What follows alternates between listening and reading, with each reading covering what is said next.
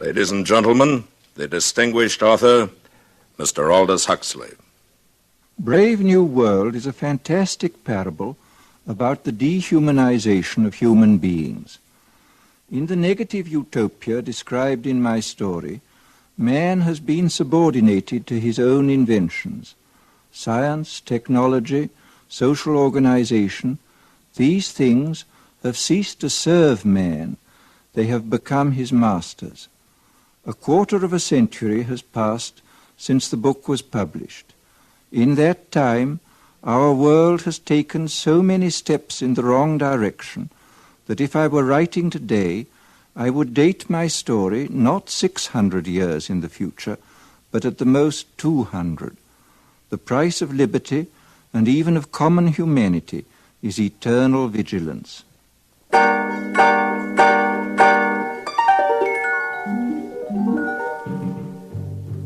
CBS Radio, a division of the Columbia Broadcasting System and its 217 affiliated stations, present the premiere broadcast of the CBS Radio Workshop, radio's distinguished series dedicated to man's imagination, the theater of the mind.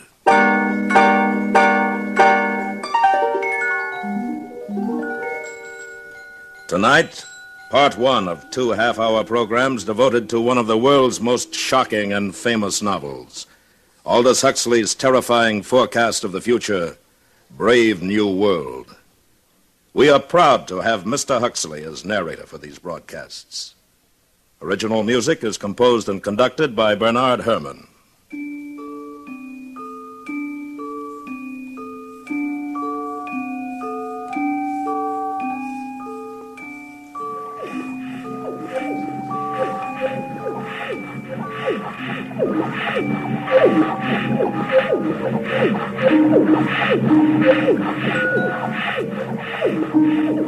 This is Aldous Huxley, and these are the sounds of the brave new world, of test tube and decanter, of hissing injectors and gurgling blood substitute. The year is AF 632, 632 years after Ford. We are inside the London Hatchery and Conditioning Centre, and this is the fertilizing room, an enormous laboratory where the temperature is never allowed to fall below 98.6. And here comes the director of hatcheries and conditioning in person, bringing with him a group of young students. Tomorrow you'll be settling down to serious work. Today I just want to give you a general idea of things. These are the incubators, and here is the week's supply of ova, kept at blood heat. Come along, boys. Now here, we immerse the eggs into a warm bouillon containing free-swimming spermatozoa. Immersion continues until the eggs are all fertilized. And over here is where we bottle the alphas and betas. In short, gentlemen, the perfect process for manufacturing healthy babies. Are there any questions? Sir, will you explain the Bakanovsky process? I'm glad you asked that. Students, take this down.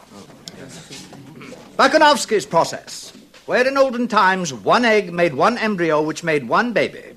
Today we've improved on all that. Now the egg will divide from 8 to 96 buds, and every bud will grow into a perfectly formed embryo, and every embryo into a mature baby, making 96 human beings grow where only one grew before. Progress. But what advantage is it, sir? Oh, my good boy, can't you see? Where in olden times nature allowed us only to have twins or perhaps triplets or so, today we can create scores of identical individuals. We can manufacture men and women in uniform batches. Think of it. An entire factory staffed with the product of one single egg. 96 identical individuals working 96 identical machines. At last, society really knows where it stands. Remember, it was our Ford who gave us the concept of the assembly line when he was on Earth many centuries ago. And now, boys, we will go up to the bottling room where we shall see how we create each class of society, alphas, betas, deltas, etc. Come with me. Well, Lenina. Oh, Director. Oh, charming. What are you injecting into our embryos today, my dear? Typhoid antitoxins? Yes, sir. Are you busy this afternoon? Oh, not after 5, sir. Good. Suppose we get together then on the roof. That would be fine. I've admired you for some time, Leiningen. I'm looking forward to a closer acquaintance. Thank you, sir. And now, boys, we're off to the bottling room. You are a lucky girl. The director of hatcheries and conditioning. Oh, hello, Fanny. Oh, you can trust the director to be the perfect gentleman. I saw him pat you. He wants me. You see? That shows what he stands for. The strictest conventionality. And it's about time you started belonging to someone else, my dear. But I like Henry Foster. We've only been with each other 4 months. 4 months? Well, what would the district world controller say? You know how he disapproves anything intense or long drawn. And it isn't as though there were anything painful or disagreeable about being with 1 or 2 other men besides Henry. After all, everyone belongs to everyone else. You're quite right, Fanny, as usual. Good girl. Fanny, do you know Bernard Marx? Bernard Well, why not? Bernard's an Alpha Plus. Besides, he asked me to go to New Mexico, to the Savage Reservation with him. But his reputation. They say he doesn't like obstacle golf. Oh, they say. And that he spends most of his time by himself alone. They say somebody made a mistake when he was still in the bottle. Thought he was a gamma and put alcohol into his blood substitute. That's why he's so stunted. Oh, what nonsense. Oh, very well, Lenina. It's your life, my dear. But I think you're heading for trouble.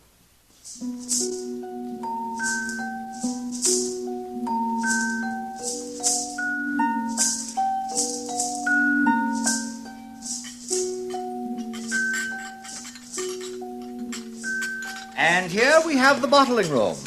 Little embryos carefully bottled being rocked gently to and fro as they did in olden days when carried by their mothers. Now, boys, you must learn to distinguish between smut and science. I am going to use that word again. As scientists of tomorrow, you must learn to cope with it. Mother. There, that's better. As a matter of fact, there is an area in our world where humans are still viviparous, still give birth to their children. The Savage Reservation in New Mexico. I visited there once myself, many years ago. Dreadful, filthy place. Naturally, civilization has improved on all that. It is here we control the embryo's growth, each batch carefully regulated to produce the exact class of citizen we desire. And here is our Mr. Henry Foster in charge of bottling. Oh, Henry. Yes, sir. Please explain the process to the students. Oh, delighted, sir. By the way, Henry, before you begin, I made a date with Leiningen Crown this afternoon. Oh, really? I'm delighted, sir. I'm sure you'll enjoy belonging to her. Good. Very pneumatic girl. Now, please proceed. This way, gentlemen. Here we advance the process. One by one, the eggs are transferred from their test tubes into these larger decanters and moved along to the labelers, carefully labeled as to heredity, date of fertilization, sex, name, serial number. Gentlemen, there are 88 cubic feet of card index in this room. Now, here is where we actually predestine and condition. Nothing is so unstabilizing to society as unhappy people. We avoid all that by preconditioning our embryos. And now we are entering the heat conditioning room. Hot tunnels alternating with cool tunnels. Exposure to cold is accompanied by exposure to X-rays. By the time these babies are decanted, they have a perfect horror of cold. Thus, they are perfectly prepared to emigrate to the tropics, to be miners and acetate silk spinners and steel workers. And that is the secret of happiness and virtue, liking what you have got to do. All conditioning aims at that, making people like their unescapable social destiny. 2:50, boys. Time to visit the nurseries.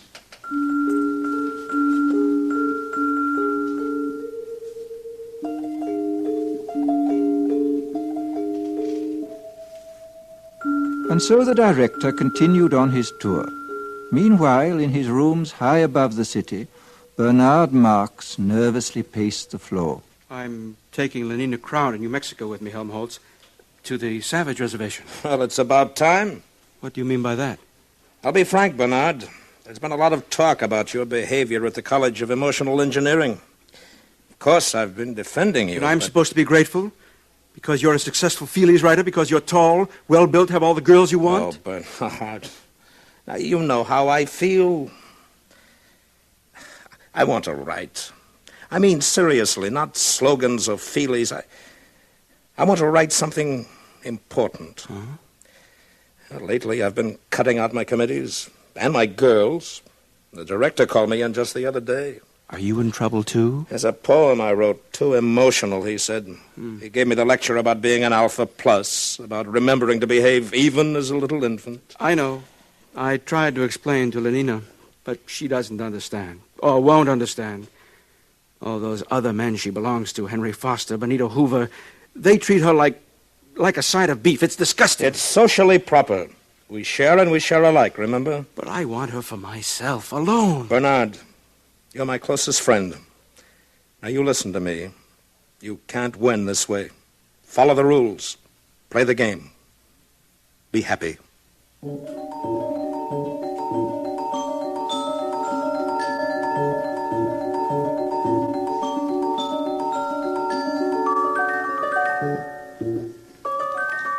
The nursery was on the 5th floor. The sign over the door said, Neo-Pavlovian Conditioning Room. It was a large, bare room, very bright and sunny. Half a dozen nurses, trousered and jacketed in the regulation white viscose linen uniform, were engaged in setting out bowls of roses in a long row across the floor. The nurses stiffened to attention as the director of hatcheries and conditioning came in, followed by his students. Set out the books. In silence, the nurses obeyed his command. Between the rose bowls, the books were duly set out. Now bring in the children. They hurried out of the room and returned in a moment, each pushing a kind of tall, dumb waiter, laden on all its 4 wire-netted shelves, with 8-month-old babies, all exactly alike, a Bokanovsky group, and all, since their caste was Delta, dressed in khaki diapers. Put them down on the floor. Now turn them so they can see the flowers and books. Turned, the babies at once fell silent, then began to crawl towards those clusters of sleek colors, those shapes so gay and brilliant. From the ranks of the babies came little squeals of excitement, gurgles and twitterings of pleasure. The swiftest crawlers were already at their goal. Small hands reached out uncertainly, touched, grasped, unpetaling the roses, crumpling the illuminated pages of the books. Watch carefully, students. All right, nurses, pull the lever.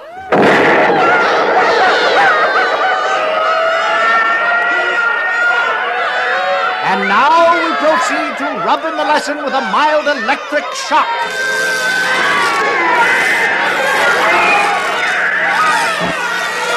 That's enough. All right, take them away, nurses.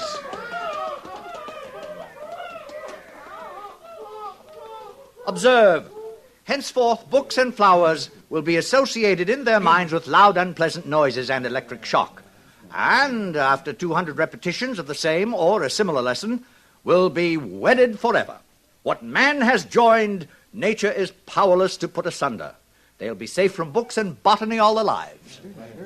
But, sir, since these are lower caste children anyway and will never read, why bother to condition them against flowers? Simple economics. If gammas, deltas, or even epsilons like flowers and nature, soon you'd see them wasting their time visiting the countryside.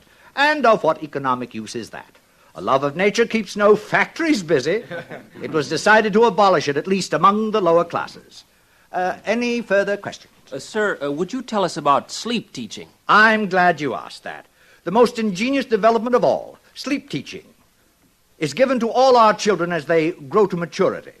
A little voice murmurs slogans in their ear all the night long while they sleep. Of course, it's useless for teaching, but as a method for giving post-hypnotic suggestions, it is invaluable. It's what conditions our minds to love our future role in life.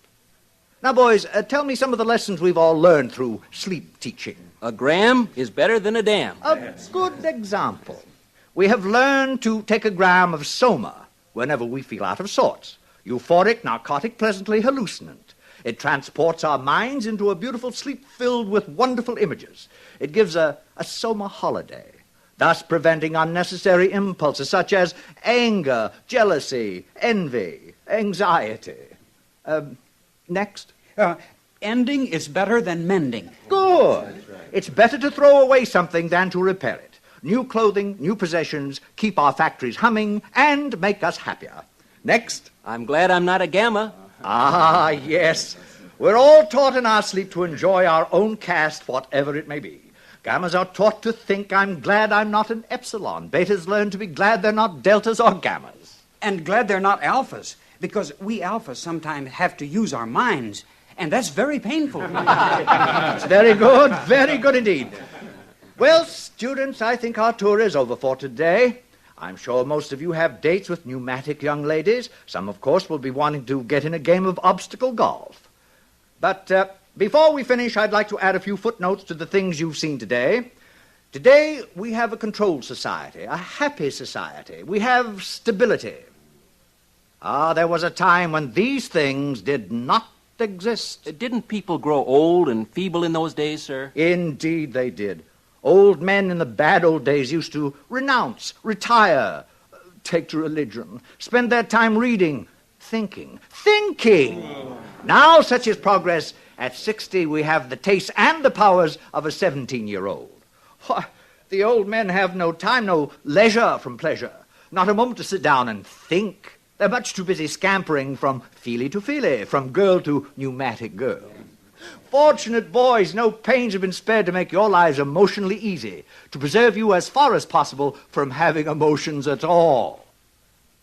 Ford's in his flivver, all's well with the world.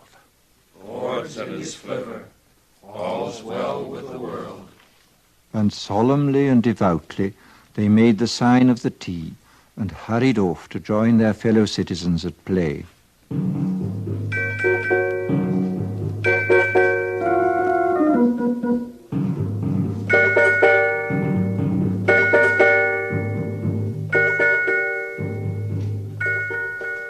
In spite of Fanny's dire warnings, Leiningen Crown made a date that evening with the eccentric Mr. Marx, partly to show Fanny her courage, and partly because she was curious.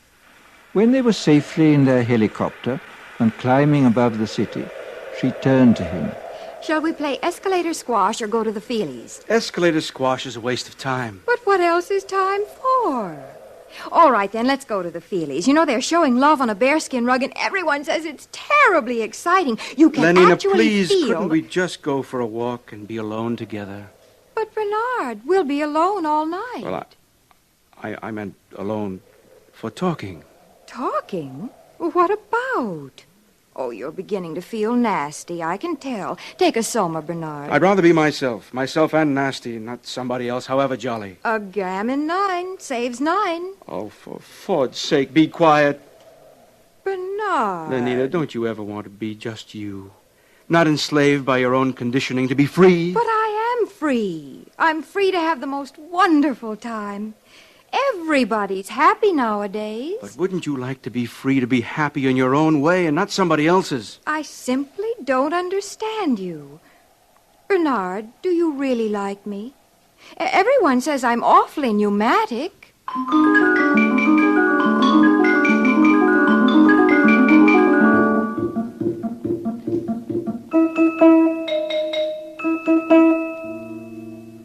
Eventually, Bernard took Leiningen to the Westminster Abbey Cabaret, where Calvin Stopes and his 16 saxophonists were playing.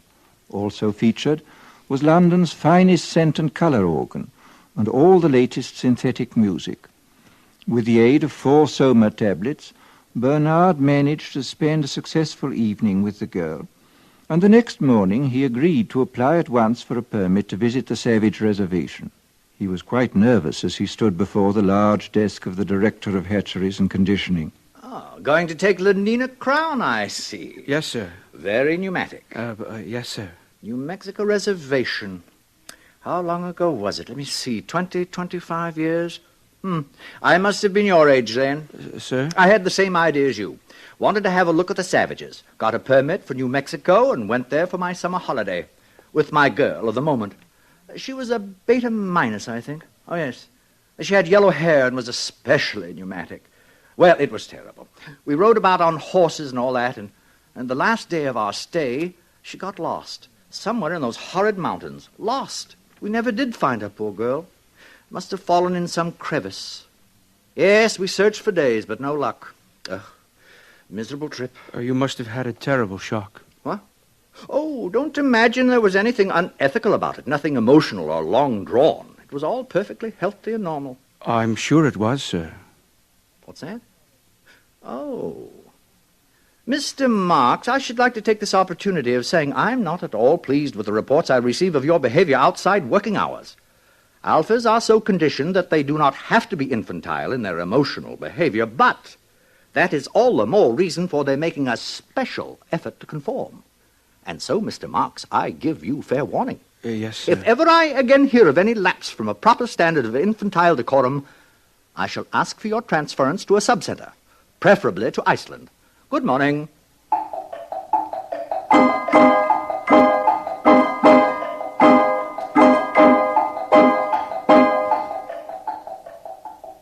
The journey was quite uneventful. The Blue Pacific rocket lost 4 minutes in a tornado over Texas, but was able to land at Santa Fe less than 40 seconds behind schedule. Lenina and Bernard slept that night at Santa Fe, and Lenina was very happy. Imagine 60 escalator squash racket courts in the hotel, and obstacle and electromagnetic golf, too. Oh, Bernard, it's simply too lovely. There will be no scent organs, television, or even hot water once we get out on the reservation. I can stand it. You'll see. Only progress is lovely, isn't it?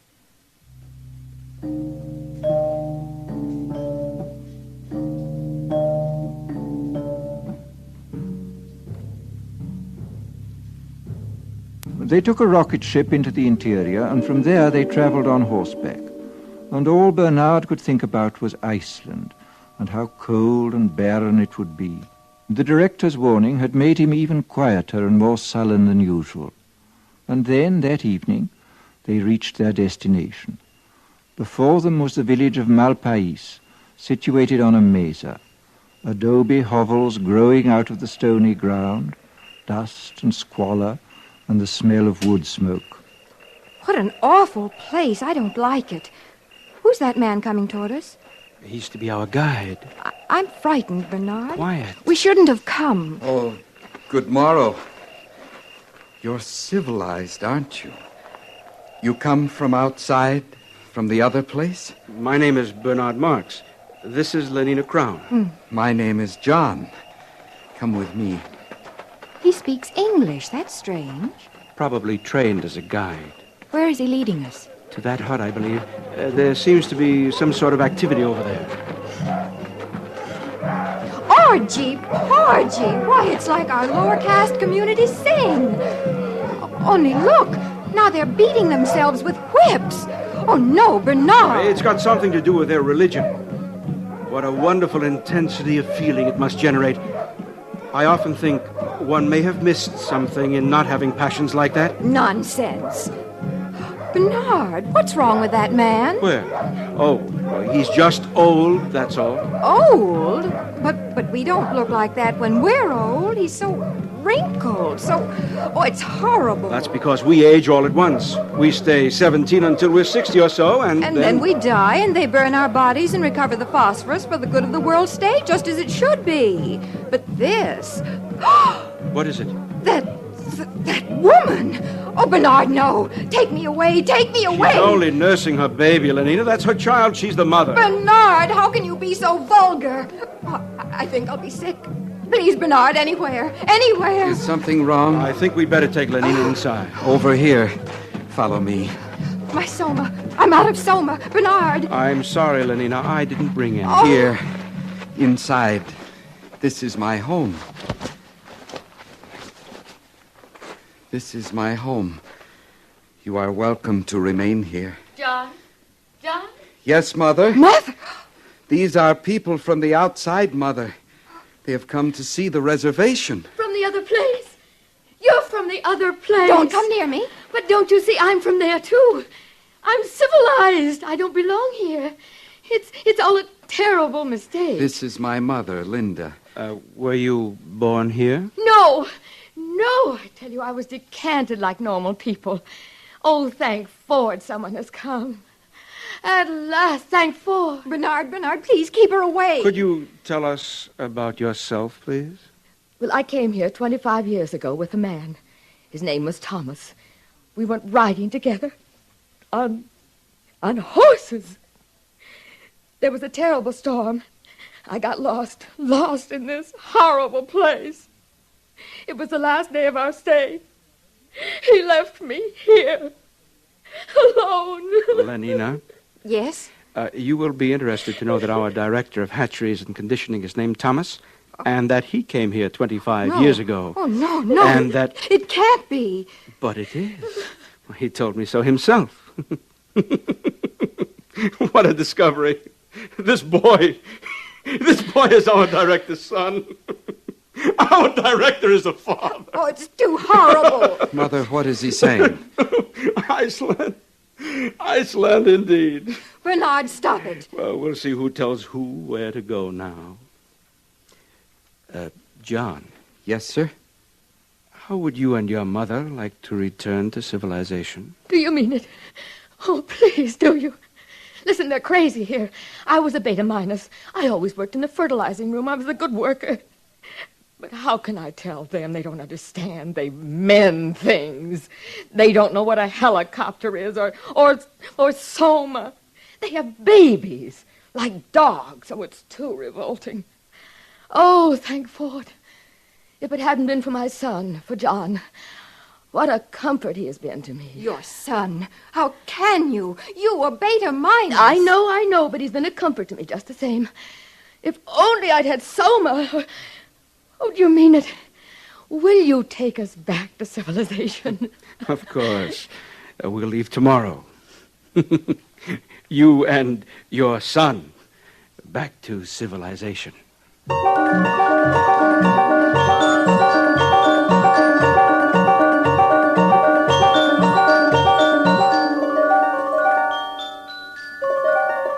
And Bernard was as good as his word.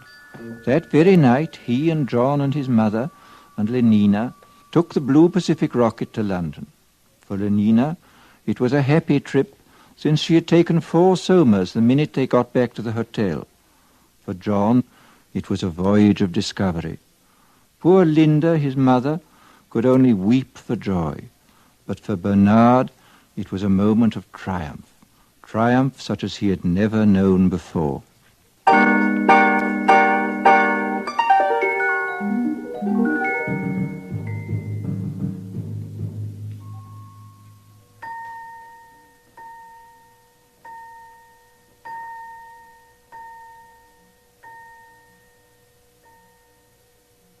Brave New World, Part 1, by Aldous Huxley. A startling, shocking account of what can happen to our civilization 600 years in the future. And more importantly, a warning to all of us against the destruction of moral standards, family life, and the soul of man. Join us next week when we will continue with Part 2 of Aldous Huxley's terrifying forecast of the future of what could become the brave new world. Presented on the CBS Radio Workshop.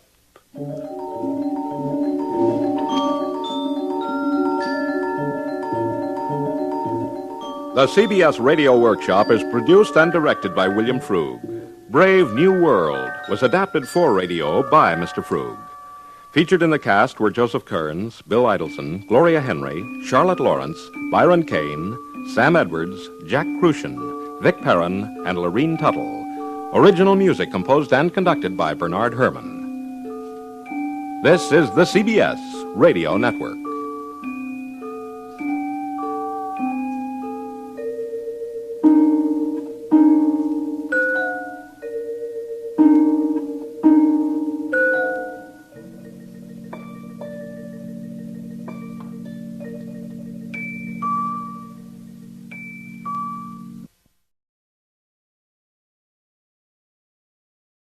Ladies and gentlemen, the distinguished author, Mr. Aldous Huxley. Brave New World is a study of the future as it may be unless we are extremely careful. It depicts a society in which man has replaced nature by science, morality by drugs, individuality by total conformity. It is a hideous prospect, yet we seem determined to follow this path of self-destruction. But Brave New World need not be our future. The choice, after all, is always in our own hands.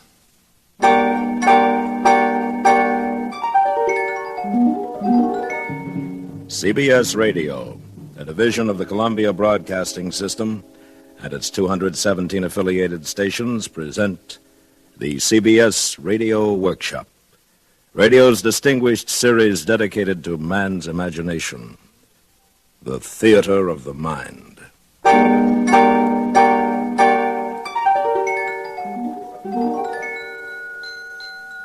Tonight, part 2 of 2 half-hour programs devoted to one of the world's most shocking and famous novels, Aldous Huxley's terrifying forecast of the future, Brave New World. And we are proud to once again have Mr. Huxley as our narrator. Original music is composed and conducted by Bernard Herrmann.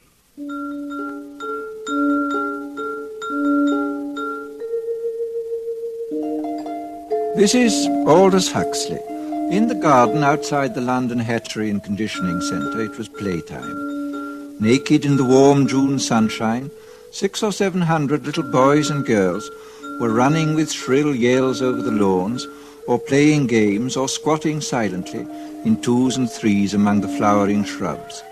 And strolling across the smooth turf came the director of hatcheries and conditioning, followed eagerly by a group of new students.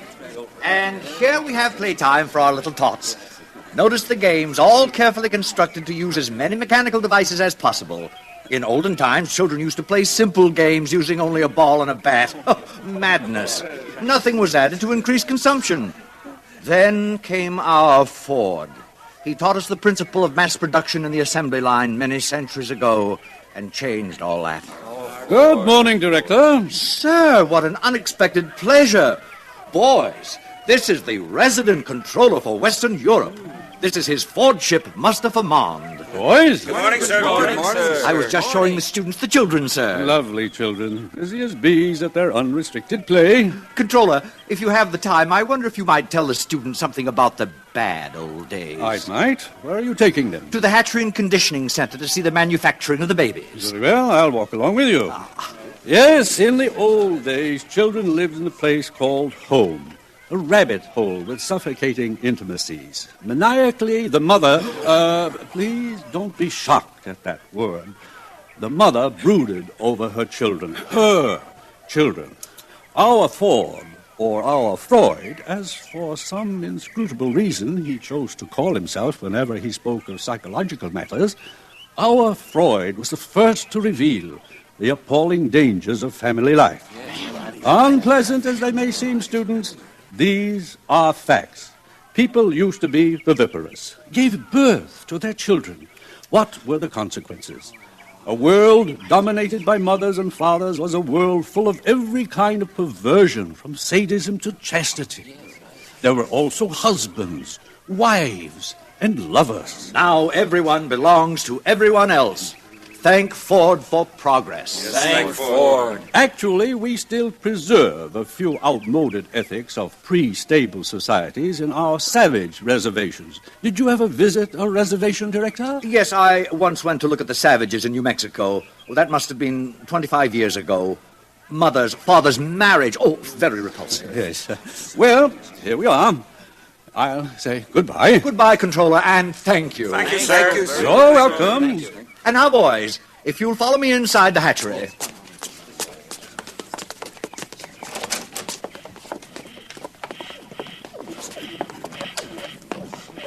And here we are, a hive of activity.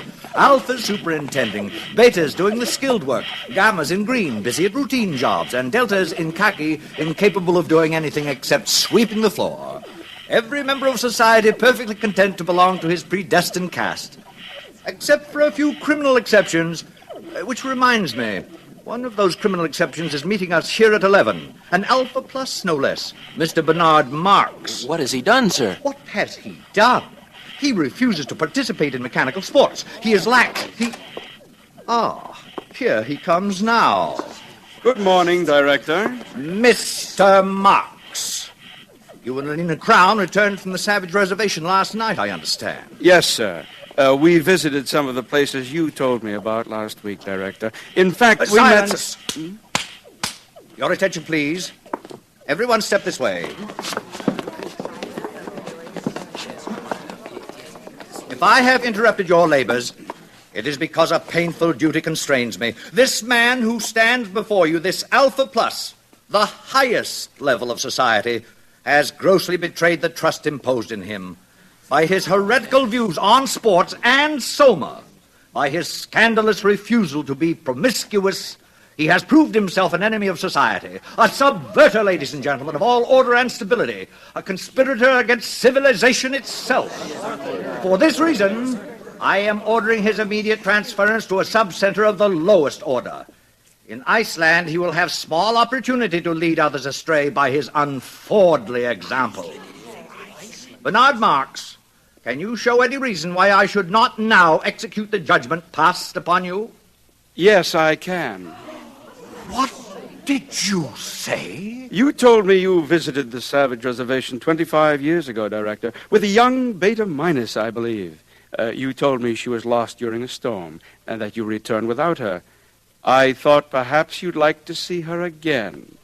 Linda! Thomas! Thomas! Oh, Thomas, it's me. Don't you remember? You're Linda. Oh, I knew I'd recognize you, Thomas. You look just the same. No one aged us here. Thomas, look at me. I'm Linda. Remember? Hug me. Hold me. What is the meaning of this? Who is this hag? Thomas. Oh, Thomas, it's Linda. Linda, you're Beta Minus. John, look, it's him. It's your father. Father! What's the meaning of this disgusting joke? Who is this savage and this dreadful woman? Take them away! It isn't a joke. It's absolutely true. I'm his mother, and you're the father. Father, it's me, John. I'm your son. And now who is guilty of antisocial behavior, Director? No.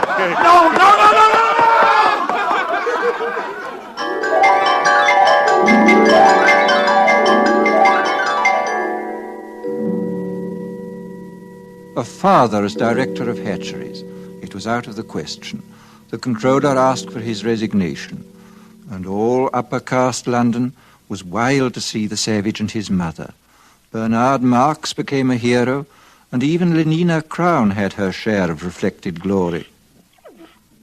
Good morning, Leiningen. Oh, good morning, Fanny. Well, you certainly seem pleased with yourself. Yes, I am pleased. Bernard called up half an hour ago. He has to go to a party at the controller's, and he asked me if I'd take the savage to the Feelies this evening. Oh, lucky girl. What's he like, Leiningen? I've heard he's terribly good-looking. Oh, he is, but so very odd. In what way? Well, the day Bernard and I left the reservation, the savage came into my room. I'd taken a soma, so I didn't notice him until suddenly I awakened, and there he was bending over me. What happened? Well, naturally, I assumed something was going to happen, but instead of that, he just ran out of the room. Well, how odd. What a terribly ungentlemanly thing to do. Doesn't he like you? Oh, I'm sure he does, so I can't make it out. And, please don't tell this to anyone, Fanny. It upsets me, because I like him. I mean, I really like him. Leiningen. I know it's immoral, but I just can't help myself. I do like him.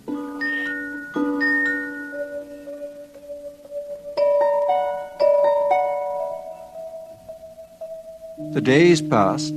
Success went fizzily to Bernard's head. His diffidence turned to bumptiousness.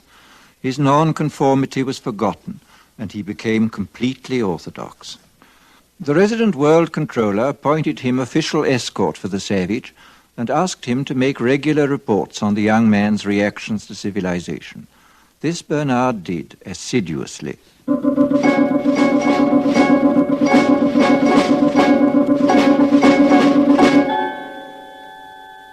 Today I sent the savage to the Feelies with Leiningen Crown. The feature was 3 weeks in a helicopter. Instead of holding the knobs on the chair arms, thus enabling him to experience the sensations of the lovers on the screen, the savage refused to participate. Lenina tells me he called the film vulgar and indecent.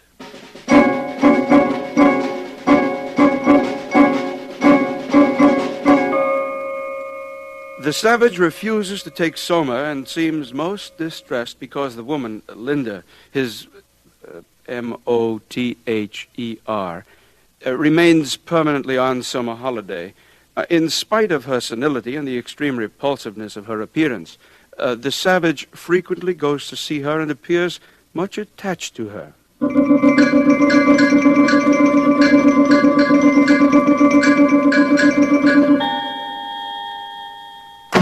What do you mean you refuse to come down to dinner? Bernard, I'm sick. I've eaten civilization and I'm sick. Do you realize that I've invited the most important people in London tonight? The Ford Chief Justice is here. The arch community songster of Canterbury has flown in just to meet you. You've changed, Bernard. You used to feel the way I do about things. I talked to Helmholtz Watson. He says you've changed, too. I haven't. Listen, if you don't come downstairs for my dinner party, I'll be the laughingstock of London. I'll come. Just let me read this to you first. One day, many years ago, I found this book in my mother's room. One of the Indians had found it in a cave. It must be hundreds of years old. It's called The Complete Works of William Shakespeare. Oh, I've heard of him. We don't allow it. Smut. But he says all the things I feel about Lenina. Listen to this. Is there no pity sitting in the clouds that sees into the bottom of my grief? Oh, sweet my mother, cast me not away. Delay this marriage for a month, a week. Marriage? Oh, Ford, no. Bernard.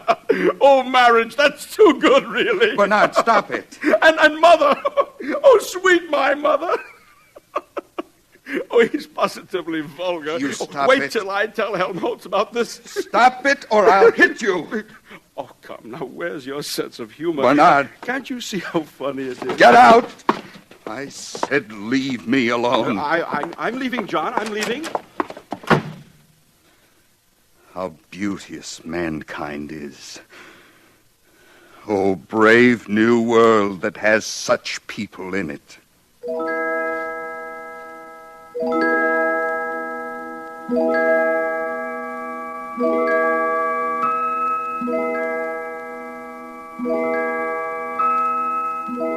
The next morning, a pneumatic young girl, crisply clad in a beta-minus viscose linen suit, stood outside the door of the savage's apartment and somewhat nervously rang the buzzer. What? Lenina? You don't seem very glad to see me, John. Not glad? Oh, if you only knew. May I come in, then? May I kiss your hand, Lenina? My hand? Admired Lenina. Indeed, the top of admiration, worth what's dearest in the world. I wanted to do something first to show I was worthy of you. What are you talking about? Lenina, tell me something. I'll do anything you tell me, anything at all. I'd sweep the floor if you wanted. But we've got vacuum cleaners here. It isn't necessary. No, of course it isn't necessary. But some kinds of baseness are nobly undergone. I'd like to undergo something noble, just to show you how much I love you, Lenina. Do you mean it, John? Yes, but I hadn't meant to say it, not until I... Listen, Lenina, on the reservation, people get married. Get what? For always. They make a promise to live together for always. What a disgusting idea. Answer me this question, John. Do you really like me or don't you? I love you more than anything in the world. Well, then, why on earth didn't you say so? Come here to me, John. Hug me. Oh, but Lenina... Hug me till you drug me, honey. Kiss me till I'm in a coma. Lenina, what are you doing? No, get away from me. Don't come near me. Hug me, honey. You strumpet. A gram is better than a dab. Get out! But don't you want Get me? out of my sight John! before I kill you. Oh, he's mad. He's gone mad. O thou weed, who art so lovely fair and smell'st so sweet that the sense aches at thee. Impudent strumpet, impudent strumpet, impudent strumpet. Hello? Yes, this is Mr. Savage. Who's ill? Linda. My mother dying. Yes, I'll come at once.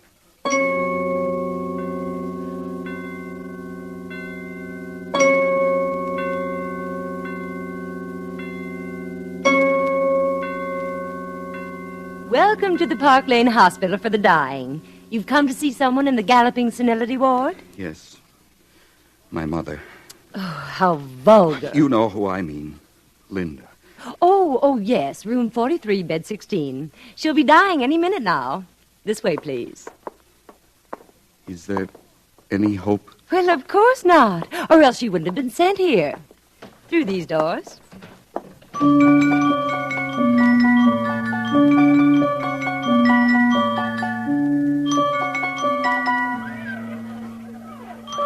What are these children doing here? Death conditioning, of course.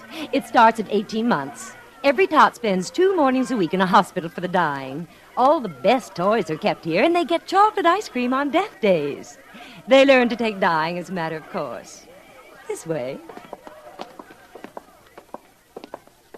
Oh, here we are. Well, I must go. I've got my batch of children coming. Time for their chocolate ice cream.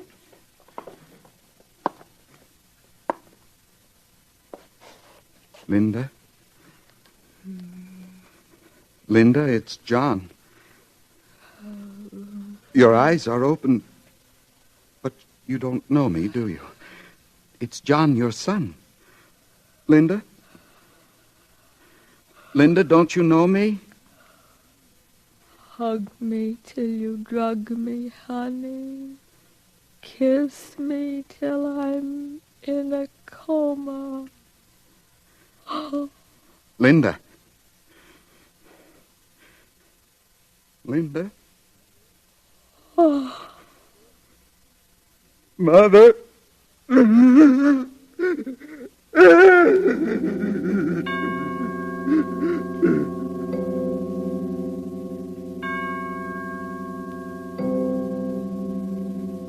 menial staff of the Park Lane Hospital for the Dying consisted of 162 deltas, 84 red-headed female twins, and 78 identical mongoloid male twins. At 6, when their working day was over, the 2 groups assembled in the vestibule of the hospital and were served their daily soma ration. It was into this crowd that the savage walked, so overcome with his grief and his remorse that he did not realize he was shouldering his way into the gathering throng. All right, here it is, soma distribution. In good order, please. Oh, hurry up there. Stand in line for your soma. Linda. Linda died because of this. Oh, now don't grab. There's enough for everybody. 1 gram for an evening's delight, 2 for a trip to the gorgeous East, and 4 for a weekend in paradise. How beauteous mankind is. How brave new world that has such people in it. Stop! Stop! Ford is a savage. Listen, I beg you, lend me your ears. Don't take that horrible stuff. It's poison. Mr. Savage, please. The people are waiting. You're slaves, all of you. Don't you want to be men? Don't you want freedom? Freedom? Ford Almighty, call the police. From somewhere behind the milling, angry crowd, Bernard Marx saw the savage. He and his friend Helmholtz Watson had been searching for John. Now they hurried forward. Helmholtz, he's mad. They'll lynch him. Oh, Ford, help us. Ford, help those who help themselves, Bernard. Come on. Where are you going? Come back. It's a fight, a real fight. I've been waiting all my life for this. Man at last. I'll make you free whether you want to be or not. Give me those soma boxes. Sir, Mr. Savage, no.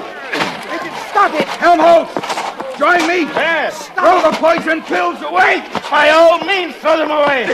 Stop it. Freedom! Be men and be free! Over here, officers, this way! Give them the silver spray! Stand up as men. Win your freedom. Summer spray. Win John. your John. freedom. Take them to the resident controller's office. All right. All right, it's all over. We're all happy now. We're so happy we all love each other, don't we? Oh, yes, we all love each other. Line up for your soma.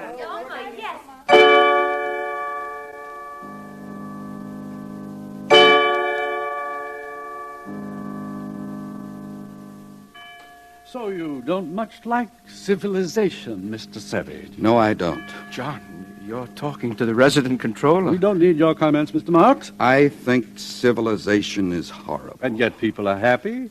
They get what they want, and they never want what they can't get. They're well off, they're safe, they're never ill, they're not afraid of death, they're blissfully ignorant of passion and old age, they're plagued with no mother or father, they've got no wives or children to feel strongly about. They're so conditioned that they practically can't help behaving as they ought to behave.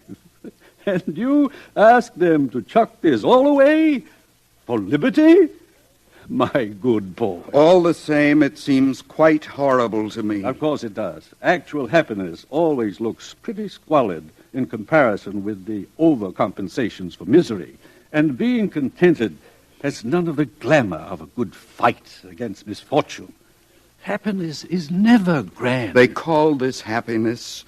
Working at an embryo assembly line, manufacturing babies. Science, my boy. Besides, they like it. Well, Mr. Marks, the time has come. You are being sent to an island.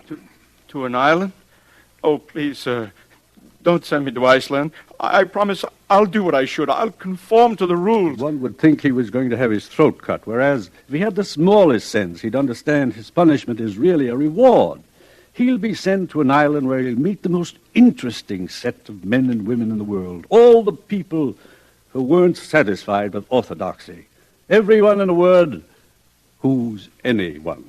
Then why didn't you go to an island yourself? Because, finally, I preferred this. Sometimes I regret it. Happiness is a hard master, particularly other people's happiness. Well, gentlemen, there are many islands available. Which climate do you choose, Mr. Watson? Well, I should like a thoroughly bad climate. I think I'd write better if I had to contend with difficulties. How about the Falkland Islands? That would be fine. Good. You may leave now. You too, Mr. Marks. Goodbye, Helmholtz. Goodbye, Bernard. Goodbye, John. Goodbye, John. One more question. Of course. Where is God in this scheme of yours? It's a subject that has always had a great interest for me. You've never read this, of course, the Holy Bible, New and Old Testaments. I've got quite a few revolting old books like that here. But if you know about God, why don't you tell the people? This book is old. It's about God hundreds of years ago, not God now. But God doesn't change. Men do, though. No, my friend, call it the fault of civilization. God isn't compatible with machinery and scientific medicine and universal happiness. But when you're alone, it's natural to believe in God. When you're quite alone in the night, thinking about death. But people are never alone now. We make them hate solitude, and we arrange their lives so that it's almost impossible for them ever to have it. No solitude, no God. Is that why there's no self-denial here? No God, no reason for it? Of course. Industry and prosperity are only possible when there is no self-denial. If there were, the wheels would stop turning. But God's the reason for everything noble and fine and heroic. My dear young friend, civilization has absolutely no need for nobility or heroism. You're conditioned so that you can't help doing what you ought to do. And what you ought to do is, on the whole, so pleasant. So many of the natural impulses are allowed free play that there really aren't any temptations to resist. Anybody can be virtuous now. No temptations, no inconveniences. But I like the inconveniences. We don't. We prefer to do things comfortably. But I don't want comfort. I want God. I want poetry. I want real danger. I want freedom. I want goodness. I want sin. In fact, you're claiming the right to be unhappy. All right. I'm claiming the right to be unhappy. Not to mention the right to grow old and ugly and impotent. The right to have cancer. The right to have too little to eat. The right to live in constant apprehension of what may happen tomorrow. The right to be tortured by unspeakable pains of every kind. I claim them all. You're welcome.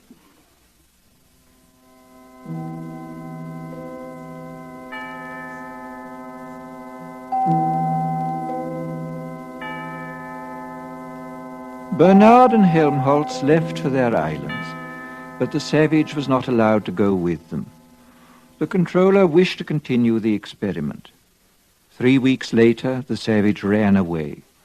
After some days of wandering, he took refuge in an abandoned lighthouse. But his desire for solitude was not to be fulfilled. His hiding place was discovered. There were articles in the papers. Sightseers came by the thousands. One Sunday, Leiningen Crown came for a picnic with 3 of her latest boyfriends. The day after her visit, 2 young reporters came to call, hoping for an exclusive interview. The door of the lighthouse was ajar. They pushed it open and walked into a shuttered twilight. Through an archway on the further side of the room, they could see the bottom of the staircase that led up to the higher floors. Just under the crown of the arch dangled a pair of feet. They called. No one answered. They saw him. At last the Savage had found solitude.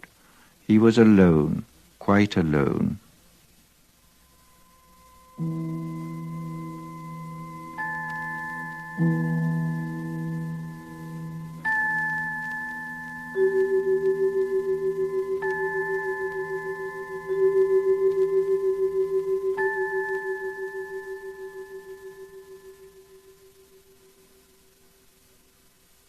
Thus concludes Brave New World by Aldous Huxley.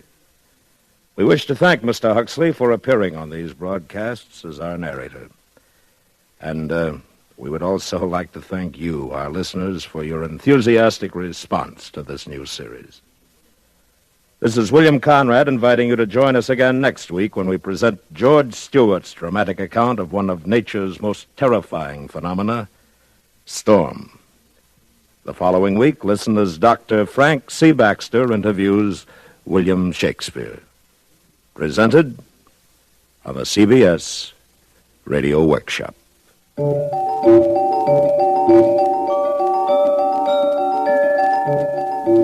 CBS Radio Workshop is produced and directed by William Frug.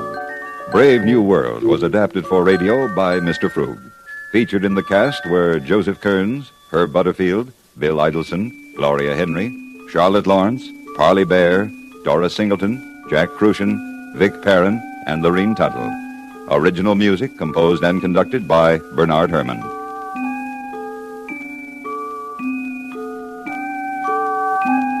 America listens most to the CBS Radio Network.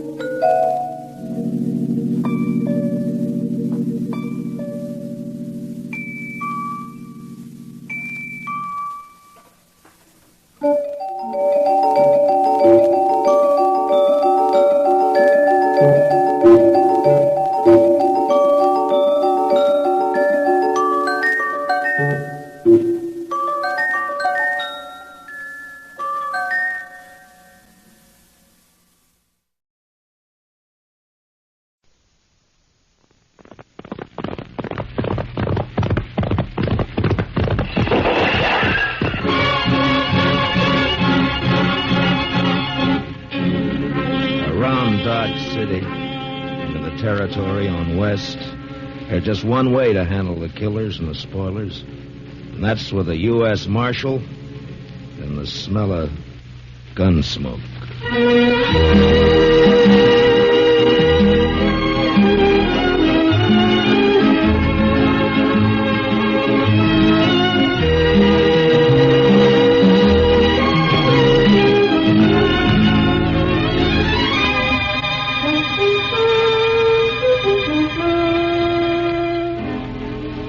Gunsmoke, the story of the violence that moved west with young America.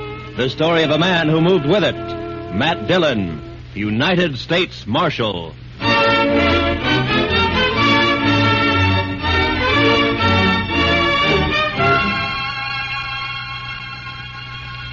Wanted for murder. Wanted for murder. Clay Richards. Clay Richards. Age 31. Height 6 feet. Eyes brown. Hair red. Eyes brown, hair red. Hey, how'd you like me to print his picture on these notices? I got a woodcut. Well, let me show you. Ernie! Yep? Fetch your Marshal a copy of that front page. Interviewing Clay's wife yesterday, I noticed a tintype on the mantel, their wedding photograph. So, first thing you know, I snitched it. It's very thoughtful. Yeah, I'll take it, Ernie. Here. And then I propped it up in front of me and carved me this woodcut. Ain't she prime?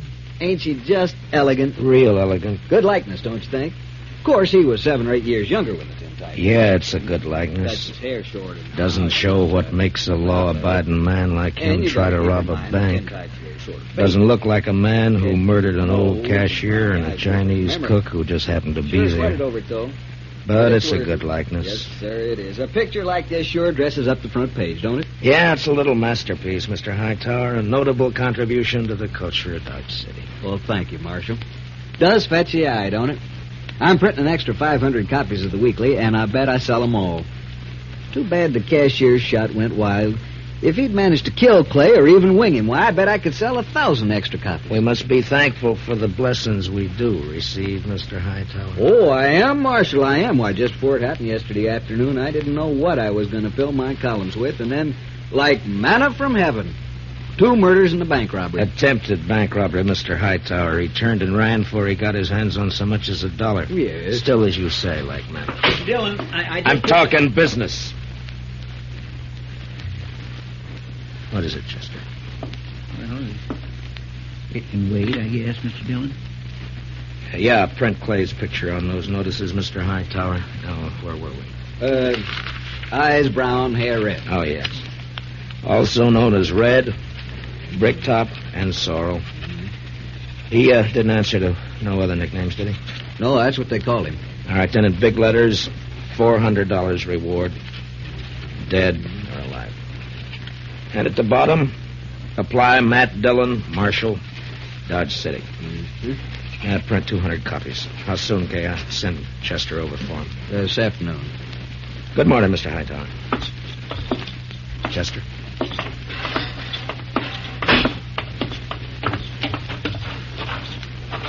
Think those posters will do any good? Richards is probably over the line into Oklahoma or Colorado by now. That strawberry roan of his is the fastest in the county. He has no money. He panicked and ran out of the bank before he got a penny. I think he'll try to get help from his wife or brother or a friend the first chance he has, maybe tonight. I say he's around here somewhere.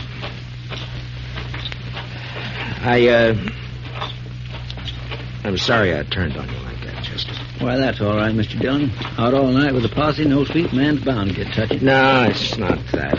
It's the way... It's the way people use a thing like this. The men riding posse last night, they enjoyed it as though they were hunting fox or possum. Hightower back there, he acts like it was a birthday treat, specially gotten up for him. Everybody finds a way to use it. What was it you wanted to tell me? Oh, I got a kid, a little boy, locked up in the cell. Run away from home back in Cottonwood. Ed Slade turned him over to me when he come through on the stagecoach just now. Kid about 12 years old. Whose is he? Widow woman. Miss Bonnie. She runs a boarding house in Cottonwood. Ed says kid's always running away a little while, I guess. He flagged Ed for a ride on the road halfway between there and here. Soon as Ed seen him stand there with his bundle on his shoulder, he knowed what he was up to. So he told the kid he'd help him and then turn him over to us when he got here. All right, we'll send a telegram to the mother to come fetch him. Well, come on in, Chester, and shut the door. Mr. Dillon? You're letting in every horse fly in Kansas. Mr. Dillon, I think you better cancel the order for them notices. What? The Dutchman's coming up the street, and he's leading a strawberry roan, and Clay Richards is draped across his back. Like a sack of wheat across the saddle. Last time I saw him, 2 days ago, he was standing at the bar laughing his head off. A sack of wheat across the saddle. And followed by half the saloon bums and loafers in town. All right, Chester, make him keep back. All right, now stand back, you fellas. Come on now, back. Stand back. Ziegler? How'd it happen, Ziegler? My goat, my old billy goat, he pushes open the fence last night and runs away. Forget your goat. What about Clay? Yeah, I tell you. This morning I go to look for the goat. I walk here, there. Near the river, I see Clay. He sits there. I say, "Hello, Clay. Wie geht's?" You dirty Dutchman. You no good dog. Clay was your best friend. He helped you buy your farm, so you kill him for it. All right, all of you. Keep back, everybody. Clay? Me? No, my brother, he was like... We was in the war together. Peter, listen. You killed him for the war. Not so. I killed nobody. Not since Gettysburg. Clay is dead already when I find him. I don't even own a pistol. Ziegler, inside, quick. Yeah.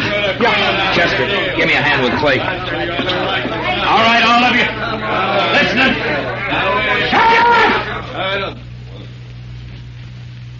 I will not tolerate a disturbance. You know me.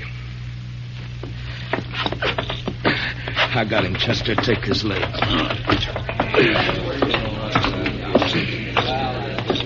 All right, kick the door shut. Marshal, I don't kill Clay. On this table, Chester.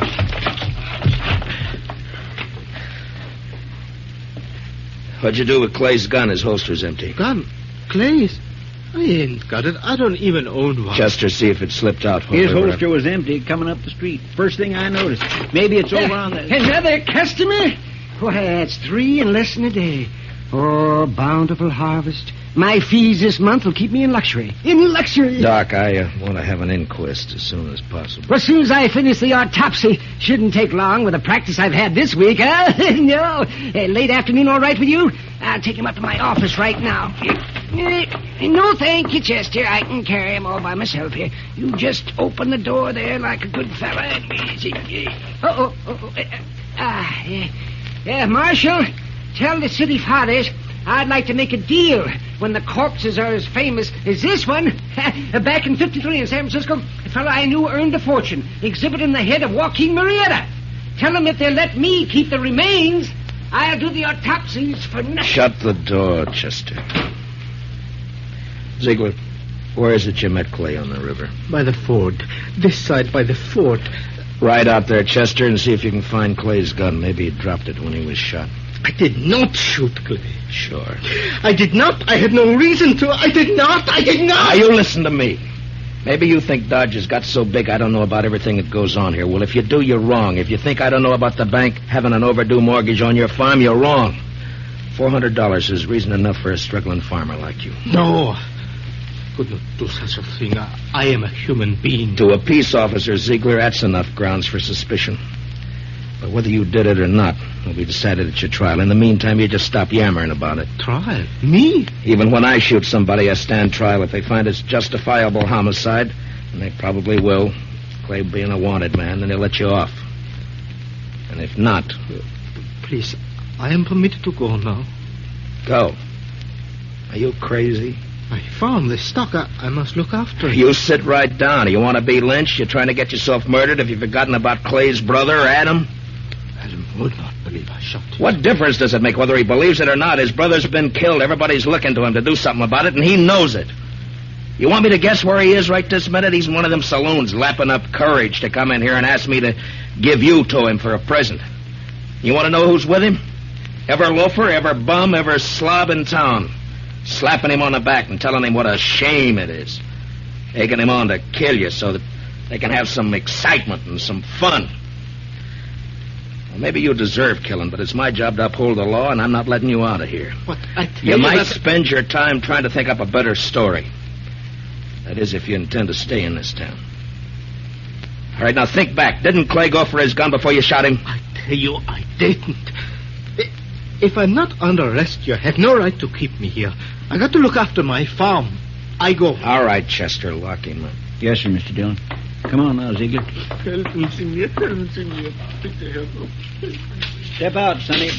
This cage is bespoke. Who's in there, Chester? That little old runaway from Cottonwood. Oh. Yeah, come over here, son. Come over here to me. I know who you are. You do you? You bet. You're Matt Dillon. I'm guilty. I knowed you right off. You was pointed out to me one day back home. Filler says you was the fastest gun thrower in Kansas.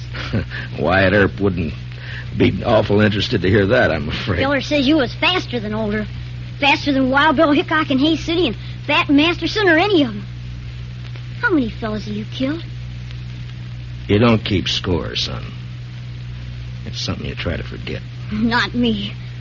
Someday I'll be famous like you, and for every filler I kill, I'll put a notch on my gun. People will see those notches, and they'll know they better not try. Why'd you run away from home, bub? Don't you know your mother's likely to worry about you? Oh, she won't worry. She's too busy working. You ain't gonna make me go back, are you? You wouldn't do that, would you? Well... Because it wouldn't stop me for long. I'd only run away again. Oh, where are you off to in such a sweat? Oh, Texas, California, Mexico. A fella can accomplish things there, not like living in old Cottonwood. If you let me go, someday when I'm famous, you can tell people you helped get me started. Well, that's a pretty strong inducement. I'll have to think about it for a while. And, look, while I'm making up my mind, I want you to give me your word. Word of a man who'll be famous someday that he won't try to run away from me. Otherwise, I'll have to have Chester lock you up again. Oh, I'll shake on that. Good. Chester, I want you to go look for Clay's gun. Yes, sir, Mr. Dillon. And on the way, stop off and send that telegram. You know? Hmm? Oh, that telegram. Yes, sir, Mr. Dillon. Where's Ziegler? It's all right, Chester. Go ahead. Yes, sir, Mr. Dillon. Where's that murdering dog? Oh, there you are, you... Not a single step further, Adam. I want him, Dillon. He murdered Clay, shot him down without giving him a chance. How do you know? Because Clay wouldn't have let anyone catch him off guard except a friend. A friend. And now, Dillon, give me that Dutchman. Try to take him. It's like that? It's like that. And it's true what the fellas say. You made a deal with the Dutchman to give him the reward and protect him if he'd killed Clay for you. That was the deal, was it? Yeah. The fellas say why I'd make such a deal? Dillon, it ain't no longer a secret around town that you and Francie warned each other. But Clay was in the way. You had him killed so you could get his wife. Do you deny it? No. It'll serve as well as any other crazy story. It'll work you up. You think you're safe behind that star, don't you? Well, Clay had friends, lots of them. I'm coming back with them friends, and we'll get the Dutchman and you and anyone else who tries to stop us. All right, Adam. I'll be waiting. Yeah. You wait. I almost seen something pretty just then, didn't I, Mr. Dillon? Yeah, almost. About another pint of whiskey ought to do it.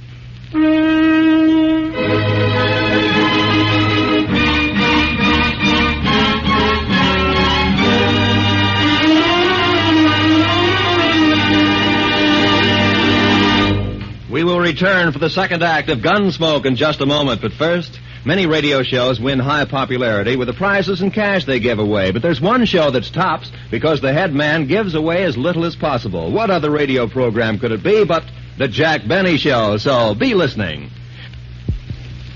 And now, with William Conrad starred as Matt Dillon, here's the second act of Gunsmoke.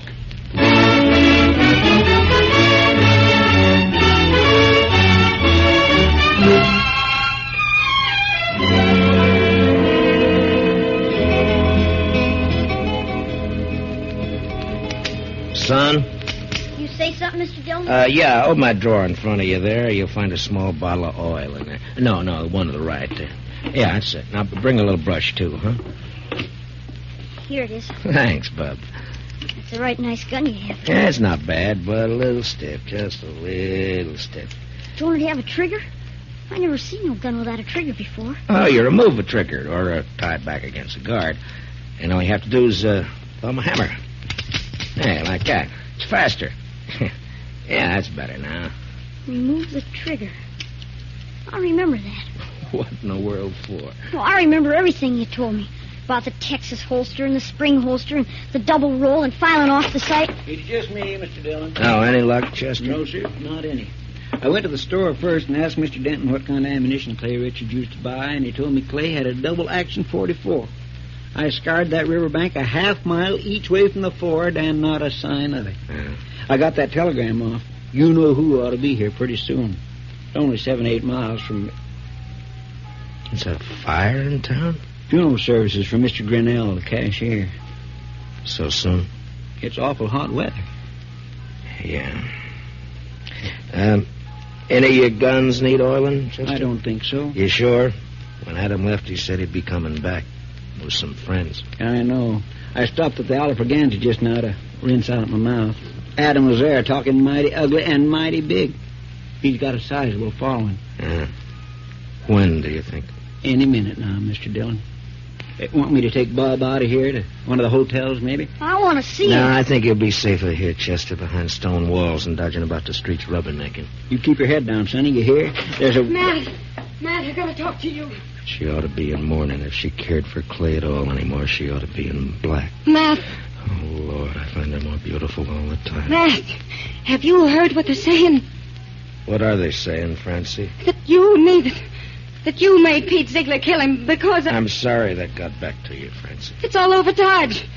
Adam almost strangled me before they dragged him off. Francie, I didn't shoot Clay. Francie, I beg you, believe me. I was nicht... Shut up, Ziegler. Shut up or I'll put you to death! Francie, it's just one of those crazy stories. They needed one and they made one up. But, Matt, everyone believes it. On my way down here, people were pointing, whispering.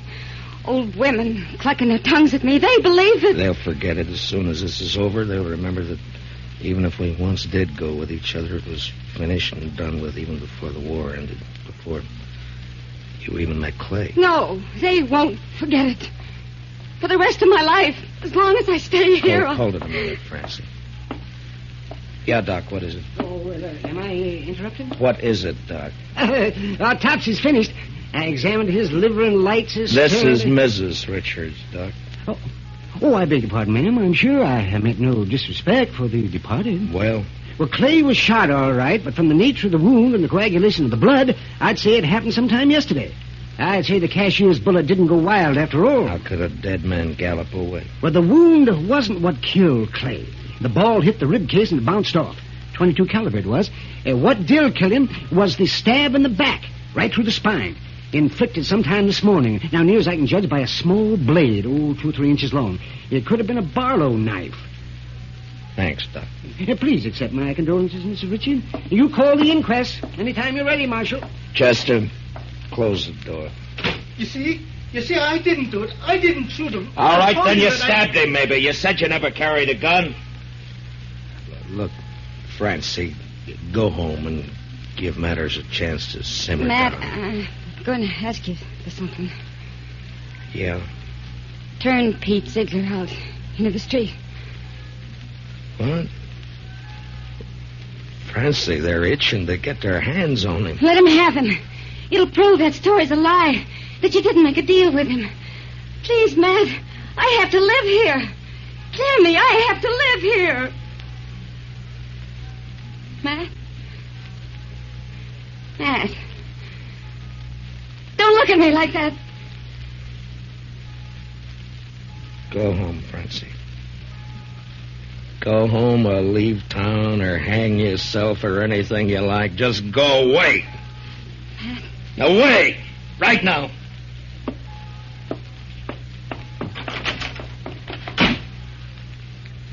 I bought me a bottle at the Olive Organza, Mr. Dillon. Would you care for a drink? No. Guess the funeral's over. How'll the others? Funny. No, I missed that bell. Awful quiet, ain't it? It's just... Just about on schedule. Are you ready, Chester? Yes, sir, Mr. Dillon. I use a shotgun if I were you. It's more effective when there's a mob to be dealt with. Oh, yes, sir, I aim to. Ziegler, hey, you too, son. If trouble starts, lie down flat on the floor and keep your head down all the time. Don't gawk to see what's happening. You understand me? Yes, sir, Mr. Dillon. All right. Dylan! Come on, Dylan! Come on! Chester, I want you to stand here in the doorway after I go out, where you can cover the back door and me at the same time. Yes, sir, Mr. Dillon. All right, Chester. Open the door.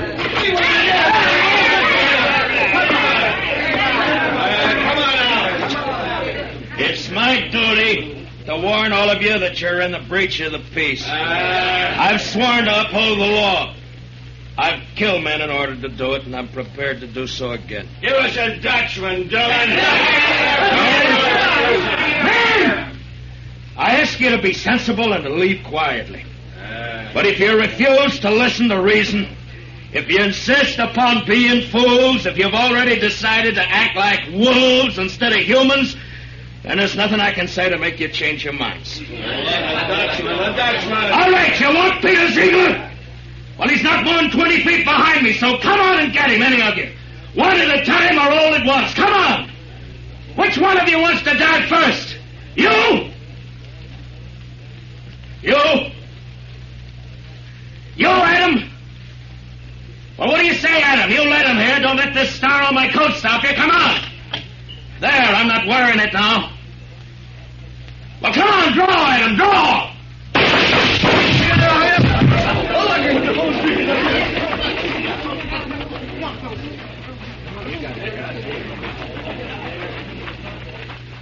You all right, Mr. Dillon? Yeah. Get his gun. Man alive, I couldn't even see your hand move. Marshal! Oh, don't tell me. Don't tell me. Doc, you make one single funny remark and I'll knock you down. You just take him to your office and get to work. Well, I never do mean to offend, Marshal. In my line of work, well, bodies, they're just so much lumber. Make all the jokes about him you please, but not to me and not in my hearing. In my line of work, there's nothing humorous about death. Give him a hand, Chester. No, I can handle him, Marshal. Thank you. Just the same. Can you direct me to the marshal's office? Yes, ma'am, right here. I'm Marshal Dillon. Well, I left Cottonwood as soon as I got your telegram. I'm Miss Bonnie. Where's my boy? Oh, we have him, ma'am, safe and sound. Here, let me help you down. Hitch that horse, Chester. Right this way, ma'am. Oh, I'm so sorry he put you to all that trouble, Marshal. The truth of the matter is he is a wild one, and no mistake. Takes after his father, one scrape after another. He was no trouble at all. I enjoy children. I like to have them around. Bob, your ma's here. Son? Chester, where's the boy? Did you let him slip past you? No, sir, Mr. Dillon. He never got past me. Look, the back door's open. He seen me and he hightailed it, the devil. We'll round him up for you, ma'am. Don't worry. Oh, I don't know why I bother hauling him back. If he's run away once, he's run away 1,000 times. This time he ran because I wouldn't buy him a gun. He wanted a real one. That boy's just gun crazy, I swear. I got him a nice Barlow knife instead. Barlow knife? I reckon it didn't signify, and off he runs. Barlow knife? The kid. Chester finds that kid. Marshal, has he done something bad with it? I told him to use it careful. He promised he'd use it careful. No, never mind, Chester. He's got Clay's strawberry roan. We'd never catch up to him. Oh, I try to bring him up right. I tell him to be good, but he don't listen. He just don't listen. Now, calm yourself, ma'am. Just calm yourself. Here's his little bundle, Mr. Dillon. What? Yeah, give it to me. It's pretty heavy. Here, you're better at knots than I am. Open it, will you? From the moment he was born, he's been nothing but tribulation to me. Now, please, ma'am. What's he got in it, Chester? Shirt, stockings, piece of sausage, and this. 44 double action. Yes, sir, Mr. Dillon. That's Clay's gun. Sonny didn't manage to keep it long, did he? Well, if he wants a gun that bad, he's bound to get hold of another one somewhere, somehow. Chester, call Mr. Hightower over. Hey! Hey, Mr. Hightower! Oh. Come on over. Mr. Dillon wants you. Marshal, could I have please a drink of water? What? Oh, Ziegler, I forgot all about you. Chester, where are the keys? Yeah, right there on the desk. Yeah.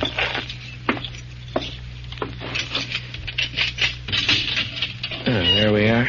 It'll be safe for you to go home now. I can go back by the farm. Yeah, that's right. I'll send for you for the trial. Oh, danke schön. Danke schön. Watch where you're going, you dumb... Excuse me. Yes, Marshal. Mr. Hightower, it appears that we can do business after all. Get some paper and a pencil. I want some notices printed. Fire away. Wanted for murder. Wanted for murder. What's the boy's name? Bonnie.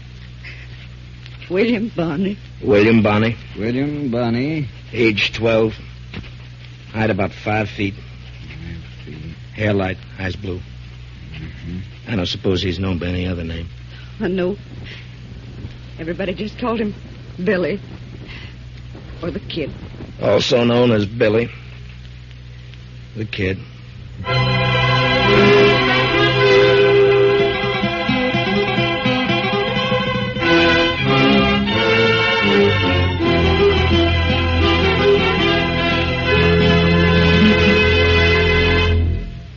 Gunsmoke, under the direction of Norman MacDonald, stars William Conrad as Matt Dillon, U.S. Marshal. Tonight's story was specially written for Gunsmoke by Walter Newman, with music composed and conducted by Rex Corey. Featured in tonight's cast were Don Diamond, Parley Bear, Harry Bartell, and Howard McNear, with Richard Beals, Paul Dubov, Georgia Ellis, and Mary Lansing.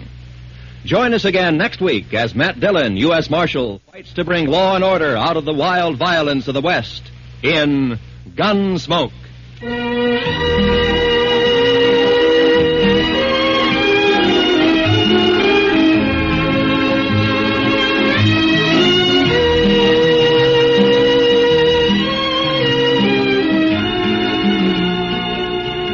Those longtime favorites, Amos and Andy, are rising to new heights in their CBS radio series on Sunday nights. Heard on most of these same stations, Amos and Andy find trouble as constantly as ever and make it just as funny and as human as they have for more than 20 years. Be sure to hear Amos and Andy this Sunday, won't you? Right after the Jack Benny Show. This is Roy Rowan speaking. And remember, there's fast, funny quizzing on The Bob Hawk Show every Monday evening. This is the CBS Radio Network.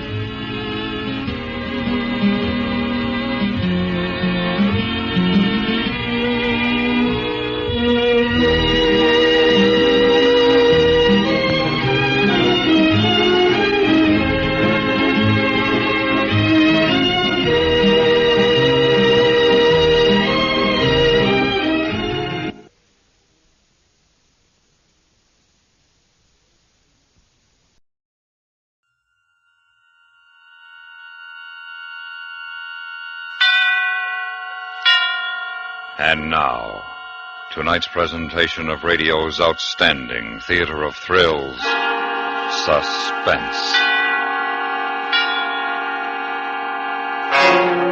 Tonight, we bring you a story of a hired killer who had a deadline to meet. So now, starring Mr. William Conrad and Mr. Stacey Harris, here is tonight's suspense play, A Matter of Timing.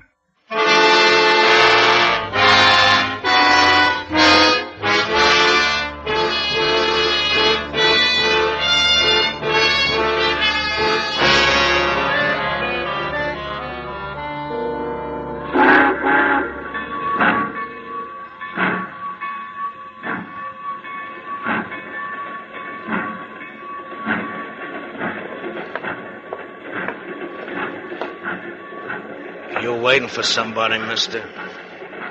Maybe. I'm supposed to meet somebody here. You the guy? Well, just a minute.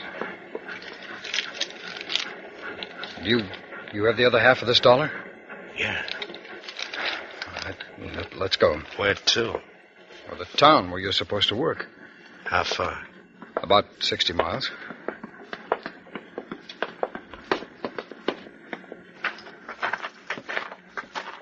I figured it was better to meet you here rather than in town. Safer. Uh-huh. How'd I get back here after the job's done? Oh, I'll drive you. Oh, fine. Go ahead. Thank you.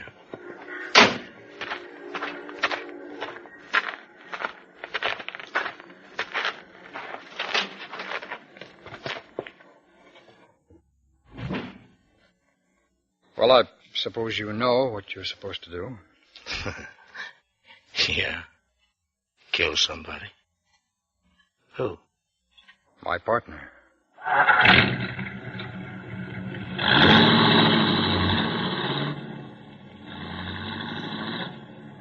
How'd you find somebody like me? Oh, it isn't hard. A friend asked a friend who asked a friend. Well, you know. Yeah, I know. What's the matter with your partner? Huh? I mean, why do you want him killed? Personal reasons. Huh? You want his wife? No. Oh, you've been dipping into the till and you got your fingers caught. What's so important about the reason? That's not. Only I get curious why people want to have other people killed. Does there have to be a reason? Oh, not as far as I'm concerned. I get paid to do a job. That's also living. That's my reason. Yours ought to be at least that good. Well, it is, for me. Ah, good enough. Now, let's get on to business, huh? I got an 18-hour alibi. That means I got to be out of here by tonight. You should be out by 9 o'clock this morning. All planned, huh? Just about. Good. I don't like complications. Well, there won't be. When do I get the rest of my money?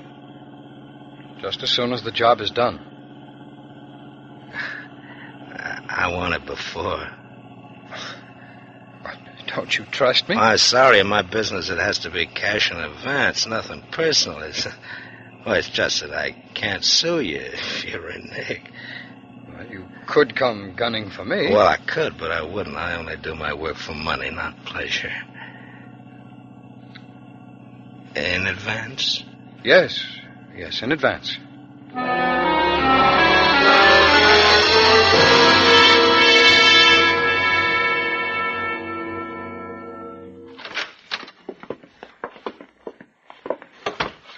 Well, this is where you'll do the job from. You own this store? No, it's leased. Your name on the lease? No, it's leased by a client of ours. I had a key made a few weeks ago. Uh-huh. You got a key to the front door, too? No, we don't need it. Come here. Now, can you shoot through the corner of that broken window? If it's not too far away, yeah. Well, he'll come out of that apartment house. Right there across the street. Mm-hmm. Yeah, I can do that. But, I still don't like you pointing him out. I wish you'd have gotten a picture. Well, I couldn't get one without a good reason, and I couldn't think of a reason. Yeah, but a little picture. Do you have a picture of your best friend? Well, no, but I know how to get one. Well, that's because of your business. I don't know how to do these things. You knew how to get me. No, I didn't. No, sir, it cost me plenty just to get a friend of a friend of a friend, like I said before. Yeah, okay. All right, let's get this thing figured out and get it over with, huh? All right, he'll come out of the doorway across the street at almost exactly 8 o'clock. Uh-huh. I know because I've been checking it carefully for a very long time. And then you point him out, huh? That's right. Now, you do what you have to. We go out the back way like we came in, and I drive you to Helmsley where you catch a train back. Look, not that it means anything to me, but are you covered? As far as the police are concerned, I mean. If you mean motive, yes, I haven't any. Mark's half of the business goes to his wife. So does his insurance. There's nothing in it for me. Well, then why do the job? Because he thinks he's smarter than me. You mean you'd have a man killed because he thinks that he's smarter than you are? Well, that's not the only reason. Well, what are the others? Well, just because. You're nuts. Don't say that. I figure I can get the rest of the business away from Mark's wife after he's gone. That's another reason. Yeah, getting rid of the one you can't outsmart, is that it? Well, if you want a basic reason, yes. Mm-hmm. Did you whitewash the storefront windows? No, they've been that way ever since it was leased. I suppose somebody comes to look it over. Well, that's impossible. My client is away for the season. Okay. Well, that's enough talk for now. I better get ready. It's 5 to 8. I thought you people always used automatics. That's only in movies. Revolvers are more accurate. Well, I only thought that... Just be quiet, please, huh? Next time you talk to me, I want you to point the man out. Okay?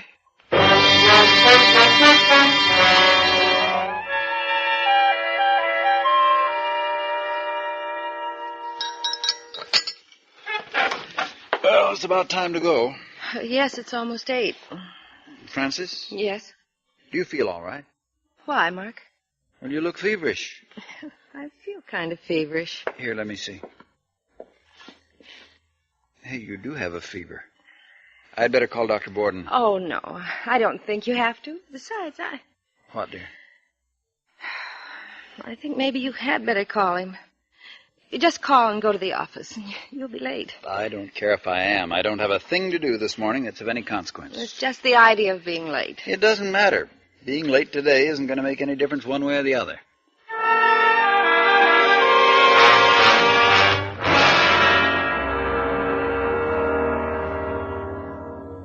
It's 8:45. I know it. Maybe he left before 8. I just don't understand it. Look, I'm not going to sit here all day. You better do something. Do what? That's your problem. Well, all right, I'll call the office. Maybe he's there now. I wouldn't do that if I were you. Oh, well, why not? Never call. Go in person, huh? Showing up at your office doesn't look suspicious. Phone call does. All right. What about you? Well, I'll wait in your house or your apartment, whatever you got. You what? Well, why not? I don't want to be seen around town any more than I have to. Now, do you have a back door to your place? Yes. All right, let's go there then. I'll wait till you contact Well, me. how do you know I want you in my Look, place? I got a service to render. As long as you think I can do it, you're going to take care of me. Now, let's get with it, huh? You take me to your place and then go to the office. You contact me there. Now, just remember, I want to be out of town by the night. You will. Don't worry. I don't worry, mister. Either things happen or they don't happen. That's the way I live.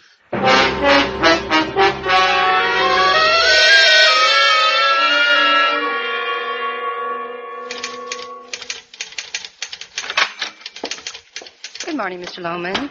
Oh, good morning, Miss Brenner. Miss Brenner, Miss Callender in? No, sir. He should be here any minute, though. Oh, when did he leave? He didn't. He just hasn't come in this morning. Not at all? No, he called and said his wife was ill, and he'd come in after the doctor had been over. Oh, I see what that... Good morning. Sorry I'm late. It's all right, Mark. How's Francis? She'll be okay, just a touch of the virus. Oh, that's good. Come on into my office, Carl. I want to talk to you. No, what's up? Just something I want to talk over. All right.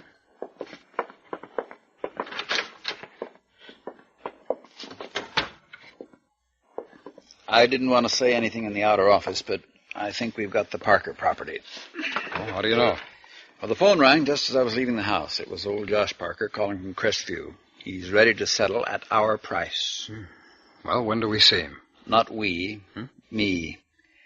I made an appointment for 7 this evening.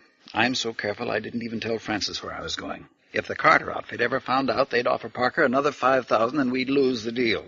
Well, what made him decide to sell now? I didn't even ask. All I'm interested in is buying. Then you'll be there at 7? Yes. Now let's get busy and drop the papers. This mustn't leak out, Carl. I'd rather you not say anything to anybody. Now, what makes you think that... Don't worry, Mark. This means as much to me as it does to you.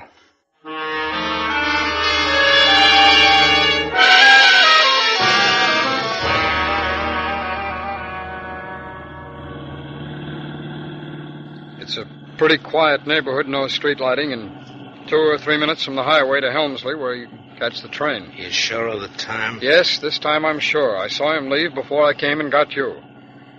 He should be there by now. I figure it'll take about a half hour to 45 minutes to close the deal. Then you get him as he comes out the door. And don't miss. I won't.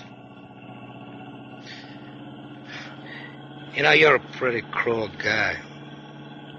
Me? Cruel? Yeah. Well, what about you? You're doing it. Yeah, but I don't know him. I never killed anybody I know in all my life. A man's a man. No, he's not. Some are strangers. I can't feel anything for a stranger. I haven't got time for thinking about his life. But guys like you hire guys like me to kill somebody they know. I don't get it. You don't have to. Just do the job, that's all. What's the matter? Am I getting to Let's you? not talk about it, huh? Okay with me. How much longer we gotta go? We'll be there in 15 minutes. Uh-huh. Don't pull right up in front of the house, huh? Especially if his car's parked in front, angle off a little bit. I will. This time we're going to get him. Well, I hope so. I want to get back home. I got a heavy date tonight.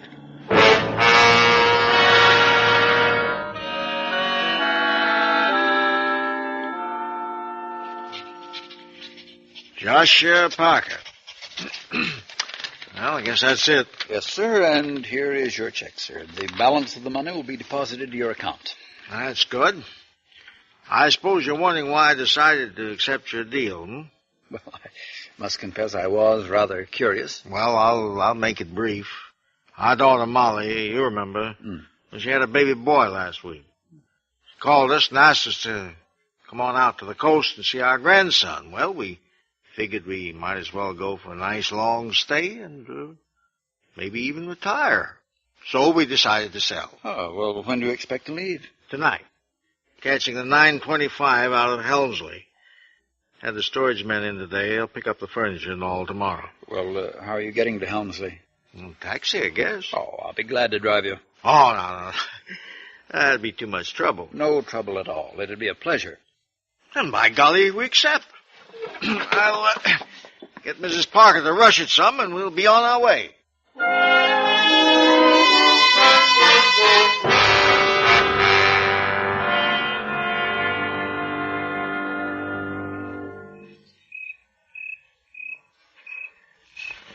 What's taking him so long?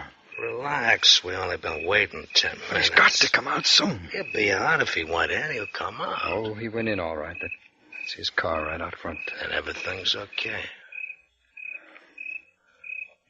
Is there enough light? Yes, there's enough light. Here he comes. The tall guy? Yes, that's him. Who's that with him? That's Parker and his wife. Yeah, they're going to the car with him. Well, that doesn't matter. Shoot. I can't. He's covered. Those people are on this side of him. Come on, shoot. I can't, I tell you. I can't. I'll hit them, too. I don't care. Well, I do. Shoot now. No go. Shoot. Too late, buddy. The boat sailed. Well, what do we do now? I don't know about you, but I'm getting out of here. No.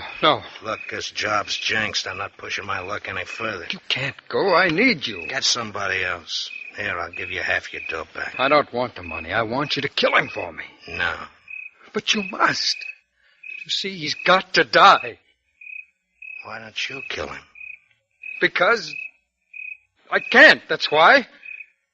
I'm sorry, mister. I'm leaving. No, we'll make it next time. You can't guarantee that. I'll pay you double. In advance? Yes, in advance. Okay, I'll stay. Yeah, let's be getting back to your place, huh? I'd like to get a little sleep.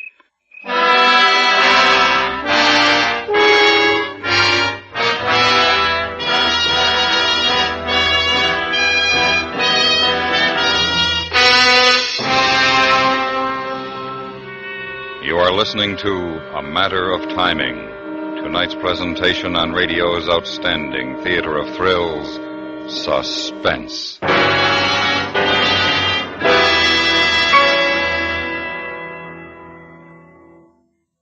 Sometimes charity begins at home. There are times, however, when charity comes to an abrupt end there. That's what happens, at any rate, in the next tense adventure of the FBI in Peace and War, when a husband plots to victimize his wealthy and philanthropic-minded wife.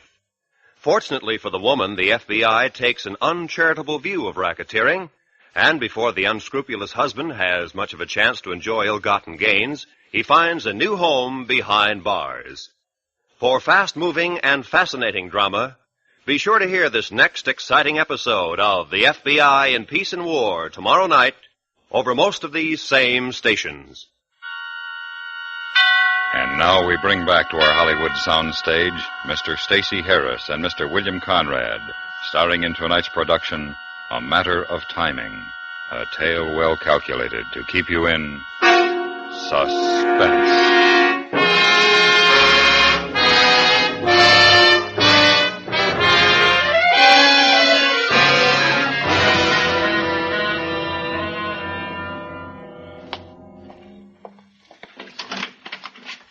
Thank you, dear.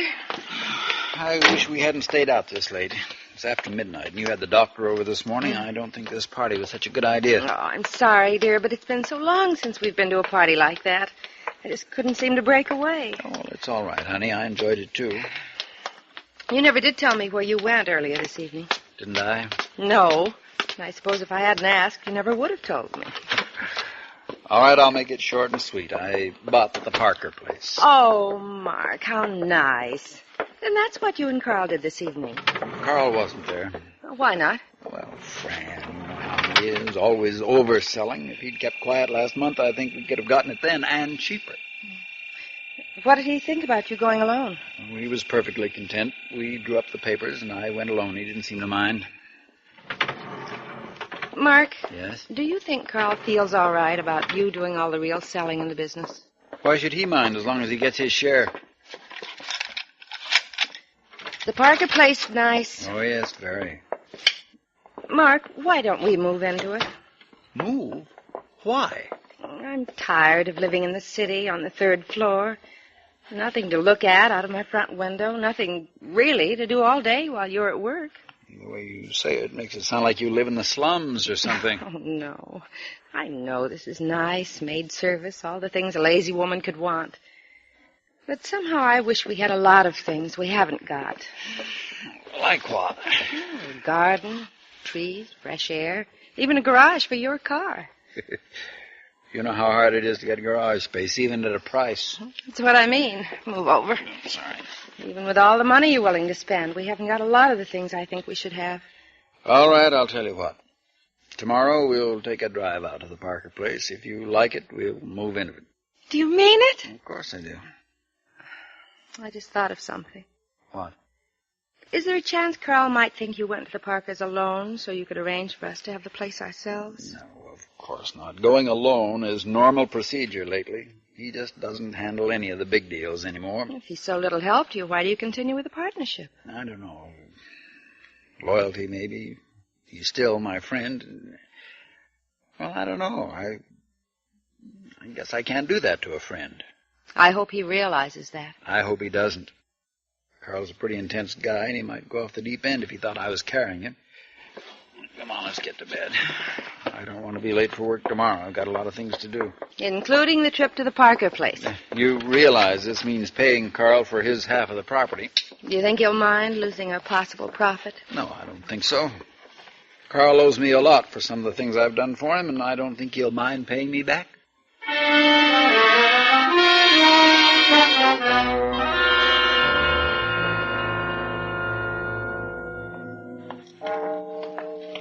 Hey, how about this one?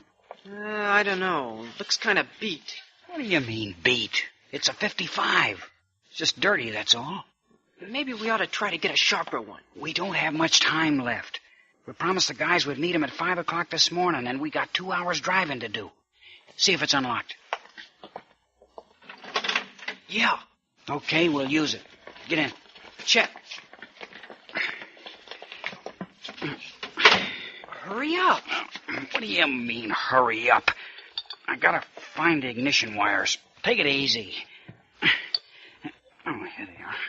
Come on, come on. Just a minute. There. Let's get going.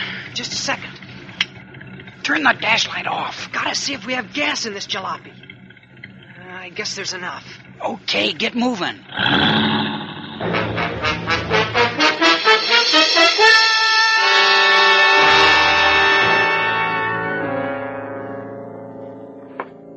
A Why 7 o'clock in the morning? You told me before he doesn't leave the house till 8. I want to make sure we don't miss him this time. If he comes out of the house, I won't miss him. What about last night? You saw he was covered by those other people. Well, supposing he comes out with his wife this time. She can't cover him from here. He's got to go down them steps. Besides, if it does come out with him, they'll be side by side. When are you going to shoot? When he gets to the bottom of the steps. Why not when he comes out of the door? He's closer at the bottom, no more than 40 feet. No sense taking unnecessary chances. You want a cigarette? No, and neither do you. Oh, and why not? What are you going to do with a butt? And supposing somebody sees us smoke? The windows are whitewashed. Nobody can see in. We'll be looking all around here after the job's done. Okay, can I stand up? Why don't you leave? I know what he looks like now. I can drive to the station by myself. No, I want to stay and see you do it. You really hate this guy, don't you? Yes. And why don't you just break off a partnership and then you wouldn't Are you have trying to back out now that you've got my money? I could if I wanted to. And one more crack like that and I will. I'm sorry, I meant that... You know, I'm getting sick of guys like you. Now you forget it and you'll relax, huh? I'll kill you, buddy, for you.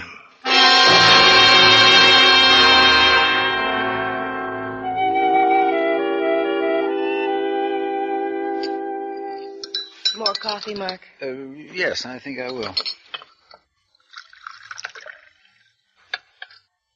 Thank you. What time are you going to call me?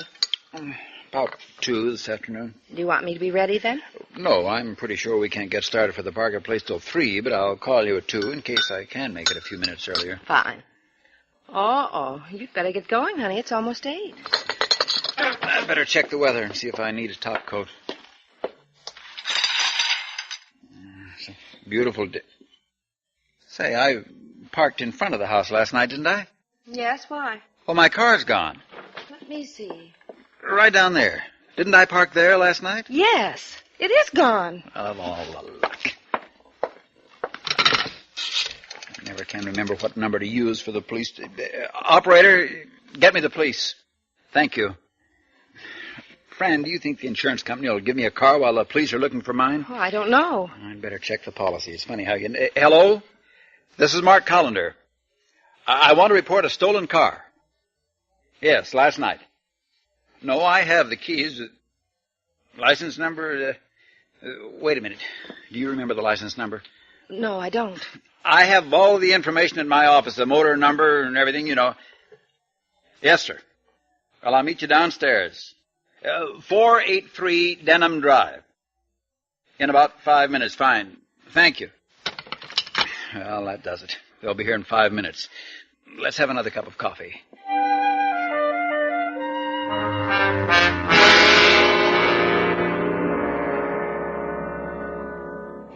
It's after 8. He'll show. I know he didn't leave before 7. How do you know? Well, he just never does.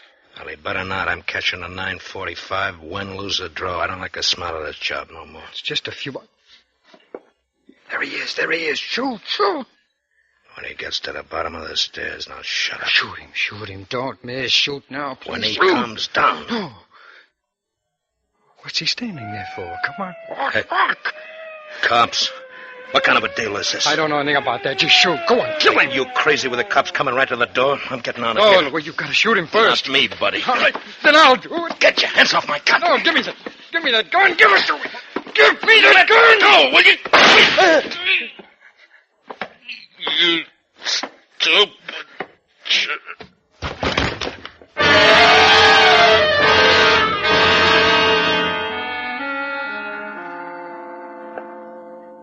But the man was a known killer. If we could only find out what Carl was doing there with a gunman. I've asked him about it time and time again, but he won't talk to me. I can't defend him if he won't talk to me. I know. Mark, why don't you try? You're his friend. Maybe he'll talk to you. I have tried. I know he won't. You know why he won't say anything? Yes, I think I do. Then tell me. Maybe it would help. No. It wouldn't do any good. It wouldn't do any good at all.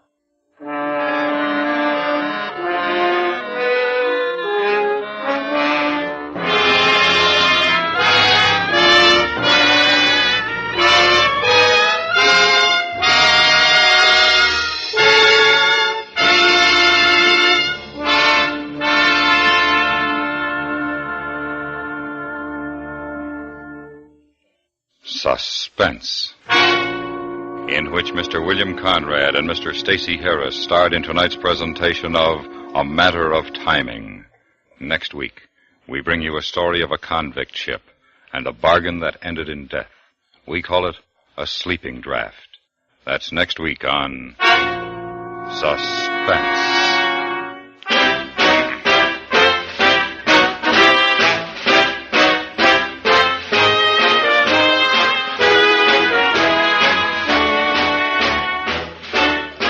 Suspense is produced and directed in Hollywood by Anthony Ellis.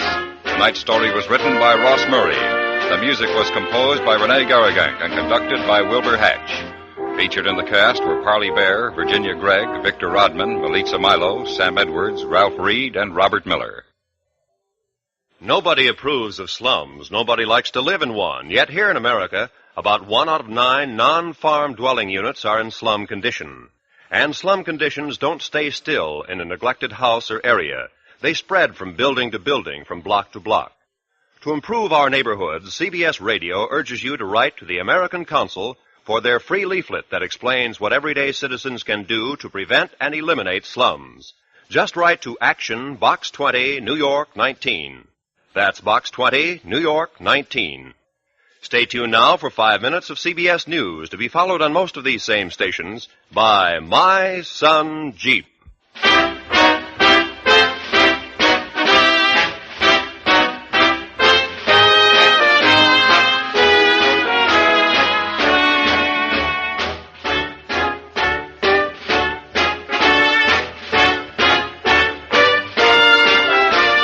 America listens most to the CBS Radio Network.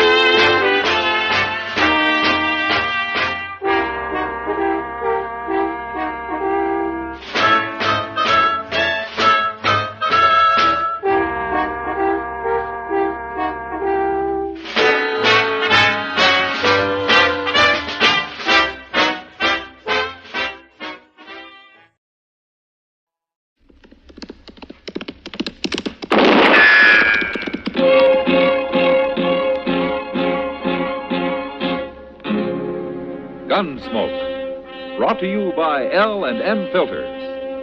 This is it. L&M is best, stands out from all the rest.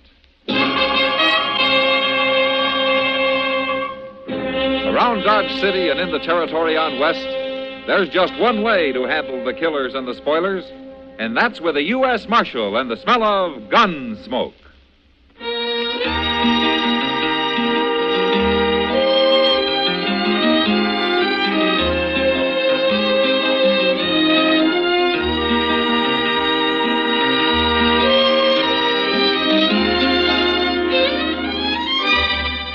Gunsmoke, starring William Conrad. The transcribed story of the violence that moved west with young America. And the story of a man who moved with it. I'm that man. Matt Dillon, United States Marshal. The first man they look for and the last they want to meet. It's a chancy job, and it makes a man watchful. And a little lonely.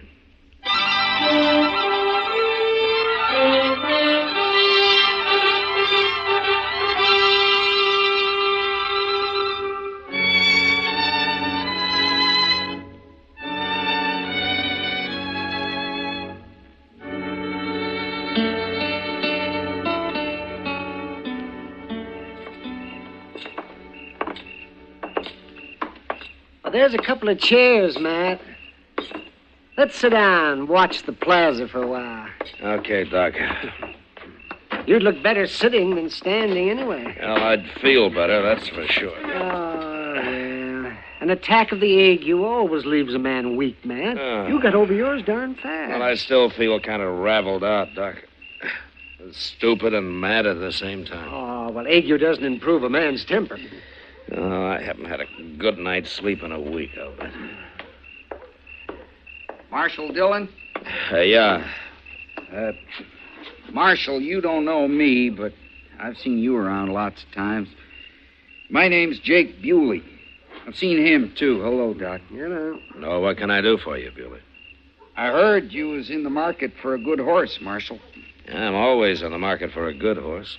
Well, that's what I do, Marshal. Ride around the country looking for extra good horses. I don't make much profit off them, but keeps me from working steady. And I don't buy horses very often, Bewley, even good ones.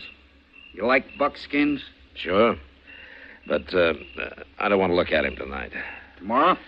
Well, yeah, if I'm feeling better. So, you know, Matt, what'd do you good? Oh, what, Doc? Go over to the Long Branch and take a couple of shots of whiskey. No? And then go to bed. Okay, Doc. I'll just do that. You want to come along? No. I got some work to do at my office. I'll see you tomorrow. Good night, Beauty. Good night, Doc. Good night, Doc. How long you been on Dodge, Bewley? Couple of months. No? You make a pretty good living trading horses? I done good so far. Without cheating nobody too bad either. Marshal Dillon? No, what does he want? Who is it? Sam Noonan. Oh, yeah. Don't he work at the Long Branch? He built it. Oh, what do you want, Sam? Hurry up, Marshal. Oh, what's the trouble? Out back. Gonna be a fight. A fight? Who? You know that gambler, Charlie Pickard? He's also kind of a gunman, isn't he? He's roaring drunk, Marshal, and there's gonna be trouble, sure. Now, come on, we'll go up the alley. That Pickard's always getting in trouble. Who's he after, Sam? Chester, that's who. Chester? Yeah. It started right inside at the bar, Marshal. Chester bought a drink for that little blonde girl. Well, it doesn't matter now. You can tell me later. There they are. Oh, don't be a fool, Pickard. Shooting people ain't gonna help nothing. I didn't bring you out here for talk, Chester. Now, everybody get back. You're drunk, Pickard. I ain't so drunk I can't shoot you. Pickard. Marshal Dillon. Don't touch the gun, Pickard. What are you doing here, Marshal? I'm stopping a fight. I ain't gonna fight you. All right, then give me your gun. Take it. I ain't that drunk. Chester. Yes, sir. Throw him in jail. Now, wait, Marshal. Shut up. Take him around the other way, Chester, out the next alley. I'm going inside for a minute. Then I'll be over. There ain't gonna be no fight. I think I'll go to bed. I'll be around with that buckskin in the morning, Marshal. Yeah, sure. Sure, Bewley. It ain't fair to put me in jail, Marshal. I ain't done nothing. You're drunk and you were about to shoot a man, Pickard. I'm doing you a favor throwing you in jail. That's true, Pickard. All right. Put me in jail. But wait till I get sober, Chester. Wait till tomorrow. Oh. I'll get you. You'll see what I'll do. You're not going to do anything, Pickard. All right, take him along, Chester. I'll follow you, Pickard. Go ahead. Walk slow. It won't be so easy next time. Marshals. What are they going to have marshals around for? Oh, you'll forget it by morning. No, I won't. You'll see, Chester. All right, Sam, tell me now, what's this all about? Well, I started to tell you, Marshal. Chester bought a drink for Nita Tucker at the bar in there. You know her. Yeah, I've seen her around. Well, she's really Pickard's girl. He kind of watches out for her, you know. Yeah. Well, she don't seem to like it much, but that don't stop him. And he's real jealous if anybody gets anywhere near her, especially if he's been drinking, like tonight. So he was going to shoot Chester because he bought Nita a drink, huh? Yeah. Well, that's a great reason for killing a man. Oh, that Pickard can be awful mean, Marshal. It wouldn't surprise me a bit if he makes more trouble tomorrow when he's sober. And I'll keep him in jail till he forgets about it. Can't keep him there forever. No, but I can always run. Come from that alley there. Yeah, come on. Must be Chester. Hey, looky, Marshal. That's Pickard. Chester shot him. What's the matter with you, Chester? Did he knife you or something? Yeah, come on. Stand up. Come on. Pickard's dead, Marshal. Are you hurt, Chester? What happened? Come on, tell me, what happened? I got hit. And here's Chester's gun, Marshal. Laying right to his feet. Did he jump you? Is that what happened? No. No, he didn't jump me. Well, then why did you shoot him? I didn't shoot him. Somebody hit me. Well, that don't make sense. Of course you shot him. This here's your gun. It's been fired. I didn't shoot him. Somebody jumped out from back of that rain barrel and hit me. Eh? You ain't bleeding nowhere. Well, he hit me back here, behind my ear. Didn't knock me out for long. I heard the gunshot, but I couldn't do nothing. Who was it, Chester? I didn't see him. I started to turn, and then he hit me. You're going to have a hard time proving that, Chester. I didn't kill him, Sam. He swore he was going to get you tomorrow. And looks to me like you killed him for that. I got hit, I tell you. You believe me, don't you, Mr. Dillon? Sure, Chester. But Sam's right. It's going to be hard to prove. You're not even marked up. Well, let Doc look at it. He can tell I got hit. Well, I wouldn't kill nobody like that. Sam, get somebody to take care of Pickard's body, will you? We're going over to Doc's.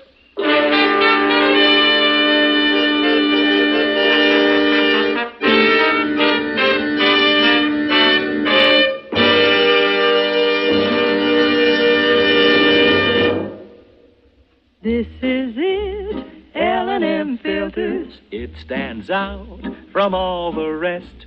Miracle tip, much more flavor. L&M's got everything. It's the best. Yes, L&M is best. Stands out from all the rest. L&M stands out for flavor, flavor, flavor. The miracle tip draws easy. You enjoy all the taste. L&M stands out for effective filtration, filtration, filtration. No filter compares with L&M's pure white miracle tip. L&M's got everything. It's America's best filter tip cigarette.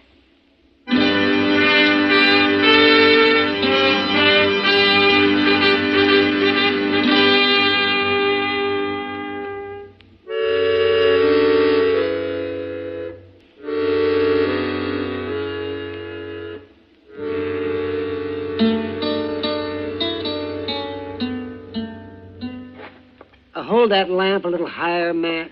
I can't see. Is that better, Doc? That's fine. That's fine. Now then, show me where you were hit, Chester. Right there, Doc. Right back of the ear. Right here.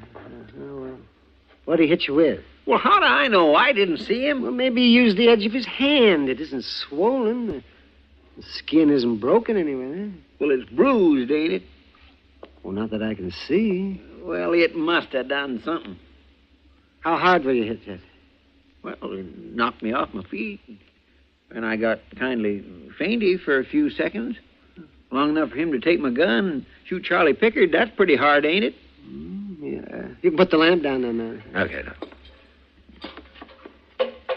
You're saying you can't testify I got hit, ain't you, Doc? You want me to lie for you, Chester? No, I wouldn't ask you to do that, Doc. It's too bad Sam Noonan had to be there, isn't it, Matt? Oh, Sam likes Chester, but he thinks he did it, and he'll testify against him. Well, how can he, Mr. Dillon? He didn't see it. No, nobody saw it. Well, then they can't hang me, can they? They can't hang you, Chester. But prison, huh? Maybe for life. Oh, we'll find out who did it. No, there's no way in the world to find out. Now, wait a minute, Chester. You're giving up too easy. Tell me.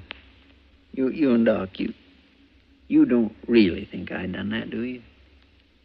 You're in a bad spot, Chester, real bad, but I believe you. What about you, Doc? Oh, of course I believe you, Chester. Thanks, Doc. And you too, Mr. Dillon.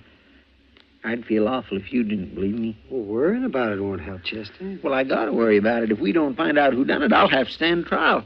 And I won't have a chance if I do. Are you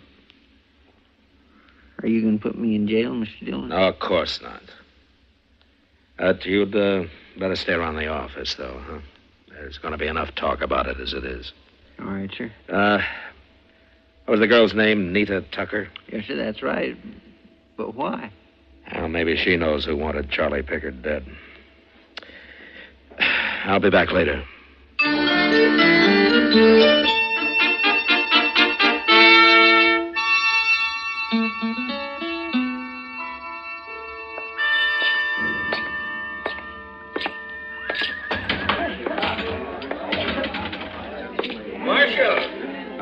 Sam? Well, what did Doc find? Nothing visible. Did you put Chester in jail? I'll have a shot of whiskey, Sam. Now, look, you Marshal. I'm as sorry about this as anybody. But just because Chester works for you is no reason he can murder a man and then go free. I'll be responsible for Chester. If he gets away, it'll make a lot of trouble, Marshal. You think Chester did it, don't you? Of course I do. And I don't like him not being in jail. Sam, that's Nita Tucker sitting over there with Kitty, isn't it? Yeah, that's her. But she didn't do it. Oh? Well, she hated Pickard, but you're not going to try to hang this on her, Marshal. No, sir. I'll stand up for her. She's a good girl. I got the drink, Sam. I don't need it.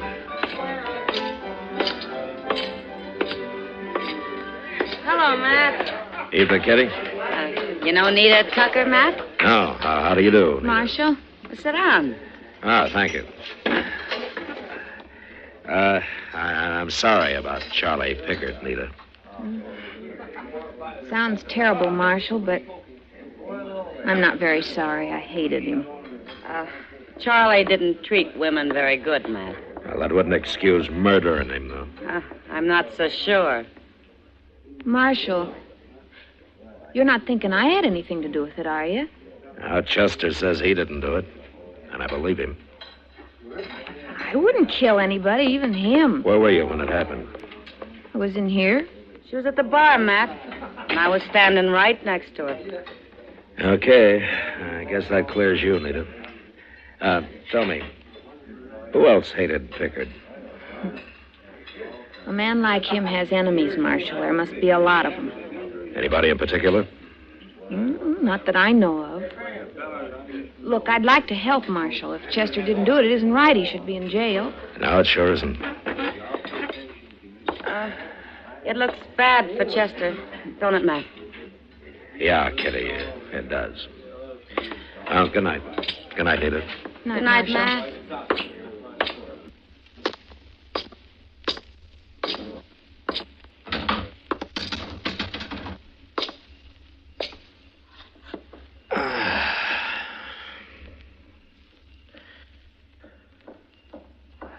Marshal Dillon? Hello, Bewley. I heard about Chester, Marshal. I'm awful sorry about it. Oh? He's always seemed like such a nice fella. Sure is too bad. Yeah. People are going to wonder why you don't lock him up. No, they are. Well, not me. I understand, but Sam Noonan was saying something about it inside there a minute ago. I see. Well, that's what I wanted to tell you. He's going to make trouble about it. I told him not to be a fool. Just a minute, Bewley. Well, what do you care? Is Chester a good friend of yours? Well, no, I don't know him very well, but I don't like to see no trouble start. Well, if it does, I'll handle it. I know you will, Marshal. I just wanted to tell you what the talk is. I'll bring that buckskin by in the morning, huh? Okay. Good night, Bewley. Good night, Marshal.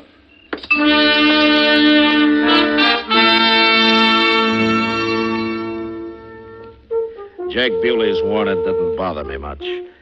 But still, I couldn't delay filing murder charges against Chester forever. And after 10 days of useless search for the real killer, I had to do it. And then, having written him up, I really began to worry. Chester did, too. He'd sit quietly in the office and look at me as though I'd just kicked him. So I stayed out of there as much as possible. Like today, I went into Mr. Jonas' general store for nothing but to kill a little time looking around. Matt! Hey, Matt, come here. Wow. Hello, Kitty. Nita. Hello, Marshal. Well, are you girls going to buy that whole pile of dresses you got stacked up there? As soon as Mr. Jonas gets back here, we are, Marshal. She means she is. I'm only watching, Matt. Well, isn't that a lot of clothes for just one woman? Not for me. Not this time. Not this time?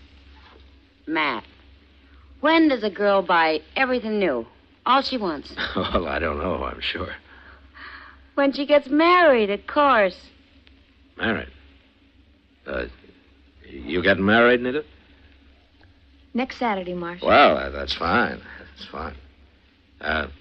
Do I know the groom? Jake Bewley.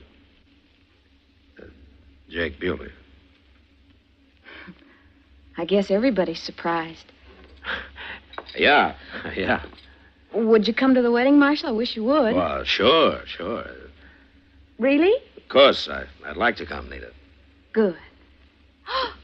Look, Kitty, I didn't see those hats back there. Well, I'm not going to leave this store till I've looked at every single thing in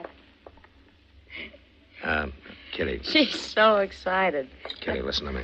Huh? How long has this been going on between her and Bewley? A month or so, I guess. Why? I thought she was Charlie Pickard's girl. Pickard thought she was, too. But she and Bewley used to meet on the sly. He never did find out. And he sure can't stop him now. No, he can't. As bad as it is for Chester, I'm glad Charlie Pickard got shot. Well, there are other ways it could have been handled. Kitty, I'm going to tell you a secret. A secret? Well, that's what I want you to call it when you tell it to Nita. Tell Nita what? And I'm going to let Chester leave Dodge tonight. What? I'm going to ride out of town with him, and as soon as he's gone, I'm coming back and arrest Bewley. Bewley? You think he did it, Matt? Well, he could have. He had a good reason to. I'm going to find out for sure tonight. Anyway, tell Nita that I have a witness. A witness that nobody knows about but me. But, Matt, if Bewley believes that, won't he wonder why you're letting Chester run away? Well, not if he hears my witness won't be back in Dodge for a couple of days. And that I'm afraid Sam Noonan will form a lynch mob before then. All right. But you're asking a lot, Matt. By telling Nita this could ruin her one chance to be happy. Now, she wouldn't be happy with a murderer, Kitty. And if Bewley's innocent, I promise you that nothing will happen to her. Okay, Matt. I'll do it. All right, good. Now, Chester will be riding out of Moss Grimmick's stable about midnight tonight. With me.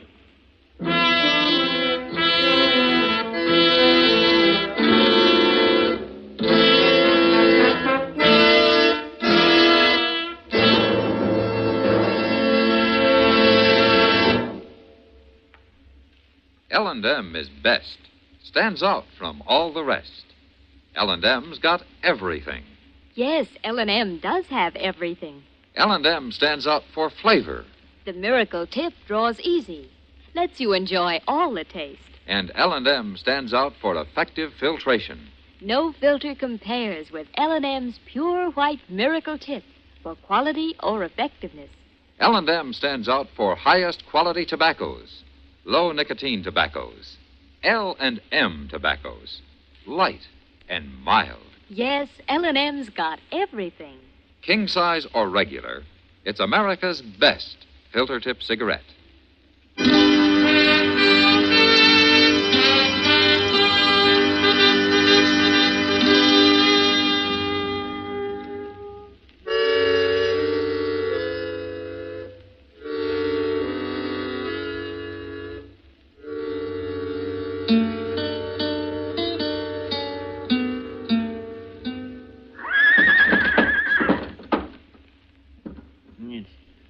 Near 12:30, Mr. Dillon. Yeah. Guess we ain't no use waiting here much longer. No. And I was hoping he'd come into the stable just so we'd have a better chance at him that way. Yes, sir. Well, it's me he's going to be after. I'll go out first. I'll cover you the best I can, Mr. Dillon. Now, look, he doesn't know which direction we're going to be taking, so I expect he'll be hiding pretty close to the stable. Mr. Dillon, you're risking your life just to keep me out of jail. I'm catching a murderer, Chester. No, sir, that's only part true. You're catching a murderer. I'm going to lead my horse out the main door now. You stay here in the shadows. And I'm going to turn back and call to you so that he'll know it's me that's out there. Well, ain't there some other way we can catch you, Mr. Dillon? I swear I don't know what I'd do if anything happened. I'm going to go now. Yes, sir.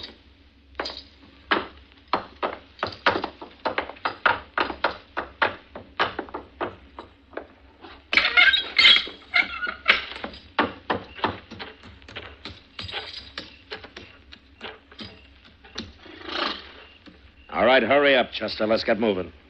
Stop it!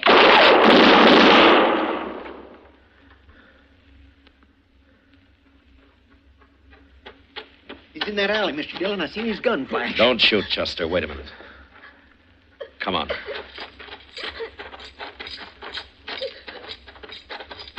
Look. Laying right there, Mr. Dillon. Why, it's a woman. Yeah. Don't kill me. Don't, please don't kill me. It's Nita. You hurt bad, Nita. Where did I hit you? My arm. Here. Let me take a look. Well, it's not broken. We'll get you up to Doc's right away. She tried to kill you, Mr. Dillon. No, it wasn't me. I followed Jake here. And I tried to stop him. Get on, Chester. What? Where is he, Nita? I couldn't stop him. He's a murderer. Where is he? Tell me. That rain barrel at the end of the alley.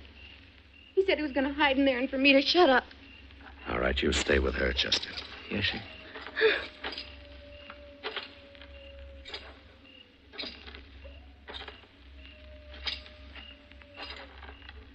I'm taking no chances, Bewley. I'm going to start blowing holes in that barrel. No. Don't shoot.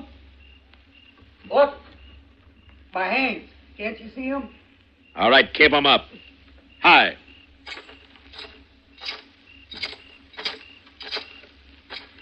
All right, now stand up. I ain't going to try nothing, Marshal. I'll take your gun. Give it to me. All right, now climb out of there.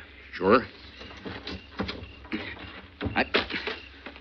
I wasn't going to shoot nobody, Marshal. You made a big mistake, especially shooting a woman like that. Shut up. Start walking. Sure.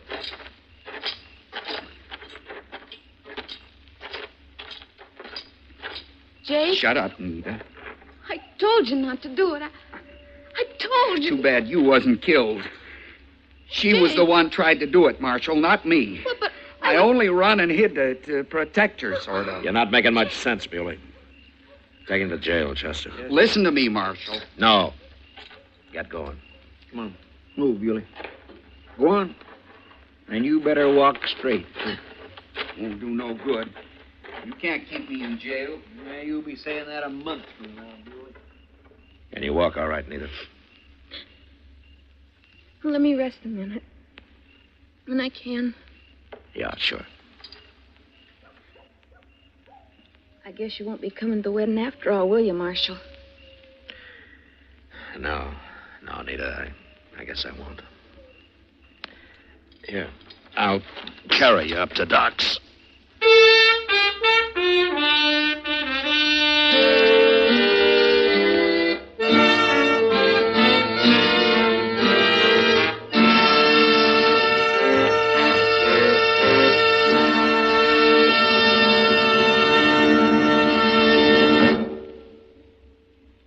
Now our star, William Conrad.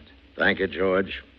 Today, there's one filter cigarette that stands out from all the rest. L&M stands out for flavor, for effective filtration, for highest quality tobacco. L&M's got everything. That's what makes it America's best filter tip cigarette. Try L&M's king size or regular. I know you'll go for them.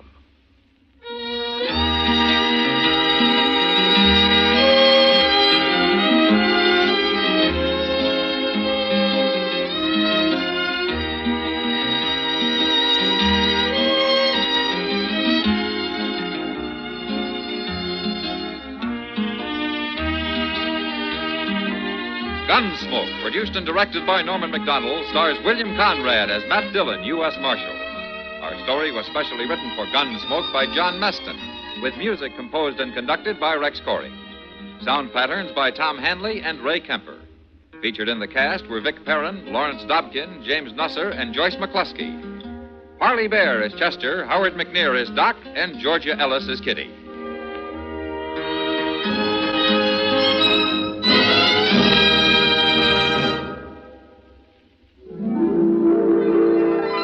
Put a smile in your smoking. Next time you buy cigarettes, stop. Remember this. In the whole wide world, no cigarette satisfies like Chesterfield. Put a smile in your smoking. Instantly, you'll smile your approval of Chesterfield's smoothness. You want them mild. We make them mild. Mild and mellow, with the smooth and refreshing taste of the right combination of the world's best tobaccos. Put a smile in your smoking. Try Chesterfield's today. Listen to Chesterfield's two great radio shows every week. The Perry Como Show every Monday, Wednesday, and Friday, and Dragnet, Tuesday nights on another network. Remember, listen again next week for another transcribed story of the Western frontier when Marshal Matt Dillon, Chester Proudfoot, Doc, and Kitty, together with all the other hard-living citizens of Dodge, will be with you once more. It's America growing west in the 1870s. It's drama. It's Gunsmoke. Brought to you by L&M Filters. This is the CBS Radio Network.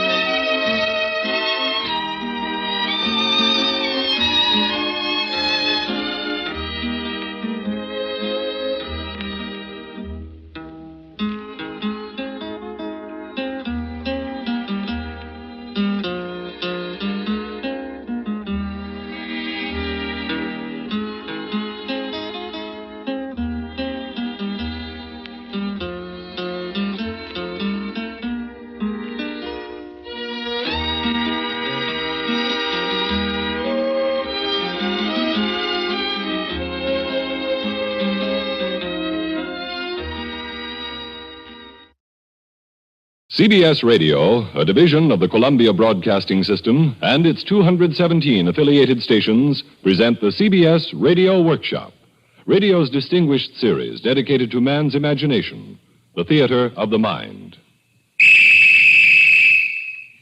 Transcribed.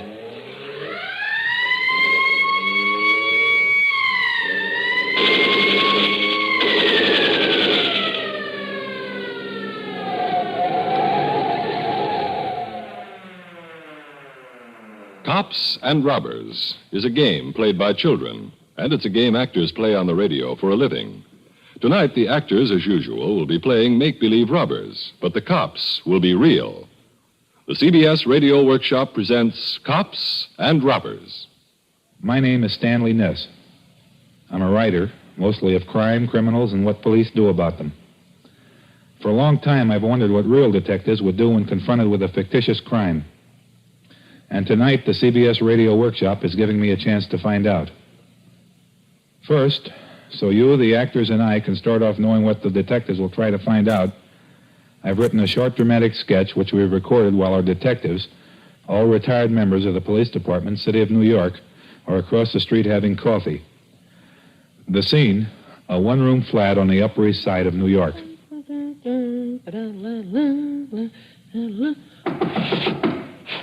What? Who is it? It's me, Dunk. Well, come on in. It's open. It's not open. Oh, honest to goodness.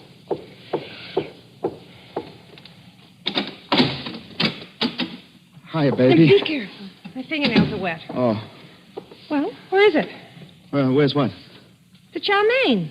You were going to stop at the Chinese restaurant and bring back chow mein. Where you been? Oh, yeah, I was. I forgot. You forgot. How could you forget what you went out for? Ellie, baby, listen. You got to stand by me. I'm in a jam. You went out to get chow mein. How could you get in a jam? I did. That's all there is to it. What kind of a jam? I can't tell you right now. You expect me to stand by you and you can't tell me? Why don't you get the chow mein? Forget about the chow mein, will you? Listen, you got the telephone number at that bar and grill where Joe hangs out, that Glenham's? What's Joe got to do with this? Have you got the telephone number? Yeah, I got it. It's in the drawer there. One of their cards. Get it for me, will you, baby? Get it yourself. My fingernails are all wet. What's this all about, anyway? I'll tell you later. Well, where is it, anyway? It's there. Look. I said look, not tear apart. Oh, here it is. Look, I got to go out in the hall and phone him. Don? Yeah? Oh, will you sit down and relax and tell me what this is all about? I don't have to sit down. I can tell you standing up. I shot a guy. You what? I shot a guy. You went out to get a container of chow mein. How could you shoot a guy? I don't know how I could, but I did. So we know what our detectives will try to find out.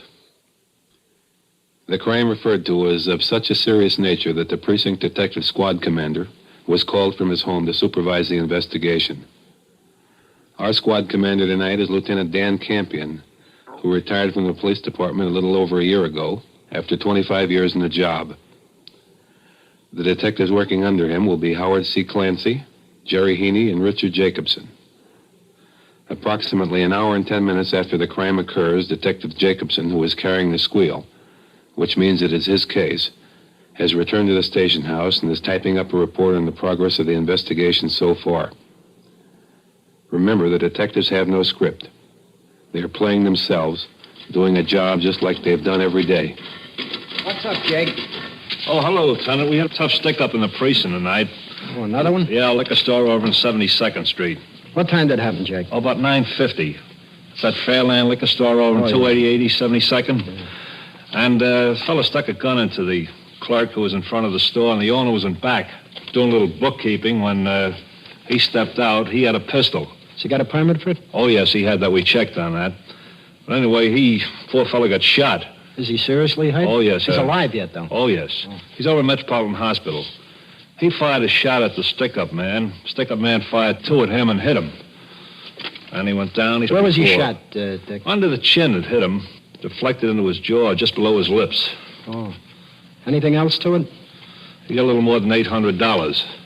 He grabbed money in a paper bag and ran out the front door in the street. Anybody see him? Any good identifications on him? Well, pretty fair identification. The fellow had a car. We found it out later. He ran around the corner on 3rd Avenue. He hit some old woman, knocked her down. Anybody see him? There was a sanitation man trying to help the old woman up. But he saw this fellow continue to run. He went around 3rd Avenue and looked him over, and he was getting into a car and got away. You got the sanitation man's name and all yes, like that? Yes, we have that. Good. But on the back of his car, he had some of that red tape, that fluorescent tape they're using. Oh, yes. And that was all over the back bumper. And he got the last 3 numbers of the plate. Okay. I sent out an alarm for the car over the teletype with those 3 numbers, and all the boys in the neighboring precincts have been notified. Lieutenant Campion, Sergeant Klein on TS just rang upstairs, and he says Dowd over on Post 11 thinks he's got that car spotted that was one of that stick-up and shooting. It's over there at 2nd Avenue, 77th Street. It's a 2-door Plymouth sedan. It's 3T152. Oh, we got the full license. Yeah, and I verified it, and it's registered under a Joseph E. McCondy. It's 761 East 76th Street. Hey, Clancy, will you check lost property on that? Okay. Yeah, see if you can get the description of the car and get the owner's name and address. Yeah, Dowd's is guarding the car over there. He's not letting anybody go near it. Say, Sure. Jake. Okay. You go over with Howie after he makes that call and see if we can get that owner in here and we'll talk to him. Very good, we'll do that. Okay, get right on it. Now we see the detectives are off on the right track. But what about the characters played by our actors? Let's get back to them. The following scene was written, rehearsed, and recorded in advance. And, of course, Lieutenant Campion and his men are unaware of what is going on in this scene, just as they would be in the job. All right, Joe. I'm coming. Oh, Joe. Telling you, Dunk, you did a friend in me. That was the best fight all season, and I got to miss the finish. I appreciate it, Joe. Hello, Ellie. Hi. Well, what's the big jam you're in? You sure it's not the car? No, it's not the car. It only should be. Where's the keys? Here. Here you are, Joe. Where'd you leave the car? In the same place, right where you always leave it. All right. Now, what's this big jam you're in? He went out to get some chow mein to bring back. Let me tell it, will you? Well, who's stopping you? I went out and I started to the Chinese restaurant, all right. But then I figured it's Friday. It's going to be a long weekend, and I don't have much money in my pocket. So? So I figured I ought to do a little work. Then I ran into you on the corner, and I said, Joe, can I borrow your car? You said, sure, why not, if you fill it up with gas? So you gave me the keys, and that was that. Not yet, that wasn't that. You let me tell it my own way. So I lent you the car? Yeah, that's right. And I drove around scouting for a good place to make. I parked it on 72nd Street where I could get away easy. I walked around the corner, and there was this liquor store just right for picking. Using my car for the get? It was all perfectly simple, Joe. Wait, there's more to come. What's to come, Dunk? Well, it was a good touch, and I cleaned out the register, and I'm heading for the door, and all of a sudden, another clerk comes out from the back with a gun. Uh-oh. So what could I do? I blast away.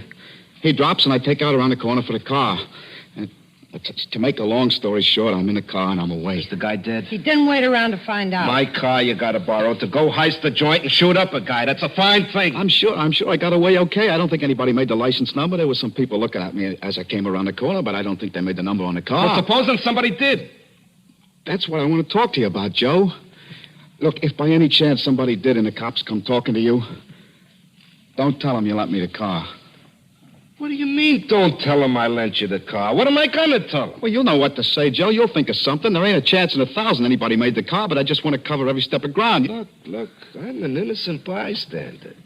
I was in a bar and grill watching a fight. You didn't tell me what you were going to do. Why should I cover for you? Joe, I've known you a long time. A friend in need is a friend indeed. Oh, tell me something, Dunk. Huh? What? How much did you get out of the liquor store? Money, you mean? Yeah, money. Over 500. How much over 500? $812. Yeah, that wasn't bad. Was it worth shooting a man for? Joe, you gotta help me. I help you plenty. Give me 400.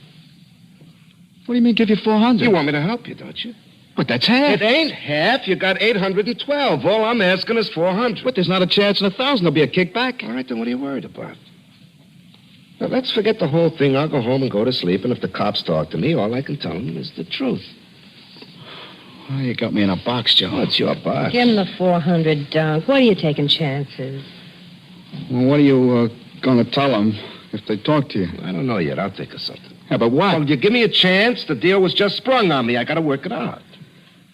All right, Joe. You cover me now. Don't forget. Yeah, I'll cover you if they talk to me. Thanks, Joe. I knew I could count on you. Oh, boy, this is a load off my mind. What a relief. Now that it's such a relief, please go down and get the chow mein.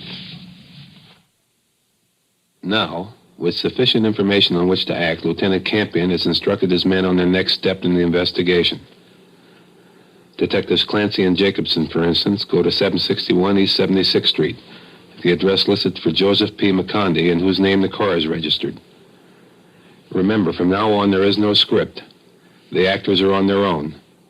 So are the detectives. Let's see what happens. Hey, Mike. McCondy. Mike? Is there something I can do for you, gentlemen? What's your name, Chief?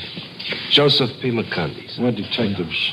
Oh, do you own an automobile? Yes, I do. What kind of a car do you have? I have a 1950 Plymouth, two-door. Did you have a little accident tonight with it? No, sir. Do you have a license? Yes, sir. I have it right here. Can we see it? Sure. Is there something wrong, gentlemen? Well, you were just had checking a little on accident something tonight, I'm sure, someplace, didn't you? No, sir. You sure of that? Absolutely. You loaned the car to anybody? No, sir. Where is the car now? Well, I left it on 2nd Avenue between 77th and 78th Street. What did you leave it around there for? Well, I was at a bar all night. I was watching the fights. Anybody with you? No, sir. Well, in By the yourself? bar, I've a couple of boys I see every once in a while in there. What's some of their names? Give me one name. Well, there was, I'd give you a couple. There was Bud and Tommy. Uh-huh. But you lend Bud or Tommy your car tonight, did you? No. We were all I'd out. like to talk to you. I'll hold on. You don't mind, do you? No, sure. Do you have it's all anything right. on you before No, you... sir. Huh? No, sir. Absolutely not. You're sure of that? I'm clean. Ever been arrested? No, I've never been arrested. You sure of that? Absolutely. Look, anything that you say, we're going to check. Don't forget that. Right, sir. So you might just as well tell us the truth right now. Yeah, I've never been arrested. You've never been arrested? Oh, I've been down to the house a couple of Okay, times. let's go. Okay. With Joe McCondy in custody, the detectives return to the station house. They walk them upstairs to the squad room and into Lieutenant Campion's office. Son, if this is McCondy, fellow on that car. Oh, hello, Mr. McCondy. How do you do, sir? Sit down there a minute. Yes, thank you. Can I see you outside a minute, Lieutenant? Yeah, you stay in here with him, Howie. Yeah, and okay. I'll be right back, Mr. McCondy. We have some other business to take care of. Could I smoke in here? Is that all right? Yeah, go ahead. Yeah, but Smoke. don't throw the butts on the floor. Oh, no, I wouldn't do that. You want any coffee? Yeah, I wouldn't mind a little Okay, black. huh? stand up. Yeah, sure. Everything you have in your pockets, take them out and put it on the desk here. All right. Everything, no matter what it is. Okay. If it's money, count it. All right. In front of me. Yeah. It was embarrassing because I'm not too well healed. They only got $5, $10, $11, $12, $13. 13, okay, put it back. Okay. Okay. Any other Howie? cards or I have his slips on wallet you? here, Howie. Okay. Yeah, let's look at that, will you? All right. My wallet, another wallet I got to keep. Who do you live with at this address? Nobody. I see, all right. What do you work at, Mr. McCondy? Well, I kind of dapple in sports, equestrian. What do you mean, dapple? Well, I hang around the racetracks a little bit. You bookmaker? Well, a little bit. You take numbers? No, I don't take no numbers. You ever fingerprinted for anything? No, I was never fingerprinted. Never fingerprinted? No. Because we're going to fingerprint you. Well, that's all right. It's your privilege, I guess. Excuse me a minute. Tonight, Lieutenant, he was in the spot up on the avenue tonight. Yeah, we'll come to that. Fine. Say, Jerry, check the BCI on this fellow's name and address, and you got a pretty good description of him. Okay. And then I want you to check the Information Bureau and see if he's been... Do you ever get a summons for anything? No. Never had a summons in your life? No. Yeah. Oh, you mean a parking summons and something Yeah. like that? Well, I got a ticket for speeding there once or twice. How long ago was that? Summons, isn't it? Yeah, Why don't you answer the question? Well, I call those tickets, You were convicted Summons. then? It's Is polite. that right? You were fined? Yeah, I was fined. Well, that's a conviction. Now, where were you at 9:20? I was at Glenham's Bar and Grill on 2nd Avenue between about 75th and 76th Street. I got there about 9 o'clock. I had some real rotten chow there, and then had a few beers with Spud and Tommy, what I told you about. And we were chewing the rag there for about an hour. The fight went on at about 10 o'clock. And we made a couple of bets, me and this Bud and Tommy, and... You didn't leave the premises No, between 9 and 10 o'clock? No. Did you see the whole fight? Yeah, I went 10 rounds. Who won the fight? Merrill. I won the... What odds did you get? 2-1. I gave the odds. Oh, you gave the odds, huh? What did you get on that, Jerry? Anything? Hey, McCondy, what are you handing out here? You did a bit in 1952 for pettit larceny. What kind of a pettit larceny was You it? went to the island for it. Oh. What kind of a pettit larceny was that? Was that grand larceny and reduced to pettit larceny? You took a plea on it, didn't you? Yeah. It was grand larceny then, wasn't it? Well, yeah, I don't know the technical words for these things. Oh, you know just as much about it as we do. Well, you know more law about Now, that hold than... it, fellas. Listen, who used your car tonight? We haven't got all night. There's a man dying. I told you when we picked you up at your house that we were going to verify everything that you told us. Remember me saying that? Yeah, I know that. Listen, Mac, why don't you stop kidding? We're bringing the bartender over here. And Well, you stop can bring him kidding. in. Well, he's coming in. That's okay with me. Howie, take this guy over and fingerprint him and let him think this thing over. And if he don't come up with something different, boy, you're in. It's after 1 in the morning. A detective has gone to Glenham's Bar and Grill on 2nd Avenue to get the bartender, Whitey. He brings him into Lieutenant Campion's office. Hi, Luke. Hello. This is Harry White, and they call him Whitey. He's the bartender. This is Lieutenant Campion in charge of the squad here. Hello, Whitey. How are you? Lieutenant. This is Detective Haney and Detective Jacobson. Hi, Whitey. How do you do? How long you been in our precinct, Whitey? Oh, I've been working a joint up there about 8 years now. 8 years, huh? Yeah. All right, if I sit down? Go ahead. Sit down. You can smoke. Do what you want. You know Joe McCondy, Whitey? Yeah, I know Joe a long time. You see him tonight? Yeah, he was in tonight. Was he in the General tonight? Yeah. Was he there all night? Well, wait a minute now. Pretty busy night. He came in a little after 9 o'clock. I think it was. About 9 o'clock, yeah. Was he there all night then? Yeah, he was there, well, let's see now, the fights. He was watching the fights.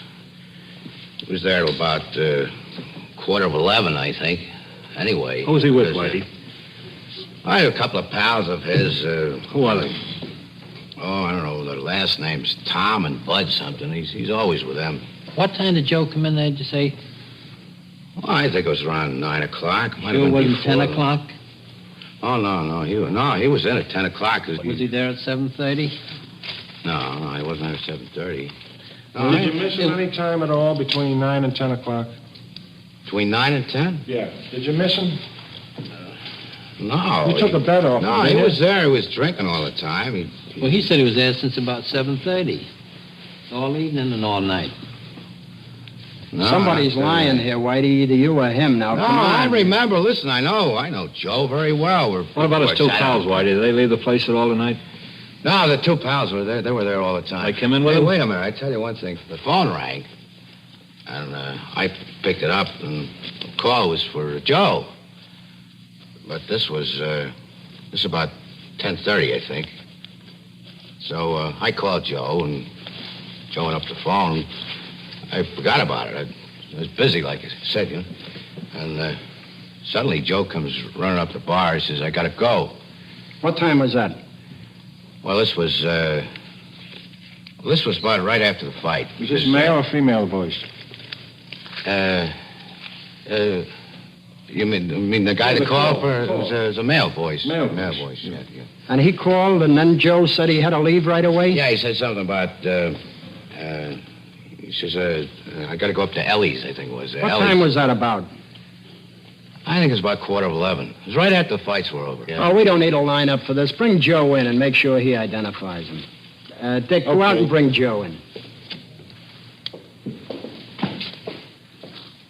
Is this the fella here? Yeah. Hey, Whitey. Hi, Joe. Hey, Joe. Yeah. You said that you were in the bar all night. Yeah. Until the time you come home, the detectives met you at your door. Yeah. What are you lying about? Well, I was there. Well, all Whitey, night. Now, stop. Whitey said you weren't there. He said you left there. What? Who's Ellie? I don't know no Ellie. Well, you got a phone call and you left the place all excited. Well, I wasn't excited. It's Who true. called you? I got a phone call at Whitey's place, you see? Now, here's the way it works. Like I told you before, I take a little book here and there, see? Listen, Joe. No, that's the truth. Book. That's true. You want to hold a bag for everybody, hold it, because you're gonna hold it unless you tell us who you loan your car to, or if somebody else uses your Maybe car. Joe would rather talk to us with Whitey outside. You wait outside a while, Yeah, Whitey. okay. Go on out with him, Dick, huh? Very good. Good luck, Joe. All right, Whitey, thanks. Are you going to tell us who you loan your car to or not? I didn't lend it to nobody. All right, nobody had your car tonight? No. You had it the all only night. one had It the was keys? on the street. Hold it, fellas. Does the car belong to you? There's no mortgage on it or No, anything else? no. It all belongs to you? Yeah. Does everything in the car belong to you? That stuff in the back, on the trunk and all like Everything, that? so- Everything belongs Yeah. to you, huh? Is that right? That's right. All right, well, how about the gun under the seat? I don't know first? nothing about no gun. Now, you fellas heard him say everything belongs to him. And do you know with a previous misdemeanor, boy, this is a felony. You're not kidding anybody. You're in. Well, There's a man dying over there. all I know is you could check with the Whitey and with Bud. Bud works in the garage on First Avenue. We'll have somebody check. McCondy, I want to tell you something. Yeah. Now, we found this gun in your car, and what we're going to do, we're going to send this gun down to the Ballistic Bureau to have a test made and to see if it conforms with the bullets that were shot into that man tonight. So we're just going to hold you. You are now arrested. You're arrested for 1897 of the penal law, which happens to be a felony. So I want to tell you right now, you're permitted to call somebody or write a letter. Conrad, why don't you get some off yourself and kick in? You haven't got a chance. I tell you, everything I told you is true. We've been babying you all day and all night. I don't wanna We're not take- going to baby you anymore. I don't want to take no raps for nobody, so... You're not going to take any raps. No, Okay, well, I I'm don't glad wanna to take hear raps. that. Why don't you tell the lieutenant just what happened? Okay. All right, let's go. I got a phone call Let him at talk. Whitey's, you see, from Dunk. Dunk. What's Dunk's name? Dunk Rui. Dunk Rui? Yeah, it's like Dewey with an R. Where does he live? He lives on 390 71st Street. That's Ellie's. That's his girlfriend. Oh, yeah? Yeah, that's where he called me from Ellie's house. Let's take this name and address Sure, for sure. a while. Check that at the BCI. See Okay, if we get anything right. on him. Go ahead now. Well, he called me up and he said he had to see me, you see. So I told him to come down because I wanted to watch the fight. I didn't want to miss the last round. So he said it was very important I should come to Ellie's house as fast as I could get there. He was the one who was excited. I wasn't excited. You're the calm type. Yeah, you know. Anyway, I went over to Ellie's house and I loaned Dunk my car. He didn't tell me what he was going to do with No, he with the twisted car. your arm for you to get it from him. Well, I lend him the car. He pays Where's me a couple Dunk of now? bucks. I don't know where he is now. Maybe he's at Ellie's. At Ellie's house? Yeah. What time did you lend him the car? I don't know when he took it. I gave him the keys. Where do you generally meet him? At Whitey's. At Whitey's? Yeah, huh? yeah. But he goes steady with Ellie, huh? Yeah, I've been up there for a bit. Does he live with her? Well, he's there most of the time. Just a friend. Let's be discreet, you know. What's that location again? 390 71st. What apartment? It's 3E, I think it is. It's on the third floor. They got a phone over there? Yeah. Okay. Say, Dick. Yes, Jerry, Lieutenant. get right over to this Ellie's house. You may nail that guy right there. In fact, I think we better put him in the boob downstairs and we'll all go over. Now, 20 minutes later, the detectives are in the hall on the third floor outside of Ellie's flat.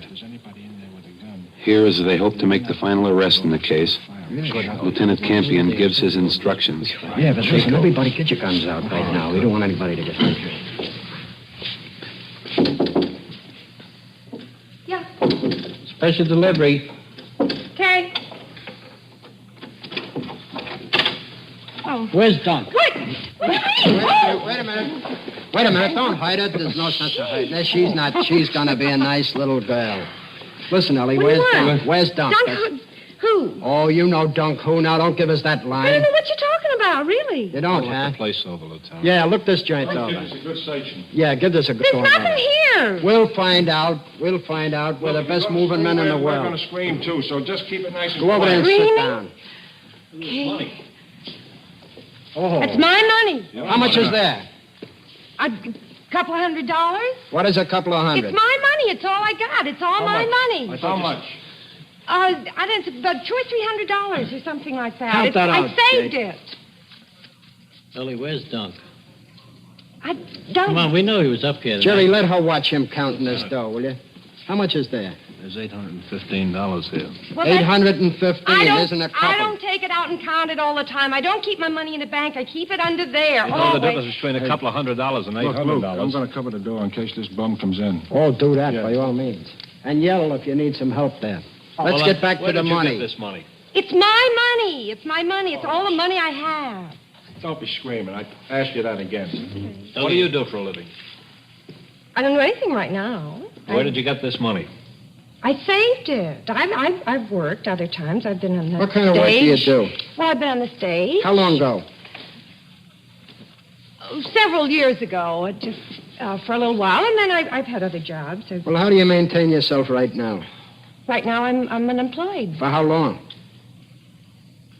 Oh, about 6 months or something like that. 6 months, and you got 815 fish under the cover there?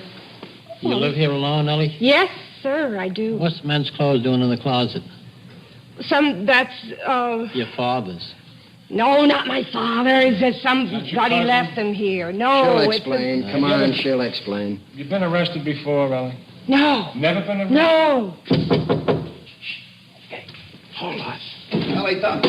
Yeah, man. Pick him up, Wait a man. minute, Pick what's him this? up. Oh, Give him a what? quick Take fan. your Give him a hands off. frisk. What's this, Ellie? Give him a frisk. I don't know. I don't know. Sit They down. didn't- Sit All down. right, sit down there. You didn't know Dunk, huh? I didn't say I didn't know him. I said I hadn't seen him in a long time, and I hadn't. Dunk, you better get that new suit out of the closet. Oh, You're yeah. going to need it. We're cops. I don't know you cops. Oh, do you want to be shown? Well, sure, I want to be shown. What do Shut you up, work you at? bum. We'll show you. What do you work at? I don't work. I'm sick. Are you? You'll be sicker when this is over. How long do you know the Jane here? How long do I know you? Couple years, right? Years, couple years. Do you, What- you what live did you- here? Well, I don't know what you want. What do you want with me? Are they your clothes in the closet? They're his clothes. Yeah. Did you leave any money with her? You left an envelope with her, didn't you? Some dough? She said you How much did. was it? Shut up. You keep quiet. How much did you leave with her? Well, look, I want a lawyer. I mean, I don't You have... get a lawyer. You get a lawyer. How much did Well, you leave with her? How much money? She said No, you left the money I with did. her. All right, I left her some money. I She don't said know. you left Envelope. $800. Is that I right? didn't leave. How much didn't did leave you you leave? $800. No. You didn't count it. I didn't leave any $800. So me. Put a- put a- What's put a the- pair of you got cuffs a on charge that or guy. something? Where were you on What that am I amount? charged? You'll tell. You'll We're hear going to the give you charge. 48. Did you ever hear about a 48? I don't know what it is, no. Well, we make out a short affidavit down in court, see? And it's a 48. And if we can't find anything on you in 48 hours, we give you another 48. And we keep giving you 48s. Until you get wise to What yourself. kind of a deal is that? I did nothing. That's the right All right, get them up. We'll take them down the house. Wait till I see that Joe. I'll tell him. Come on, keep going, Dunk. Next time I'll borrow somebody else's car. And that was Cops and Robbers, with real cops and not so real robbers. They were actors, and I'm sure you will agree, very good actors, playing for the most part without a script, knowing only the backgrounds and motivations of their characters. John Sylvester was Dunk, Elspeth Eric was Ellie, Larry Haynes played Joe, and Ken Lynch was the bartender. The CBS Radio Workshop is grateful to Lieutenant Dan Campion and Detectives Richard Jacobson, Howard Clancy, and Jerry Heaney for helping us try to prove a point. I hope we did. You have been listening to Cops and Robbers on the CBS Radio Workshop. Cops and Robbers was conceived and directed by Stanley Niss, who also acted as your narrator. All names were fictitious, except those of our detectives, who are all retired members of the Detective Division, Police Department, City of New York. This is Art Hannes inviting you to listen next week when the CBS Radio Workshop will present The Legend of Jimmy Blue Eyes, a narrative poem set to music by Ray Noble, the story of a jazz trumpeter who sells his soul to the devil. The CBS Radio Workshop is produced in New York by Paul Roberts. Another brilliant concert by the New York Philharmonic Symphony comes to you over most of these same stations on Sunday as Guido Cantelli returns to conduct an exciting program featuring the Beethoven Concerto No. 4 in G major with the distinguished German pianist William Backhaus as soloist. Stay tuned for 5 minutes of CBS News to be followed on most of these same stations by The Jack Carson Show. Tonight, the CBS Radio Workshop was transcribed. This is the CBS Radio Network.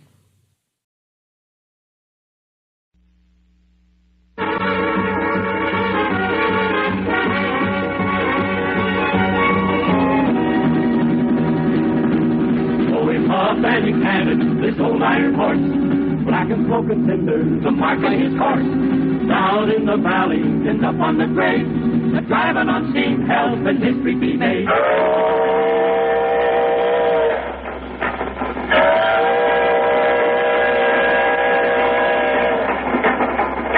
CBS Radio presents the CBS Radio Workshop, dedicated to man's imagination, the theater of the mind.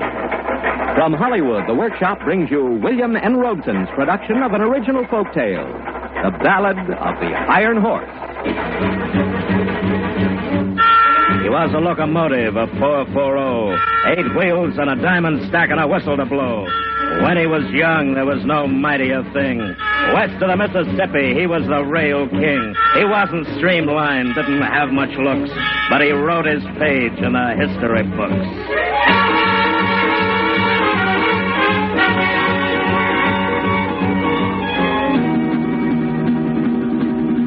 His mother was iron, his father was steel, forged in a smelter from his stack to his wheel. Rocked the rails in 1862, time of the strife, our grandpappies knew. The North General Grant, the South General Lee, depended on the engines to win each victory. Armies and equipment, the war's heavy loads, were all being carried on the new railroad.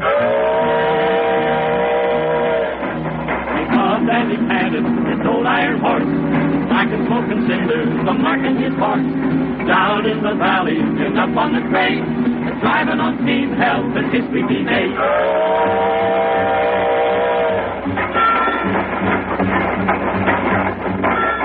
On for the wood pile, Mr. Yancey? That's right, boy. Should be up ahead. Well, it better be.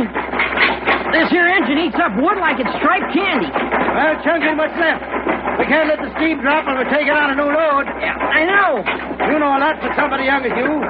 How long you been aching to be a fireman? Never did ache to be. Oh? No, sir. I aim to be an engineer. Engineer? Hey. Oh, you think that's funny? You're saying he's on his first run anywhere, and already he wants to be the boss. Boy, I'm not laughing at you. Oh, not much. But when the fighting's over, they're going to be making lots of new engines. Somebody's going to have to run them. When the fighting's over? Well, that can't be too far off. Sherman's outside Atlanta, and with all the troops this road's been carrying down from Nashville to help them, the Rebs can't hold out much longer. You think they can, Mr. Yancey? Mr. Yancey? Take a look up ahead there, boy. Tell me what you see.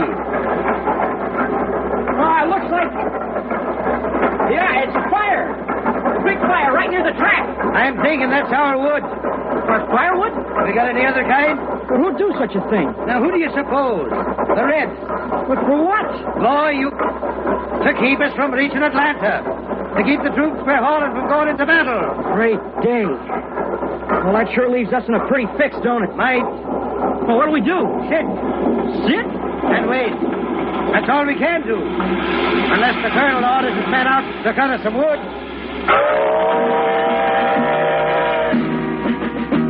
When Yancey told the colonel did scream. raved about an engine that burnt wood to make steam. Coal, Mr. Yancey. You've heard me say, convert to coal without a delay. And I've said yes. I've certainly agreed. Coal burns slower, give you more speed. But what'll we do now? We're fresh out of wood. Get the boys out. Exercise will do them good. Troops began to holler, the troops did right, having to chop wood far into the night. And who was it felt sorrow, and who felt shame? Our little old engine working to make his name. Yes, sir, emotion is sometimes to be found in steel. Railroaders will tell you that engines can feel. And our little engine, his feelings and pride, both were hurt by this turn of the tide. He was sent back north to haul coal from a mine, and never once got near the Atlanta battle line. Oh, he chugged and he puffed this old iron horse, like smoke and cinders, a mark in his course. Down in the valley and up on the grade, with driving on steam helping history be made.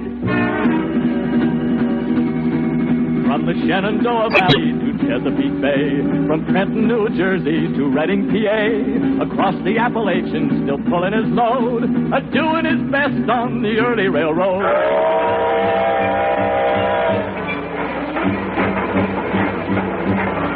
The end of the war saw folks moving west, and our little engine rolled on with the rest. Across the Missouri, then out on the plains, through pasture and fields planted with grains.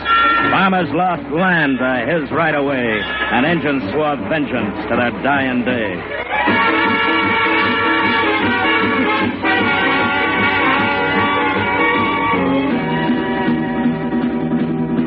He puffed and he snorted, hit this iron horse, black and smoke and cinders, the mark in his course. Down in the valley and up on the grade, but driving on steam helping history be made. Started into work on the old UP. Started laying track to the Western Sea. Across the mountains from California, the Central Pacific was on its way.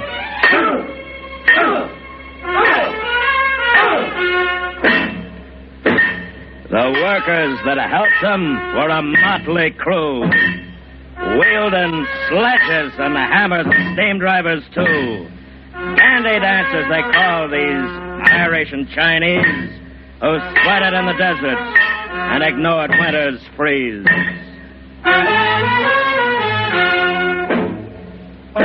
They gathered at the railhead with a week's work done. Places like Omaha, where they'd have their fun. They drank two-fisted gin and red-eye and fought with each other for a woman named Vi. They paid through the nose to dance with this dolly. And as always, the Irish grew most melancholy. No more.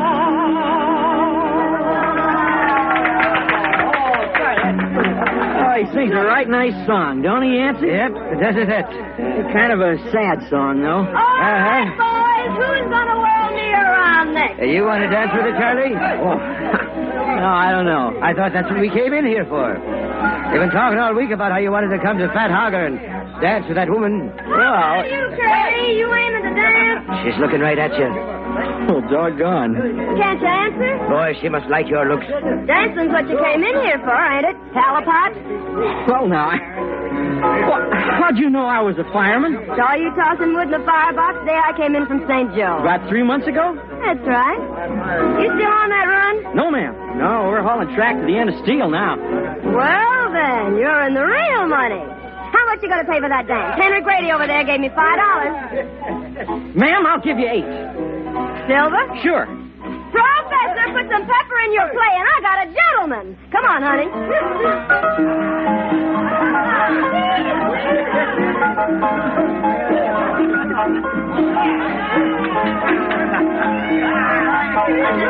All right, just a minute, little lady. What do you think you're doing? I'm dancing with this gentleman, Mr. Grady. Not when I already said I'd pay you more than anybody else here. Fairly Charlie just gave me $8. Now get out of my way. Come on, Talipot. Don't you pay him no mind. Talipot, eh? I'm a fireman, mister. That's what the railroaders call us. Well, I'm a steel-driving man myself. Now, you let loose of her before I bust your face open. Henry Grady, you get away now. Pardon me, ma'am?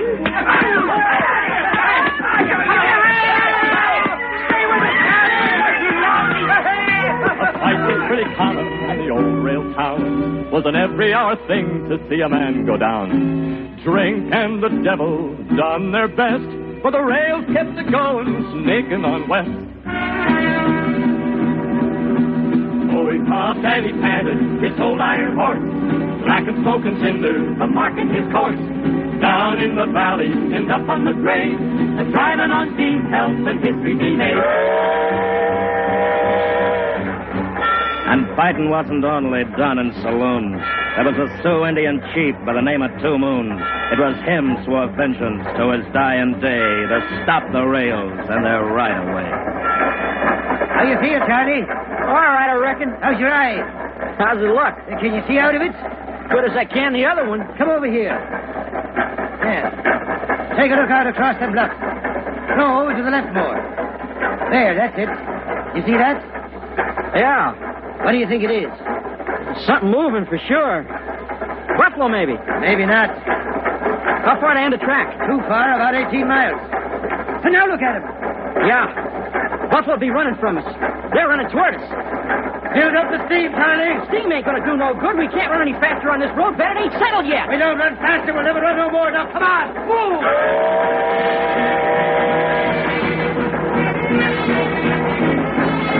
They let out the throttle with the engine moving fast. Looked out the cab and saw engines riding past. Built up the pressure to 150 pounds. The safety valves blew, but they didn't let down. They grabbed up their rifles and they took careful aim. Our engine was straining, never to be the same. His boilerplate weakened already by rust. Didn't seem like they'd lose that Indian dust. Got me one! Throwing more wood, Charlie! You want to bust the boiler, Mr. Yancey? I aimed down from these engine ponies. You look at the pressure gauge? You see what it says? Can't help it. We don't get more speed than we try to board it. But if the boiler goes... I'll bargain with you. You do like I said. And keep it down while you're doing it. Our little engine shuddered, his drivers did strain, but finally outran the fastest horse of the plain. His boilerplate warped, his oilers full strung. He proved himself a hero, but a hero unsung. He puffed and he panted, his little iron horse, driving on steam to change history's course. To the end of steel, this was his last run. To the roundhouse he went, now repairs were begun. Men, Frank Crummett is here with me to say a word about Roy Tan cigars. Frank Crummett. I'm really a fan for Roy Tan, and the reason is Roy Tan has more long-filler Havana tobacco, and yet it's a 5-cent cigar.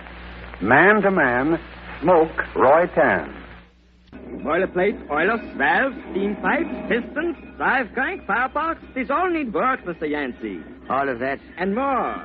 It's a wonder you got here under your own steam. Now, you just go up to the General Dodge Hotel and relax. When it's all done, I send you word. I guess that's all I can do. Of course it is. Mr. Yancey! Mr. Yancey, you heard the news? The bad news I did. But this is good. What news? They're about to meet. What? Who is? The two roads, the tracks are about to meet. Word just came in over the telegraph. Where they at? Where they going to hold the ceremony? They say it'll be at Promontory Point, west of Ogden. Mr. Hamill, I'd like to be there. Well, so would all of us. You think you'll be long getting my engine fixed? Nancy, I told you. It's going to take time, but I do my best. I figure maybe this little engine, he's likely done his share. Maybe he'd like to be there, too. He sure would, Mr. Hamill. You can call me crazy, but I've been riding his cab a long time. I know he would. On the 10th of May, 1869, the meeting of the Central and the UP line was marked by speeches and whiskey and glory, and the gold spike driven at Promontory, and left sitting in the roundhouse, far from this place, his boiler still out, not sound from the race, was a little engine who wanted to be honored and praised for his march toward the sea. But like many others, no mention was made of our little engine and the part he had played. So with this day over and another begun, his boiler returned. He chugged west toward the sun. Oh, we crossed and it landed this old iron horse, black and smoke and cinders, but marking his course. Down in the valley and up on the grade, a driving on steam, health and history be made. From Council Bluff, Iowa to Old Cheyenne, he made the trip over and over again. He hauled logs a while on the western line, then down into Utah. And on mountain time, he brought ranchers goods and gave some a ride. Some of them paid with a buffalo hide. Climbed down from their steed, they called a cayuse. They tilted their hats and climbed on the caboose. Oh, he carved and he panted this old iron horse, black and smoke and cinders, a marking his course. Down in the valley and up on the grade, a driving on steam, help and history be made. He pulled cars and lumber and sometimes coal, and then got orders. The Pacific was his goal. Up on toward the Sierras through the lofty pines, heading for California's rich gold mines. Up Donner Pass he struggled, fought toward the top, but he couldn't quite make it. At last had to stop. The work he'd done, the years he'd lived, had taken its toll. He had no more to give. He fought with a last gasp. He struggled and cried, but he couldn't make the grade, no matter how he tried.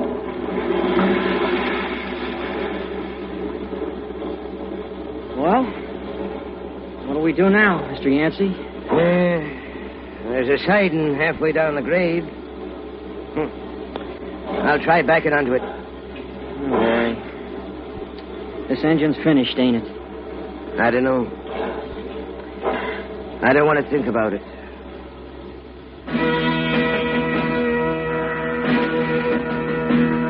They left him on the siding, said he was through. Got another engine, one with power that was new.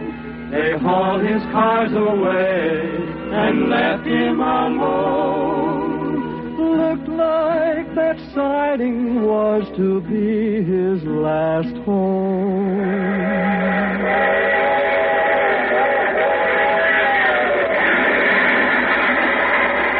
He could hear other engines go charging on by, making the grade without having to try.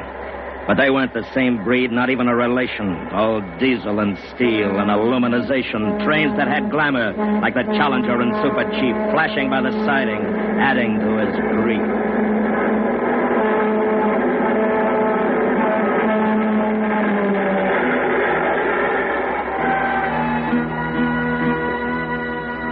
It gets cold up on Donner. Snow gets so deep. In the fall, he was packed in for a long winter's sleep. He stood there, right in sight of the main line. But no one noticed him for the longest time. His parts had most rusted. His pistons froze fast. He was an old has-been, a relic from the past. Of course, with all that snow on him. No, it's all right, Henry. I'll be able to tell. Well, by golly. By George, Henry, I didn't think it was possible. And it is what you've been looking for, Mr. Tyson? Exactly, just exactly. An old 8-wheel American Standard. What's he doing here? I don't know, sir. I asked around, but if anybody ever did know, they've forgotten. Well, he'll need a complete overhaul. Yes, sir. Of course, the first thing is to get him down to the city. I'll take care of it, sir. Fine, Henry. You do that. A few days later, a diesel-drawn train stopped at the siding with the help of a crane, lifted our engine onto a flat car, crossed over Donner toward the evening star.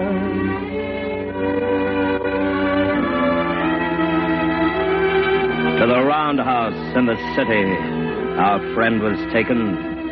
And all the while knowing that he wasn't forsaken. And when the work was completed, he stood there gleaming. He couldn't be sure that he hadn't been dreaming. And then off to a park with its grass so green. He was once more traveling under his very own steam. Hey, kiddies, boys and girls. Bard to One, the only authentic diamond stack locomotive on the Pacific coast. For a scenic trip around the park. Travel like your grandpas did. Ride the train that carried the troops to the Civil War and fought off the Indians and won the West. Right this way, kiddies.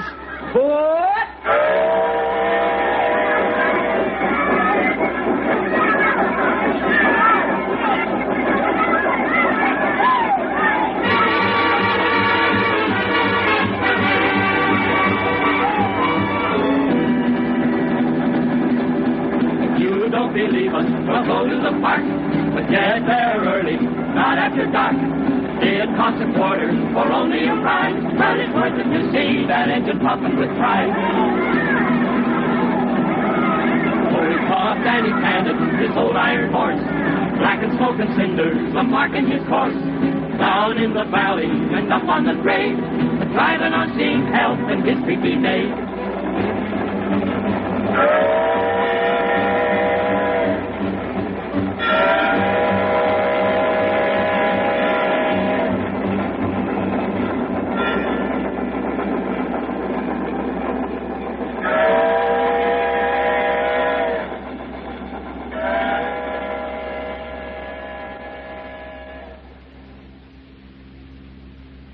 The CBS Radio Workshop has presented The Ballad of the Iron Horse by Charles B. Smith, based upon an original story by Ken McManus, with music composed by Fred Steiner and conducted by Lynn Murray. The Ballad of the Iron Horse was sung by the Mellow Men, narrated by William Conrad, and produced and directed in Hollywood by William N. Robeson. Included in the cast were Joan Banks, Dick Crenna, Joe DeSantis, John Daner, Jack Moyles, and Dawes Butler. Sound patterns by Bill James and Tom Hanley. The sounds of the Iron Horse were recorded on the Oahu Railway in Travel Town, Griffith Park, Los Angeles, through the cooperation of William Fredrickson, Director of Recreation and Parks of the City of Los Angeles.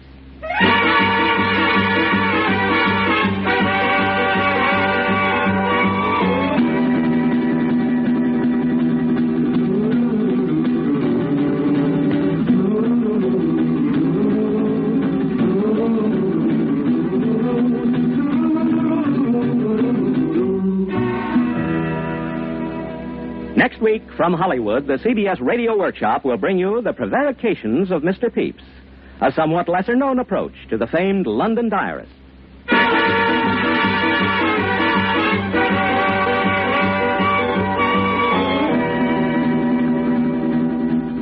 America listens most to the CBS Radio Network. WGBI, AM and FM, Scranton. From Hollywood, the CBS Radio Workshop. Damage incalculable. 62 square miles of mountains and valleys of farms and pastures reduced to blackened ash.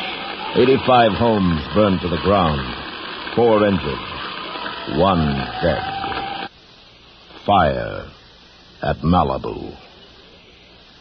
CBS Radio presents the CBS Radio Workshop, dedicated to man's imagination, the theater of the mind.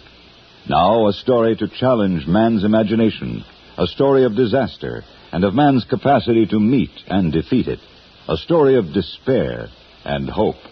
Fire at Malibu, starring Mr. William Conrad as narrator.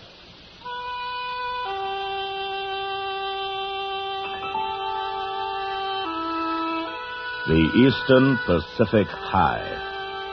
It stretched from Baja, California to Hawaii and north to Anchorage, Alaska, and back south again past Vancouver Island and Puget Sound, past the Farallones and the Channel Islands. Day after day, week after week, it squatted across half of the Eastern Pacific. For 8 weeks, it remained immovable, You couldn't feel it or taste it or see it excepting on the weatherman's map, but it was there. That vast, high-pressure area, blocking off the rain from the green forests of the Northwest and the brown hills of Southern California. Weather moves from west to east, out of the bleak black cold of Siberia and Mongolia, down across the Sea of Japan and on east across the Pacific.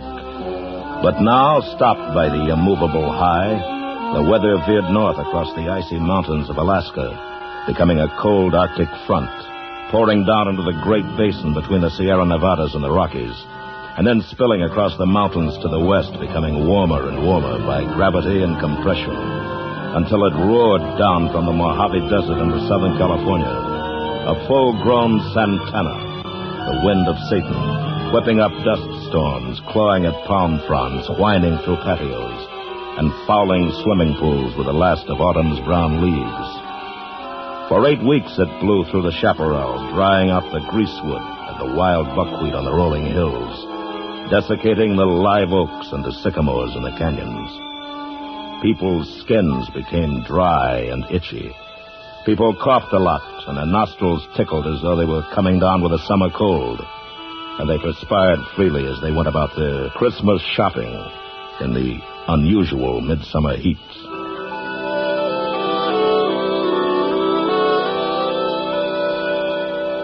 By this time of year, there should have been a total rainfall of 4 3/4 inches. Less than a half inch had fallen since July.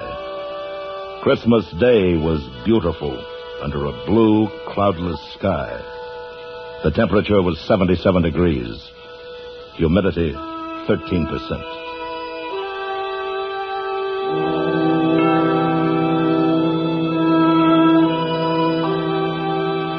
Western Airlines Flight 39 left Salt Lake City at midnight Christmas night, southbound for Las Vegas and Los Angeles.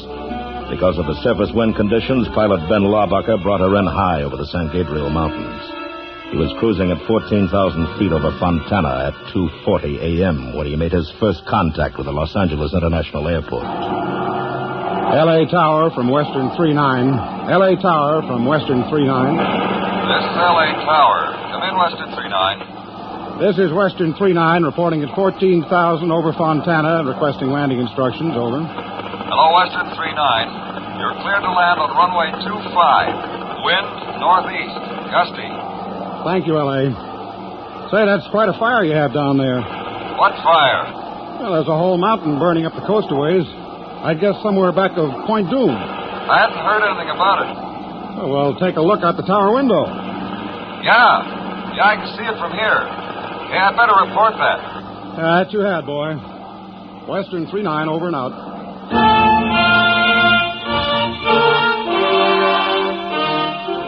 Donna Cruz was fairly new at her job.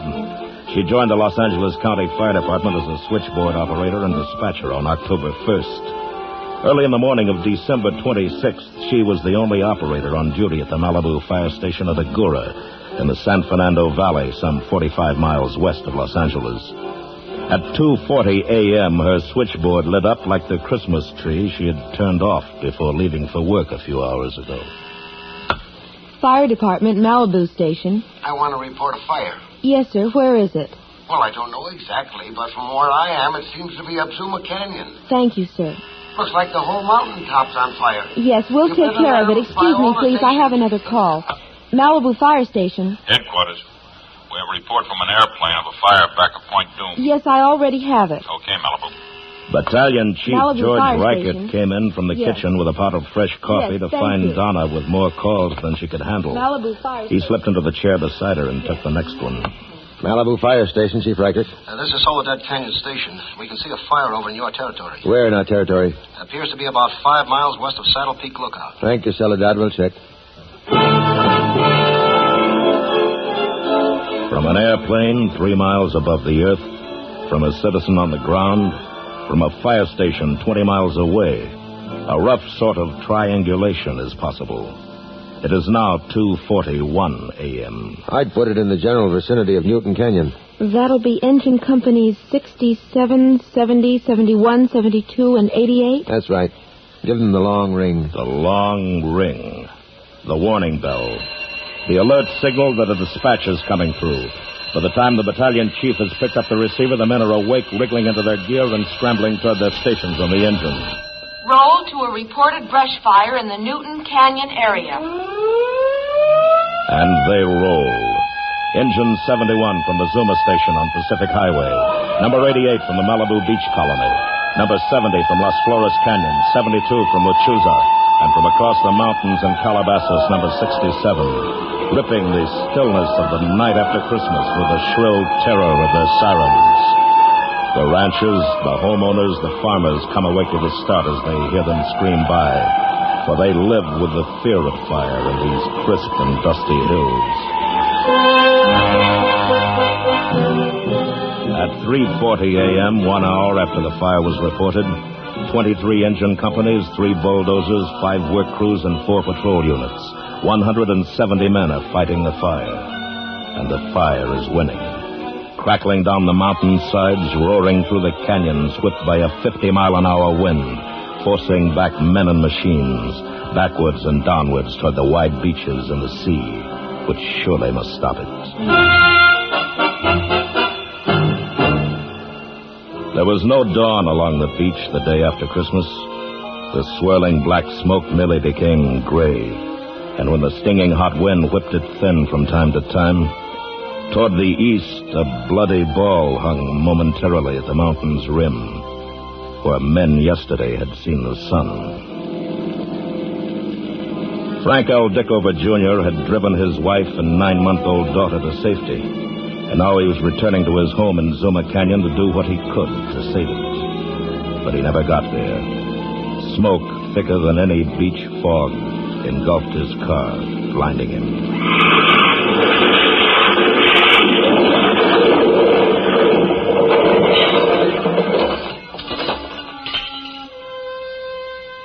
After the fire had roared by, the highway patrol found the wreck, and nearby Mr. Dickover's charred body. He'd broken his leg when the car went off the road. He didn't have a chance to escape.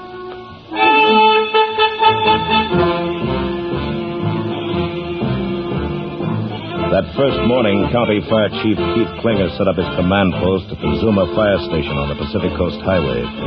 His command now comprised 430 men, including Navy and Marine personnel, moved in by truck from the CV base at Fort Hueneme in Terminal Island. In the firehouse, where the gleaming engines usually stand, gray ladies of the Red Cross served coffee and sandwiches to smoke-blackened firefighters. In the dormitory, men off the line were treated for eye burn and smoke poisoning. In the kitchen, Bob Singleton set up a press center to accommodate the reporters, radio commentators, and TV newsreelmen. Battalion 5B to First Assistant Chief. Battalion 5B to First Assistant Chief. This is Chief Percy. Go ahead. I think we've saved all the homes in the Zuma Canyon area, but the fire's jumped the highway at Broad Beach and taken 2 big houses. Chief Anderson to Zuma Station. Chief Anderson to Zuma Station. Go ahead, Harvey. Ramiro Canyon's getting too hot to hold. Gotta have 10 patrols to work around the houses right away. Okay, Harvey. Did you hear that, Keith? Yeah. Ramiro goes, Escondido Canyon will be next. No doubt about it. Ask the sheriff's office to evacuate Escondido Canyon. Right away. Captain Sewell Griggers of the Sheriff's Aero Squadron has a bullhorn on his helicopter. He uses it to untangle traffic jams on Los Angeles' far-flung freeways. This morning it is used for another purpose, as he flies low and slow up Escondido Canyon. This is the Los Angeles County Sheriff's Office. Escondido Canyon is in fire danger. Persons still in the canyon are ordered to evacuate immediately. This is the Los Angeles County Sheriff's Office. And First Assistant Fire Chief Roland W. Percy grimly sums up the situation. And the fire spread very, very rapidly, and within 4 hours they had over 5,000 acres going. It's a very fast-moving fire. We cannot say how soon it will be under control. It's burning fiercely on all fronts right at the present time, and the weather conditions are very unfavorable, and reports we have will last for the next 2 days. And they're northeast winds, and they're all very drying winds. We've had this condition now for about 2 months, and there is no moisture left in the brush whatsoever. It's very explosive. We have to be very careful where we place our engine companies and personnel so we do not trap anyone.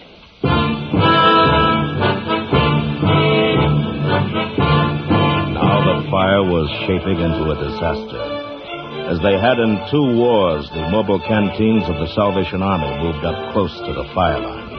At the Webster School on Malibu Canyon Road, the Red Cross set up an evacuation center. And as the refugees poured in on foot, by automobile, and some even on horseback, the stories poured out. There was Mrs. Jean Hasselquist's narrow escape. We just woke up around 5 o'clock by telephone call from a lovely neighbor, and we looked up and the whole hillside and the mountain range was on fire, and we were quite sure that we weren't going to be in the flames until the last minute when it leaped over the far hillside there, and all of a sudden the whole hill was just in a mass of flames, and we just ran for our lives. We just missed the flames by about 10 feet. By nightfall this first burning day, 900 men and 100 pieces of equipment were fighting a wholly uncontrolled fire.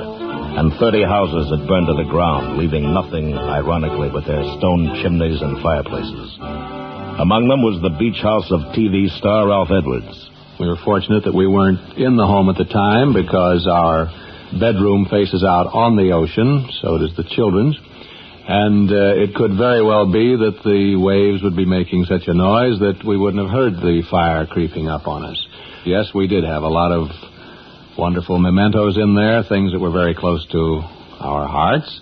But the ones I really feel sorry for are those people who lived on their land, who made their living out of the land, and to have their home go up in flames, that indeed was a tragedy.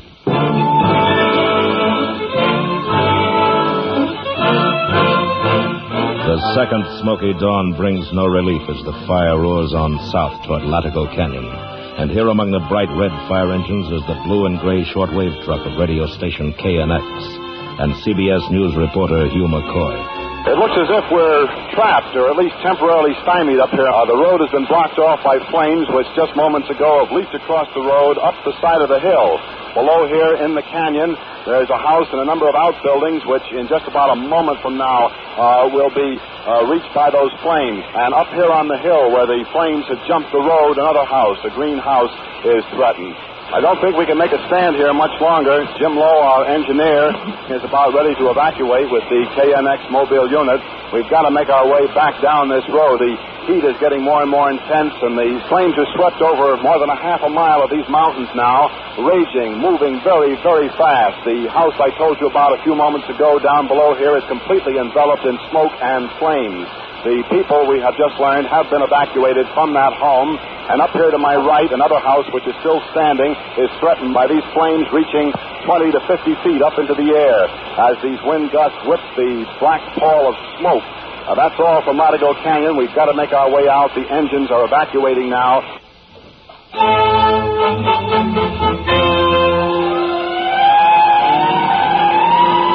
That afternoon along Highway 101, the citizens of Santa Maria and Santa Barbara, of Carpinteria and Oxnard knew something was up, something big, as a convoy of 18 civilian defense pumpers from Northern California rode south, red lights flashing, sirens screaming. Something indeed big was up as the engines from the north pulled into the Zuma fire station. Malibu statue in Agoura. Go ahead. We have a reported fire in the Hume tract. Hume tract? Yes, sir, just north of the sheriff's substation on Pacific Highway. It's traveling very fast. It's already taken several homes. Thank you. Chief? Yes, Roland? Just got a report of a blaze above the sheriff's station. That's 8 miles east of here. Must be a completely new fire. It's gotta be. Order out every available piece of equipment in both the city and county. I'll take these civilian defense engines down there myself.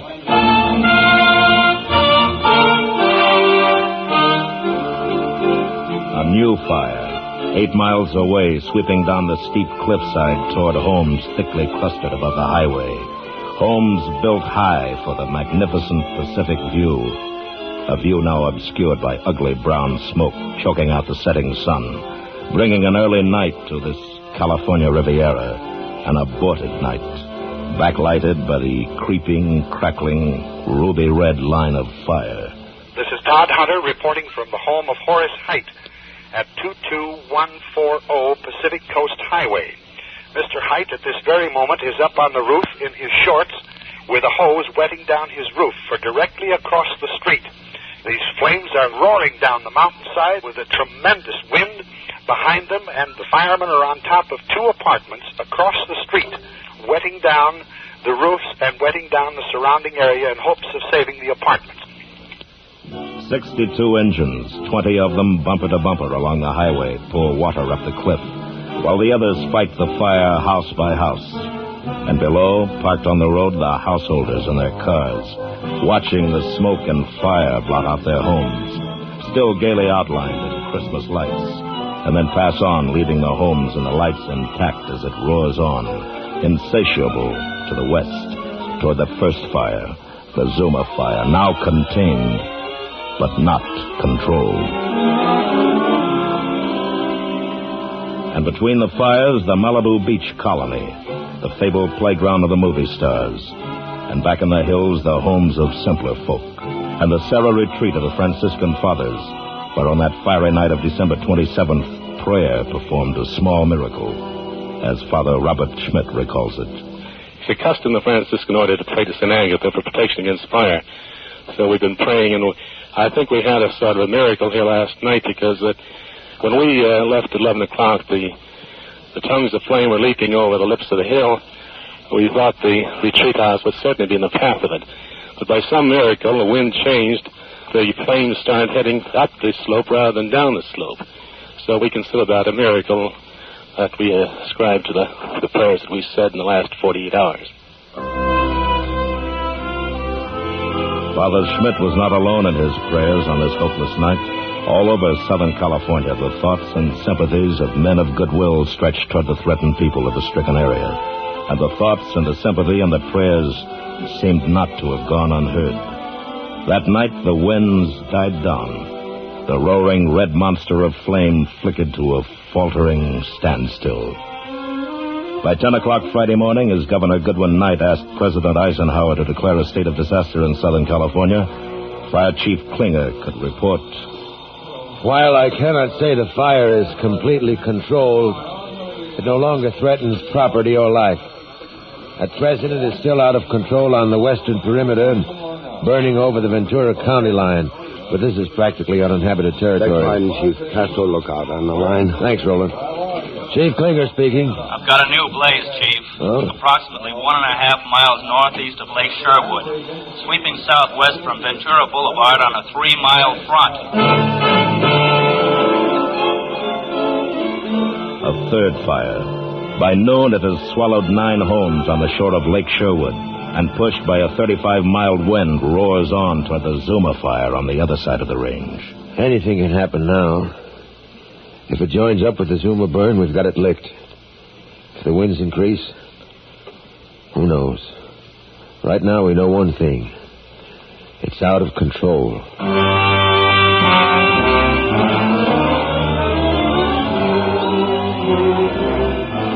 The sun sank that Friday evening behind a dirty brown cloud of smoke that stretched 50 miles from the San Fernando Valley, across the mountains and over the ocean to Catalina Island. Sank red and angry, leaving behind its afterimage a corona of fire atop the hills. And 2,000 weary men fought through that last long night.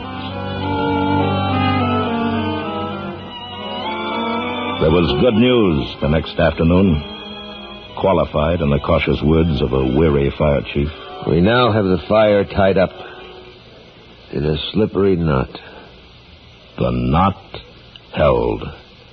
And so did the Pacific High.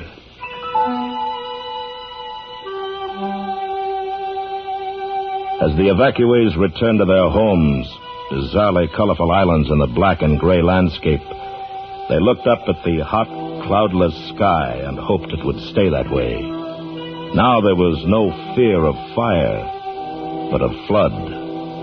When the rains came, and come they must, what would happen to their homes, with no living vegetation in the hills to hold back the waters? Day after day, Forestry Department planes flew over the 26,000 acres of devastated mountains and hillsides, scattering 500,000 pounds of ryegrass seed. And the Pacific High held. And men ask, will the rains, when they come so heavily the seeds will wash away before they sprout? And men began filling sandbags and building dikes around their homes. And finally, the Pacific High weakened and broke, and the rains came.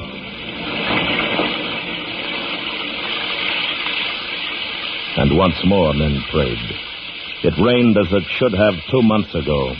It rained all day Friday, the 11th of January, all day Saturday, sometimes mercifully, sometimes fiercely, and no one could be sure. And then, Sunday's dawn burst into a blue sky, lazy with the fleecy clouds that follow a storm. Daddy! Daddy, look! What is it, honey? Look out the window. The hills. They're all green. Yes, like a green fuzz across the gray hillsides, the ryegrass had sprouted and pushed its way through the cold ashes like a promise of springtime. There would be food now for the hungry deer in the high hills. There would be tiny roots now holding back the soil against the next rain. And there would be beauty again in Malibu. Because man, who knows so well how to organize for his own destruction, had also learned how to organize for his own salvation.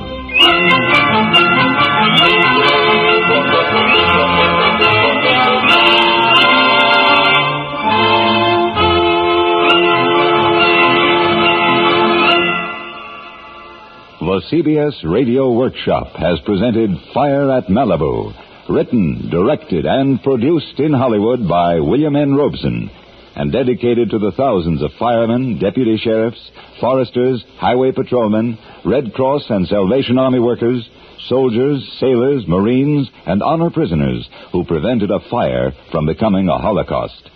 Fire at Malibu was narrated by William Conrad. The special musical score was composed and conducted by Lynn Murray, and the actors were Norma Jean Nielsen, Court Falkenberg, Larry Thor, Jim Nusser, Barney Phillips, Joe DeSantis, Lou Krugman, and Sam Pierce. Listen next week when the workshop comes to you from New York with the story of a man who lives for laughter, The Crazy Life, starring Henry Morgan. Crackerjack reporters fire the questions at leading government personalities every Sunday night on Face the Nation. For stimulating listening, hear the popular CBS Public Affairs feature, Face the Nation, tonight. You'll find it a rewarding excursion into the world of current affairs. Now stay tuned for Suspense, which follows immediately over most of these same stations.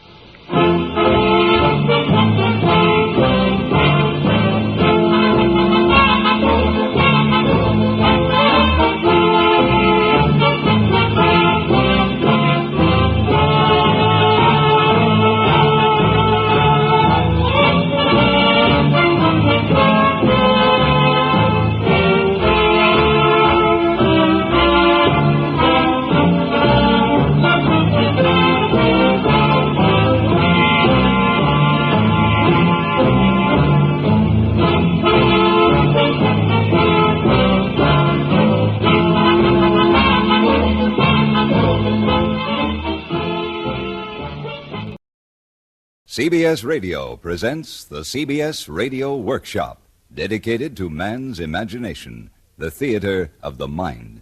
Tonight, a study in semantics, or a play on words. It is written by Anthony Ellis and is called A Matter of Logic. All right, Bill, hold it. You mind, Bill? I'd like to get a timing on this thing. We're late now. Oh, I'm sorry, Tony. All right, hold it quiet now. We'll start again from the top. Keep it quiet, real quiet. From the top again. Hey, Tone.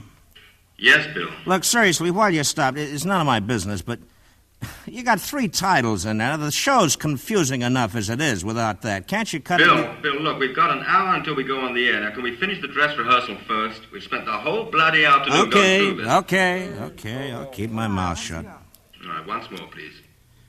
You from the top. Keep it quiet. All right, here we go. CBS Radio presents the CBS Radio Workshop, dedicated to man's imagination, the theater of the mind. Tonight, a study in semantics, or a play on words. It is written by Anthony Ellis and is called A Matter of Logic. Well, Bill, that's supposed to be a word cue for you. I'm sorry, Tony. I was just trying to figure it out, that's all. Figure what out? Well, how to do this thing, Tony. Well, don't you think it's a little late for that, Bill? Why don't you just try it all the way through? Maybe it'll come together. You've spent most of the rehearsal arguing about the logic. Now, perhaps if you try a performance... Oh? Well, if you don't like my performance, Tony, maybe you better get yourself another boy, I haven't heard a performance yet. Now, come on, Bill, please. Look, you've given me 26 minutes of monologue to play. That's a lot of double talk, and I don't understand it. Nobody in the studio understands it, and the audience is not going to understand it. But you want me to give a performance, huh? Wait a minute. I'll come out. We'll get this thing settled once and for all. Cast, you might as well take 5 minutes. I'll be right out.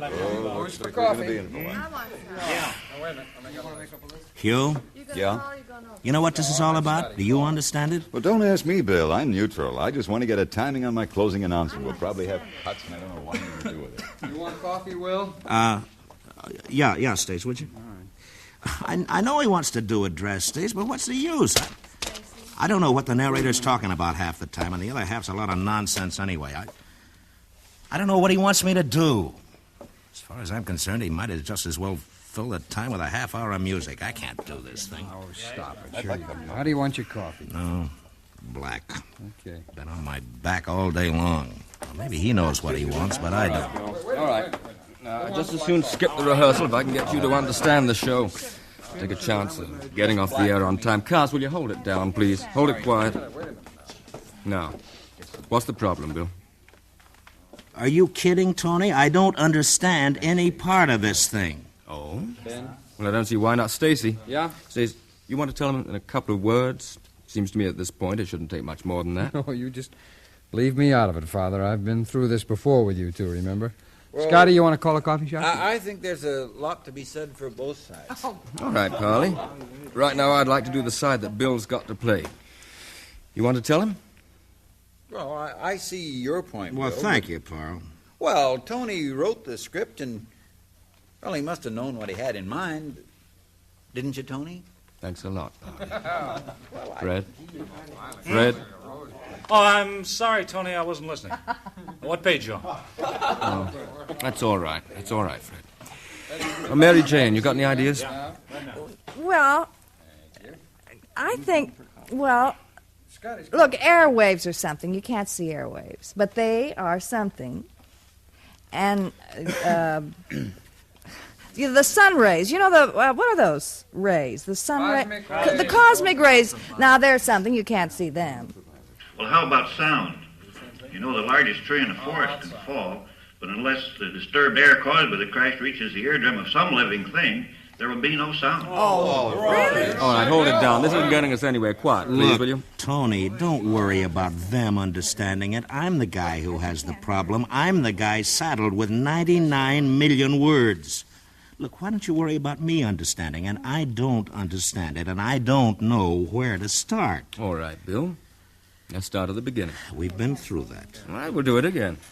Line 17. Hold it quiet, will you please? 17, definition, page 1. It's pointless, Tony. No. Not if it makes you understand. Line 17. Now, come on, Bill. Let's try it. All right. Nobody. A noun. Meaning, no person. No one. Hence, a person of no influence, importance, or social standing. An insignificant person. Okay, fine. Now, let's stop right there. Now, forget the script for a minute. I'd be delighted. Oh, come on, Bill. Now, I'm trying to get this thing done. I'm sorry. Go ahead. All right, now. Nobody. Meaning, no person. No one. Hence, a person of no influence, no importance. But they're not the same thing, Tony. They're separate and distinct. And besides, that's not what you're saying in the script. Well, what am I saying? You're saying nobody, no-body, is really somebody. That's right. In order for there to be a nobody, there has to be has to have been a somebody. It's a play on words, then, Tony, but it isn't logic. But of course it is, Bill. Oh, no, it isn't. Now, wait Look, a minute. you can't... Wait a minute. Look here. Supposing you and Junior at home, telephone rings, and she says... Now, will you get that? It's probably for you anyway. Yeah, honey, I will. Hello. Hello.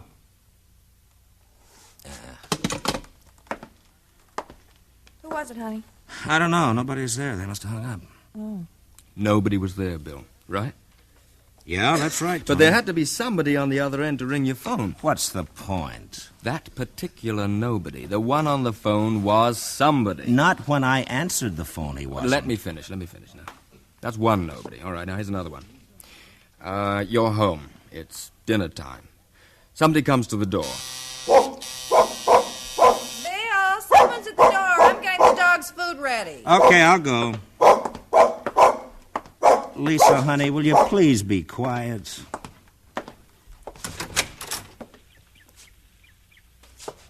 Huh.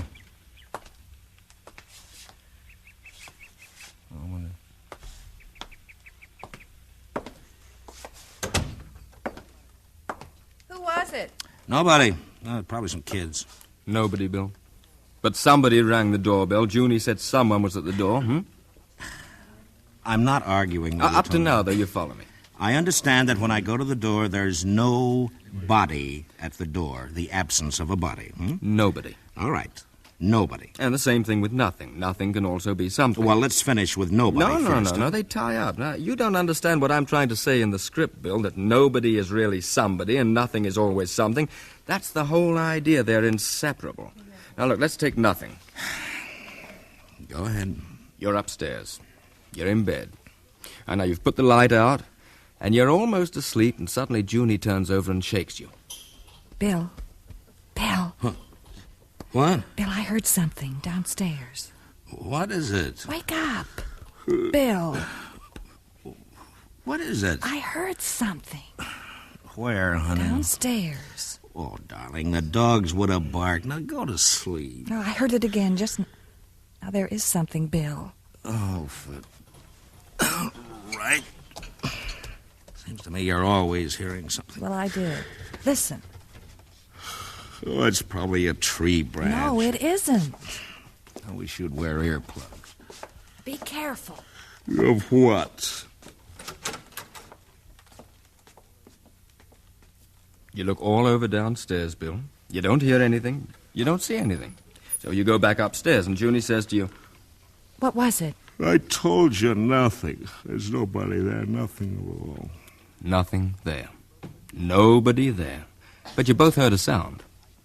Well, you say we did. I didn't, Tony. Besides, why have I always got to be the one to answer the phones and the doorbells and get up in the middle of the night? Why don't you let her do it? That's funny. Well, no, let's not be funny, huh? I'm as sick of this thing as you are, Bill. I doubt that, We've got Tony. a show to put on the air in about 40 minutes, and it's going to go on. Now, will you please try to help? You haven't said anything new, Tony. I know what you're getting at. You're saying nobody, nothing, are somebody and something.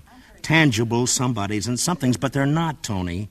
Now, if you want to make a play on words, that's all right with me, but what you're asking me to do is make reality out of fantasy, and that's the way you want me to play it, but I can't do it, Tony. It can't be done. It's not logic, and we can sit here for 10 hours. That's not going to change anything. But you do agree that nobody is the absence of somebody? Obviously. As an Tony. example. Oh, that's not. I don't want any more As an example, you're a policeman. You get a call about a murder. You go to the scene of the crime, and while you're there, Excuse me, Mr. Ellis. Yes, Hugh. I'd like to be able to run through the closing before we go on the air. There are a couple of It's things... all right. We'll have time. Now, don't worry about it. Thank you. Look, Tony, why don't we just forget about it, huh? I'll do No. the best I can. This may help to straighten it out. Now, look, you're a policeman. You go to the scene of a crime. Yeah. When you get there, the officer on the beat's waiting for you.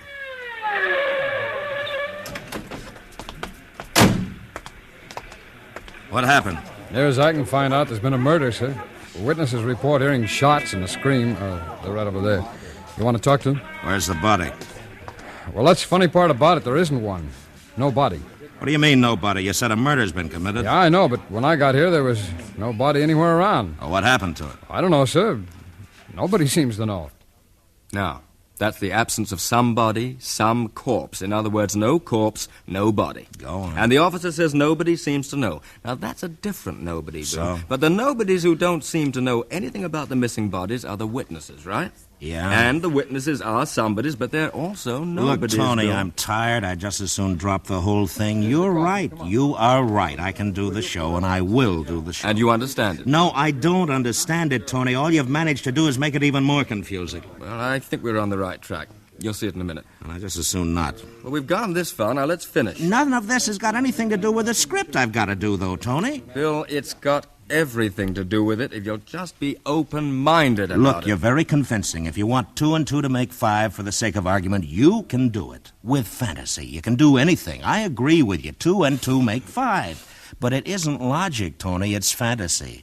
That I can play if you want me. But I don't want you to play it as a fantasy, Bill. I want you to play it as a realistic piece because it is reality. We're back where we started. Are you deliberately trying to be arbitrary, Bill? Oh, come off. Knock it off, I mean Tony. it. Listen, I'm just an actor. You wrote this epic. You're directing it. Now, if you can make me understand what you want, I'll play it for you. It's not my fault if you're inarticulate. Or you're so blasted obstinate that you won't see what I'm trying to say. What? What are you trying to say? All right, I wish quiet you'd down, tell me. please. Look, if I can't understand, how do you expect the audience to, huh? I've got a wonderful idea. Why don't you play this thing yourself, and I'll go sit in your little control room and wave my finger at you. How about If that? it weren't so late, Bill, I'd try that. I'll bet you would, yeah. That's a nice piece of arrogance. Do you mind if we get into personalities after the show, Bill? I'm sorry, Tony. I'm That's sorry, all right. fellas. It's all right. It's all right. It's Excuse my me. fault, too. Now, look, I'm trying to see your side, Bill. I really am. Will you just do one thing for me? Now, maybe this will clear it up. Yeah, sure. What? Turn to page 21. 21. Yeah. Line 8. No. I'll start on 10. Yeah, that's it. That great assemblage of Yeah, I nobody's got it. line 10. I got it. Who are they? That great assembly of nobodies. Where do they come from? But why should I be afraid? They're non-existent. They can't. They don't affect me. Well? Well? Well, that's it, isn't it? What, Tony? Who are the nobodies? Where do they come from? Will you tell me? I still don't get it. Bill, by the time you get to that speech, you've already been answering the question for 20 pages, and you can't even see it No, now. I can't see Oh, it. Lord. Hold it, Stacy, will you? Bill, that's the whole point of the show. You, the narrator, tells the audience that nobodies are somebodies. You spend 20 minutes doing it, but the twist at the end is that because you're so logically minded, so analytical, you're not flexible enough to encompass the enormity of the truths you've been Are saying. you talking about me now or this character I'm The playing? character. All right. Now for me, huh? Little old Bill, you tell me. Where do they come from, Tony? I'm as stupid as this character I'm playing. Where do these nobodies come from? Okay, you said it somewhere back on 10, 11, doesn't matter. Look, I'll give it to you simply. Yeah, you do that. You make it very simple Don't for me, worry, huh? I will. Excuse me, Mr. Ellis. Yes, Hugh, what? I'll be able to get that timing on the close one eye in case you want some cuts. We've only got 20 You'll minutes. have time, Hugh, before air. Now, don't worry. Thank you. I don't know why I took this call. I could have gone fishing today. Well, nobody twisted your arm, Bill. Oh, don't say nobody that way, please. All right. Now, look. Just keep an open mind and listen. Okay, open mind and I'm listening. Nobodies are really somebodies. You've said that. I'm saying it again. All the nobodies we hear about, the nobody on the phone, nobody at the door, all of them, they're somebody. Where do they come from? Well, all right. Let's say you and I go out for lunch, dinner. Yeah? We're having a drink. Somebody comes into the restaurant, anyone. You see him, I don't know him, but you do. You lean across the table to me and you say, Hey, Tone, look over there. Hmm? See that fella coming in with a blonde? Yeah. Oh, what a bum. That's the biggest nobody in the business. Let me tell you what he did. Now, Bill, what did you call him? I called him a nobody, Tony. I know what you're getting No, you at. better let me tell you what I'm getting at. It'll save time. All right, now. That nobody that you saw in the restaurant, let's say he died about a year later. Oh, well, that's too bad. And what happened to him? Oh, he became Bridie Murphy, huh? All right, Bill, now I'm look. sorry. Go on. He died. He died and became one of that great assembly of nobodies. Uh-huh. He's one of them. Like all the others, everybody who's ever been called a nobody, after they die, they come back. They're the nobodies who ring doorbells and aren't there when you answer, who ring phones and hang up. Oh. Well, now you do understand? Well, I understand, Tony. That this is a very cute fantasy, Tony, a play on words. All the slobs I've ever called nobodies come back to haunt me, huh? Oh, well, this I understand, and it's very clever, and it's very cute. And you really understand? I said I understand. Good. And do you understand that those nobodies, they don't like being nobodies, they want to be somebodies? Kind of neurotic ghosts, huh? Oh, well, that makes a lot of sense. For a fantasy, Tony. Yeah, now that's fine, that's fine. Now, you've got half of it, Bill. What you call the fantasy, what I call the fantasy of the show. But there's also the logic in the show. No? Clear, cold logic, realism, fact. I don't care what you call it, Bill, and I guess this is the thing that's throwing you, the combination of the two. Must be. The character you're playing doesn't believe in ghosts. So that nobody who rings the bell has to have substance for you. Therefore, he is somebody. No, he isn't, Tony. He's the absence of the somebody. If nobody's standing outside my door, somebody isn't standing out there either. That's right. He was gone when you answered, but he's somebody. He's somewhere around. He has to be. You know, I got a wonderful idea. Why don't you sell this routine to Abbott and Costello? It's better than Who's on First. That's fine. You're a big help, Bill. Thank you. All right. Okay. Hold it. Look, Quiet. Tony, we've taken long enough over this. Just tell me how you want me to play it, and let's get the thing over with, huh? Realistically, Bill, that's all. Ah. That's all. You asked me to tell you how I wanted you to play it. I've told you. You can't combine fantasy and realism, No, Tony. you can't, Bill, and I can. I've done it, and there's the script. All right, then I'm a lousy actor. I'm sorry. So am I, but that's not getting the show on the air. Look, let me ask you something. You want me to read this stuff straight, huh? And believable? That's right. The fantasy part, too? Yes, but you make it fantasy, remember, only because you don't want to believe that it's logical, that it's happening. It's your way in the story of running away from reality. I'm running away from nobody. Yes, you are. Oh, well, boy, that's pretty scary stuff, that is. Oh, if I don't watch out, all the nobodies will come some dark night and get me, huh? Well, that's real strong stuff. It's raw and true to life and documentary. You know, Bill, that's not a bad idea. The nobodies all over the world, they don't like people like you. You're a somebody. A big somebody. Thank you very much, Mr. Ellis. Mm-hmm. And people like you, somebodies like you, call them nobodies. Make them nobodies. And the poor swine, they try to get even. Ringing doorbells. Mm-hmm. But it doesn't really get them even. It's a pretty empty victory. The one with the least influence, importance, the most insignificant nobody of all, he's the one who gets a thought. We'll make a list. We'll make a list of everybody, anybody who's done this to us, made us what we are, nobodies. We wanted to be somebodies all our lives, and they pushed us down, squashed us. So we'll just make a list. You mean a list through all the ages? Oh, no, just the dangerous ones, the somebodies living today. What'll we do with them? What they've done to us. Make them nobodies? Well, why not? But how? We've tried murder, they always catch somebody for the crime. They don't believe that nobody did it. They don't believe in nobody. Well, we can make them believe. We'll make all those big, important, influential somebodies like us. But the only difference is they won't have to be dead first. They'll just disappear right off the face of the earth. But how can we do it? How can we make them disappear? Well, we use the same method with them as we do with ourselves when we ring a doorbell or make a noise in a house at night. Dissolution. They'll vanish. Poof. Do you think it would work? Surely it must have been tried before. Well, not that I've heard. At least it's worth the effort. And I know who we'll start with. Who? An actor. I remember what he used to call me. He thinks he's a big somebody. An actor. His name's William Conrad. Yes, sir, we'll start with William Conrad, and when I'm finished with him, he'll be the greatest nobody, the most worthless non-entity in all of existence throughout time. You know, I'm getting pretty sick of this, Tony. What, Bill? You sitting there making snide remarks about me? No, nonsense. I'm a writer. I've outlined a fable. It's just an extension of the story we're supposed to be doing in about 10 minutes. Maybe someday I'll make it the sequel. Not with me, you won't. Oh, come on, I'm only kidding. I don't feel like kidding, Tony. Well, there doesn't seem to be anything else to do. Look, you might as well relax until airtime, Bill. Take it easy. I got to go in and time Hugh's closing. Hugh Douglas. Ready, Mr. Ellis. Hey, Tony, wait a minute. Hold it, Hugh. Yes, Bill. Look, let me get one thing straight, huh? I know it's a little late and we'll probably never agree, but for my own ego as an actor, I'd like to have at least some idea of what I got to do with your script, huh? Yeah, sure, go ahead. All right, now you say this show's logical, forgetting the fantasy, and, well, so help me for the last time.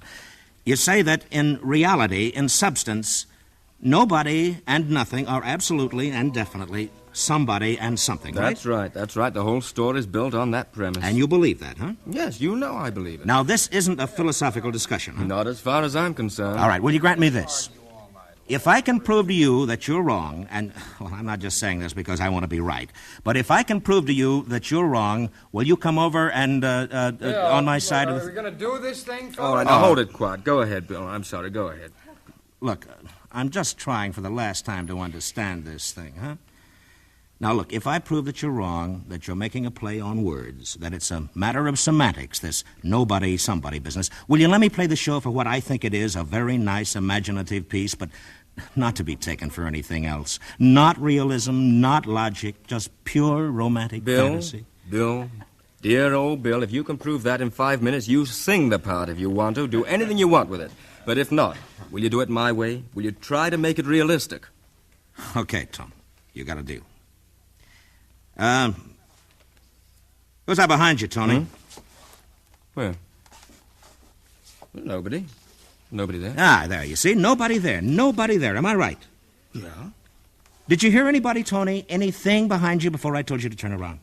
No. And there wasn't anybody, was there? No. You're sure now? Well, come on. Yes, I'm sure. So what? Hugh, no. Turn around and face me, Tom.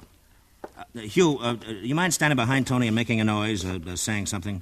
Mr. Ellis, I wish we could time that closing. It's getting awfully close to airtime, you know. Did you hear him, Tony? Well, of course I heard him. Well, turn around. Oh, come on now, Bill. Is somebody there? Turn around, Tony, and take a look. All right. All right, now what does that prove? Somebody's there, Tony, right now. Hugh Douglas. But a minute ago, when you turned around, nobody was there. Nobody. You see? And that nobody wasn't somebody. Now, was it? All right, now, look at this table. Right here. You see anything? No. There's nothing on the table, huh? Nothing. No thing. You can't hear it, you can't see it, you can't feel it because it doesn't exist. Am I right? He's right. No, all right. There's nothing there. Please, let's have it quiet. All right, go on. All right, now. What's that, Tony? Well, It's a quarter, right? Yes, it's a quarter. A quarter. Something, huh? You see it, you feel it, you even heard it when I threw it on the table. But the nothing on the table a second ago wasn't something until I threw that quarter down there. Now, was it? Mr. Ellis, we've only got 3.5 minutes. If you're going to want to make any cuts, I've got to all right, time Hugh, all right. In a minute. We'll have time now, don't worry. Let me think a minute, Bill. Oh, well, go ahead, Tony. We've got all kinds of time. There's nothing... You see, Tony, that's what I've been trying to tell you. We got a nice fantasy to play wait here, a minute. but that's Wait a minute. all. Will you let me think, please? If you'll just accept the fact that it isn't logic and you let me play it as a fantasy, we'll have a good show, Tone. Well, a fair show, anyway. I'd know what to do with the part. I could understand how to play it, Tone. Bill, I hate to admit it, but you know something? What? You're right. It's a play on words. Well, thank you. 3 minutes. 3 minutes. Now it makes sense, huh? Oh, you know, it just wouldn't have worked, Tony, the other way. Me trying to play against what you've written, that's why I couldn't figure it out. No, you're right, Bill. You are right, and I'm sorry. I'm sorry, and I've given you a bad time. Oh, forget it, Tone. I'll admit you had me going for a while. You know, you can be awfully convincing when you want to be. I was beginning to wonder if 2 and 2 did make 4. Well, I'll tell you, I'll buy you a drink after the show. Now, I'll make it 2 drinks. Okay. Mr. Ellis? Yes, just a second, Hugh. Look, Cast, I'm sorry about that dress rehearsal, but will you just play it as you did on the first and second readings? It was fine, sounded fine. This nonsense of mine won't affect you. Bill knows what to do. My apologies. Mr. Ellis. Yes, Hugh. Yeah, look, why don't you just make an optional 10-second cut? That ought to do it, and if I need it, I'll give you the signal, all right? Well, I haven't even... Hey, Tone, look, there's just one more thing. Yes, Bill. Look, at the end of the script where I'm supposed to be afraid of the nobody's coming to get me, Mm-hmm. Do you think if I cut line 25 that maybe... What? Maybe... Well, what, Bill? What's that noise? Well, I don't hear anything. Listen, Tony, you didn't hear it? No, it's just a ringing in your ears. Nothing. But it is something. Now, look, this What's is a good that cut noise? that Bill suggested. Cast, will you make this cut on page 21? Page 21, line 25, and that's cut, all right? Yeah. 2 minutes. Now, is Bill going to finish the speech, or do I... What's the matter, MJ? Are you sick? Mary Jane? Bill, What? he's gone. Well, he's probably just gone out. No, he was standing there right behind you. I was looking at him, and he just disappeared in front of my eyes. What are you talking about? Bill? Bill? Mr. Ellis, I've got to read this through. Where's Bill? Tony, he's standing right behind you. Well, I know. Bill? Harley, you see him? Does anybody see Bill? I was looking at him. I saw him, and he just wasn't there. Bill? Bill? Where did he go? Hey, Bill. I've got to do this closing. Will somebody please time the closing? What's going on out there? I don't know. Bill Conrad seems to have disappeared or something. Well, better go ahead anyway. We'll time the closing. Okay. CBS Radio has presented the CBS Radio Workshop from Hollywood tonight, A Matter of Logic, which was written, produced, and directed by Anthony Ellis. Mr. William Conrad and Mr. Ellis were heard as themselves. Others in our cast were Stacey Harris, Mary Jane Croft, Hugh Douglas, Parley Bear, Fred Mackay, Ben Wright, Robert Chadwick, and Bill James.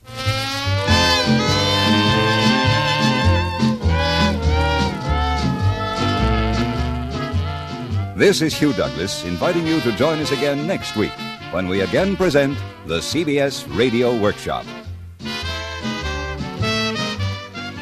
Suppose 500 forest fires were going to break out tomorrow, and that 450 were going to be started by people like you. Fantastic? Not at all. Judging by past year's figures, that's exactly what we can expect, unless we agree to be careful and make man-made fires a thing of the past. Stay tuned for 5 minutes of CBS News, to be followed on most of these same stations by My Son Jeep.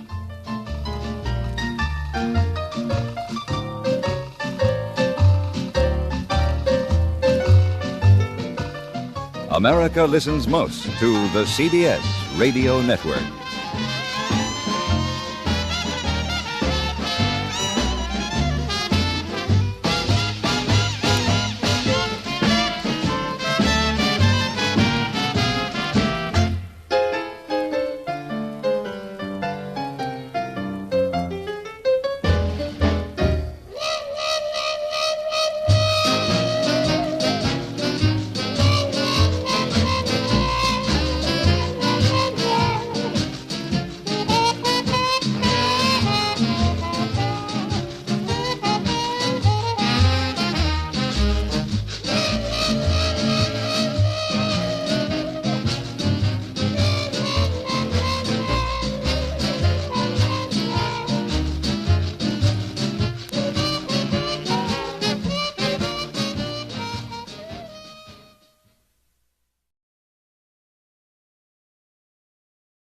You are about to hear a story based on actual events. To protect the innocent, names and places have been changed.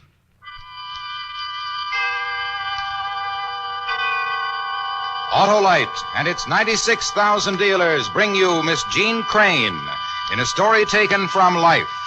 Tonight's presentation of Suspense.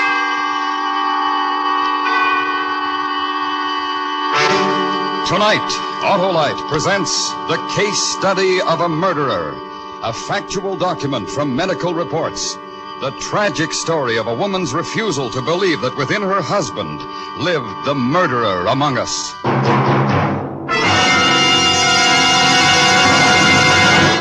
Well, hello, Sheriff. Hi, Harlow. Say, what am I going to do? My battery's dry as a cactus. Well, lasso a Passel sure snappy starts from an Autolite Stay Full, the battery that needs water only 3 times a year in normal car use. 3 times a year? Are you hog-washing me, Harlow? No, I'm shooting straight, Sheriff. 3 times a year in normal car use. That's because that great Autolite Stay Full has 3 times the liquid reserve of ordinary batteries.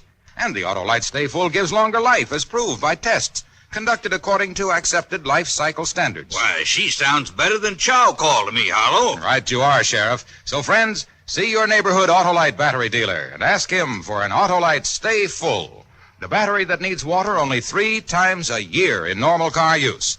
To quickly find his name, call Western Union by number... And ask for me. I am operator 25. I'll gladly tell you the name of your nearest Autolite battery dealer. And remember, from bumper to tail light, you're always right with Autolite. And now, with The Case Study of a Murderer and the transcribed performance of Miss Jean Crane, Autolite hopes once again to keep you in suspense.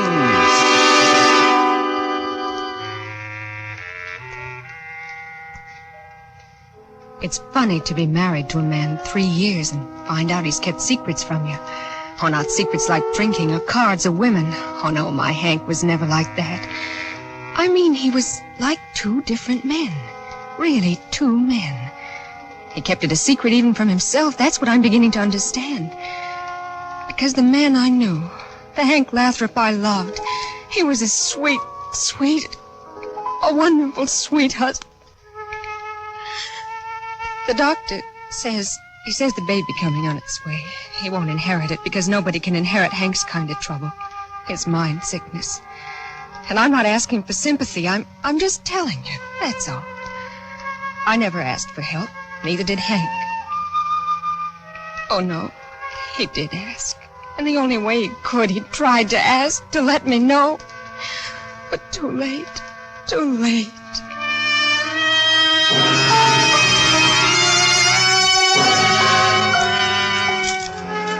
It was last spring. It was that day he came home so upset. Been married 2 years. We lived on the south side. Well, not really the south side. It was too close to downtown, to the factories and warehouses. But with no kids, it wasn't too bad. No kids. Well, anyway, we'd been married over 2 years. Hank, that you? Oh, hi, darling. Hi. Good day at work? Yeah, sure. Have something real good for dinner. What are the headlines? What do you mean? I mean, what's the headline in the paper? Oh, Hank, what's wrong, honey? Headache or something? A gruesome murder. What? The headlines. Didn't you ask me what the headlines were? Oh, well, yes, honey, sure, but you don't look well. What is it? What should it be? What's it always? The paper's jammed up to here with murder and killing all the time. Man comes home from work, works hard enough, but a man comes home and sees pictures and columns on a mother and a baby killed. Killed near the lake. Mother and a baby murdered.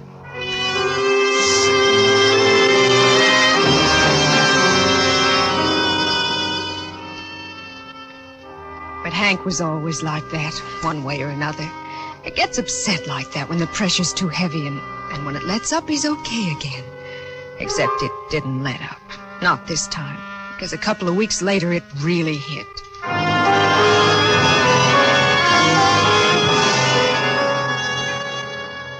Well, that's the last check. The boom dropped the sack.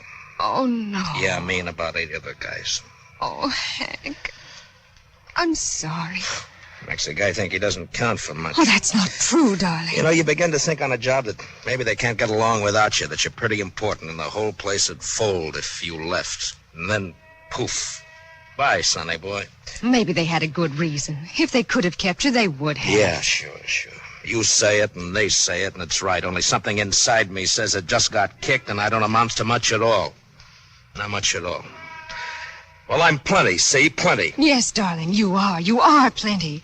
You're the most wonderful man in the world. You know I feel that way, don't you? That I really feel that way.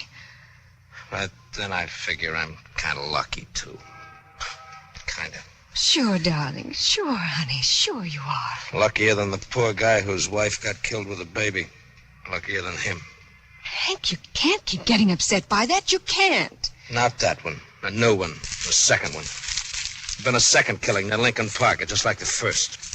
And the papers are full of it. Wouldn't you like your dinner? It's too hot to eat.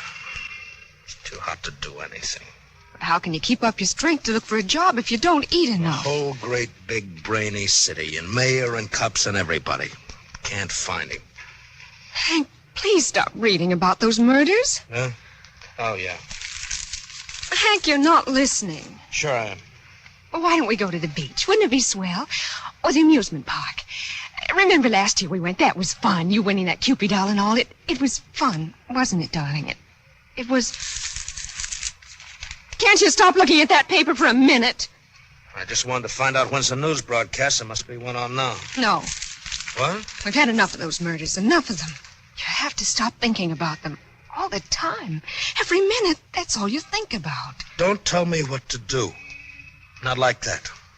Ever. What? Hank, I'm sorry, darling. I said I'm sorry if I... And the chief of police says it's almost impossible to tell where the maniac will strike next. There have been a few clues to indicate the man might be...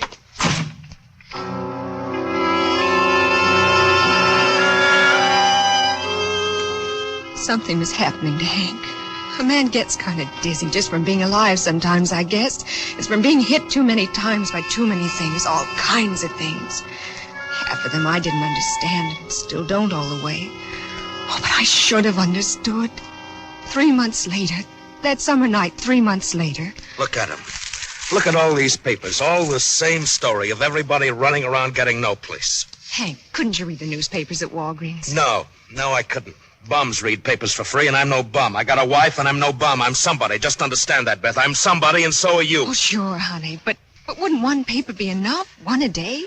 They all have the same story, mostly, and you spend $1.50 a day on newspapers. Well, what do you want me to do? I'm trying everything I can. What are you accusing me of? That I'm not a good husband? No, Hank, no. Nobody's... I'm not accusing you of anything. You mustn't think that. You act like I did something wrong, that's what. Not just like I wasn't working, but like I was almost a murderer. Like I was that murderer they're all looking for. Oh, it's hot. It's too hot in here. If you'll let me, I'll open the windows. Let you? The temperature's over 90. Sure, I'll let you. Why wouldn't I? You... I what? Nothing. Well, don't start to say something and stop. Say it. Well, you told me to shut it. I did? I told you to close it? Why would I tell you to close it? Well, you did, that's all. It isn't important. What's so important about a window being open or closed to make all this argument? Because I didn't. Oh, what time is it? 10. Oh, the news. No, I don't want to listen to the news. Would you like a cold glass of beer? Yeah, beer. A nice, tall glass of beer. Only not here. Not in this house. At Marty's on the corner. That's the place for a beer. But it costs so much more. Yeah, I know, darling, but I just got to get out of here. I have to get with people. Yes, darling, of course. I have some cash, a few dollars. I've been saving it for your birthday. But we can celebrate your birthday whenever we want. Sure, honey. Sure, darling.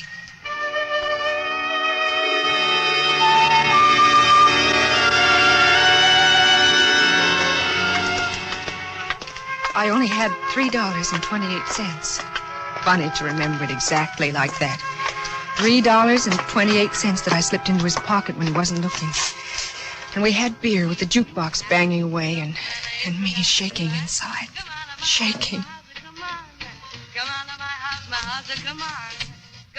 I just kept sipping my one beer and watching Hank. I'd be waiting for him to smile or make a joke, and then I'd know everything was okay. But he never smiled, didn't even talk. Just drank beer and glared. You know what at? Himself. In the mirror. Just glared at himself until he stood up. Go home. Together. No, you by yourself. Oh, but Hank, you're kind of tight, darling. Kind of. Come on, let me take your arm. Don't pull. Please, Hank. I said don't pull. Now go on, go home. He almost ran out of the place. I knew if I followed him I'd see something terrible, but I had to know. I had to know if what I guessed was true.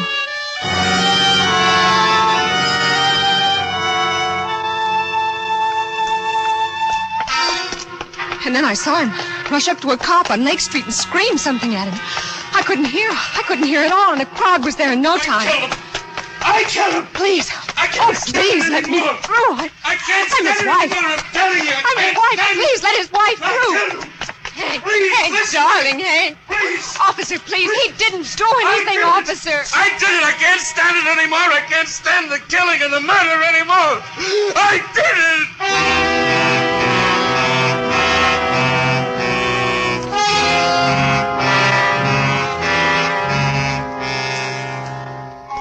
I waited in that police station for hours. I waited and wondered because no one told me anything. Except a kindly man. He gave me a cigarette and talked to me.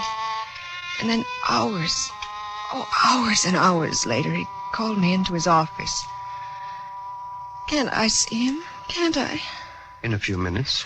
Oh, thank you. Thank you so much. I'll never forget you for letting me see him, Mr. Dr. Broughton. I told you hours ago in the outside office. Did you hear me then? Oh, yes. Yes, I remember. And the rest of what I told you? Please let me see him. He didn't do any harm. He didn't kill anyone. He didn't kill anyone. We know he didn't, Mrs. Lathrop. You know? You're sure you know? Please listen. He didn't kill anybody. But he could. He might. How can you say that? Haven't I been through enough? Don't say that to me. He confessed to 2 murders he did not commit. He admitted to 2 murders he had no part of. And he didn't do wrong. Nothing wrong. Will you permit your husband to take treatment? You're saying he should be put away. You're saying he's crazy. I'm saying he has an illness. I'm saying he's sick and he can be cured now. Maybe not later, but now he can. No, all he needs is love and kindness. Only words. They have no meaning to him right now. They might have once, but not now. Now he only sits, cunning and sharp. Everything is a secret. He should be treated. I should bring him before a board and have him undergo therapy. I'll fight you. I'll work day and night to get the money, but I'll fight you with lawyers to keep you from disgracing him like that. You won't have to. As a doctor, I say he's dangerous, but no court would uphold me. He hasn't committed any overt act. To all appearances, he's normal. He is normal. He isn't. But we can't make him accept help. You're the only one who can do that. No. He can be cured now. No. He confessed to murders he fantasied himself as having committed. He needs love, not psycho doctors like you. He might easily commit murder if he doesn't get help. Take me to my husband. A month, 6 months, a year, I don't know when, but he'll kill Mrs. Lathrop. He'll kill.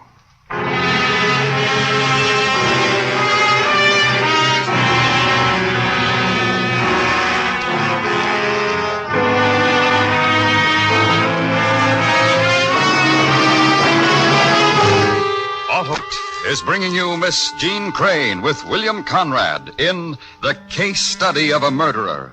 Tonight's production in radio's outstanding theater of thrills, Suspense.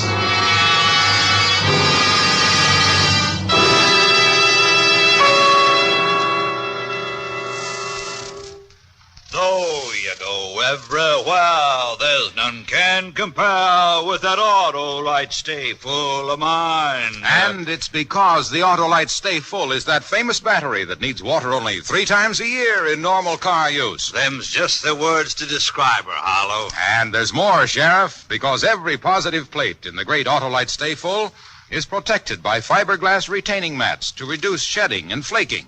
That's why the Autolite Stay Full gives longer life, as proved by tests, conducted according to accepted life cycle standards. You never said nothing truer, Hollow. So, friends, call Western Union by number and ask for Operator 25. She will gladly tell you the name of your nearest Autolite battery dealer where you can get an Autolite Stay Full battery. The battery that needs water only 3 times a year in normal car use. Just call Western Union and ask for Operator 25. And remember, you're always right with Autolite. And now, Autolite brings back to our Hollywood soundstage Miss Jean Crane in Elliot Lewis's production of The Case Study of a Murderer. A dramatic report well calculated to keep you in suspense.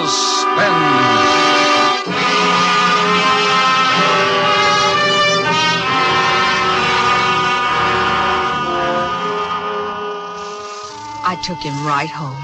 Sleep. He needed sleep. More sleep than he could ever get. I know that much at least now.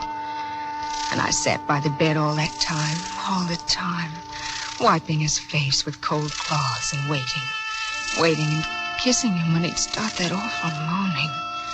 Love was all he needed. That's what I was so sure about then. So awful sure, while he slept like he'd been hit or something. For 16 hours. 16 straight hours, and I knew he'd be fine, just fine. He couldn't kill, not Hank. Oh, no, he'd be fine. And I remembered from a magazine or something. I turned on the radio. I remembered that music helps people who are upset, kind of. So I turned it on real soft. Beth? Yes, darling? What time is it? 8:30 about. Have I been sleeping long? It's 8:30 in the night. Oh. Do you know why I did it? It's not important. Yeah, but it is. Oh, no, darling. No, it isn't. It's past. It doesn't make any difference. Showing off. That's what it was. Showing them up. The cops, I mean. Whatever your reason was, it was yours, and it's all right, honey. You don't believe me. You don't believe I did it to show them up. Whatever your reason. Well, it was the... Lie back, darling. No, lie back and rest, Hank. The papers.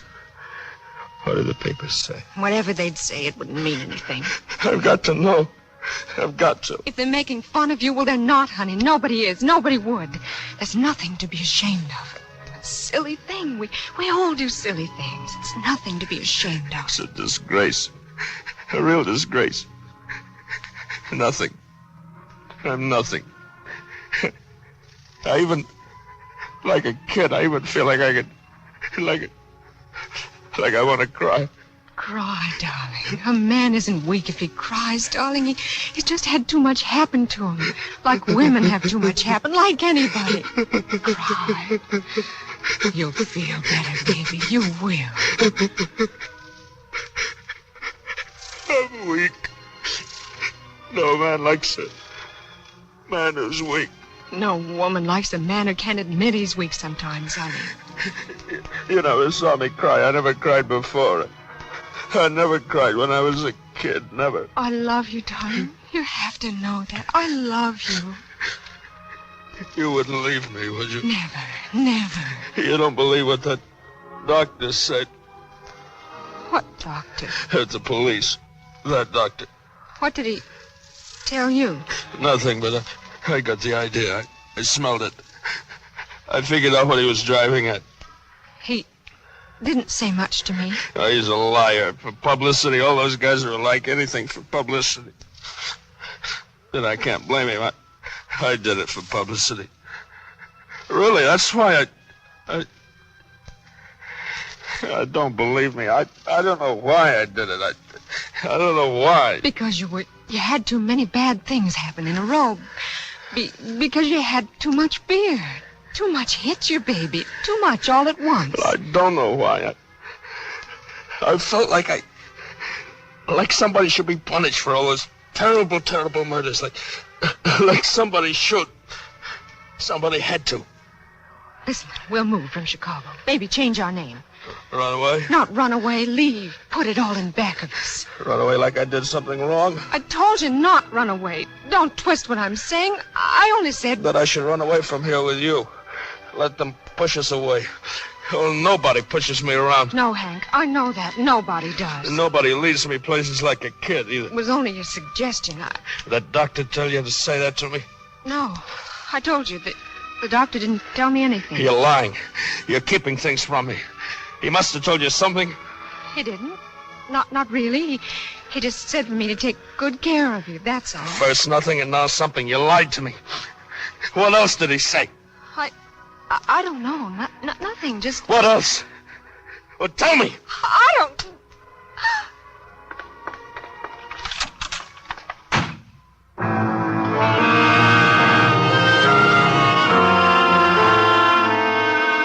Suddenly, everything Dr. Broughton said was right, and everything I said was wrong.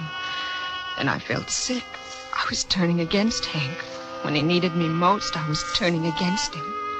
It wasn't as easy as saying I was turning against him. I had to have some advice. I had to be sure. I needed help. I had to go see Dr. Broughton. You want to turn him over to me? No, not that. Well, then why did you come to see me? For advice. Well, you've done what you could. Why don't you make him submit to care, Mrs. Lathrop? There's still time. Only if he wants to. Oh, he'll never agree. Not now. Not by himself. He will. He has to. Logic doesn't reach him very well. This is something more than logic. More than doctors or anything else. He'll want to get cured when he knows he's going to be a father. Well, Doctor? Don't you figure it that way, too, Doctor? Don't tell him. Not tell him. Not tell him we're going to have a child. Something we both wanted so much. It might have the wrong effect right now. Oh, no, it'll make him stronger, make him more sure of It himself. makes some men stronger, make others weaker, less sure and less certain. Is that all the advice you can give me? Not to tell him, not to tell my husband he's going to be a father? Tell me honestly, Mrs. Lathrop.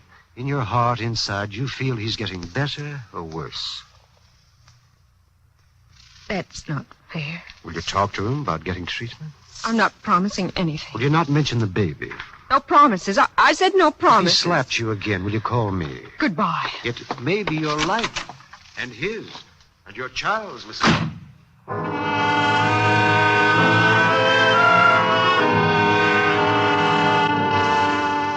When I came home, he didn't even look up. He just kept staring at his hands. I decided maybe I'd let him talk first, so I sat in a chair near the window. There wasn't much to see with buildings all close in, but the air smelled good, and I waited till I almost wanted to scream. And for no reason, he got up and went into the kitchen and washed his hands. When he came back and sat down... A way out. I gotta figure a way out. Listen, honey, listen. Everything's going to work out fine. I'll figure it out. It's a man's job to figure it out. I don't need help. It's a man's job. Hank, I was wondering if maybe we don't need some other help. What kind of help? I meant like... What kind? What kind? What kind? Stop! What? Stop talking like that. Like what? Like I'm addled, huh? Like that? No. Yes. Hank, there are places that help when it gets too tough to figure. No help. Don't need any help. It wouldn't hurt. It's dirty. Oh, Hank, please try to understand, Hank. A dirty science. It isn't. It isn't. In the magazine. I read it in the magazine. It's a dirty, filthy science. They lied. It's not. What do you know? What do you know about anything? Can't even keep a house. What's wrong with it, Hank? What would you like me to do? Just tell me. It's dirty. Like everything is dirty. Oh, I'll clean it every day and wash. Nothing will get it clean. Never clean again. Oh, Hank, don't talk like that. You scare me, Hank. Please don't talk like that. We're all dirty. We'll never get clean. Listen to me. Listen. You have to come with me. Why? Because you ask? Why? For you? For our baby, Hank. For the baby. Baby. Baby! Come out! Come out here! You lied to me! You lied to me! You cheated and lied to me! Come out! Come out! Cupid how we won at the beach. How?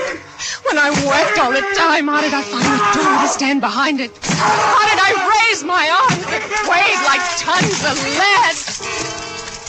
How could I bring it down 1,000 miles down on him? Again and again, down and up and down and up. Again and again and down.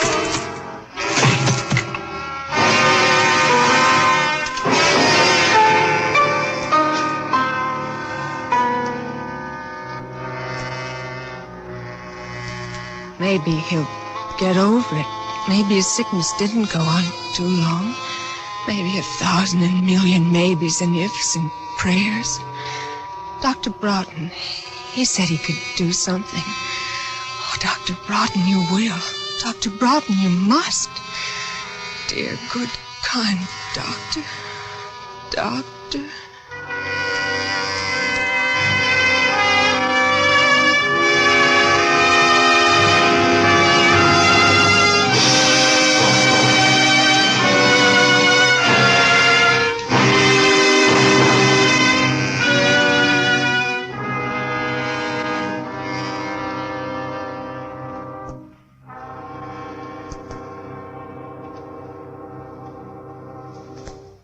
Suspense. Presented by Autolite. Tonight's star, Miss Jean Crane. Friends, this is Harlow Wilcox again to remind you that Autolite is the world's largest independent manufacturer of automotive electrical equipment. In 28 plants from coast to coast, Autolite makes over 400 products for cars, trucks, tractors, planes, and boats. These include Autolite batteries, including the famous Autolite Stay Full battery, electrical systems used as original factory equipment on many leading makes of our finest cars, a complete line of ignition-engineered Autolite spark plugs, including standard and resistor types. Autolite also makes automotive and industrial wire and cable, bumpers and hubcaps, and many more. And all are backed by constant Autolite research and are precision-built to the most exacting standards of quality and performance. So remember, from bumper to tail light, you're always right with Autolite.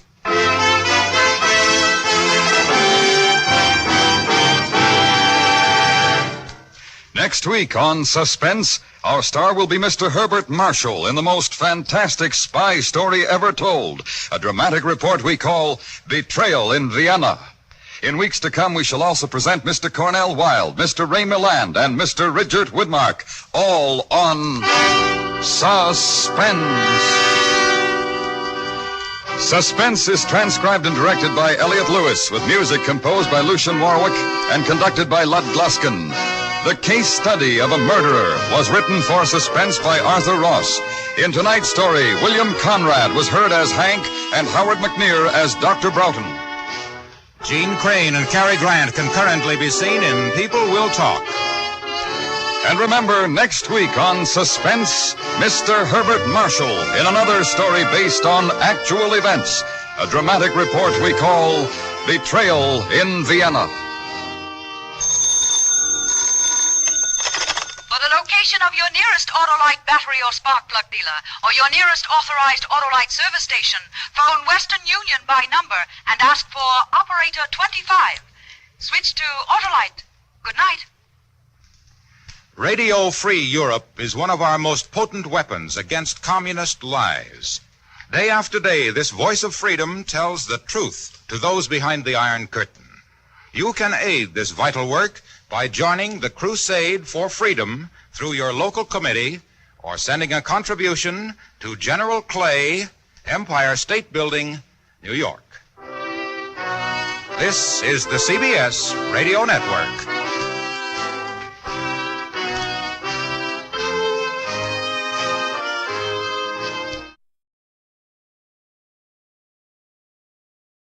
Tired of the everyday grind? Ever dream of a life of romantic adventure? Want to get away from it all? We offer you Escape. Designed to free you from the four walls of today for a half hour of high adventure.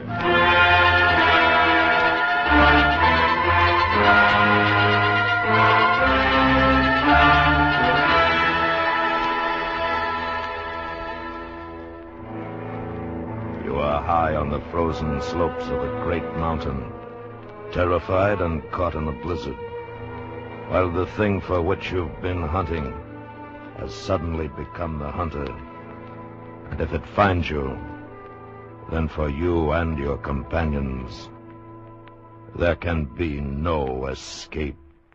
So listen now as Escape brings you Anthony Ellis's exciting story, The Abominable Snowman.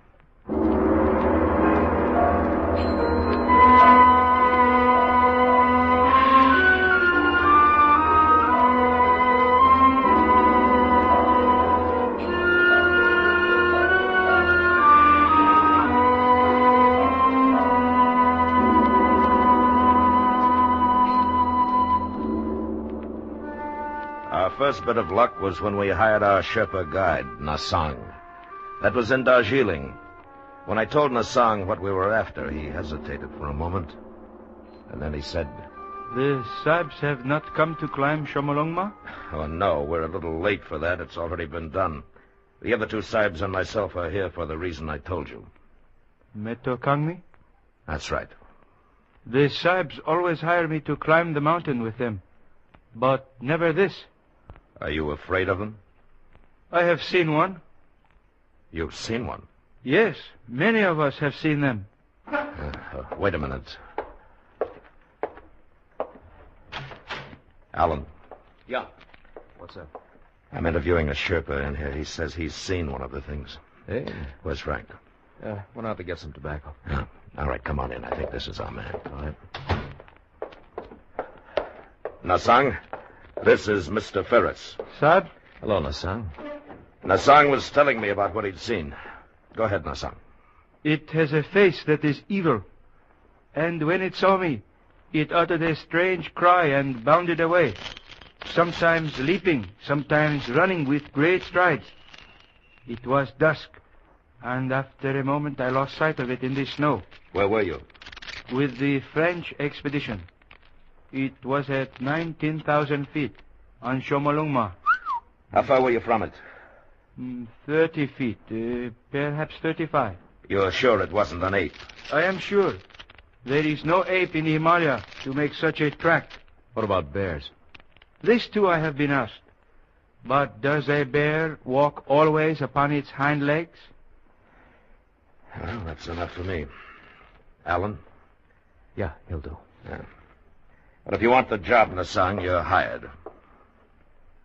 You are going to try to capture a Yeti? Yes. It will be a difficult thing, but I will serve with you.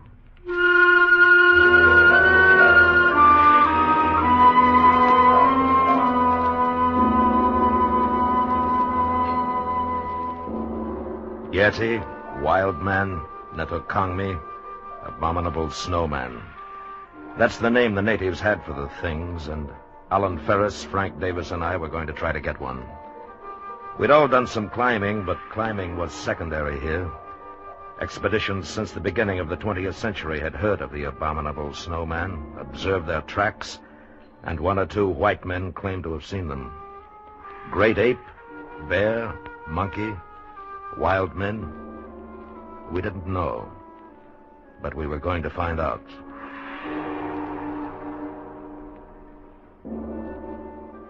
Four weeks later, we were in the Rongbuk Valley for our interview at the monastery with the Lama. The journey from our base had been uneventful, the weather was good, and our spirits were high. From the Lama's window, we could see the great peak of Everest in the distance. Why, gentlemen, do you desire to capture Metokangmi? Because, sir, we believe it will be an invaluable aid in our prehistoric research. That is, if these things are in any way human. And for this reason, then, you have formed the expedition? Yes. You are all familiar with climbing? Yes, we are. You would need to be. The Yeti move at high places, dangerous places, so my people tell me. Also, the monsoons are arriving in a short time. I understand that. Then do we have your permission to investigate in the valley and beyond? You have my permission. Oh, thank you. Appreciate it. There is one point, however. I must request that no wild animal or being in this valley be shot. Our religion does not allow it. We'll respect your wishes, sir. Now, may I ask you one more thing? Of course, my son. Do you believe in the existence of Metokangme? I myself have never seen them, but I know that they live here, above the valley, on the goddess mother of the world. It is also true that at least 5, and possibly more, inhabit the upper Rongbuk and its glaciers. Thank you. Do you have porters? Our guide Nasang is hiring them now. Yeah. I trust that he meets with good fortune.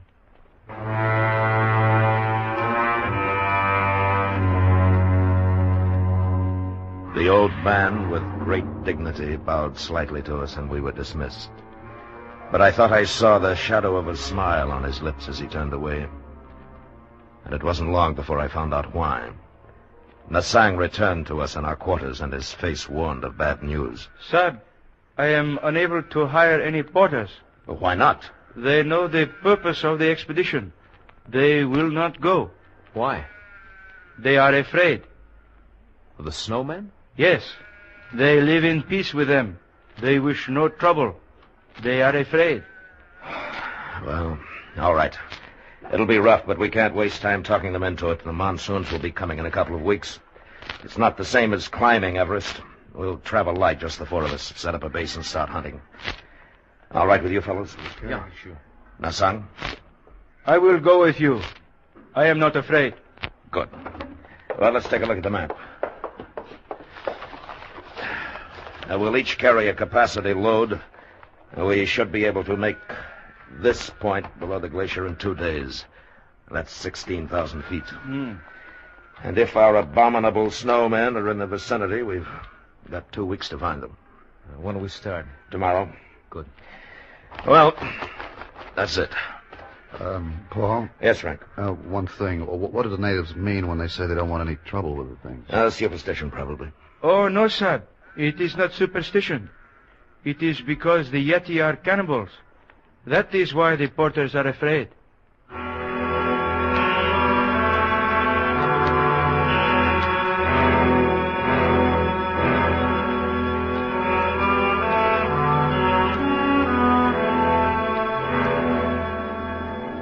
The weather turned ugly the day we left the village. A cold Tibetan wind blew down from the west, and with our heavy packs, it took us much longer than we'd thought to arrive at the point just below the Rongbuk Glacier. We set up our camp and made ourselves as comfortable as we could. The next morning wasn't so bad. There was a heavy overcast, a promise of snow, and the peak of Everest looming over us was shrouded in clouds. The 4 of us sat in the tent looking at our charts and drinking hot tea. I figured it'd be easiest if we started at the East Glacier. It's only about 3 miles from here, and with the weather as stinking as it is, we won't run too much of a risk. What do you think, Paul? Well, that sounds all right. What do you say we split up? You and Nasang, Alan and me. We'll work up on either side of the ridge. Here. And if we spot any tracks, fire 2 shots. Yeah, good enough. Now, the big thing, though, no matter what, don't shoot at the thing if you do see it. Okay? Okay. All right. If we lose touch with each other, we'll meet back here at 5. All right, let's get going.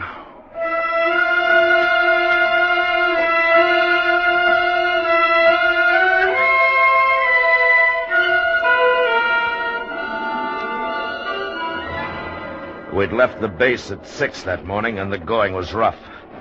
Alan was pretty well shot by the time we got to the 17,000-foot mark. He was having a tough time breathing, and the wind had come up again. And with it, a fine, powdery snow that blinded and choked us.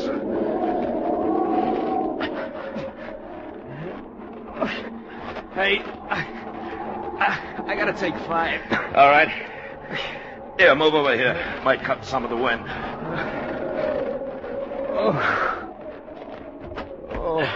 Oh, that's better. Well, we might as well start back for the base. We couldn't see anything in this anyhow. You know, right now, I don't care what we're doing. This is good weather. Wait until the monsoons start. No, not me. Oh, I'm cold. I've never been so cold in all my life.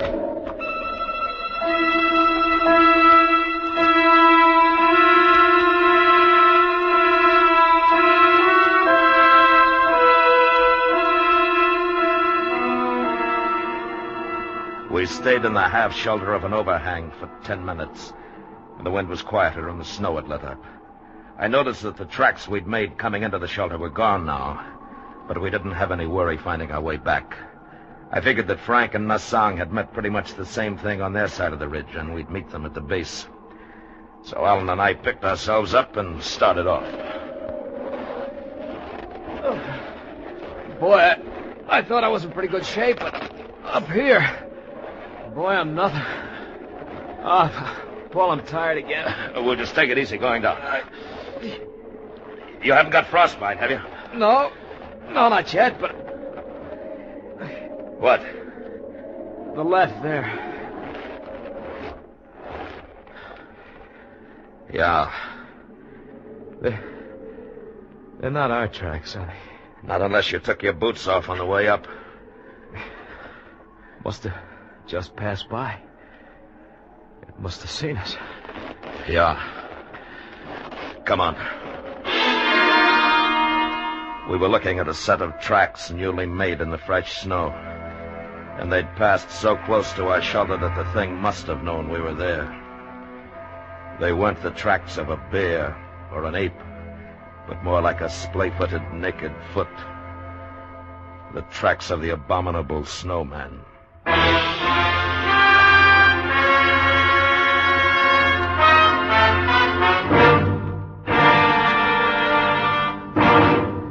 We will return to Escape in just a moment, but first, 30 million school children make their way back to class this year. There are just 10 million too many for existing school facilities. Contact Better Schools, 2 West 45th Street, New York 19, for information on ending this menace to America's educational standards. And now, back to Escape.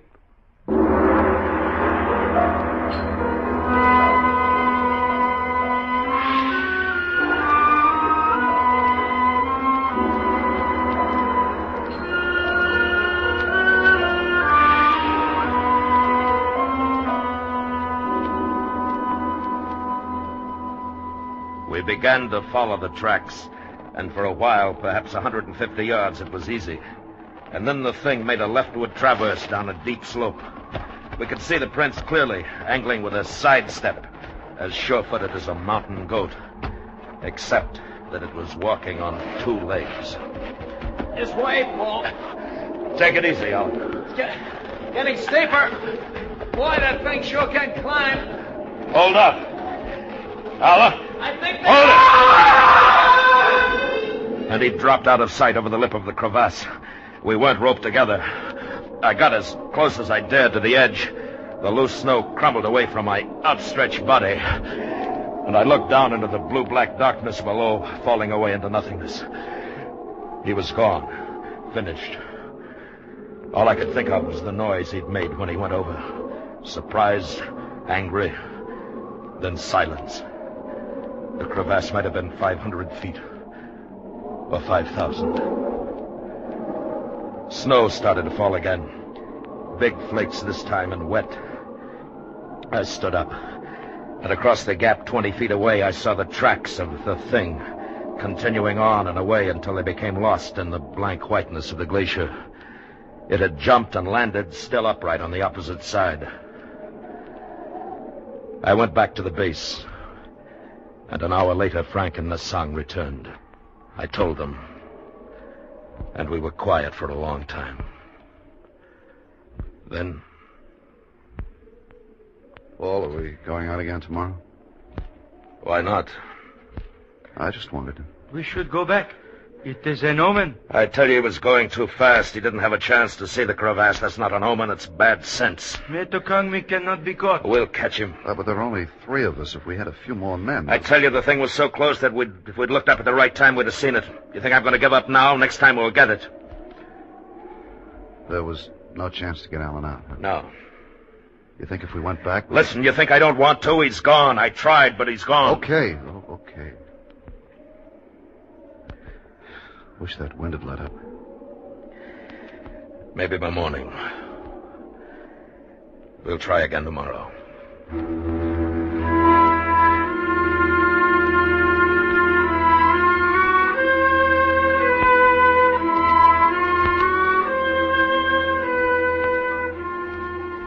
It was cold that night, and somehow colder because Alan was gone.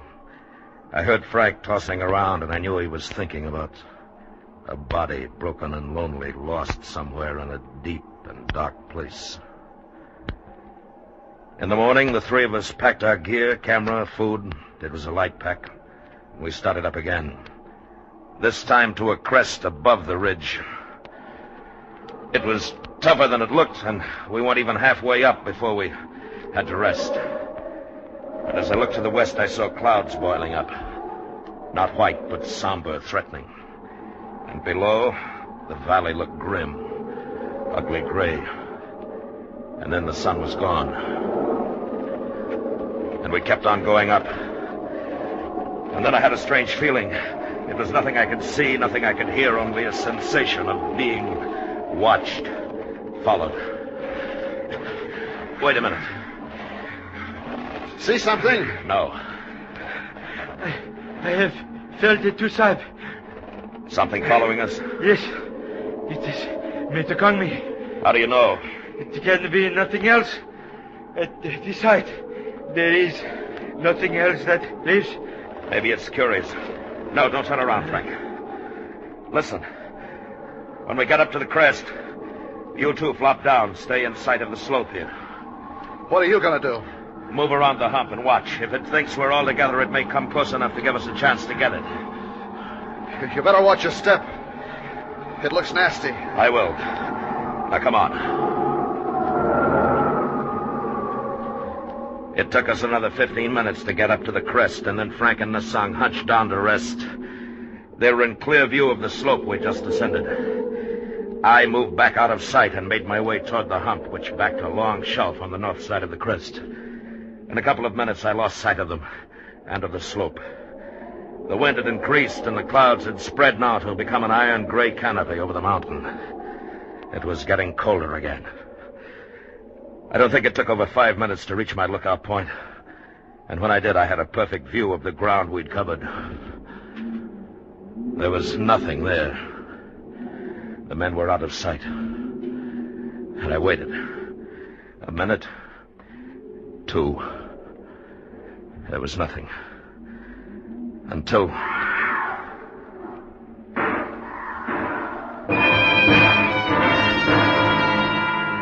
It came, carried on the wind, a cry and then shots.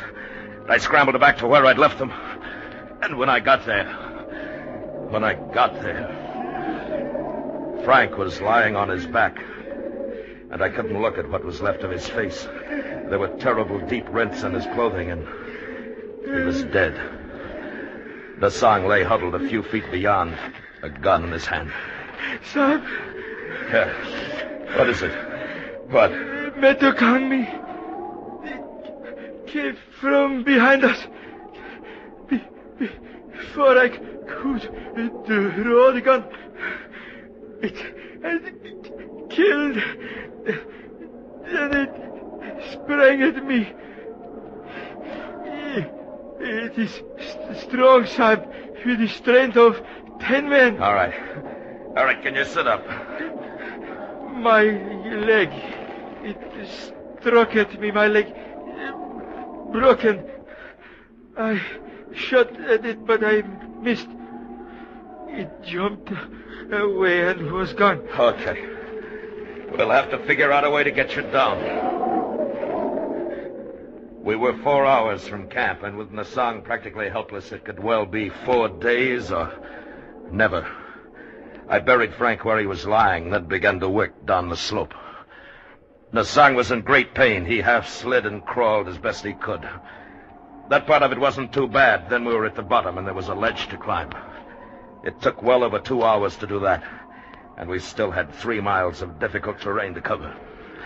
The stops became more frequent. Sahib, leave me here. Go back. No. My leg is frozen. There is no feeling anymore. I shall not live much longer. Don't be a fool. After a rest, you'll be able to go on. Soon the night comes. If we are both caught here, we both die. There will be snow, much snow. Leave me, sir. No, we're going back together. Please, let me sleep. Let me sleep here. I cannot go on. You've got to, Nassan. No. No more. The ridge is only about a half mile from there. It won't be too bad. No. No, let me stay. Nassan. Let me sleep. No. No, come on, Nassan. Come on, you're not going to sleep. Son, You'll be all right. Behind you, son. I turned, and for an instant I saw it outlined against the snow, crouching, of medium height. It was covered with thick hair. The face was reddish and bare, a semi-human face, and it was not an ape. The thing made a tremendous leap and was gone, but I'd hit it. I knew I hit it. The Conway, that was he. Did you kill it? No, I don't think so. Then it will be back. It has tasted blood. You must leave me. No, get up. Get up, come on. Let's go.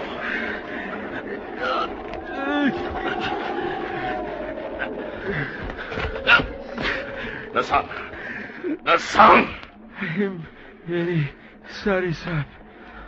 Will you ask the Lama to make a prayer for me? Sure. Sure I will, Nassan, but... Give my pay to my wife in their healing. I'm sorry, Sahib. I die. Nassan? Nassan?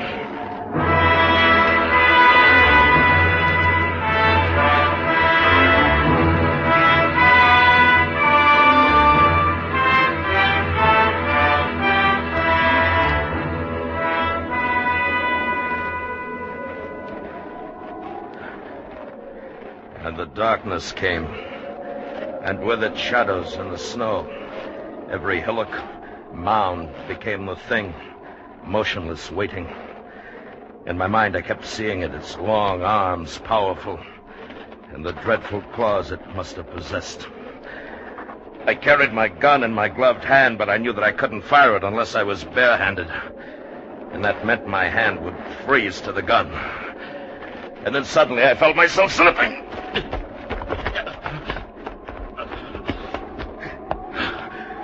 It was a short incline, but when I reached the bottom, the gun was gone. I'd lost it. I've got to find it. I've got to find it. And I saw a glint of metal in the snow 10 feet away. And at the same time, above me at the top of the bank, the thing. It stood swaying a little, looking down at me. I moved slowly, inched my way toward the gun. And as I drew closer, I kept my eyes looking up. But it didn't move, only stared down at me. And I thought I saw its little eyes glittering. And I thought, if the gun's frozen now, if it's frozen, it doesn't fire.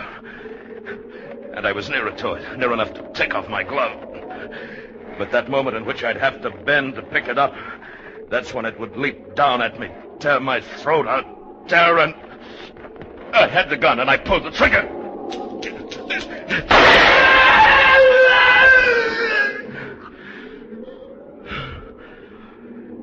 And it lay there, strange and terrifying, its blood staining the snow. And it looked at me. Looked at me. Until the sound died away.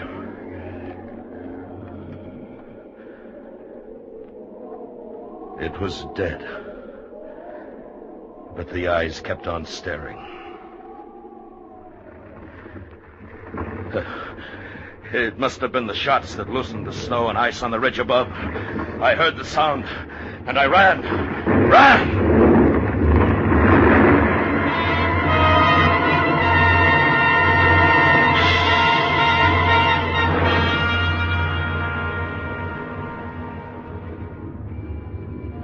It passed me and swept on down toward the valley, the thunder of it dying in the distance. And when I went back, there was nothing there. It was buried somewhere under tons of snow. I made my way back to the Wrong Book Village. I don't remember how. I didn't remember anything for 2 weeks after. But I'm alive. And I'm not going back there again.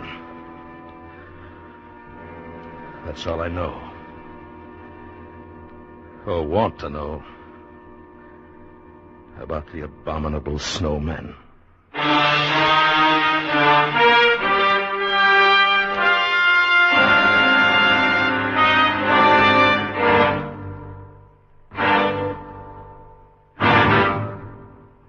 Escape has brought you The Abominable Snowman, written and directed by Anthony Ellis, starring William Conrad as Lane. Featured in the cast were Anthony Barrett, Pye Averback, Jack Crucian, and Edgar Barrier. The special music for Escape was composed and conducted by Leith Stevens. Next week. You are a passenger aboard a submarine making its last peaceful voyage across the sea. While unknown to you, the captain has a plan, which, if it succeeds, will mean for you and the entire crew a fate from which there can be no escape. So listen next week, when Escape will bring you Marion Mosner and Francis Rosenwald's exciting story, The Log.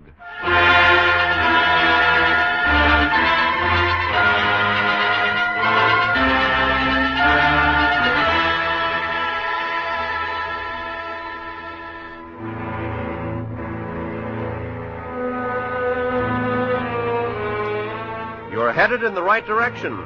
The station is right. The network is right, too. Check all timepieces, and then check your local radio schedule. Let's have no slip-ups. Everybody wants to hear the Jack Benny Show right from the beginning, when it returns to CBS Radio tonight. This is Roy Rowan speaking.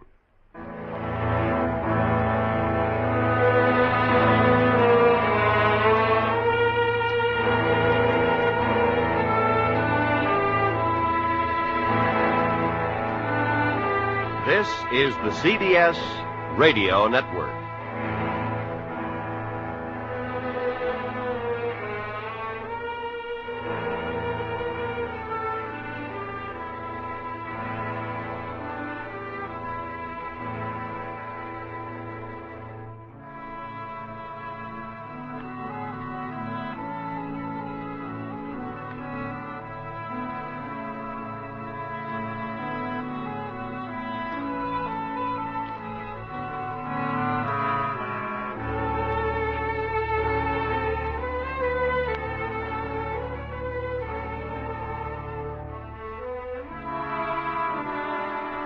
We hope that you've enjoyed this recording, and for more happy listening, please visit otrcat.com. Tired of the everyday routine? Ever dream of a life of romantic adventure? Want to get away from it all? We offer you Escape. Escape, designed to free you from the four walls of today for a half hour of high adventure. Escape, brought to you by your Richfield gasoline dealer and the Richfield Oil Corporation of New York, marketers of Richfield gasolines with Xylene, Rich Lube all-weather motor oil, and other famous petroleum products. Look for the Richfield Eagle on the cream and blue pumps.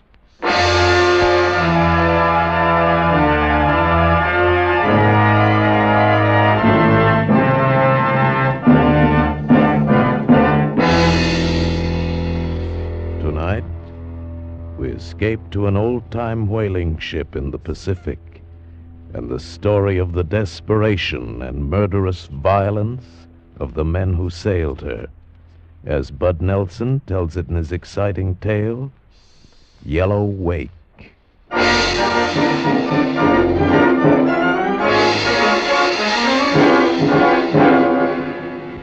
Panama. Great chests of gold. The end of Sanford's rainbow. Stupid Sanford. Whiskey loose Sanford. And he put it right in my hand. Aye. His boast of an ancient book and a chart of buried treasure reeked of whiskey. Till he flashed that poke of pieces of 8 in the San Francisco saloon, and I took care of the rest.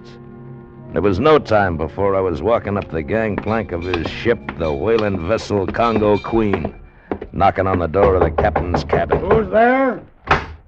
Captain Thixton? Aye. What is this? Fine watch I have that lets strangers board without challenge. Maybe your anchor watch is a little loose, Captain, but I'll tighten it. My name's Love. Jonas Love. Love, is it? What's your business aboard? I'm your new first mate. Where's Sanford? He won't be coming back. Sanford jumped ship? I don't believe it. Jumping for dead, Captain. Shot, sir. Shot in a brawl. Aye, whiskey, no doubt. I'd warned him. It had to happen someday. You were a friend? For a time. Whiskey makes all men friends. Or enemies. I shot him. You shot him? You shoot my mate and you got the sand to come here telling me about it? I shot him in the smoke of his own gun, Captain. In San Francisco, that's a fair contest. I want his job. You want his job, eh? You kill a man and ask for his job. What sort do you take me for that I'd take you on in the light of what you tell me? For an intelligent man, Captain. One who won't pass up a chance to take on a better man than Sanford. He won't find another qualified mate on the California coast.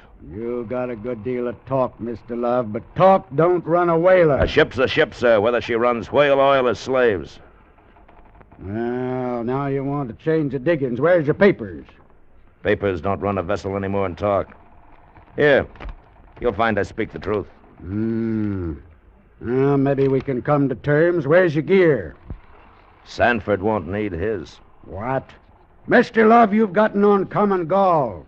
You kill a man, ask for his job, and now you take his very worldly possessions. I scarce think you'd stop at his wife. Did he have one? Well, it's a fair thing he didn't. You're a heartless man, Mr. Love, and I don't admire you for it. But it takes a heartless man to run this crew. I dare say there's worse ones on board. Get your men in hand, Mr. Love. We sail in half the hour. South's the course.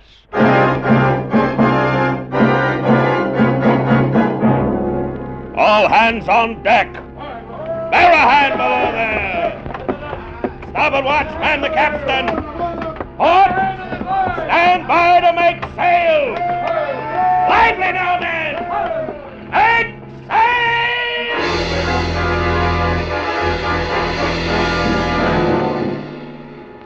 The Congo Queen was 300 tons between her jibs and her spanker and fleece in the teeth of the wind. A 3-masted ship with canvas 5 high and the smell of her trade and her wood. I beat her to windward, cleared the bay, turned her south, and took a fresh wind over her stern, trimmed and sailing free for the end of Sanford's rainbow. Sanford. His berth was mine, the key to his sea chest hung from my neck. Secure inside his iron-bound chest was the proof of his drunken boast. Notes, more coins green with age, a leather-bound book, and a parchment chart of Spanish legend. All I lacked was the name of the men who were in it with him, but I knew they'd show themselves soon enough. They'd be the ones who hated me most.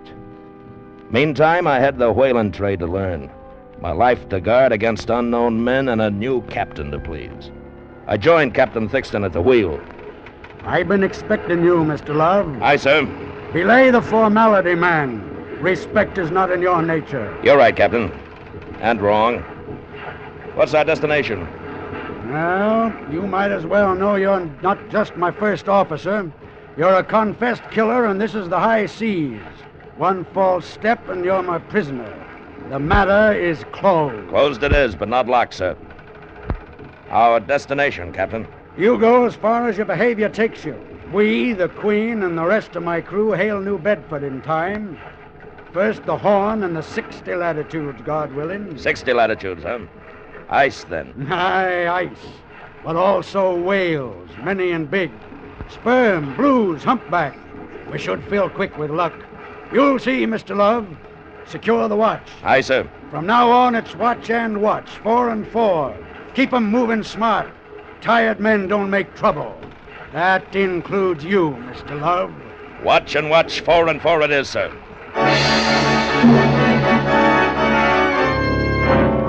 She was a tight ship under Thixton. Still, I added my bit to the squeeze. I drove the crew hard, made 'em hate my guts, and spit at my back. They left me alone, and that's what I wanted.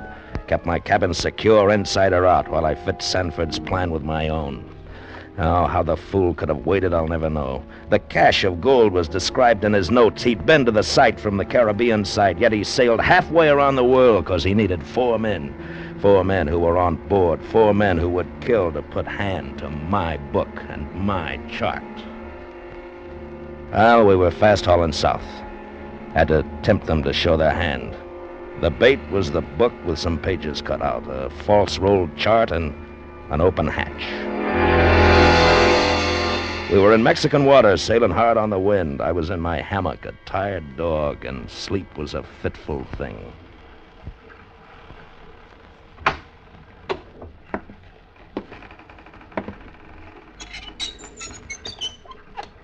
Hold there! Hold in your tracks, you thieving ape! I groped like a fool for my pistol, and my man got away in the night. He'd come to open Sanford's chest. Next time, he'd come to kill. Another week passed while I studied the crew. 4 men and 30, all keeping their thoughts in their beards. Some were mean, some were meek, some mutinous, some too willing in their work. Under 4 of those beards were Sanford's men. Another 2 days, and Lady Luck sent me to my quarters in the middle of the day. I needed to fill my pipe. Johnson, what brings you to my quarters? Mr. Love, sir, I was just putting things in order. I see. Now, come on. Get up on your feet and talk. Come on up. Now, what are you looking for, Johnson? Well, like I say, What are you hiding in your shirt? Oh, it's just a book, sir. Just a book it is, huh? Give it to me. Just a book for certain. And what else? What else in your shirt? A land chart of Panama, is it? You read maps, too, huh, Johnson? I was just... Save the lies, Johnson. You're looking for Sanford's secret. No. You might as well know that it's mine now. I know you were in it with Sanford. In with Sanford, Mr. Love. I don't follow. You will if you hope to make any good from Sanford's plan. Aye, you'll follow me, and the other 3 will, too. Oh, you're talking in riddles, man. Riddles, is it, huh? Well, you took the bait good, Johnson. I've been expecting you to come prowling. I set the bait, and you took it. But it's wrong, Johnson. Here. Here's the pages that tell the story, Johnson. Read them. I don't read, sir. Tannehill, he reads, sir. I'll read it to you, but listen well. Peleg, Sanford, 1838. It says right here in his own handwriting. Now listen to this. The name of the book, Sir Francis Drake Revived. Calling upon this dull and effeminate age to follow his noble steps for gold and silver. Pretty thought, isn't it, Johnson? Aye, it's a haunting story, I'm told. Tannehill was to read it to me on wages, sir. Save the lies, Johnson. Just listen to this, where Sanford marked. Now listen. He keepeth 100 slaves at least in the mines, each slave being bound to bring in daily clear gain, all charges deducted, 3 pesos of gold for himself and 2 for his women. It goes on to say, Johnson, that the daily haul, daily, mind you, was 1,600 pounds sterling. Translated, that's roughly $50,000 every day. Well... Now listen.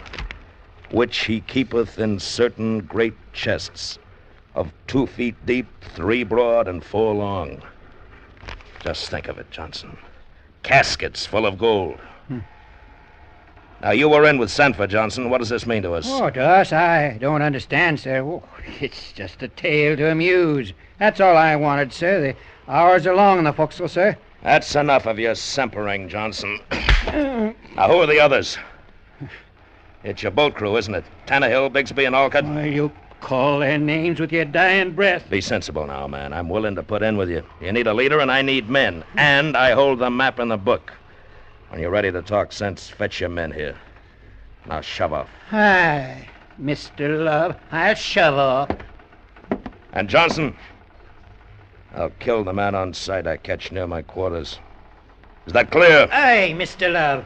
We know killing ourselves. You may not see the light of another day.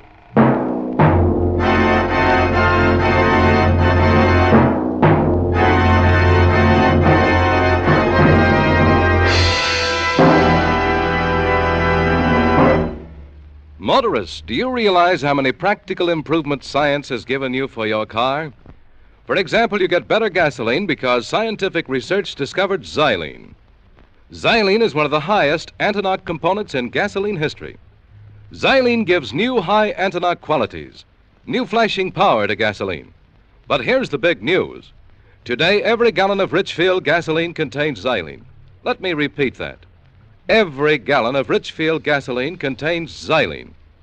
Xylene for split-second pickup in traffic, for smooth, knockless power all the time. Moreover, your Richfield dealer offers you a choice of 2 great Richfield gasolines, both containing xylene. Get Richfield High Octane at regular price for the average motor, or Richfield Ethyl for best results in the highest compression motors. Each is a champion in its class. Stop where you see the Richfield Eagle on the cream and blue pumps. Get Richfield gasoline with xylene. And now we return you to Escape. I let Johnson go because I needed him. I needed his men to be my crew, to sail a ship, to fight a jungle, to move a mine. I thought I could wait till they came to me, but the devil's bait is a gilded hook. When it catches your flesh, you can't shake it loose. So I read and reread and traced and retraced in my mind, and it grew and it grew and it grew, and it said gold. Well, we were south of Mexico, and time was growing short. I went to Johnson on deck and took a desperate move. Johnson? Aye, sir. This is your last chance. Show up tonight with your men, or I pick my own and leave you out. Now, don't be a fool. You'll kill it for all of us. All but me, Johnson. Well, I'll take you in if it's all right with my crew, my men. Your crew, huh? Your boat crew. Just as I thought. Do I use yours or get my own? We'll talk it out. I'm losing my patience, Johnson. Bring your men to my cabin at 8 bells, or I get my own. If the men agree, we'll be there at 8 bells. It was a long chance, but it worked. And at 8 bells, they came to my cabin. Johnson, Tannehill, Bigsby, and Alcott. Here we are, Mr. Love. Come in. Keep quiet. All right, belay the talk. Now gather around the charts.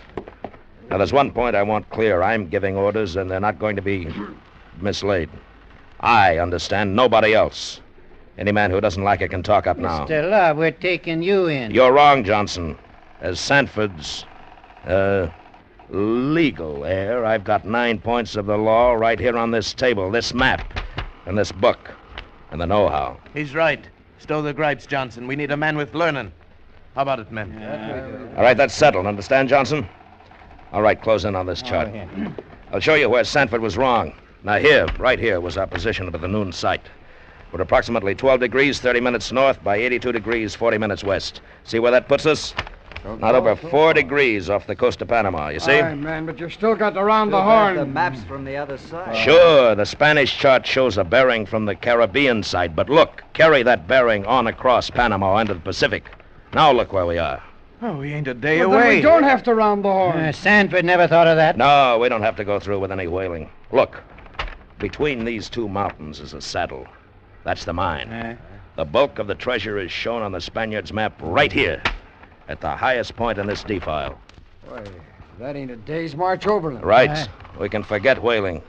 We don't have to round the horn, and this side fits my plan much better. What is your plan about the boats and all? Boats be hanged. I say, take the ship. What are you talking about, man? Mutiny? Call it what you want. This half of the world won't be a healthy place for any of us. I say, take the ship, get the gold, and head southeast. Lands, big lands, new lands, and gold talks in any of them. You got a good opinion of yourself, Love. We're 5 against 25. 26, counting the captain. We can't take ship. You're wrong, Johnson. You forget we're whalesmen. We've seen whales every day lately. The order was given, 5 boats out after whales would take care of 25 men. The captain won't take whale till we're south of the Horn. He'll never give the order. That's the first time you've been right, Johnson. He won't give the order, but I will. 5 boats out, take care of 25 men, and I'll see that it's none of us. 5 boats with salt in their water breakers. And no ship to come home to. Do you follow me? The current will take them to sea. From there on, it's Davy Jones' worry. We get the gold, head south, scuttle the Queen, and as far as everybody knows, all hands are lost. Then it's every man to his own pleasure, with plenty of gold to buy it. I say we got the right man to lead us. My odds then with him. He is a smart one. Before another night falls, men will have us a ship. In a week, we'll have gold for ballast, enough to buy us a kingdom. Now break it up quiet and mind your actions. As far as Thixton's concerned, there's nothing changed. And I'll still flog the man that fouls an order. Now lay down to quarters, sharp and quiet. I'll pass the word when the time comes. All we need is a whale, men. 1 whale and the ship is ours.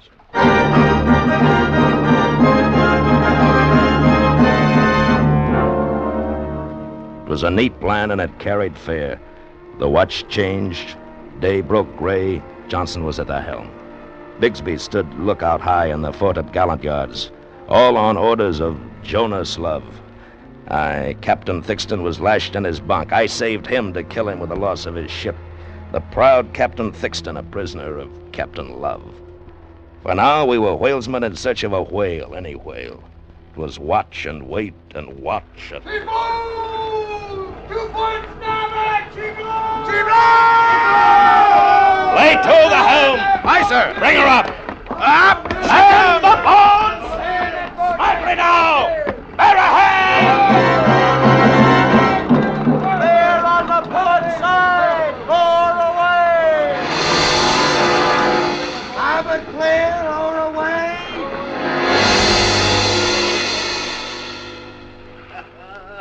Oh, clockwork, love. That's what it is. I've got to hand it to you. Did you tend to my orders, Johnson, about the water breakers? And I'd like to see the face of the first thirsty man. I gave 'em side meat, too. Good salt hog side to whet their thirst. They won't last 2 weeks. If they're picked up before, it won't make any difference to us. All we need is a Jolly Roger from our Royal Yards, love. Not quite, Johnson. Thixton's still with us. Tannehill. Aye, sir. Carried fair, sir. You got your knife, Tannehill. Thixton's tied in his cabin. Make it fast and sure. Aye, sir. Fast and sure it is. Do I bring her about, love? You'll bring her about when I tell you to, Johnson, and you'll belay the mister when I tell you to, not before. Is that understood? Aye. Well, that's it. Bring her about, Johnson. East by south, steady as you go. Our next step is Panama, man. Golden Panama. It'll pay you to know, love. Now all our stations is equal. It's 4-1 against you. And all of us views the same. Johnson, it'll pay you to know that the man who crosses me cuts those odds by 1. Now fill out on your course. The wind took us east and the current went west, carrying before it the crew of the Queen. 5 drifting whaleboats of hopeless men lay at our stern. Our bow, like a finger, points to fortune's door, Panama. A land green-black with tropic growth and our treasure cradled in a mountain nest on our backbone.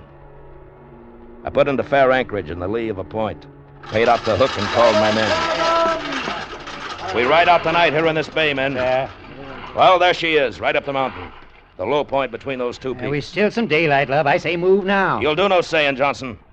We move now right enough, but we'll do it on board. We provision the whaleboat for 10 days. 10 days? Why, it scarce looks a league. That it does, Tannehill, but it's a stormy course. That's jungle growth. We'll have to fight it all the way to the top. And we'll have no more crossing!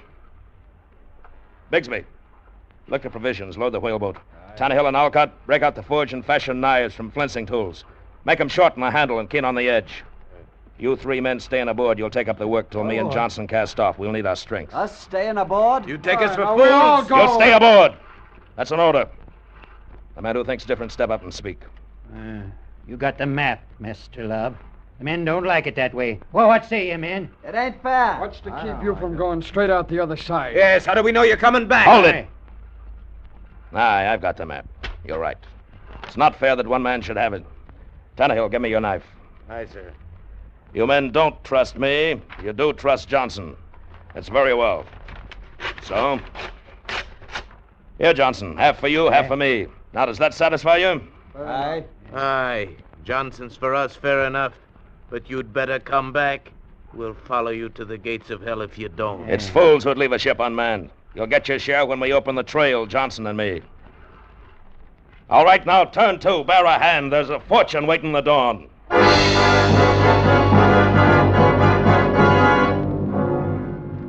The fools. Simple, arrogant fools. And Johnson, too. Content with a worthless half of a map. Landmarks in plain sight, the last and main bearing stowed safe in my head. Every bearing and distance to the final pace memorized from 1,000 readings. Now to find the starting point. The rock with a face in Sanford's notes. Certain great chests of 2 feet deep, 3 broad, and 4 long. Ponderous heavy. A wall of jungle to cut. I needed these fools. Even Johnson, for a time. Jungle. Lush, rich, gentle. It's a trap, a slimy, stinking, creeping green trap. Hold up, Johnson. Fetch up the water. The bugs, the heat. Green snare. Take the lead, Johnson. No. No man can keep this up. I say belay it and rest. We need a strength. Move on, Johnson. We've hacked half a day and we're not a cable's length from the sea. Take the lead. We'll not last if we hold this pace. Look at the blasted insects. They hang in clouds. I say make camp. Likely tomorrow we'll get our second wind. We'll get it on the move, Johnson. There's still 3 hours of day. Now take the lead and swing that knife. For 5 killing days, it was hack, slash, hack. Move up the gear, creep on at a tortoise pace. The 6th day, the mountain fanned out on our course, and we rose above that green wall of jungle, and we could see the sea. The masts of the Queen waved gently, not 4 leagues down the slope. The sea breeze caught us and cooled our brow, and the jungle's web thinned, and we rested. We ate and we smoked. We've passed the worst of it. Another day at the most, Johnson. No more. You look bad, Johnson. Too much for you? There's a powerful gripe in my back. Don't be feeling sorry for yourself. I don't feel schooner-rig myself. Now take up your gear. No. We're moving on. I can't move on. You want gold, don't you, Johnson? Fall and you rot in your tracks. There's more for the rest of us. Now move out. No. Nothing's stopping me now. The great bearded Johnson with the strength of 2 men. He spent his strength with harboring hate, and he fell to blithering. His big, bloody eyes cast up the trail. Useless he was. Weak and out of his mind. Chop the lines. She's sounding. What is it, Johnson? You're drooling black. She'd get 1,000 barrels if it drops, sir. Sperm whale. I've seen it with my own 2 eyes. Johnson, do you know me, man? Aye, Captain Thixton. You're through, Johnson. I'm moving on. The rock's in sight. I've no time for you now.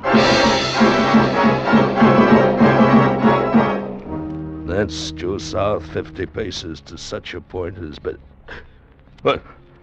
There! It's the cave!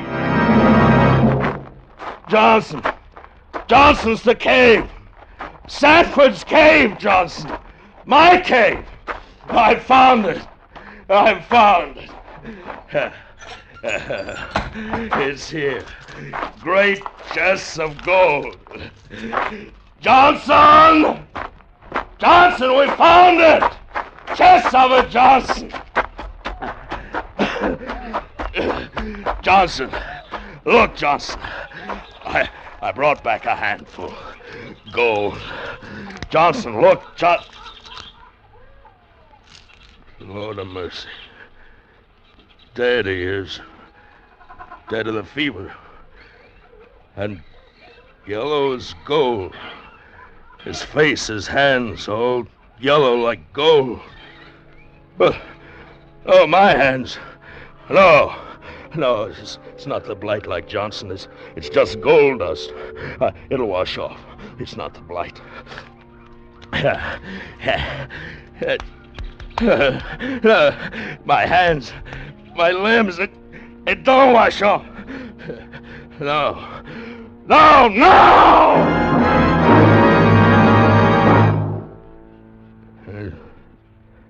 It's the devil's bait on a gilded hook. This fever's the devil's breath. I can feel it now, boiling out my bile and painting me gold. Aye, it'll cook out my soul and leave me poor. This fever, this devil's yellow blight.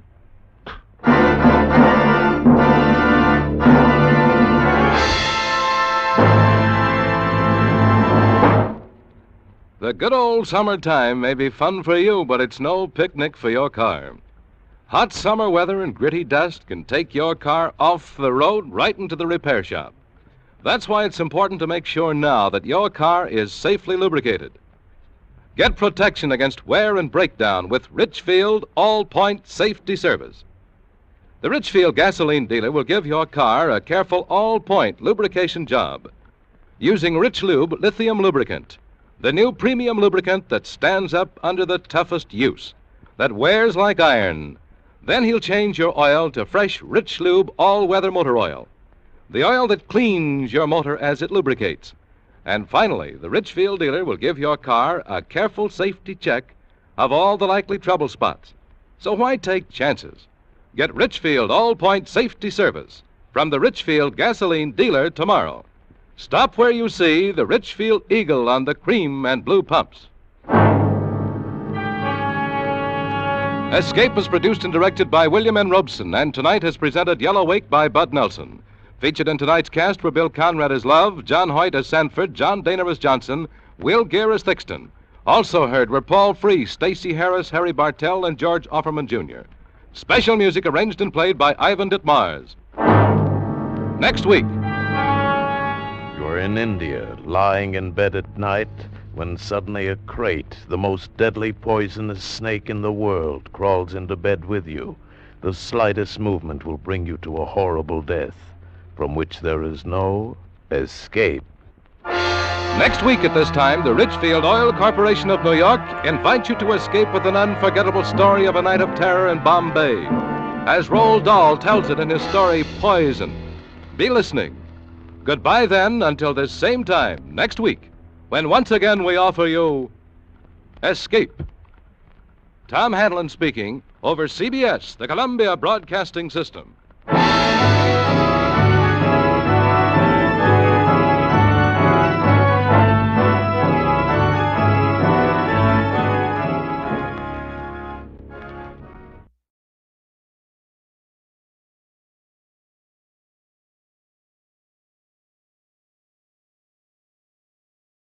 Tired of the everyday grind? Ever dream of a life of romantic adventure? Want to get away from it all? We offer you Escape. Escape, designed to free you from the four walls of today for a half hour of high adventure.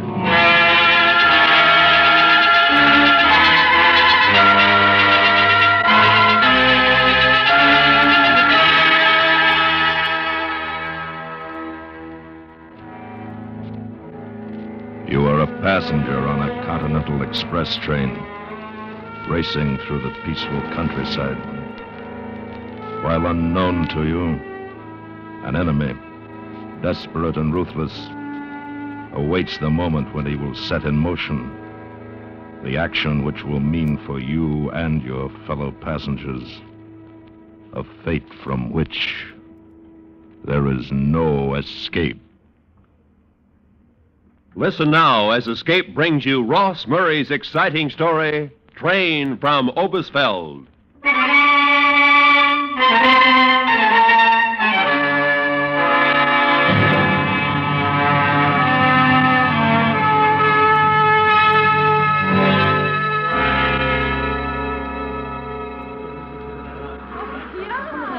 Wo sind denn unsere Frau? Wo ist denn alles? Na, aber du Zeit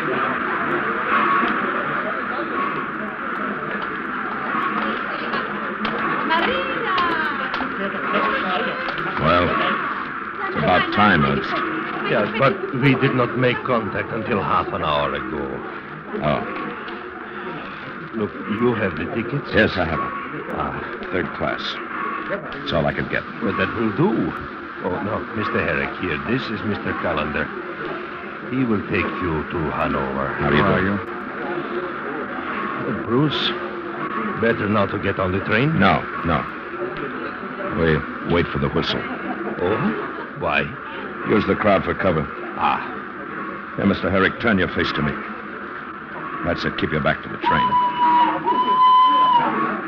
Now, wait.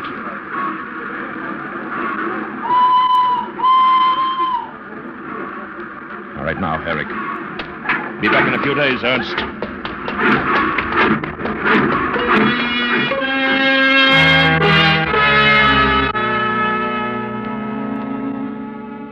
As the British zone terminus of the East German underground, I'd had my share of surprises, but none to match finding Lawton Herrick in my custody. This was the man who had disappeared behind the Iron Curtain nearly a year ago, voluntarily. Brilliant nuclear physicist and authority on thermonuclear reaction, he'd been swallowed up in the gigantic red maw of Eastern Europe, highest bidder for his brain. And now he was back. It was up to me to escort him safely to Hanover to British intelligence. And as we rode, I speculated on why he had come back.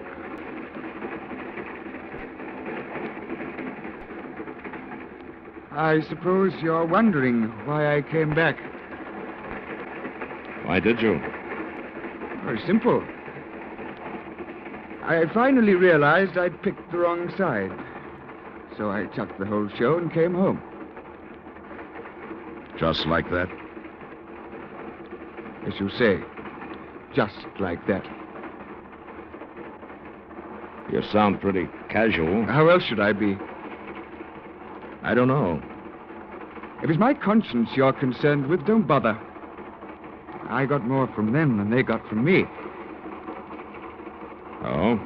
Yes, I know every installation they've set up, what the fissionable material output is per day, and what their potential is for producing the hydrogen bomb in quantity.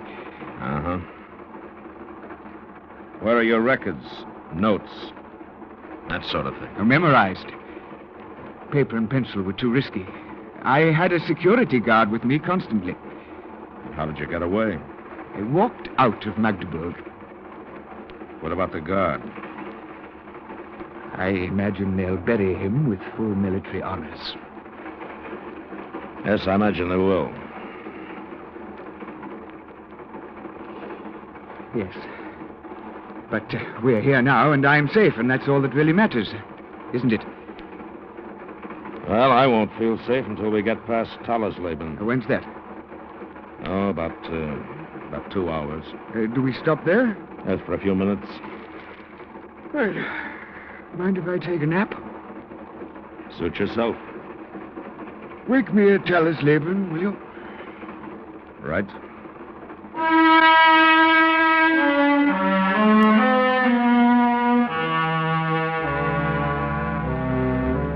And so he went to sleep.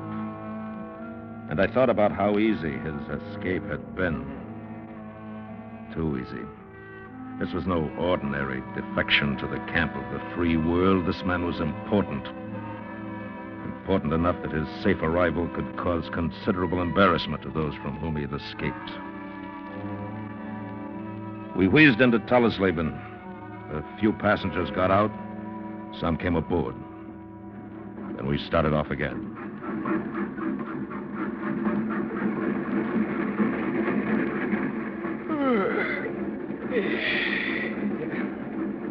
Did you sleep well? Very. Where are we? Leaving Tallersleben. You slept? No, Yes? Who is it?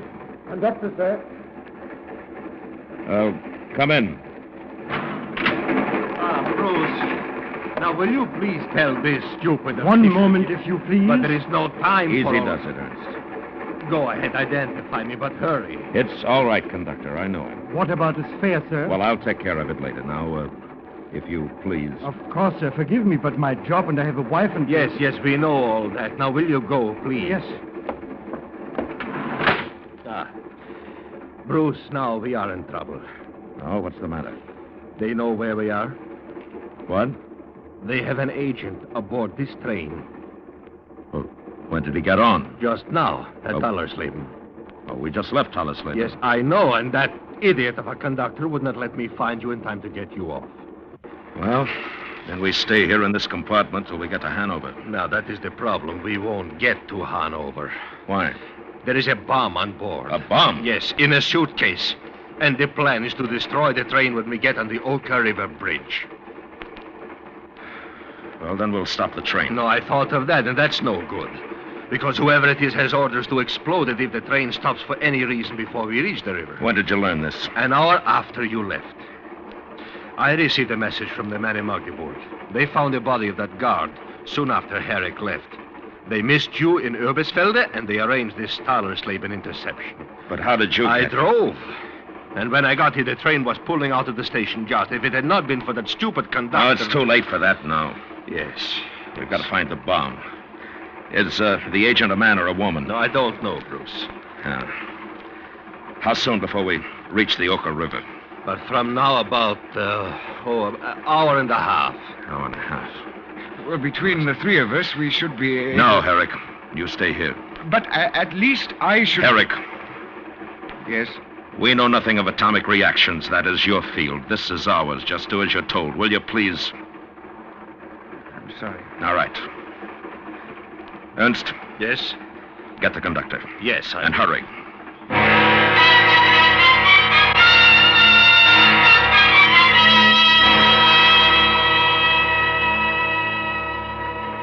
But why?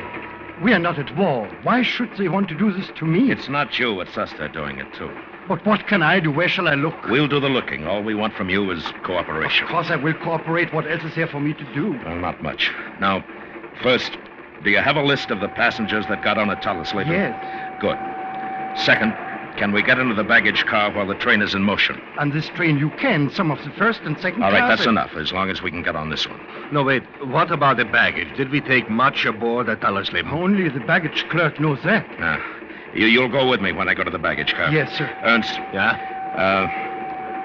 Go through the cars claiming that you've lost a bag. You understand? Yes. Match up every bag with an owner. Right. Mark the location of any odd ones that you may find. He may have put it on one of the baggage shelves and left the train. Where will you be?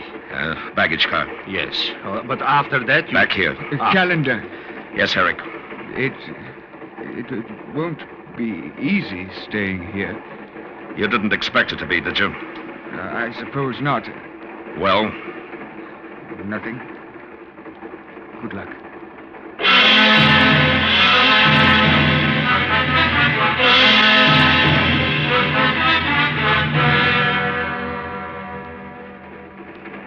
But if he's not a policeman and not a soldier, why should I let him in? This baggage car is not... Carl, do not argue with us. There's no time. But why should Here, let me.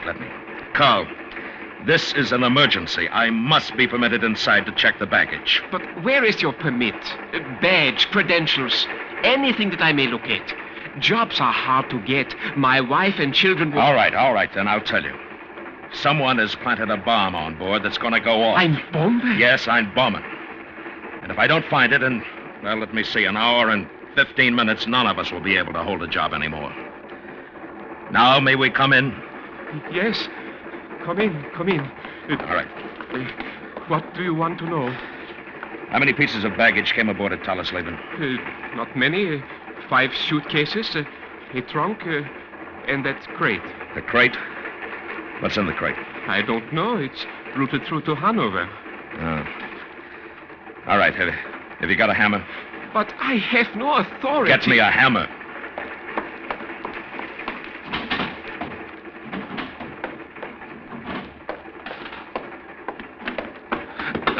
Thanks. Oh, careful, please. Careful, oh no.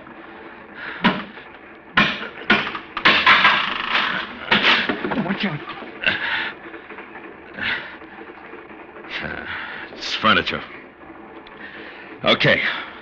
Now the suitcases. Over here. Yeah. Have you a sharp knife? Yes, but why? I must cut the bags open. Cut? But the owners will... I'll take the responsibility. Now get the knife. It was the only thing to do. The bags had to be cut open and inspected by hand. Opening a catch might set the bomb off even if the detonator wasn't wired to it, which in all likelihood it was.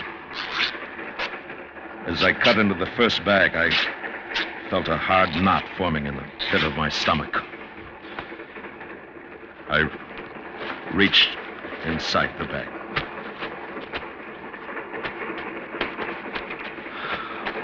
Close. The second case.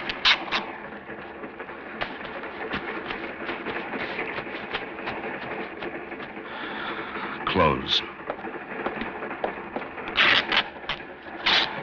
The third.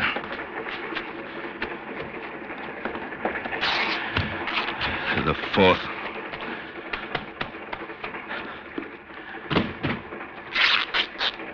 And the fifth.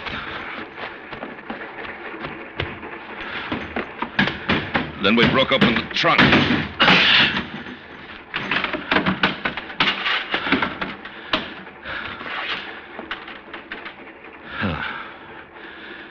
No bomb. I wiped my face. I left the conductor in Carl and went back to the compartment.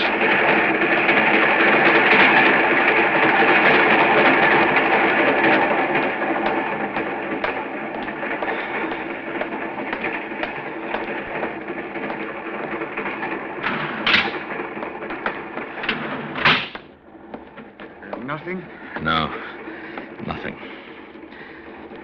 Where's Ernst? Still checking the bags, I suppose. How much time do we have?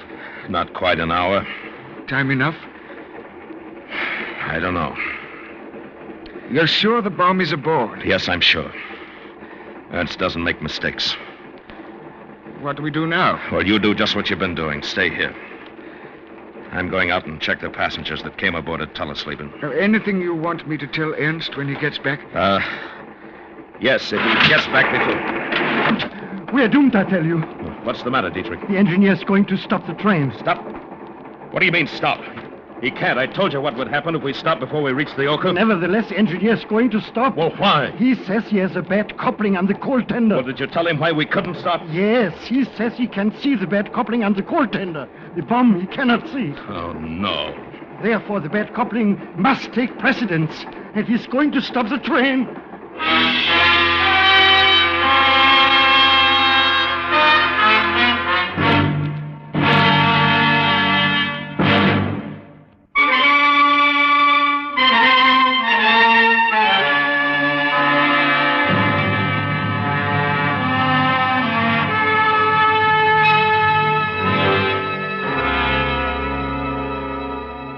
Dietrich, the conductor, had just informed me that due to a defective coupling, the engineer was about to stop the train.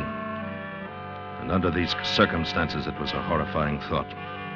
Because we knew that the train was to be blown up if it stopped for any reason before we reached the Oka River.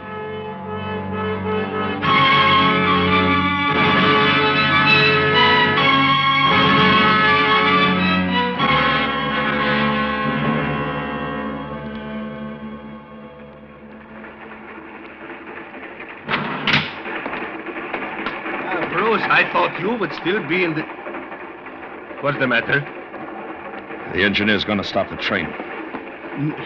No, he can't. I told you yes, what I know, happened. I know. Dietrich told him. What more can I do? It's out of my hands. Well, there's one thing more you can do. What, Mr. Cullen? Go back to the engineer. Tell him we want 15 minutes. And tell him that if he refuses, I'll personally kill him. But the coupling, what about the I don't care about the coupling. If it breaks, we're dead anyway. So let's at least try to find the bomb. Yes, Mr. Callender, I'll tell him. Bruce, what shall we do if that engineer refuses? And I will kill him. Or at least get him out of the cab and let the fireman run on the train. You know, there is still the possibility that agent may have planted the bomb and himself then left the train. I might, but we don't know. No, that we don't. What about that baggage car? That's clean. The passenger's luggage? Oh, no, every piece matched up. Yeah. Now, where can we go now? Dietrich gave you a list of passengers that boarded at Tallesleben, huh? Yes. All right, give it to me. All right, here. But they are all checked, Bruce. Except one couple in second class. What? One couple. Couple? Yes, a married couple, newlyweds. They could not possibly be the one. That would be very clever of them. Wouldn't it? Yes, very. Where are they? In this car. The compartment third from the end. Have you a pistol? Yes. All right, give it to me. Here. Do you want me to come with you? No. Give me 5 minutes. Right.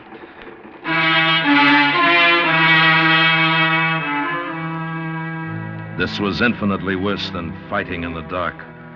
Dark fighting terrified me. Here my enemy was unseen, unknown, and out of reach, yet he was close enough to mark us all for death at a specific time. As I hurried along the corridor, I glanced at my watch. If the engineer gave us the 15 minutes I'd asked for, then we had already used 3 of those precious minutes planning strategy. One thing I knew for certain, that the hand holding the gun in my pocket would not come out until I was completely satisfied as to the identity of the newlyweds.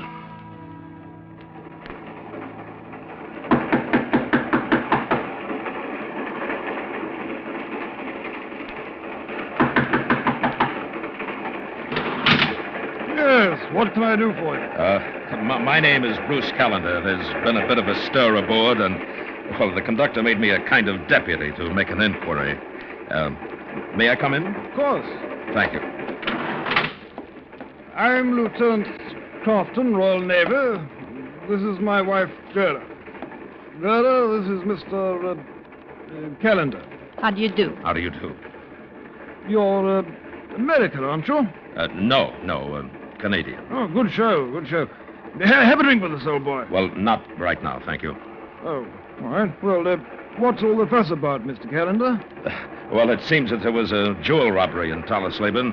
The thief was apprehended at the station, but not before he'd managed to stow the loot somewhere. The authorities believe that he may have put it in someone's baggage with the view toward recovering it sometime during the journey. Oh, then you'll want to inspect our baggage, is that it? Oh, no. I have no authority to do that, but if you will, see for yourself so that I can report it to the conductor. I doubt very much whether it could be in either my valise or Gerda's. They haven't been out of our sight since we arrived at the station. But you won't mind making the inspection? No, not at all, my dear fellow. But I'm afraid you'll be wasting your time. Oh, look here, do have a drink, won't you? No thanks, anyway. We're on our honeymoon, you know. Oh, really? Yes, I've been trying to get Gerda to marry me for a long time now. It wasn't until yesterday that she finally made up her mind. Yesterday? That's right. I finally wore down her resistance, didn't I, Gerda? Yes, Roger. Of course. The bags, if you please, Lieutenant. Oh, yes, forgive me. Only 2, mine and Gerda's. I'll get them down. Mine. Shirts, socks, ties. Sorry, Mr. Callender, there's nothing here. Ah, good. Now, Mrs. Crafton? I'll do it, Gerda. No, you may not open it. Then, if you will open it yourself. I can't. Why not, Gerda? Don't ask me why. I can't do it, that's all. You have to have a reason. Please, leave me alone. This is no time to be stubborn. You can't obstruct the law. I don't care about the law. My valise will not be opened. Yes, it will. I will not open it. Then I will. He snapped open the catches of Gerda's valise. And then he saw it. A picture of a rosy-cheeked boy in a Luftwaffe uniform. Proud, arrogant, with a super race. The lieutenant turned away. His face looked like it had been slapped hard. I stood there for a moment. It isn't very pleasant to see a man's world disintegrated by a photograph.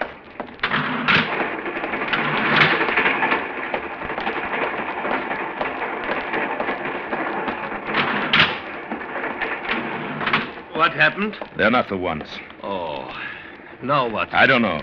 I do. I'm jumping off the train. What? Why? They're after me, not you. If I'm off, the train is safe. Oh, sit down. You're making a fool of yourself. How do you propose to let him know you've jumped when we can't even locate him? I can't even die nobly, can I? Wait here for me, Ernst. Where are you going? To find Dietrich.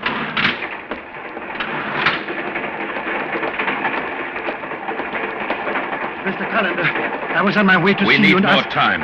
The engineer must give us more time. But he won't. Well, he'll have to. Can the fireman run the train? Yes, but if the coupling... Excusez-moi. Que voulez-vous? La porte des cabines est fermée. Je l'ai ouverte quand nous avons quitté Callesleben. Eh ben, elle est fermée maintenant. Avez-vous attendu longtemps? Oh, mais oui, pendant plus d'une heure. Oh, mon Dieu, mon Dieu. Un moment.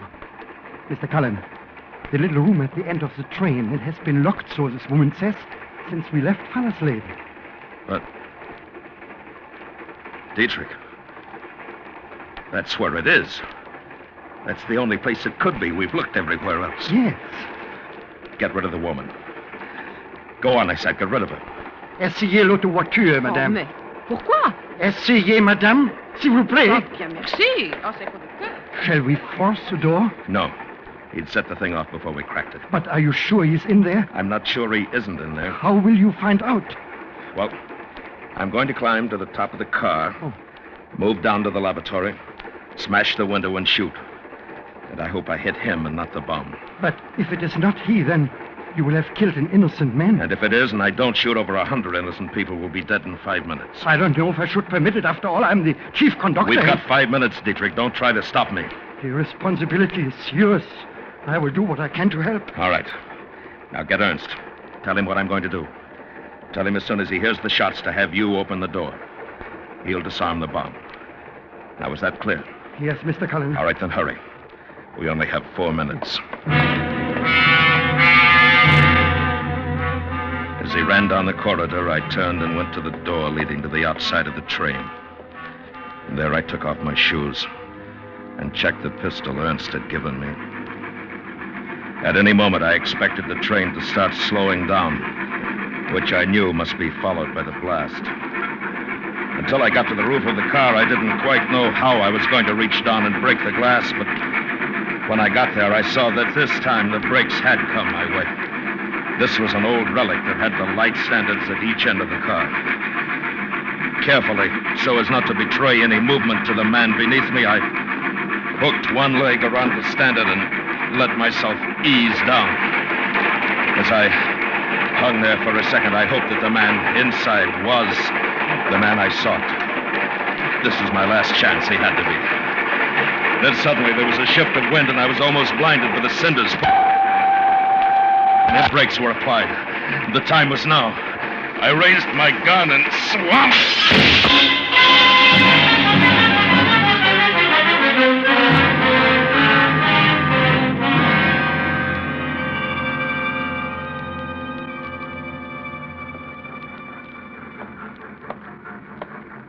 Hello, Dietrich.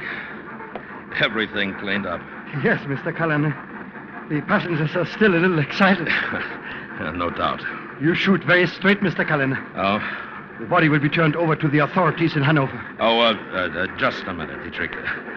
I'll be right back. Pardon me, madam. Oui? The door is opened now. Je ne comprends pas. Forgive me. La porte est ouverte. Oh, enfin. Merci. You're quite welcome, I assure you.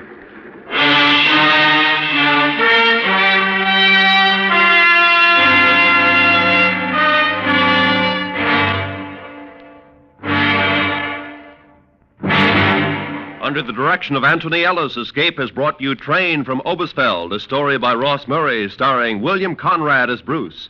Featured in the cast were Lawrence Dobkin, Fritz Feld, Alistair Duncan, Byron Kane, Richard Peel, Jerry Gaylor, and Gladys Holland. The special music for Escape was composed and conducted by Leith Stevens. Next week... You are high on the frozen slopes of a great mountain, terrified and caught in a blizzard, while the thing for which you've been hunting has suddenly become the hunter. And if it finds you, then for you and your companions, there can be no escape. So listen next week when Escape will bring you Anthony Ellis's exciting story, The Abominable Snowman. This is Roy Rowan speaking.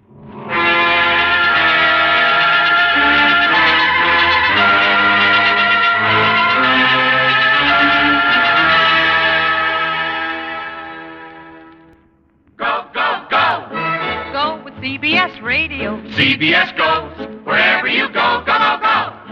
Go with CBS Radio. That is where you'll find your very favorite shows. Everyone knows you'll get the best on CBS. Go, go, go, go, radio.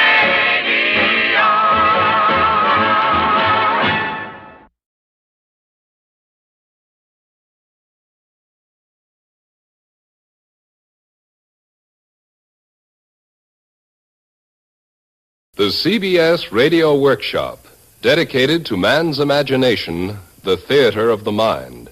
Tonight, a pre-release performance of Hugo Weisgall's The Stronger, a recorded one-act, one-voice opera chosen by the American Chamber Music Committee to be given a major performance on record as part of the Columbia Modern American Composer Series.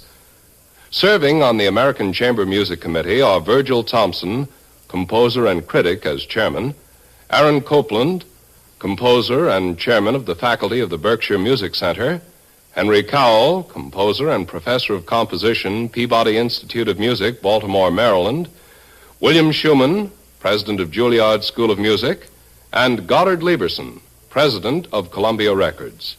Here is Mr. Lieberson.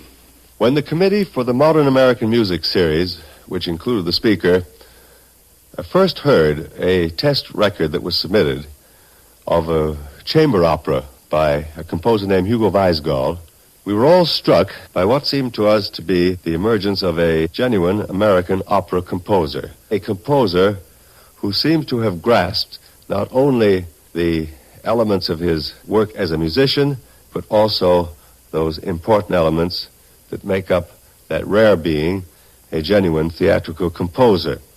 The Stronger, a small opera based on a play by Strindberg, is perhaps not immediately accessible in its full values, but what is immediately accessible is the dramatic impact. I think that perhaps as far as the music is concerned, the best thing I can do is quote from the notes that Mr. George Rochberg has supplied for this record. He says, "In general, it is difficult to place Weisgall's musical style, not that it is important or necessary to do so. We are too fond of labeling composers today. Still, his music leans heavily in the direction of a freely handled chromatic palette, without ever sounding like so-called atonal music. The diversity of harmonic palette is evident in The Stronger, as is the composer's sensitivity to orchestral color. The most important thing is, of course, that these means are not to be judged by themselves, but entirely in relation to the dramatic situation to which they are applied, and which they delineate so beautifully." And now, Hugo Weisgall's The Stronger, sung by Adelaide Bishop and conducted by Alfredo Antonini.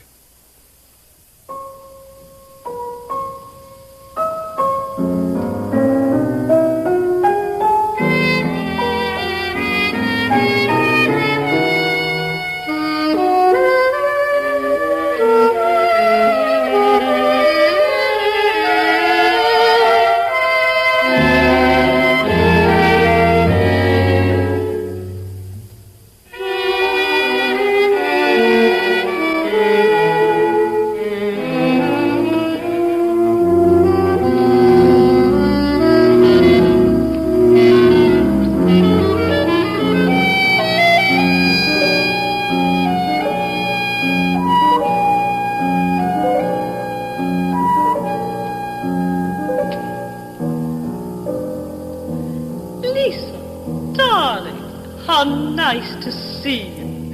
But sitting all by yourself, like a bachelor at his club? I do hate seeing anyone alone on Christmas Eve in a restaurant. May I sit down? Even if you like to be alone, I don't think it's wholesome.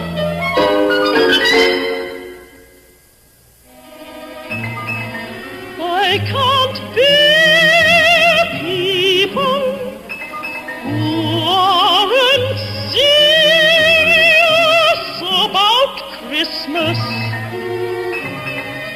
It reminds me of a wedding party I once saw in a Paris restaurant. The bride was reading La Mode, and the groom was playing billiards with the witnesses. The French are so cold-blooded.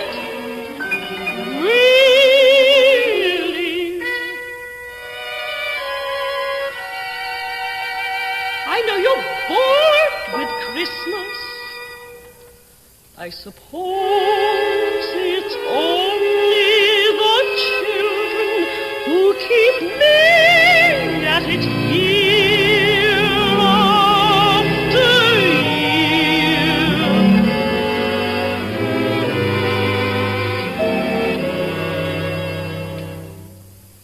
I've worked like a slave for weeks. Every morning I'm in town shopping, and then ungrateful little wretches, they'll drag us out of bed at noon. Tomorrow morning, oh, don't you want to see some of these marvelous things?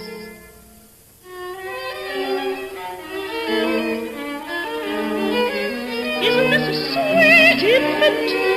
She'll do anything to throw fits and protect. We never had anything like that. And here's a pair of slippers for Harold. Maroon. I hate maroon. But he must have everything, that one color. Slippers, ties, dressing gown.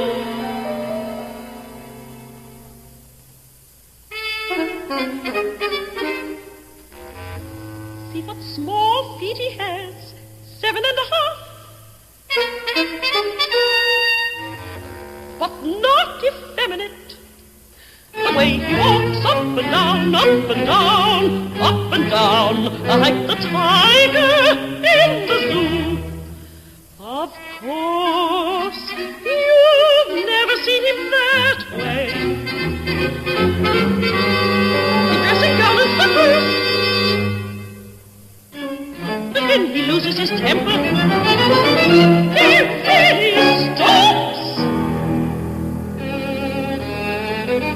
Damn it all! Who stole the bulb from my study lamp again? Oh, when the thermostat breaks down and cold brown crumbles on the floor, my God, my feet are freezing, but a fortune in oil goes up in smoke. But I am mean, bearing his little weaknesses in public. He's all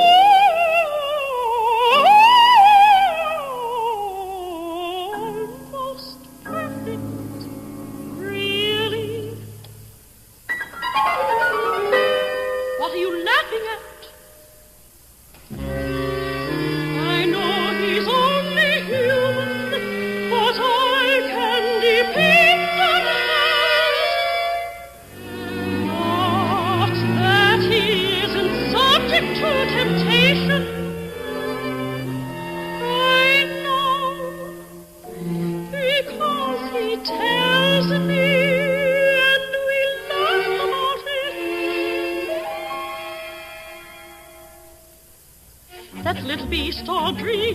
He made a play for him the last time I was on the road. I'd have clawed out her waist. I'm glad I heard about it first from him, and not from my friends. And she's not the only one. Why should they all make passes at my poor husband?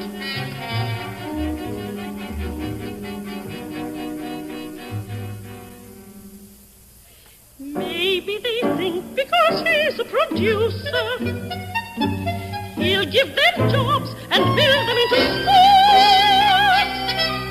Why does every snip of a debutante fancy herself as another Ponce?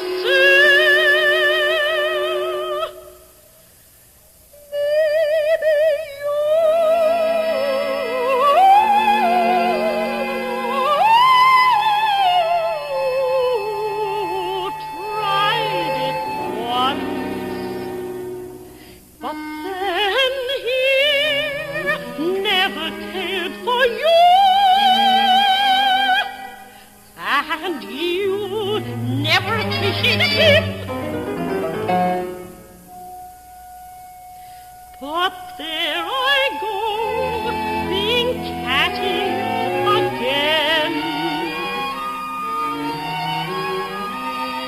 Let's look at some more of these nice things. Aren't these the cutest little soldiers? And this haunting knife pretty, just like the real thing.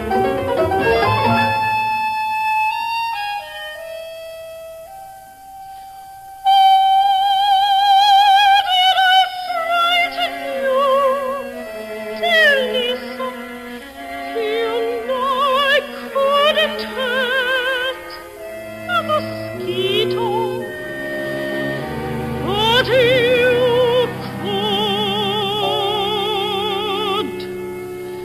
you could slip a knife between my ribs and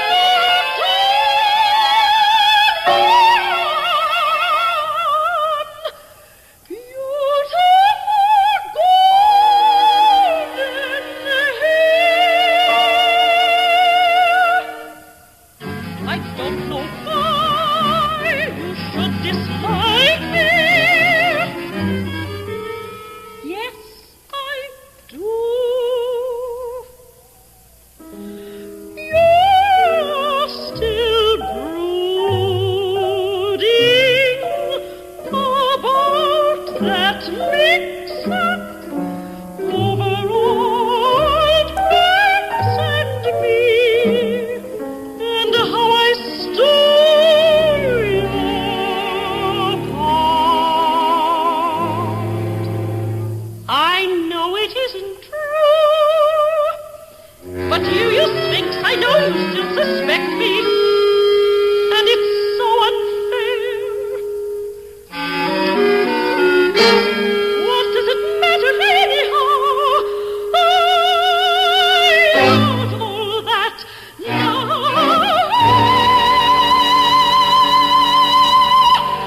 And forever, Lisa, come and spend the evening with us, if only to show you're not angry. I'd hate to think of us as enemies, just because I spoiled your little schemes that once.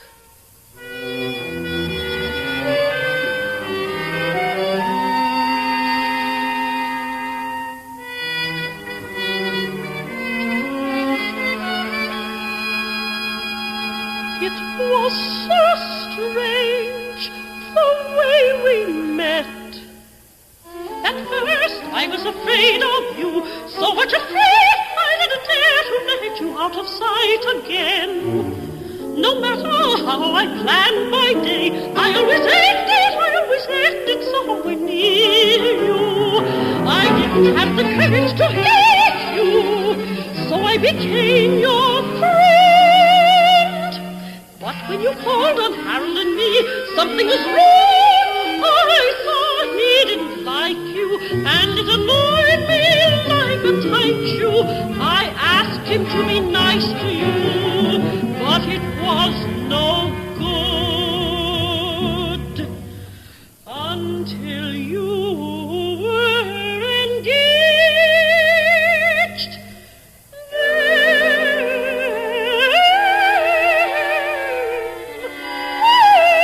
You became fast friends.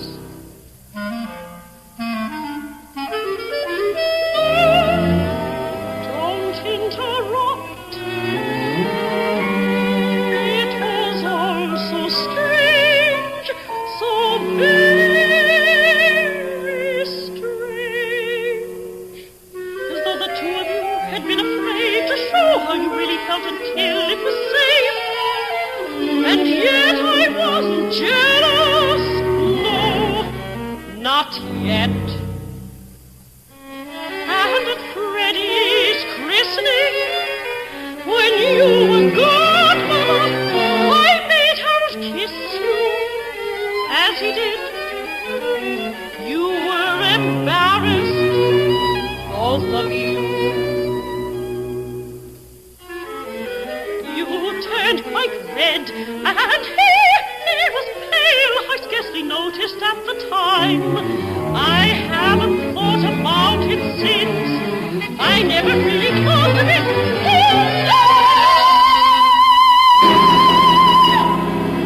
Why don't you speak? You haven't said a single word. You just let me talk. You sit and stare like a spider catching flies. Your eyes have drawn out thoughts that I was never conscious of.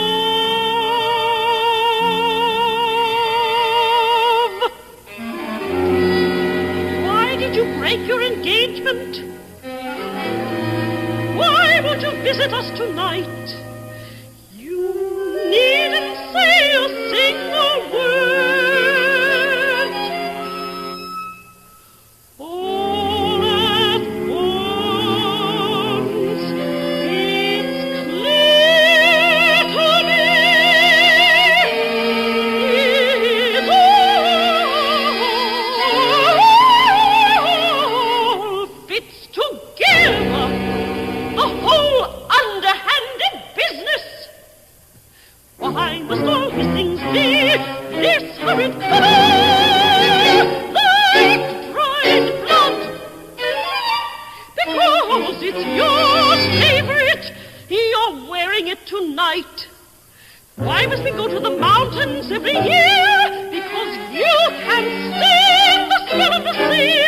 That's why my boy's name is Frederick, because it was your father's name. That's why I read your favorite books and eat your ghastly food and drink your drinks and martinis, horrid bitter things.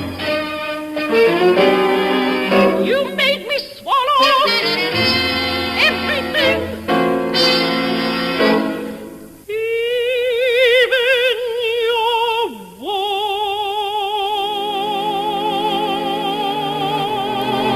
desires.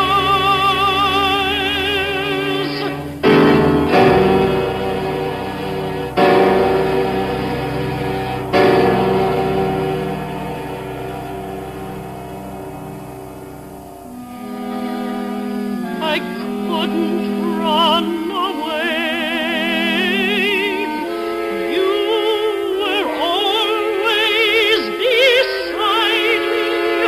I was never free of you.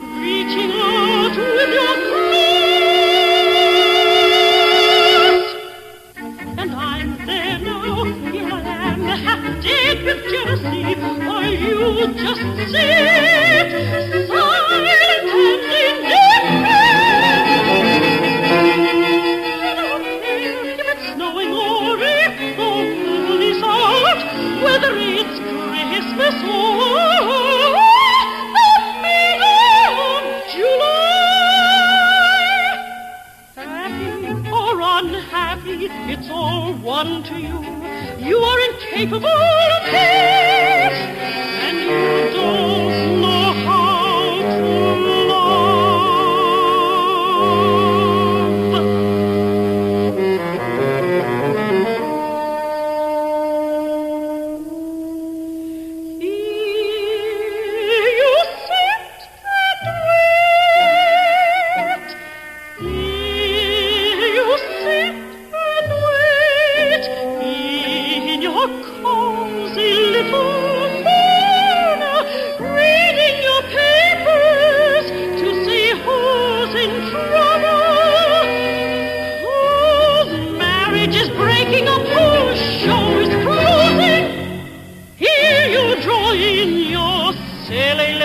Victims, and let them talk themselves out. Here you take your secret little tributes.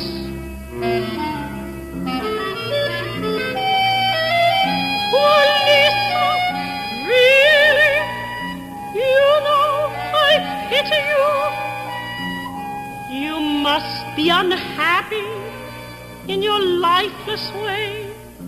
I should be angry with you, but I'm not. Who could be angry with a dead woman? And as for her,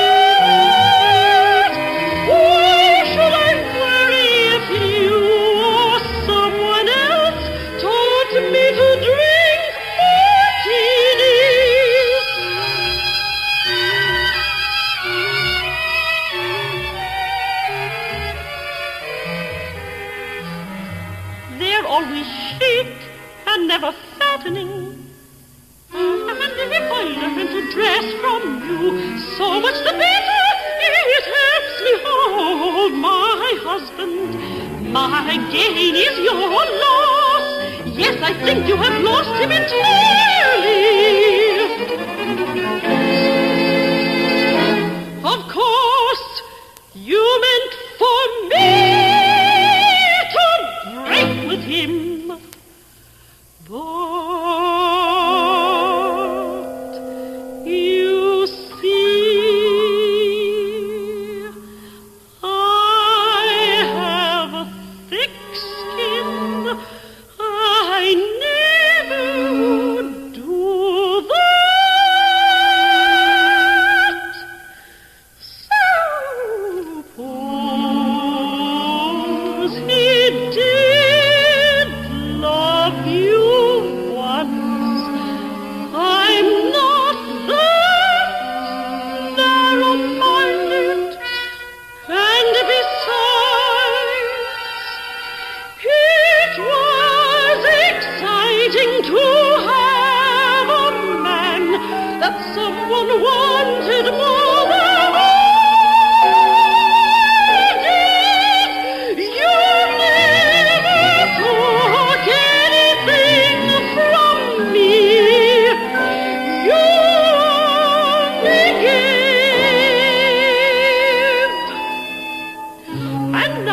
Holding the cards. For a while it seems that you did. For a while you held his love, but it belonged to me. Frederick was a name you give, but the flesh is mine.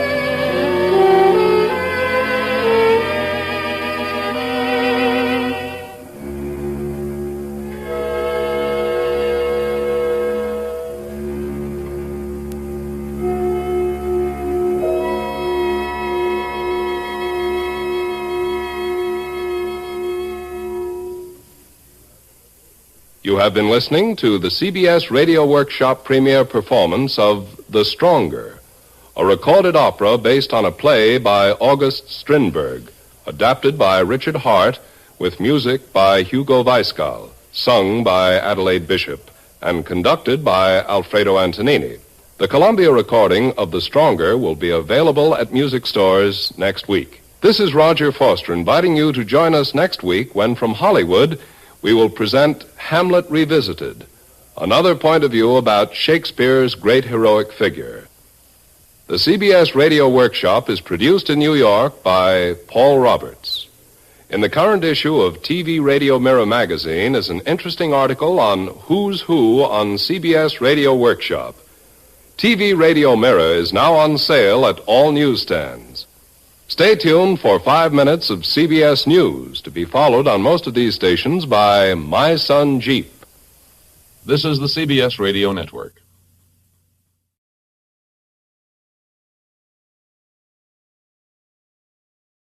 You, finding life rather dull, dreaming again of exotic places, wishing you were somewhere else?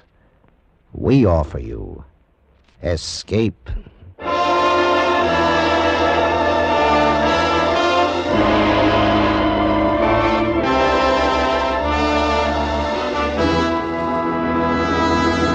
Escape with us now to Mexico City and the story of a man caught up in a terrifying web of murderous intrigue, as Patrick Quentin tells it in his exciting story, The Follower.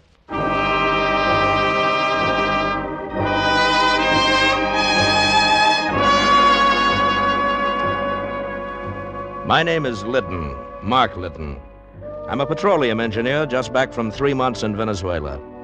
I hadn't cabled my wife that I was coming home to New York because I wanted to surprise her. We'd only been married 2 weeks, Ellie and I, before I went on the trip, and well, I was crazy to get back to her.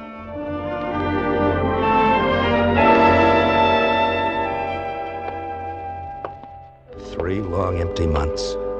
And now, in a matter of seconds, we'll be together again. Ellie!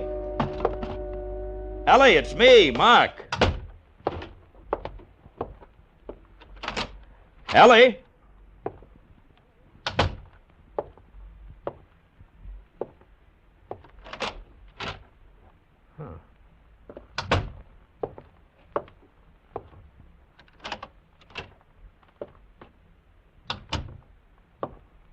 Ellie, are you here?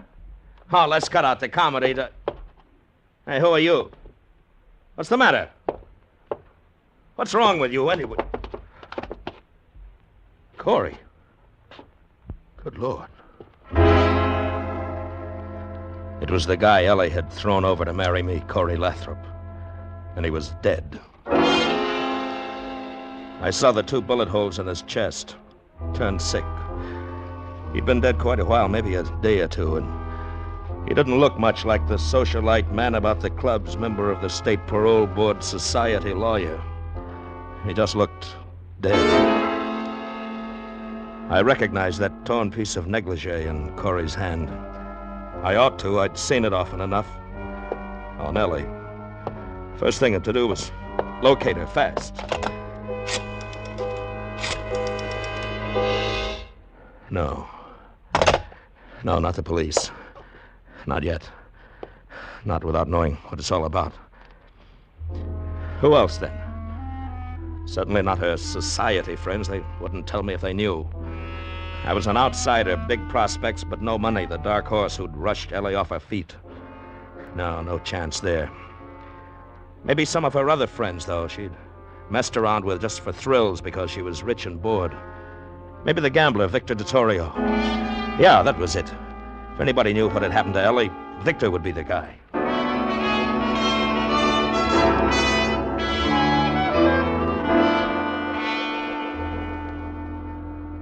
You've really beat the odds, Mr. Litton. Very few people I'd let come back here to my private office. Well, thanks, Victor. Of course, you're different, though. You're married to little Ellie. I'd do anything for Ellie. How is she, by the way? Well, I was hoping maybe you'd know. Oh? Now, why would I know anything about her? Well, you're a friend of hers, aren't you? Why, sure.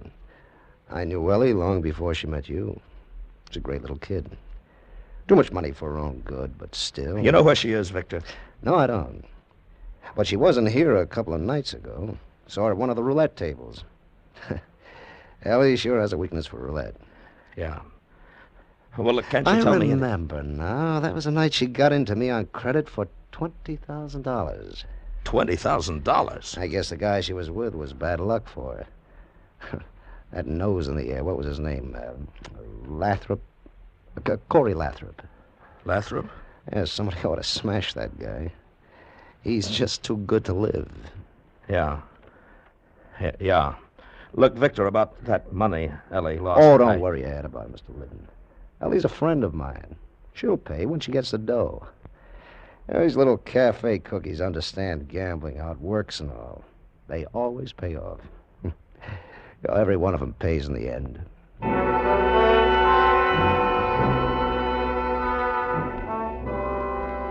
Back at the apartment again, I sat in the den, smoking one cigarette after another. Tried to think it out. Started to get dark, and I still sat there, not knowing where to turn. Stopped cold.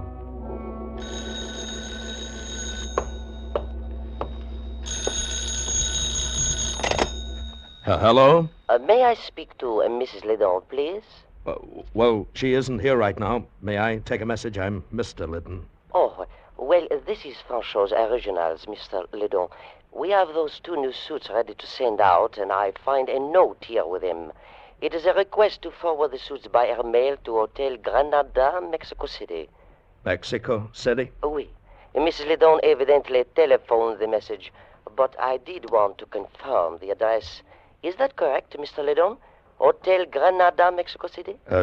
Yes, that's right. She flew down there for a few days. Ah, nice. I do hope she enjoys her trip. Well, I'm sure she will. Goodbye. Mexico City. So that's where she'd gone. Well, whatever the game, I was sure of one thing. I was on her side, win, lose, or draw. And that meant following her on the next plane south to Mexico City. From the airport, I phoned the police, told them where they'd find Corey's body, and hung up.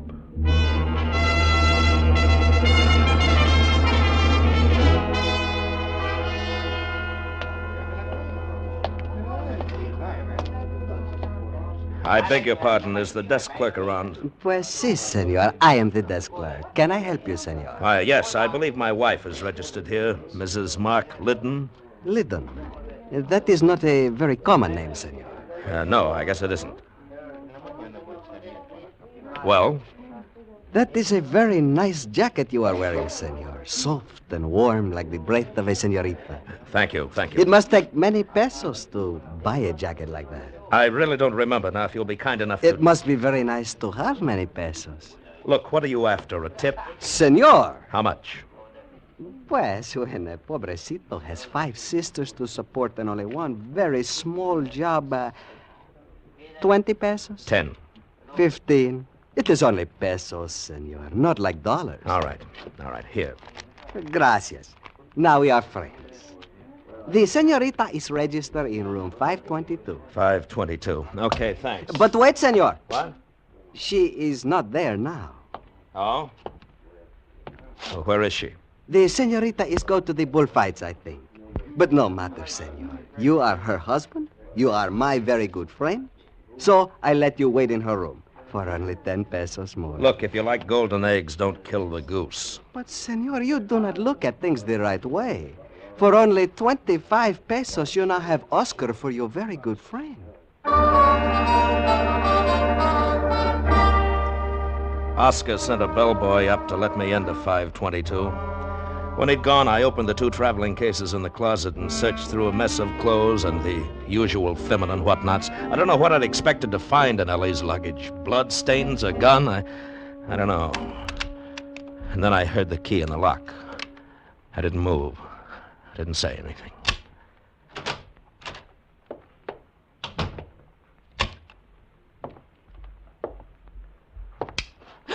Ellie, baby, who the devil are you? I could ask the same question, and with a lot more reason, too.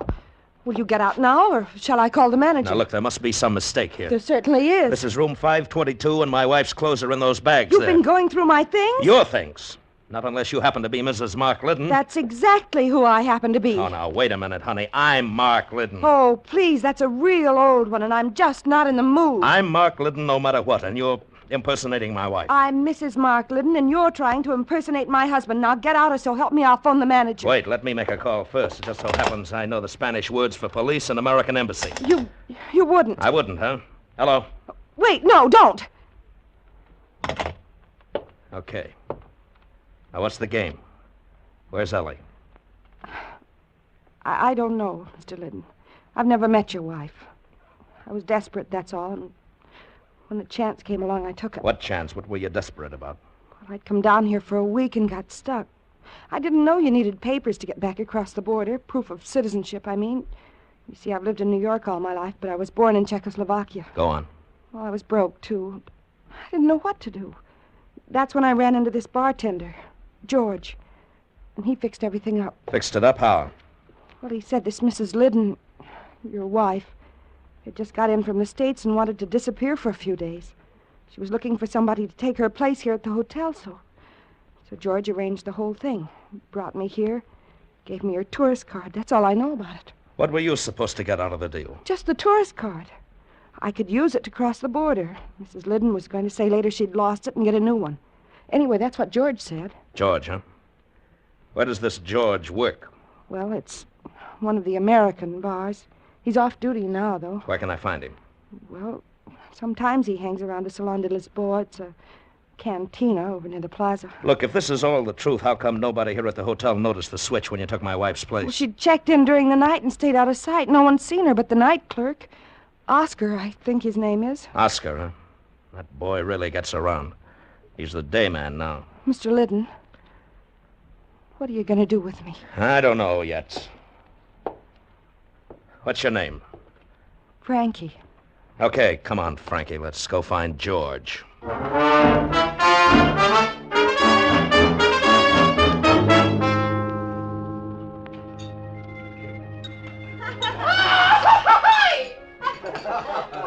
There he is, Mr. Liddon. He just came in. The short blonde guy. Looks like a Benham rooster. Yes. George! Over here, George! Cocky and tough. I know the type. George, we've been waiting here for you. Huh? I was beginning to think maybe you'd been called back to work at the bar. No, I'm off duty. This is Mr. Liddon, George. Mr. Mark Liddon from New York. Oh. Okay if I sit down? Sure, George. That's the idea. Thanks. I suppose you're looking for your wife. That's right. Where is she? You've been away somewhere, haven't you? Out of the States? Yeah. And your wife wasn't expecting you back so soon. No, she wasn't. Well, I'm afraid you're out of luck, Mr. Liddon. She took a plane to Guatemala this afternoon. Dispénsame, jefe, pero el cantinero quiere saber si ustedes desean algo que tomar. No. You wouldn't be lying, would you, George? Don't push me, Mr. Liddon. Your wife's missing, and you're all upset about it, but don't try to push me. Where is she, George? I just told you. That's all I know about it. I'm just a guy who helped her out of a jam. What kind of a jam? All I know is what she told me. Said she'd run out on a big gambling debt in New York. And they were sending a gunman after her. She had to get away. You see, that's where I came in, Mr. Liddon. She wanted someone to take her place here, cover up her trail. How did she get out of Mexico when you got her tourist card? She had a passport with her. She didn't need the card. I see. Well, I still think you're both lying. Oh, Mr. Liddon, I warned you about Shut up, trying George. You can do your talking to the police and the American embassy. That's who I'm going to talk to. Oh, don't be a fool, Mr. Liddon. I'd be a fool to believe this story of yours. You don't know what it's all about. You're not going to do anything with this blundering around except get your wife killed. Go back to New York and stay out of it. Skip it, Frankie. When I want your advice, I'll... What's the idea of the gun, George? The idea, Mr. Liddon? That all three of us get up from this table quietly and walk out of the cantina. I see. You're not going to the police, Mr. Liddon, nor to the American embassy. You're coming with us. Suppose I don't? You will. Shall we go? Sure. Why not? Quietly, Mr. Liddon. Just like three friends, huh? Sure, George. I'll go quietly. Now, George! All right, now give me that gun. Give it to me. All right, now get up on your feet. Nice going, Frankie. Come on, George, let's get out of here. Wait. Give me that bottle. He's still conscious. There. George, you didn't have to hit him again. Shut up, Frankie. We're in it too far to turn soft-hearted now. Come on, let's go.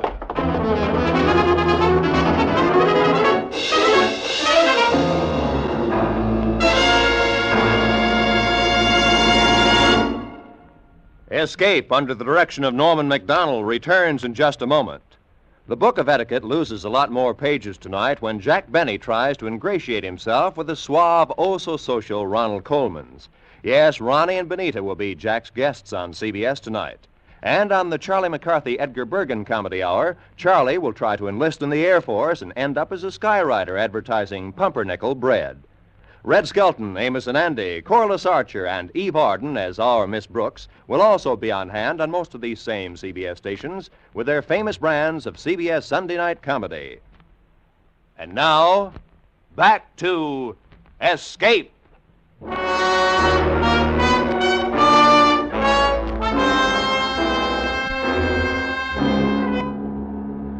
I came to a half hour later, Frankie and George were gone. The only lead to Ellie I had, gone. And I left the canteen and flagged a taxi. In the whole picture, there was only one man who might be able to help me now. I headed for the Hotel Granada and Oscar.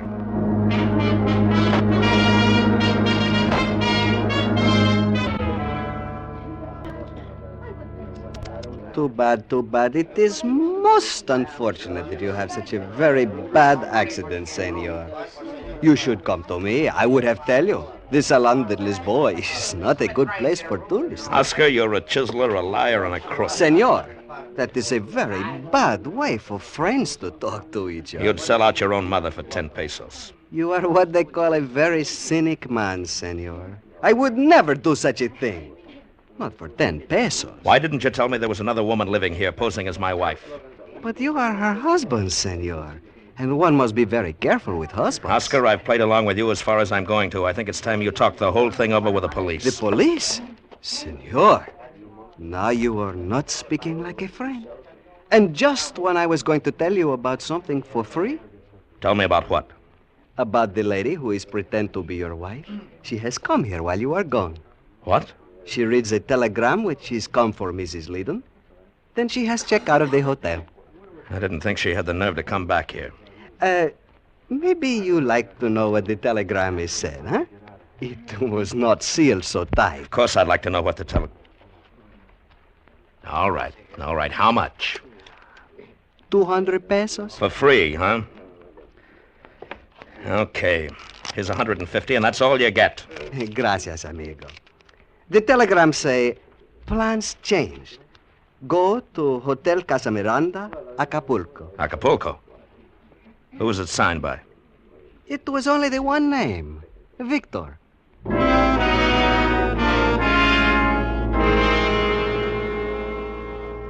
I hit my first lucky break in Acapulco.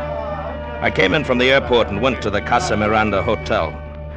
And halfway across the lobby, I ran into Frankie. Mr. Liddon, what are you doing here? Looking for you. How did you find out? Easy. I'm one of Oscar's very good friends. All right, now tell me, where's George? In Mexico City. Oh, please, Mr. Liddon, don't try to interfere. Leave, right now. You're going to ruin everything. I hope so. Where's Ellie? She's not here.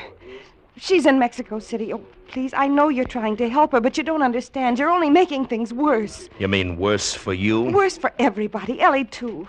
You don't even know what it's all about, and you're going to get yourself killed. Where's Ellie? I promise you, in a week, everything will be fine.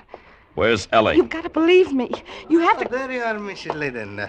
Are we ready to go? Yes. Yes, I'm ready anytime, Senor Gallus. Very well. Aren't you going to introduce me, darling? Introduce you? Yes. Why, yes.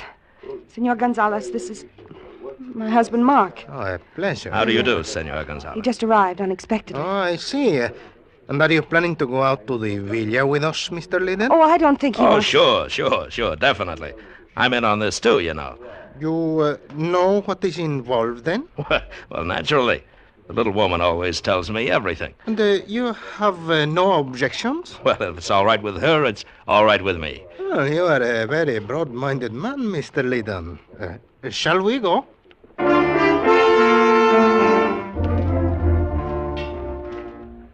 Senor Gonzalez made a brief phone call at the hotel desk, then we got into a black chauffeur-driven limousine, headed out along the shore highway, skirting the sea.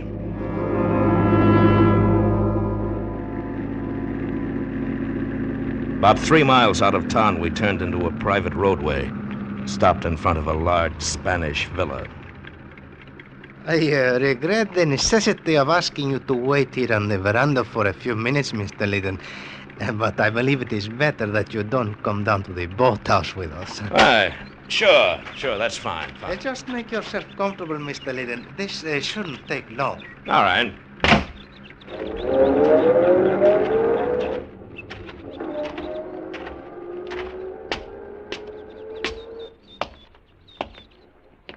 Mark.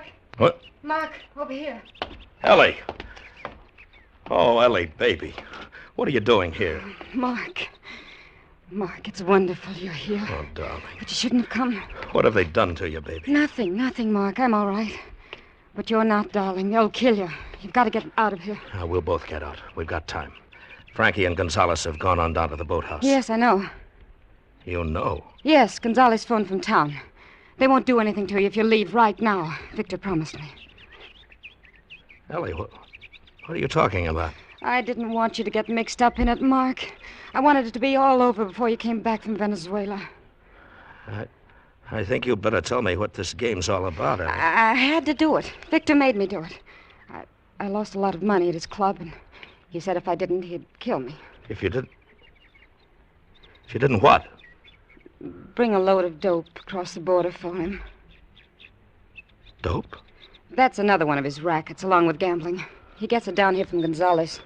So, Victor hasn't been after you. You've been on his side all the time. But then, what if Frankie and George come in? They're both working for the police. They kidnapped me from the hotel, gave me drugs so Frankie could take my place and meet Gonzalez. They planned to get the dope from Gonzalez, deliver it to Victor, and then have the police move in on everybody. I got away, though, and phoned Victor. He came down here. So that's why Frankie was impersonating you. George used to be one of Victor's boys. Then he got sent to prison. He just got out on parole. It was through Corey he began working with the police. Ellie, tell me the truth. You killed Corey, didn't you? I had to, Mark. He was going to turn me in. He was on the parole board, and George reported to him, so he found out about me. He was going to turn me in. All the time you've been in it up to your neck. It'll be all right, Mark. Victor will fix it. About Corey, I mean. We'll pretend it never happened. Just another thrill, huh, Ellie? Mark. I've been crazy about you, but I guess I haven't known you very well. You know, I thought this fooling around the clubs with Victor and the others was just bored little rich girl stuff. Mark. But it goes a lot deeper than that, doesn't it? But, darling, I had to do this. Don't you understand? What was I, Ellie? Just another thrill? Something different for a while, huh? No, that's why I did it. For us, I mean. Victor was threatening me. He'd have told you all kinds of bad things about me. That's why I had to. Is Victor down at the boathouse? Yes. What are they going to do to Frankie? I don't know. They're going to kill her, aren't they? Why, I suppose. I don't know. What's the difference anyway? Who cares? She doesn't matter. Don't you see that? It's us that counts. That's why I did what I... Mark, where are you going? To get her out of it if I can. That's the least I can do. No, come back. Goodbye, Ellie. Mark, no! No! I ran down the driveway toward the boathouse. I was sick. Sick inside and all over. Sick from seeing Ellie the way she really was for the first time. Dazed with the shock. They looked at me startled when I burst through the door. Frankie, pale but defiant, sitting in a chair against the wall with Victor and Gonzalez bending over her. Well, this is quite a surprise, Mr. Liddon. You're supposed to be escaping. Yeah, I know. I talked with Ellie. Generous of you, Victor. Letting me go. Oh, we do anything for Ellie. She's a great little kid. Right, Gonzalez? Oh, yes, indeed, a most charming young woman. She wanted us to let you go, so we said okay. That's too bad you had to blunder on down here. That's all right, Victor. I wanted to see Frankie. I tried to keep you out of it, Mr. Liddon. I guess now you know. That's right, Frankie. Now I know. That's too bad, Mr. Liddon. But you ought to have taken Ellie's advice. No, Victor. You're all mixed up. I'm in on this, too, now. Hmm? You know, any game Ellie plays, I play, too. Well, we figured you for one of those moral guys. Real gone on a kid, huh? Yeah. Yeah, real gone on the kid. Well, fine, Mr. Liddon. Join the party. Thanks. We're trying to get this little cookie to tell us where George is. If she doesn't, on a count to 10, and then... Well...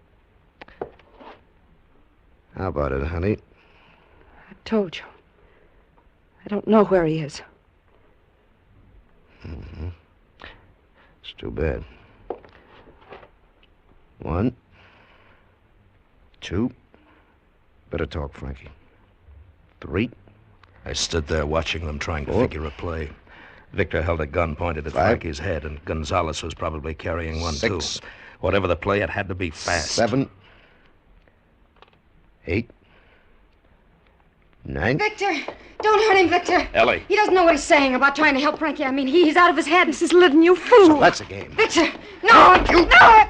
As Victor swung the gun toward me, Ellie jumped and grabbed his arm and hang on. Gonzalez was just drawing his gun when I hit him, and we both went down. As he scrambled to get up, I drew back my foot and kicked him in the head. I fumbled on the floor for his gun, and from the corner of my eye saw Victor turn his own gun point blank on Ellie. As he turned toward me, I was up on my knees, Gonzalez's gun in my hand, and I let him have it.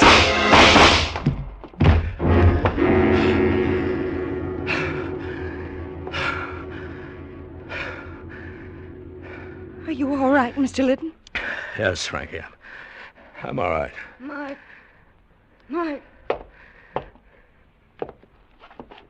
Yeah, baby. Mark, it would have worked out all right. No, it would. Sure, Ellie. Of course it would, Ellie.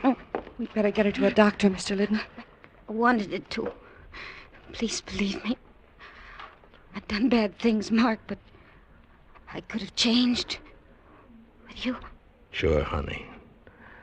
I know. Mark, I could go up to the house and phone for a doctor.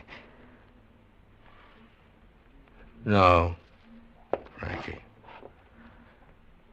She doesn't need a doctor. She's dead.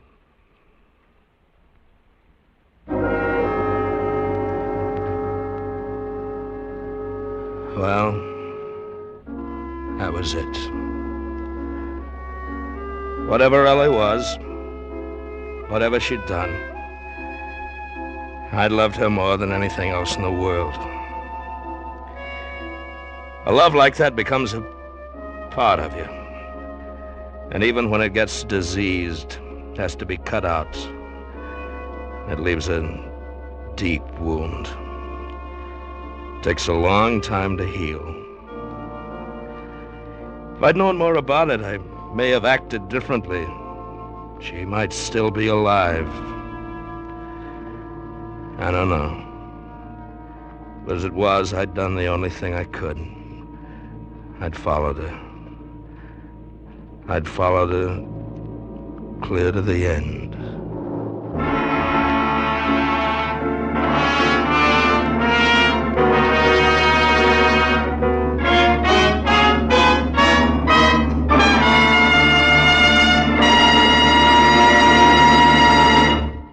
Under the direction of Norman MacDonald, Escape has brought you The Follower by Patrick Quentin, especially adapted for Escape by Les Crutchfield. Bill Conrad was starred as Mark Liddon. Featured in the cast were Georgia Ellis, Harry Bartell, Virginia Gregg, Lou Krugman, Sidney Miller, and Don Diamond. The special music for Escape was composed and conducted by Del Castillo.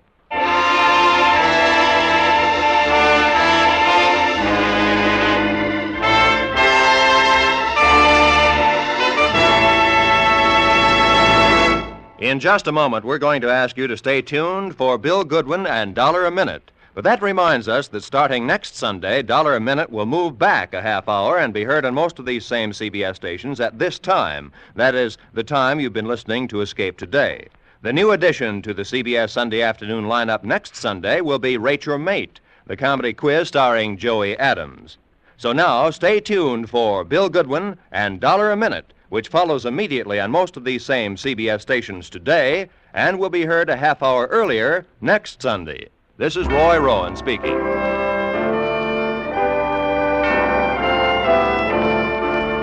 This is CBS, the Columbia Broadcasting System.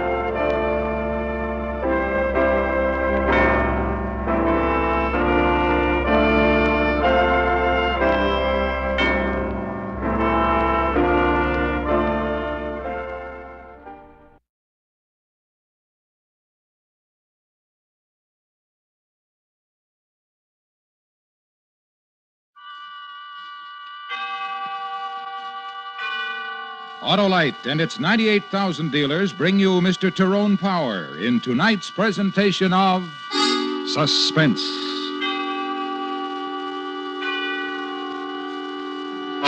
Tonight, Autolite presents the story of a man who found that everything was against him. His wife distrusted him, his best friend had to give him an alibi, all because of a girl, a dead girl. Our story is called The Guilty Always Run. Our star, Mr. Tyrone Power.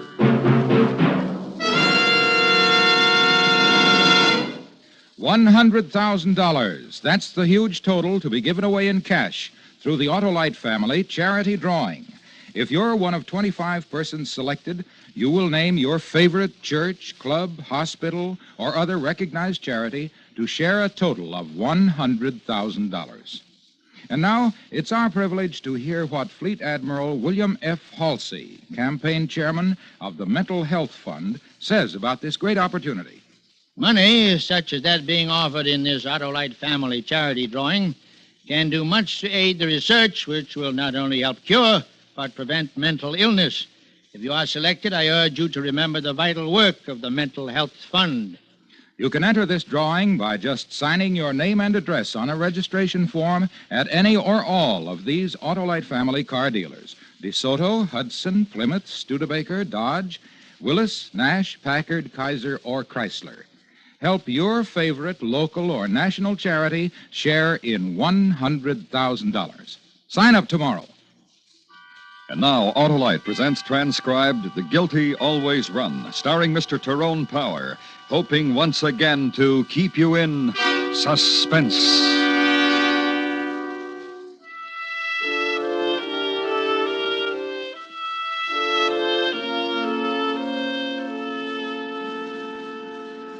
To leave me alone all evening like that. It's way after 12. And... Listen, you told me it was all right. You told me to go. Answer the phone, will you? Okay. Or do you expect me to leap across the room Okay. Hello. Hello? Hello? Hello? Anybody there? Well? Nobody there. What's the matter? I thought I heard something. Hello? Hello? Hello? Somebody playing a joke, Jeff? I guess so. Karen? Don't start anything, Janie, huh? Was it Karen?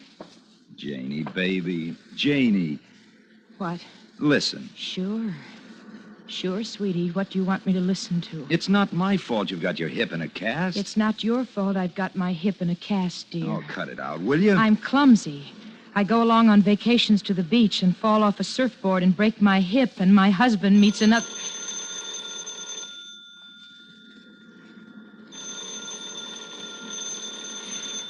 Are you going to answer the phone?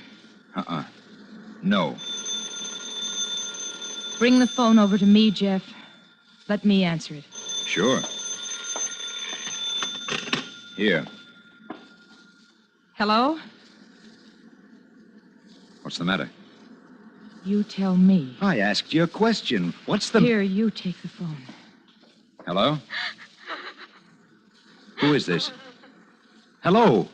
Help me. Sweetie Jeff. Yes, this is... Jeff. This is Jeff. Who... Hello. Hello. Well, whoever it was hung up, Janie. Who was it, Jeff? I don't know. Was it Karen? Now, why don't you cut that out? It was a girl. Was it Karen? Karen sounded like she needed help. Loaded, probably. What does she look like? You never told me. Very tanned, very tall. And very beautiful. She really is. Calling here after midnight. Doesn't she know you're married? Didn't you tell her? I told her. You better go see if she's all right. Now, listen. Karen... You'd better go see. Yeah.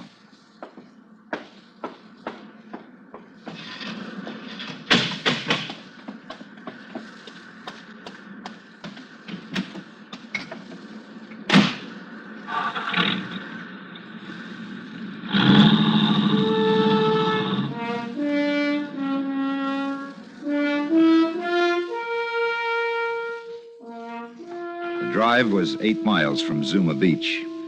Nearly 2 in the morning and a full moon and a few clouds and phosphorescence riding the lip of the surf.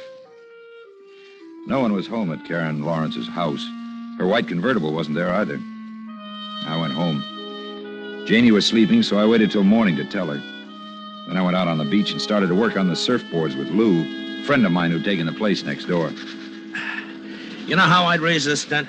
How? Put a beer bottle cap on it, then set a hot iron on the cap. The dent will pop right up. Yeah, I might try it when... Hi, Oh, hello there. Hello. I'm Phyllis George. Which one of you is Jeff? Not Lou, huh? Jeff. It's always Jeff. Me? What did you do with Karen? What are you talking about? I drove out to see her. We were going shopping today. She's not home. The inside of her house is a wreck. Why ask me? She told me yesterday she was going to load up her surfboard and try to trap you into some moonlight surfing. How did she make out? She made out good. Yeah, we went surfing. Where's Karen, Sonny? All right, baby. I'm going to the cops.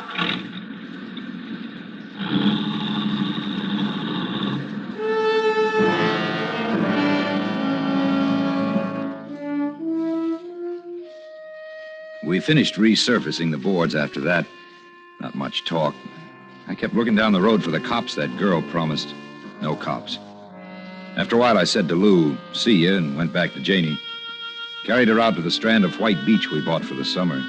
Oiled her back and her shoulders and her arms and then her face. Then lay down and set the ball of sun spinning. And that's how a day got done.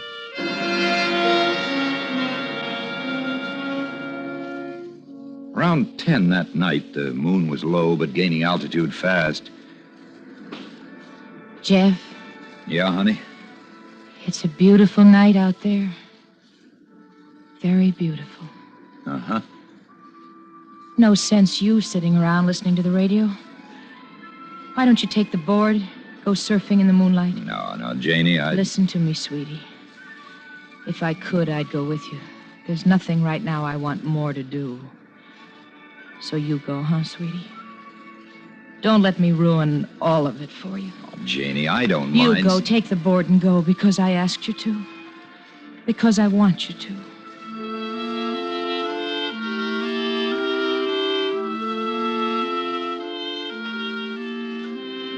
I went. And the waves were coming in gentle and fast and moon-crested from about 150 yards offshore. I paddled the board out, easy and slow, to where the moon was shaping them. It's where I saw her. Karen. Her hair floating and woven in a web of kelp, and her face moon-white, and her lips and splotches of color on her throat where the bruises were. Karen in the wet shroud of a silk dress. Dead Karen, in the sodden jacket I'd lent her the night before.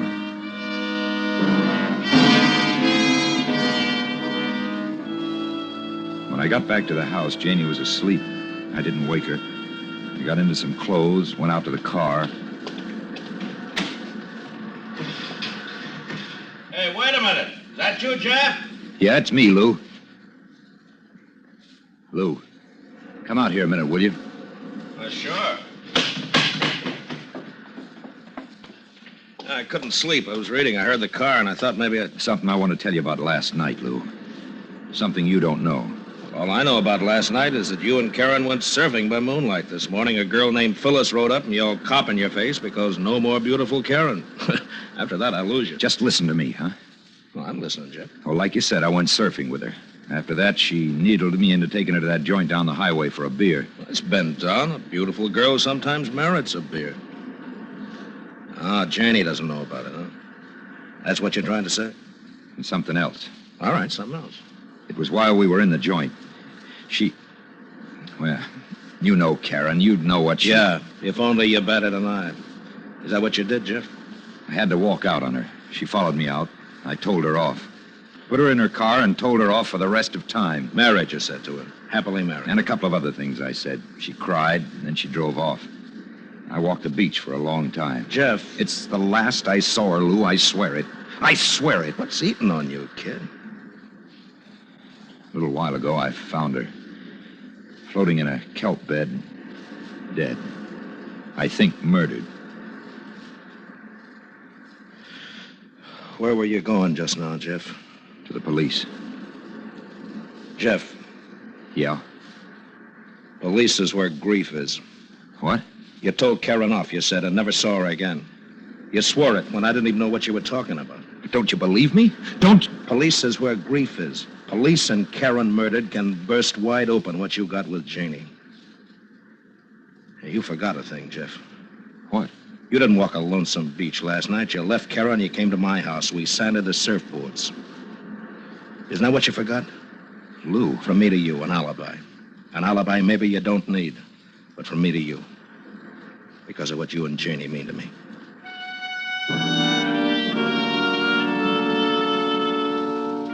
Because of what he said. Because it was a big grief. Because it might kill what it was Janie and I had together. A summer and beach and sky and sea and a love I had for her. I waited till Lou had gone back into his house. Then I swam out to where Karen was. I took off her the jacket I'd lent her the night before. I swam back to shore and found a littered strand of beach and burned the jacket and buried the scorched rags. And I went home and slept. And it was Janie who woke me.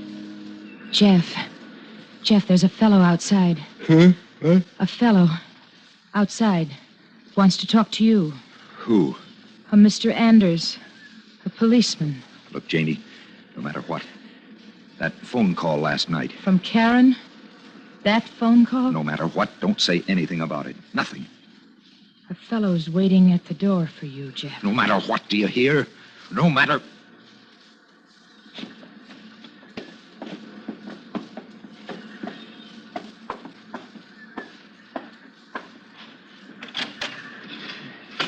You want to see me? You Jeff Marlowe? That's right. Swimmer found a girl out in the kelp this morning. Girl we all know around here. Karen Lawrence. Well, what's that got to do with me? She was murdered, Mr. Marlowe, strangled. Somebody killed her and put her out on the tide. Let's go inside and talk about it.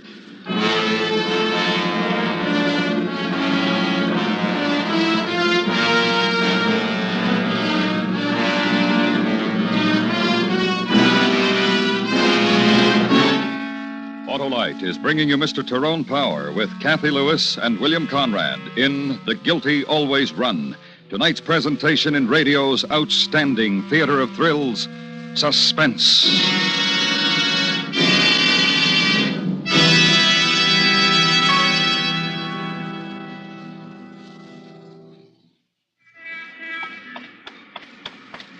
Hey, Marty, what's the rush? Oh, hi, Harlow. I can't stop now. I'm coming from a preview of the new 54 Kaiser, and I've got to get over to the paper and write the story. Hey, they call it the new car with the big change, don't they? Right.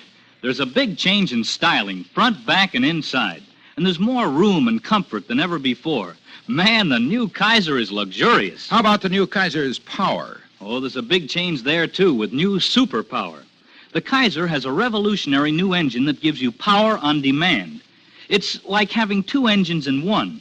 For normal driving, you get Kaiser's famous economy. But when you need an extra burst of power and pickup for passing, or for zooming up hills, you get it. On demand. Wow, that sounds exciting, Marty. And tonight we are privileged to salute Kaiser as an outstanding member of our Autolite family. Autolite is proud of its long association with Kaiser and Kaiser dealers everywhere. And now, Autolite brings back to our Hollywood soundstage Mr. Tyrone Power in Elliot Lewis's production of The Guilty Always Run, a tale well calculated to keep you in suspense.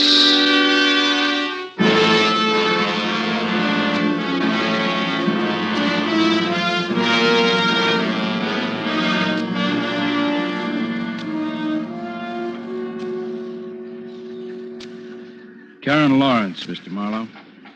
How come she's dead? I don't know. Jeff? Oh, it's nothing, Janie. This gentleman just wants to know if I know Karen Lawrence. Why does the gentleman want to know that, Jeff? Well... Why do you want to know that? She's dead. That's not the question I asked you. She was murdered. That's still not the question. Asking around about her, your husband's name gets mentioned more than anybody else's. I see. And she was murdered, all right, in case you've got any doubt about it. Strangled. Bruise marks here and here. 2 thumbs, you know. Wearing all her clothes. Good swimmer, I understand, so we've got a tab at murder. And I've got to ask, Mr. Marlowe, if you killed her. No, sir, I did not. But you know her. Oh, yes, sir. Now, look, you don't have to yes, sir, or no, sir, me. Okay.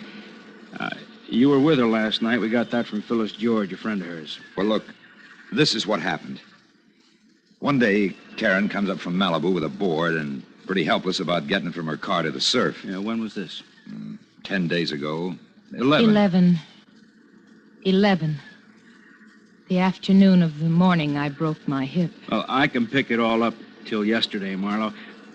Talk has it she liked you. Did Talk have it I tried to ignore her? Yes, it did. Did Talk have it that right off I told her I was married? Yes, it did. I also checked next door, your friend Lou Foster. He says he was with you around the time the girl was probably killed. Then what are you coming around here for? And what about the bar? Bar on the Coast Highway near Topanga Canyon, Marlowe. Barkeep said that you were... Okay. Like a fool, I took her down there for a beer night before last. Night before last is when she was killed. To talk it out, to tell her to stay away. Look, maybe to you it sounds... Now, don't get yourself excited, Marlowe. That's just what I do. Dame was chasing me, didn't want her to. Take her some quiet place and talk to her. Adult, over a beer. Well, I hope your hip gets better, Mrs. Marlowe. Thanks. And thank you for your courtesy, both of you. Sure.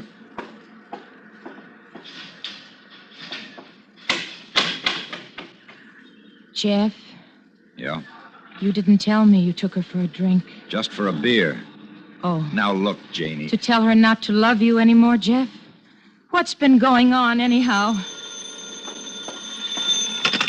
Hello?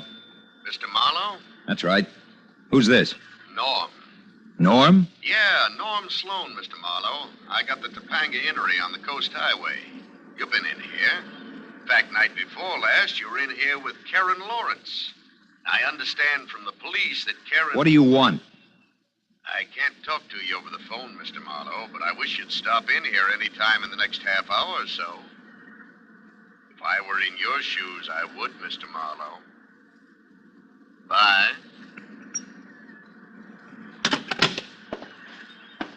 Who was it? Nobody. Who was it, Jeff? Nobody. I'm going out.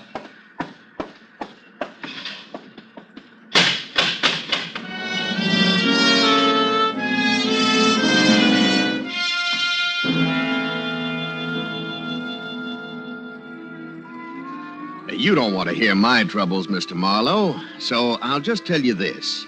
I didn't tell that policeman about the argument you and that girl had in here. Since you were the only ones in here, then I'm the only one who knows about it. And what happened out front when you left. How she was carrying on and crying. And from what Mr. Anders, that policeman, said, she must have been murdered a couple hours after you left here with her. Now, look, I don't know what you told the police, but you came down when I called, Mr. Marlowe, so what am I to figure? As long as you're here, Mr. Marlowe, I'd like to know what it feels like to go out to Santa Anita with $1,000 and not care if I win or lose.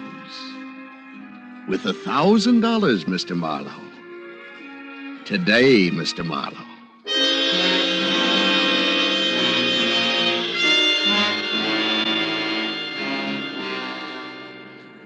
1,000?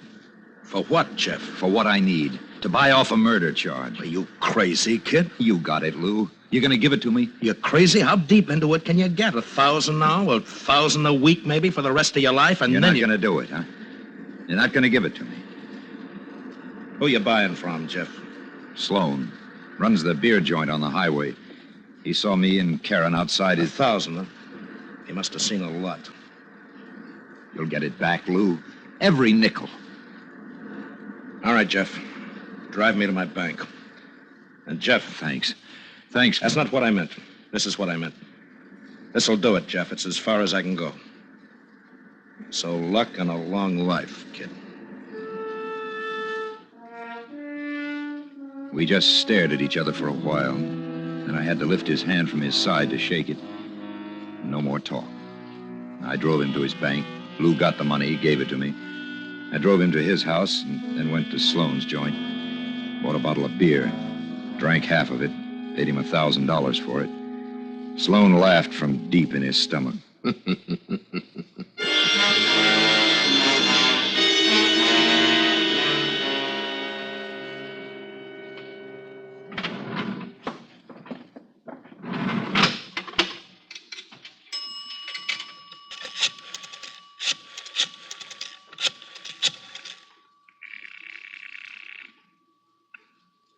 Hello?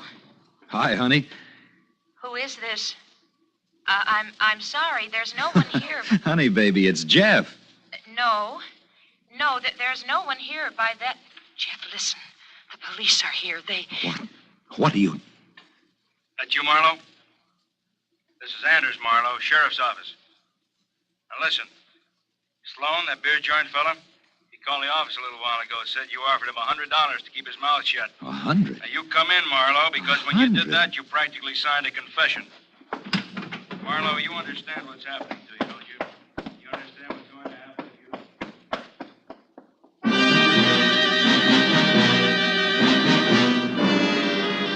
you? I let the receiver hang and let him talk into nothing, and I ran. Off the coast highway, down the beach. A couple of miles. Farther to Santa Monica Pier. Farther to Ocean Park. Me. Wanted for murder. Because Karen, dead Karen, wanted a part of my life, and I wouldn't give it to her. Because her girlfriend stuck her face into mine and yelled, "Cop." Girlfriend, Phyllis George.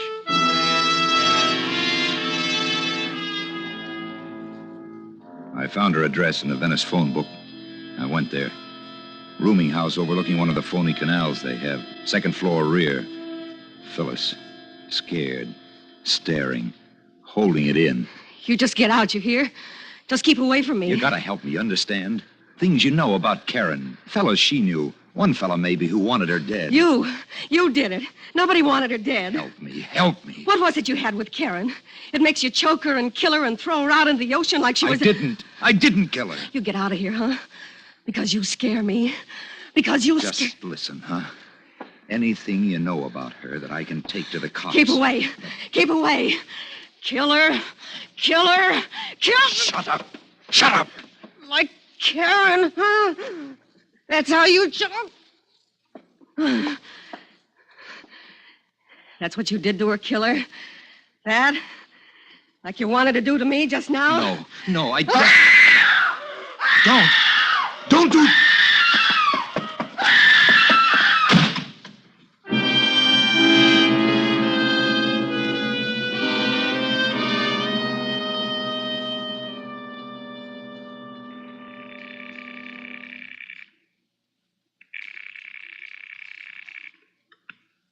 Hello. Lou, this is Jeff. Where are you, kid? Listen, how's Janie? I didn't call her because the line's probably tapped or something. How's Janie, Lou? She's okay. Where are you? I want you to meet me, Lou. Tell me how things are going. I gotta talk to somebody. Sure. Where are you? Phone booth outside a drive-in laundry in Venice. Rose and 3rd Avenue. I'll pick you up there, kid. Right away, Lou. Right away.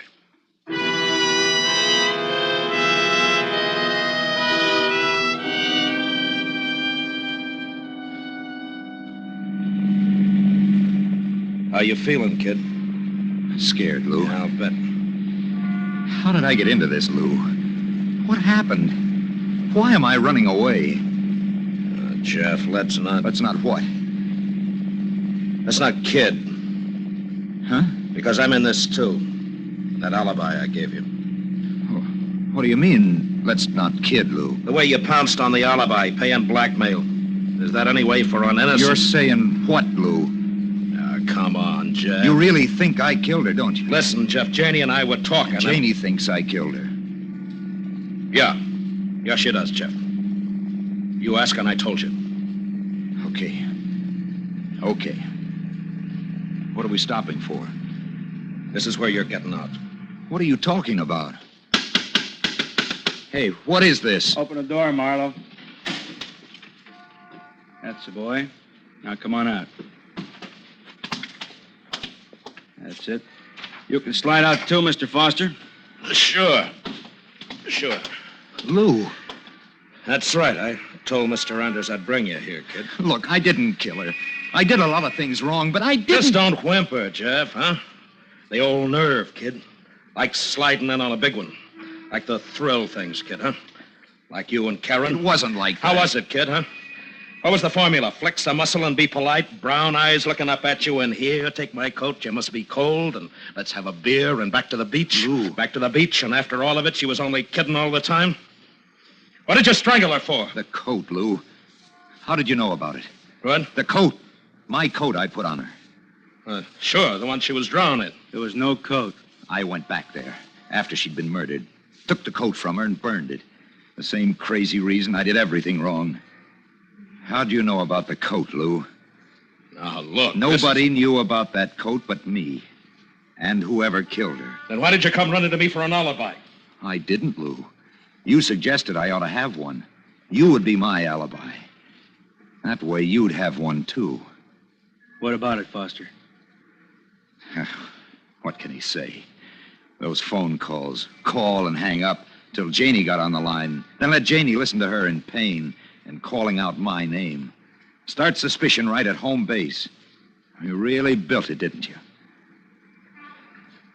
We better go. Hey, don't do that, Foster! Stop! Hey, don't!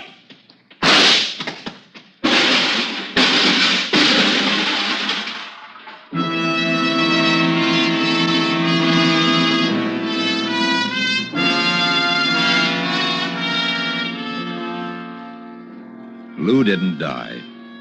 He'll stand trial. Summer's fading and vacation's long over.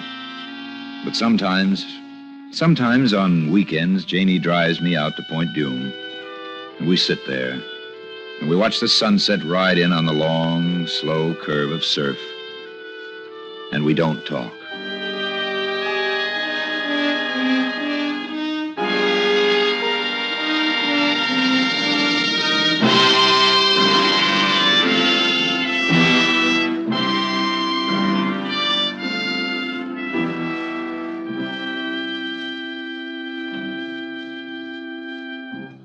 Suspense, presented by Autolite. Tonight's star, Mr. Tyrone Power. This is Harlow Wilcox again.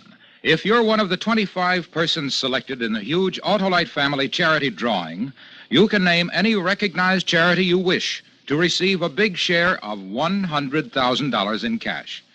Those charities can be schools, hospitals, churches, the Mental Health Fund, or any other recognized charity. So if you're 18 years or over, visit any of the following Autolite family car dealer showrooms: DeSoto, Hudson, Plymouth, Studebaker, Dodge, Willis, Nash, Packard, Kaiser, or Chrysler. Print your name and address on the registration form and have the car dealer sign it. That's all, nothing to buy, try, or solve. So help your favorite recognized charity share in this $100,000 total. Visit any Autolite family car dealer showroom and sign up for the Autolite family charity drawing tomorrow.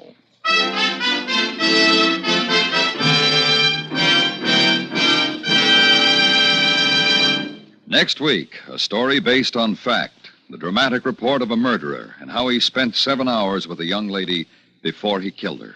It's called Somebody Help Me. Our star, Mr. Cornell Wilde. That's next week on Suspense.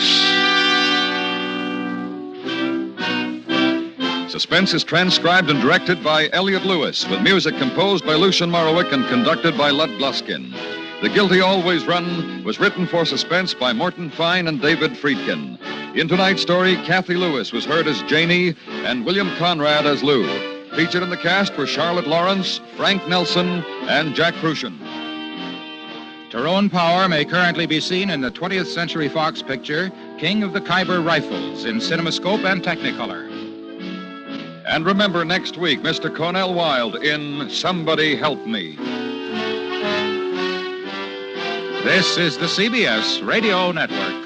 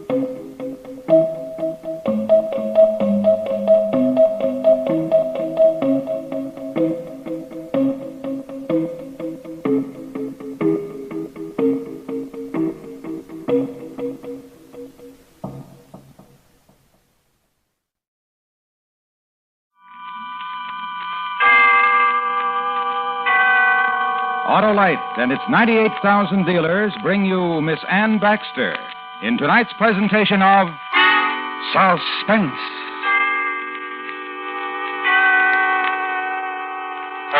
Tonight, Autolite recreates a classic tale as, with song and story, we tell of the death of Barbara Allen, our star, Miss Ann Baxter.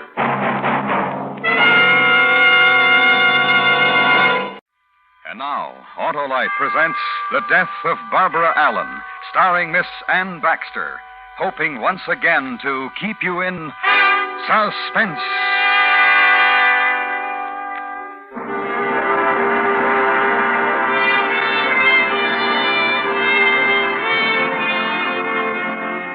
In Scarlet Town, where I was born, there was a fair maid dwelling, made every youth cry well-a-day, and her name was Barbara Allen.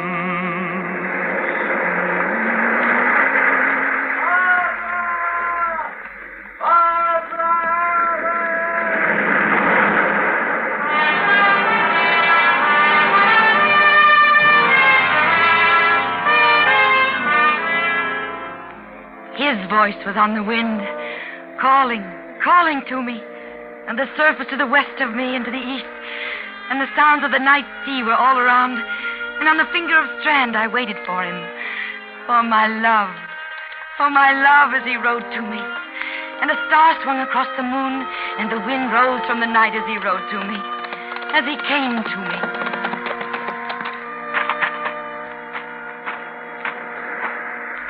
I thought you wouldn't be here, Barbara Allen. And where else would I be on such a night? Home, perhaps, where it's warm. Ah. And the young men of Scarlet Town to knock on your door. Not here, where the sea rises and the moon is cold. Where I meet my love. But there's a storm coming. Let it. The storm and the tides will drown this strand. And we would drown. Yes. We would drown, Will. And you would live no longer than I, and I no longer than you. Our love would die at once on a storm. Why do you talk of death? Oh, I talk of love. And I do. And there's no death in it. No, Will. Only this. Oh, Will. Fair Barbara Allen. Wild Barbara Allen. Ride with me. Yes.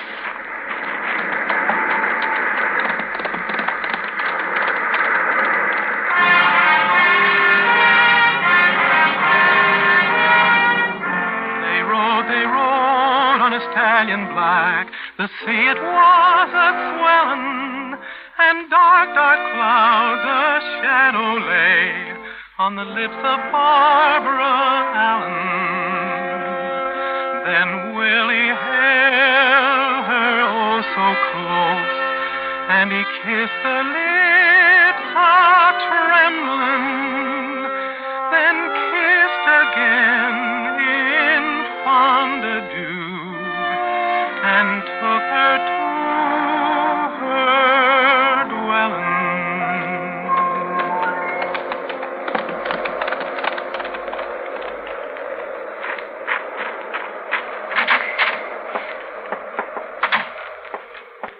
Father? In the kitchen. Sean's here. He's been waiting. Hello, Barbara Allen. I'll get you some tea. No. The pillow in back of me slid down, Barbara Allen. Fix it. Where you been? On the Strand. With Will. With Will. Sean's been waiting. You knew he was going to be here. I've been sitting with your father, waiting, doing the things you should be doing, while you meet Will on the Strand. Ah, he can do for himself. Drink your tea, Father. I like whiskey in it. Here. Drink, old man. I like whiskey in it because whiskey keeps the warm down. And it's a cold house. It's a season of storm, and I have a daughter who's never home. Ah, Father. The warmth of my daughter is for a sailor named Will. Father. And my house is cold. You'll need a pillow for his chair, Barbara Allen. He can do for himself. He can do whatever he needs for himself. He sits there and rocks and remembers the time when he had a wife to do for him. Do everything but walk for him. My house is cold. Oh, listen to him. Barbara Allen, Yes, Sean. Will is a sailor Yes. with a small boat Yes. and a narrow life. You couldn't know. I know. And one day he'll say goodbye to you and sail his small boat. That will be the day when the sea will throw him back to you, wrapped in kelp and drowned. And what of you, Sean? Shopkeeper Sean, seller of pots and fish hooks and whiskey, Sean. Should I love you, Sean? Yes? Cold. And what will you make of me? One like him who sits in a rocker and remembers. You love Will. How many others love Willie the sailor? And how many does he love? No one. There's a girl. You've seen her, Barbara Allen. She's new to Scarlet Town. Her name is Moya, and she drinks wine with Will. They whisper and laugh together. Get out of here, They Sean. say when Will leaves you, he goes to her. You lie. And if I'm not lying, if he hurts you, Barbara Allen, I'll kill him. Get out of here, Sean. I would. I'd kill him.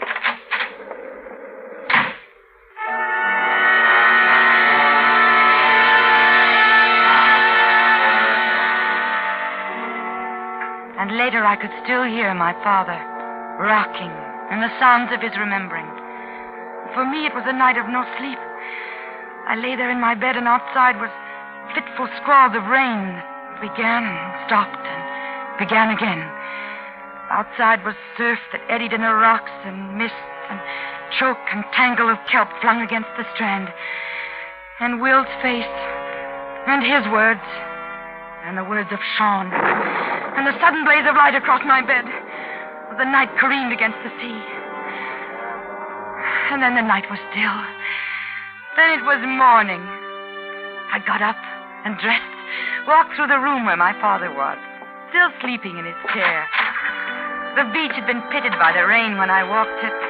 The dune grass was green and shining. The wind held, stung the sand against my legs. And down the curve of the beach and near the end of it, Will's boat.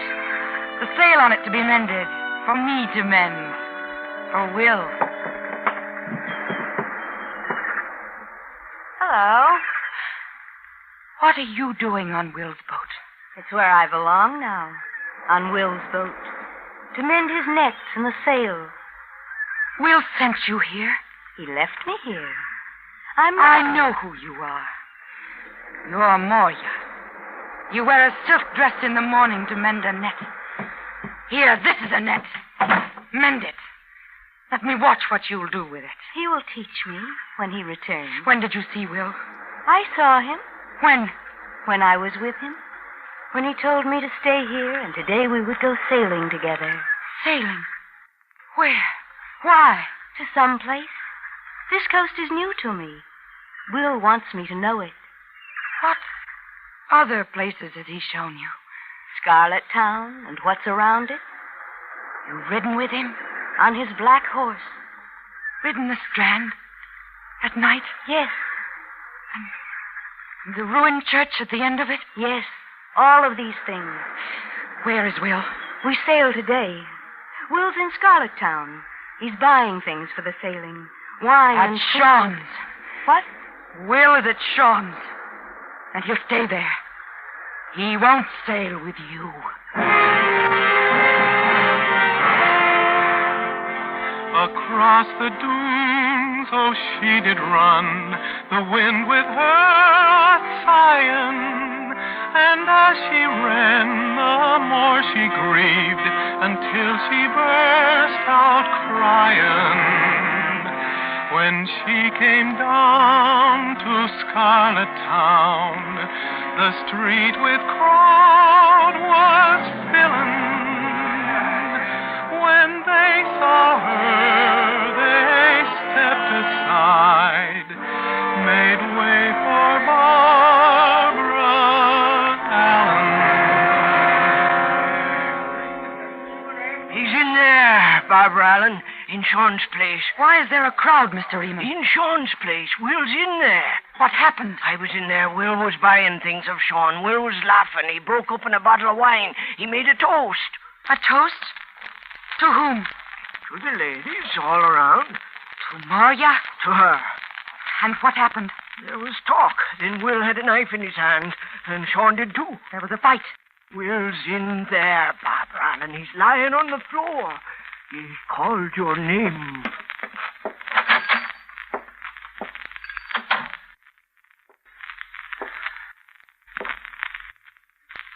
Hello, Will. I'm dying, Barbara Allen. What did you say, Will? I'm dying. Die.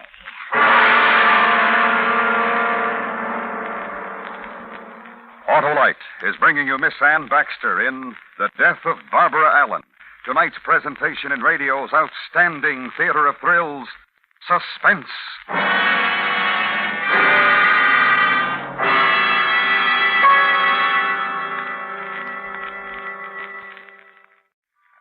And now, Autolite brings back to our Hollywood soundstage Miss Ann Baxter in Elliot Lewis's production of The Death of Barbara Allen, a tale well calculated to keep you in suspense.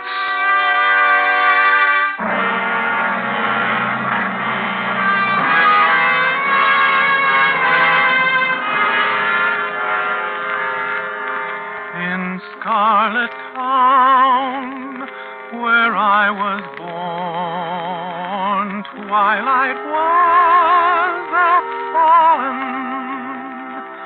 On William Green, cold death it lay, no grief from Barbara Allen. They carried Will to the edge of the Strand, the people's Scarlet Town, and I was not there. They opened the earth of the old churchyard, and they scattered the earth over the body of Will.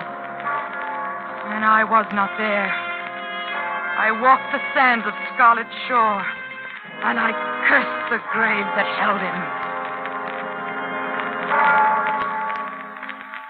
Is that you, Barbara Allen? What do you want, old woman? Is that you, Barbara Allen? I'm old and I can't see so good, especially with the mist so heavy and drifting like they do. What do you want? Oh, give me some of the driftwood you're gathering. I'm an old woman, and when I bend for the wood, the sea snatches it from my hand. Take what I have, there's more. Let me walk with you and fill my apron for me. All right. Your Will is dead. He's dead. They're burying him. The whole town is there. You're not there, Barbara Allen. And you're not there, old woman. I buried 3 sons on that strand in the churchyard at the end of it. Never do I want to be on that strip of land again. Nor I. But you will. And I. Your death place is there, and mine, and all of us at Scarlet Town. The earth covers us in summer, and the sea in winter and storm. Oh, give me that piece of wood from my apron. Take it. You met Will there on the strand, didn't you, Barbara Allen? It's a place of love and death. That Will was handsome. Listen to me, old woman. Walk with me and beg my driftwood, and I'll give it to you. But don't talk to me of Will. And why not? He died for the love of you. For the love of me, and one called Moya, and the rest of the ladies all around. For the love of you, I was there in Sean's place, touching the bolts of dress goods, and close. I heard what happened, all of it. For the love of me? Sean spoke your name lightly in a teasing way, and he leaned over with a smile and whispered a question in Will's ear. Then in Will's hand was a knife, because of what Sean had asked. You lie, old woman. It's how Will died. For the love of you, I swear it on the graves of my 3 sons who lie dead. For the love of me. Not for the one called Moya. Her of the silk dress who paid Will to take her sailing. Paid him? This I heard, too, when the toasts were drunk in Sean's place. Gave him money to take her sailing. Will spoke her name lightly and laughed when he told us of it. Oh, fetch me that piece of wood there, Barbara Allen, and my apron will be full.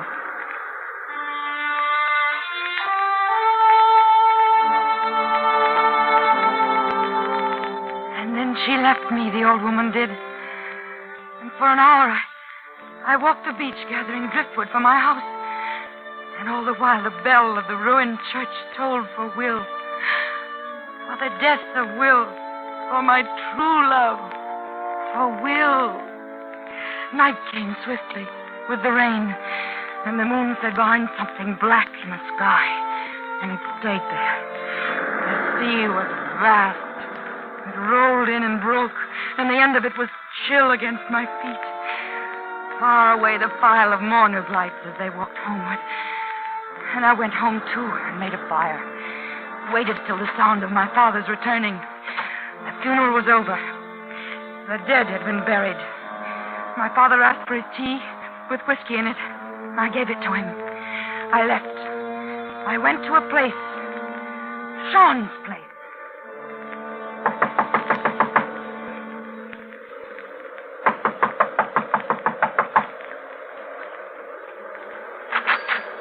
Barbara Allen. The storm outside. You're drenched. Take my coat, Sean. Yes. You killed Will. It was a fair fight. You killed him with a knife. In my belt. You'll hang for it. No, it was a fair fight. According to the law of Scarlet Town, he could have killed me. I'm alive. He's dead. No one will hang. Oh, I'm glad. I was worried for you. Barbara Allen. No, wait. Tell me about it. About what? The fight. How you killed Will. Will was your love, and you want to know how he died? Will is dead, and I can't grieve. Tell me why, Sean. I'll make you happy. Yes. Tell me how you killed Will. Will was a sailor, but he was clumsy with a knife. And when I drew mine, and we faced each other, and we circled, I could tell it. Heavy-footed and awkward. And when he rushed me, I stepped aside, and he fell, and everybody laughed. And I let him get up. And somehow he closed with me and cut me here on my arm. Oh, show me. Oh, poor Sean. We bent back over the counter, the two of us struggling. And I looked into his face, and I saw a thing. Fright. Willie the sailor was scared. And I brought my hand up. Up, Barbara Allen. Oh, you should have seen it. His face when the knife went into him. That knife? In your belt? Yes. I want to see it. Put it there on the table where I can look at it. John. Yes? What else will you do for me? What? There's a storm outside, and I came to you. What will you do for me now? Love you. How? With fine things, Barbara Allen. With silk from my shelves. Whatever you want. This one? This bolt of silk? Or this one? Or this one? Which one, Barbara Allen? Which one? They're at your feet. Whatever you want. And listen, I have these too. Mirrors. And these. Buttons of shell. And these. Combs of mother of pearl. For your hair, Barbara Allen. Sean. For your hair. And you will love me forever, Sean? For as long as I live. Tell me again. For as long as I live. Yes. You. With a knife, you killed Will. I killed you.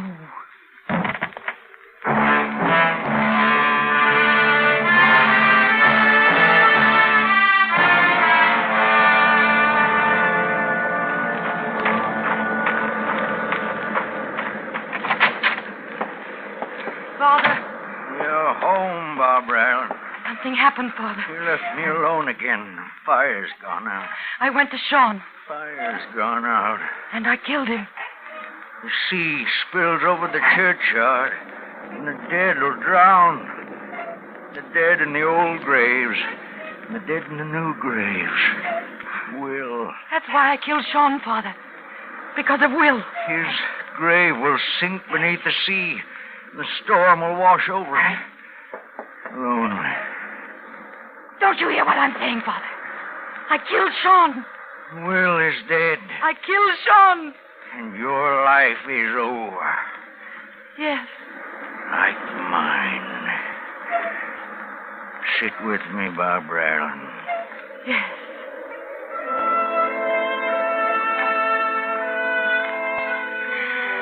And I sat with him at his feet while he rocked. He remembered, and I remembered. And once my father got up, walked to the fire and threw on wood, sat down again, rocked, and I remembered. Will. The grief came and the tears. Will, the tears. His grave would sink beneath the sea. I'll make your bed, Barbara Allen. All right. See, you killed Sean. I did. Look through the window. Oh, the lights. The people from Scarlet Town, they're coming after you. Oh, they'll hang me for what I did. Your love lies on the strand. He sleeps on the strand. Your love is lonely.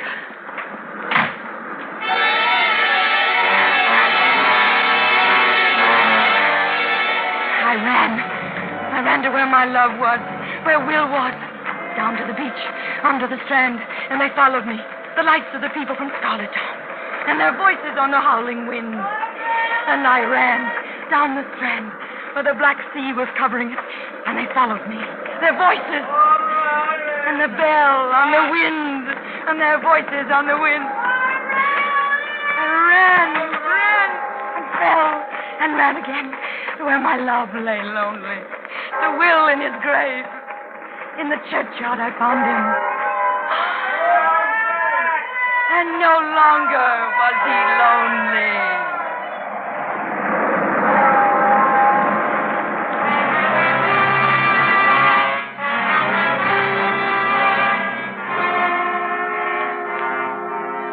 Sweet William lay in the old churchyard, his love so fair beside him.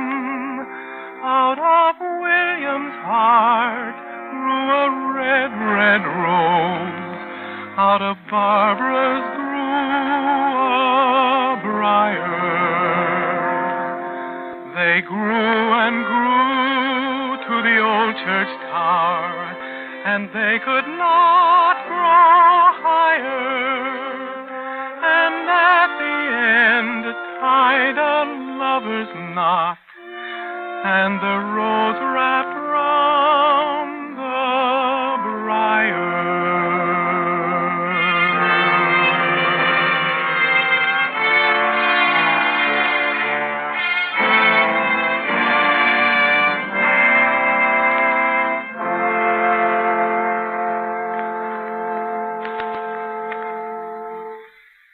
Suspense. Presented by Autolite. Tonight's star, Miss Ann Baxter, will return in just a moment. And now we bring back to our suspense microphone Miss Ann Baxter. Miss Baxter, we of Autolite would like to thank you for another magnificent performance and to announce to our listeners that you have won the first annual Golden Mike Award for the best feminine performance of the past year on Suspense. And here, Ann, is your handsome golden mic to add to the Baxter trophy case. Oh, thank you, Harlow. It's beautiful. And thanks to Autolite. I'd also like to thank the wonderful group of suspense players who worked with me, especially Joseph Kearns and Jeanette Nolan, who have also won golden mics for the best supporting performances on Suspense. Thank you for all of us, and good night. Next week, a story that will prove once again that truth is stranger than fiction. Mr. Cornell Wilde will star as a man who inadvertently was hired to be an assassin. The story is called Alan in Wonderland and will be heard on Suspense.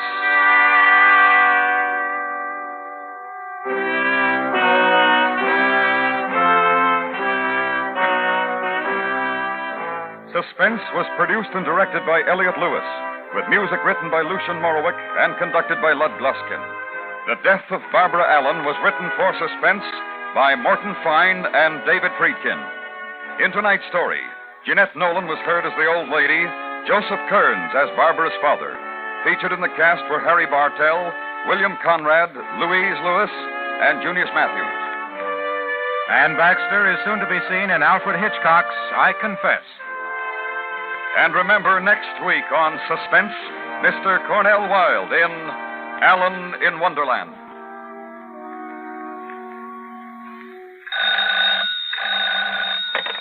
You can buy Autolite Stay-Full batteries, Autolite electrical parts, and Autolite resistor or standard type spark plugs at your neighborhood Autolite dealers.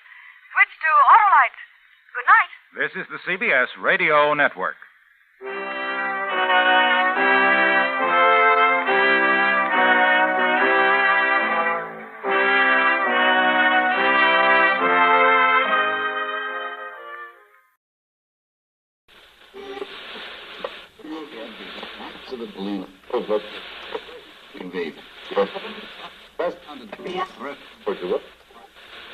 CBS Radio presents the CBS Radio Workshop, dedicated to man's imagination, the theater of the mind.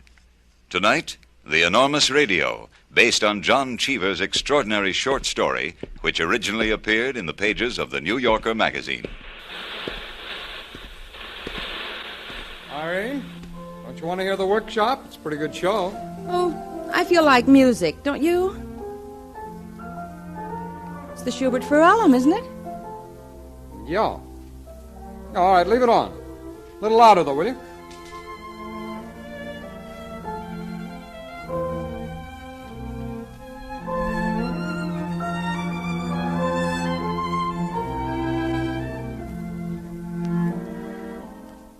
Jim and Irene Westcott were the kind of people who seemed to strike that satisfactory average of income, endeavor, and respectability that is reached by the statistical reports and college alumni bulletins. They differed from their friends, their classmates, and their neighbors only in an interest they shared in serious music. They went to a great many concerts, although they seldom mentioned this to anyone, and they spent a good deal of time listening to music on the radio. Now, their radio was an old instrument, sensitive, unpredictable, and beyond repair. And when it faltered, Jim would strike at the side of the cabinet with his hand. Well, this sometimes helped. But one Sunday afternoon...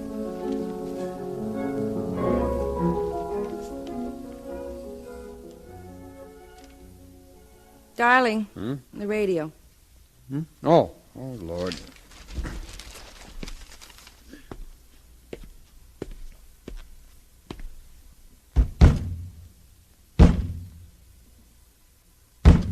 No, this time it's finished. Bang it again.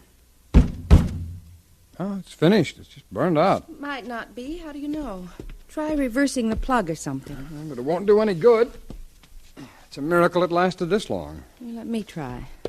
That's not going to do any good now. A woman's touch. All right. Why don't you sit down? It'll... Yeah. See, there it goes. It's so aggravating.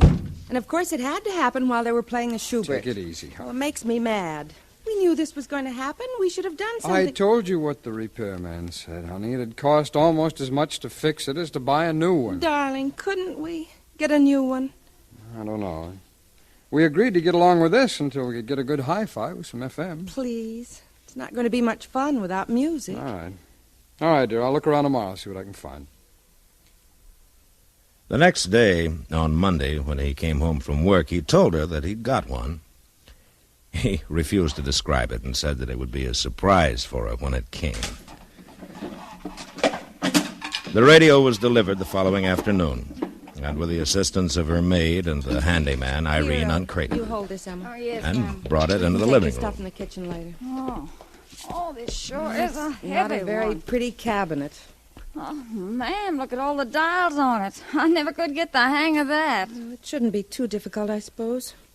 Volume, treble boost, bass boost, tuning, shortwave, band 1, 2, 3, 4. Oh, well, this must be the switch to turn it on.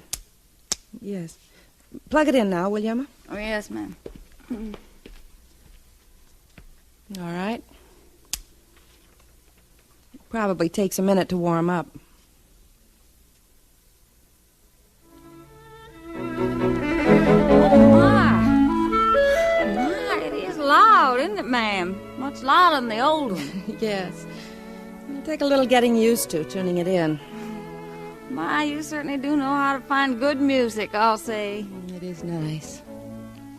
Well, you'd better see about getting supper now. Yes, ma'am.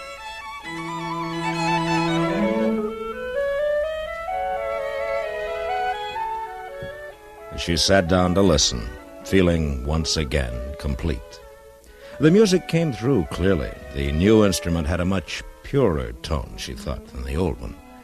Well, she decided that tone was most important, and she could conceal the ugly gumwood cabinet behind the sofa. But as soon as she had made her peace with the radio, the interference began. Oh, dear.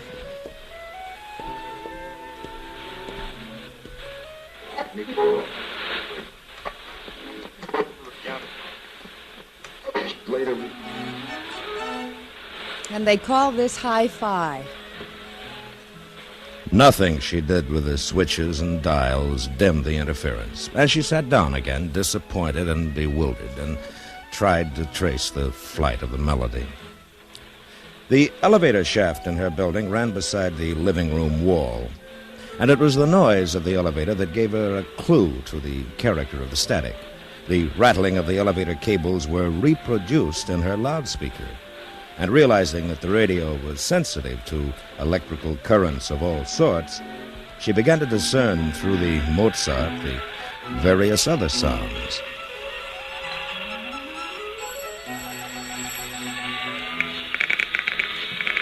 By listening more carefully, she was able to distinguish doorbells, elevator bells, electric razors, and wearing mixers picked up from the apartments that surrounded her. The powerful and ugly instrument, with its mistaken sensitivity to discord, was more than she could hope to master, so she turned the thing off.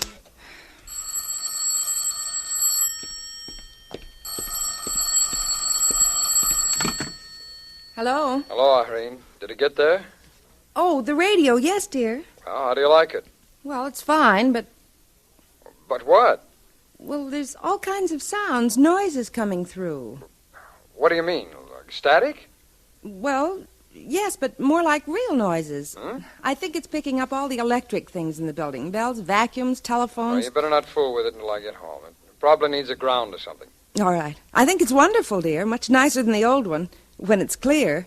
The music sounds beautiful. Oh, good. Well, I'll see you later. Bye. Bye. When Jim Westcott came home that night, he went to the radio confidently, worked the controls. Who's it? The low-pressure area, which developed over the southwest yesterday, is moving rapidly toward the north and east, with lower temperatures following. What the devil? That's what I was telling you. The city's current reading is 58. Kansas City, 54. He fiddled with the knobs. Chicago, 54. Detroit, 55. Couldn't get rid of the noise. 54 and rainy. Toledo, 56. And he turned the radio off. What the heck with it, huh? I'll call the fellow who sold it to me in the morning. He's going to hear something from me. The following day, Irene had a luncheon date and did some shopping during the afternoon.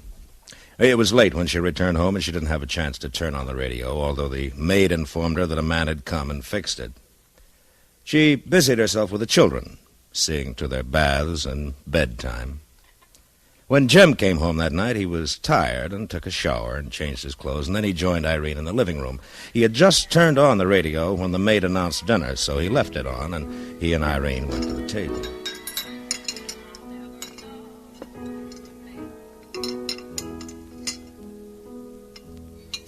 I saw the sweetest dress this afternoon. Of course, I didn't buy well, it, that's but just as well. I mean, we better go slow for a bit. Hard day, dear? Yeah, had a rotten day. Music does sound nice, doesn't it? Very nice. For heaven's sake, Kathy, do you always have to play the piano when I get home? Well, it's the only chance I have. I'm at the office all day. So am I. I wish you'd. Did you hear that? Yeah, but it's probably a play. I don't think it is a play. What's the matter? Where are you going? I want to see what that was. Well, try another station.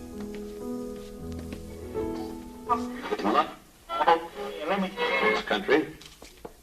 Hey, have you seen my garters? Button me up. I said, have you seen my garters? Just button me up and I'll find your garters. All right. Is that a radio show? I don't know. Here, let me see. I wish you wouldn't leave apple cores in the ashtray. I hate the smell. What the devil is this? On the coast of Coromandel, where the early pumpkins blow, in the middle of the woods lived the youngy-bungy beau. 2 old chairs and half a candle, 1 old jug without a handle. That's These the Sweeney's were all nurse. What? Turn that thing off. Maybe they can hear us. That was Miss Armstrong, the Sweeney's nurse. She must be reading to the little girl. They live in 17B. I've talked to her in the park. I know her voice. We must be getting other people's apartments. That's impossible. Well, that was Sweeney's nurse. I know her voice. I know it very now, well. Wait a minute.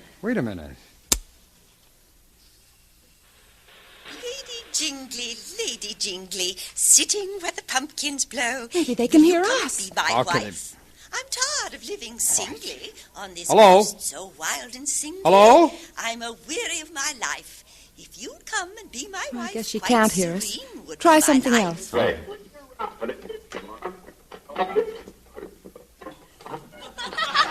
some more sandwiches. Oh, sure, I'd love some.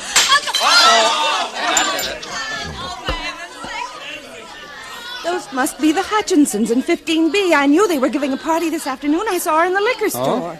Isn't this divine? Try something else. All right, wait a See if minute, you wait can a get minute. those people in 18C.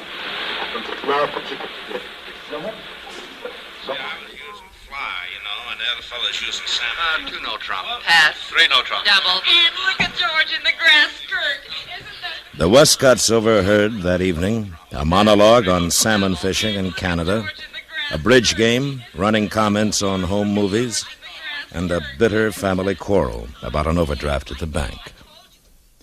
They turned off the radio at midnight, went to bed, weak with laughter.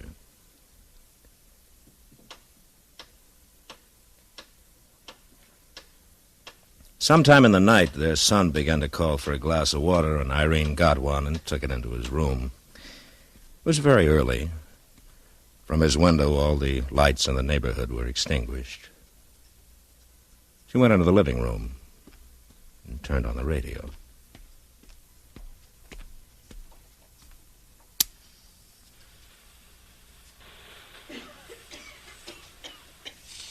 Are you all right, darling? Yes. I'm all right, I guess. But you know, Charlie, I don't feel like myself anymore. Sometimes there are only, about 15 or 20 minutes in the week when I feel like myself.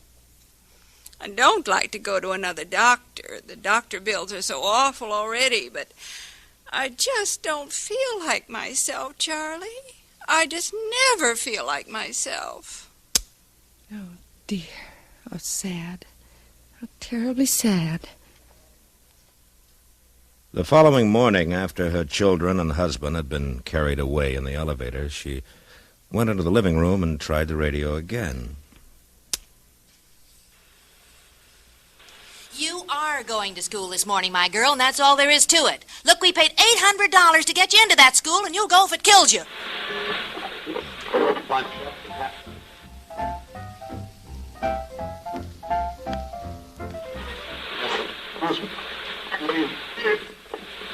If you think he's so hot, why don't you just tell us? Oh, sure. I can just see you. You'd like that, wouldn't you?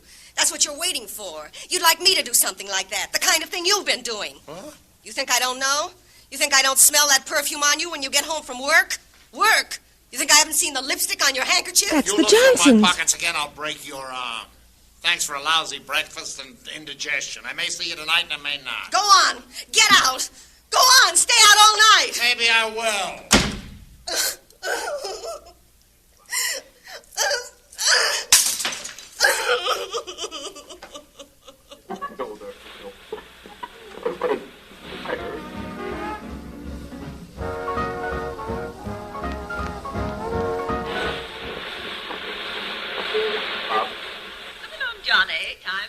Irene shifted the control and invaded the privacy of several breakfast tables. She overheard demonstrations of indigestion, love, abysmal vanity, faith, and despair. Her life was nearly as simple and sheltered as it appeared to be, and the forthright and sometimes brutal language that came from this loudspeaker the morning there astonished and troubled her. She continued to listen until her maid came in, and then she turned the radio off quickly, since this insight, she realized, was a furtive one. She had a luncheon date with a friend that day and didn't get home until after 2:30. For some reason, she felt strangely disturbed.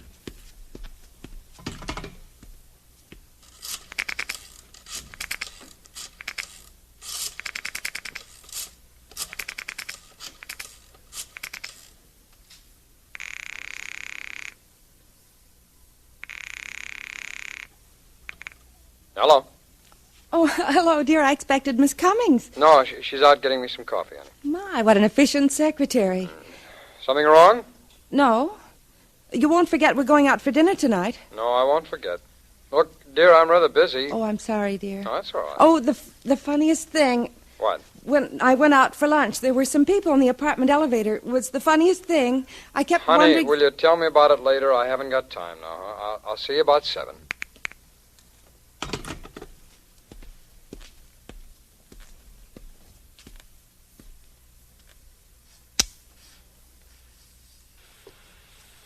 Give the best scotch to anyone who hasn't white hair. And see if you can get rid of that liver paste before you pass those hot things.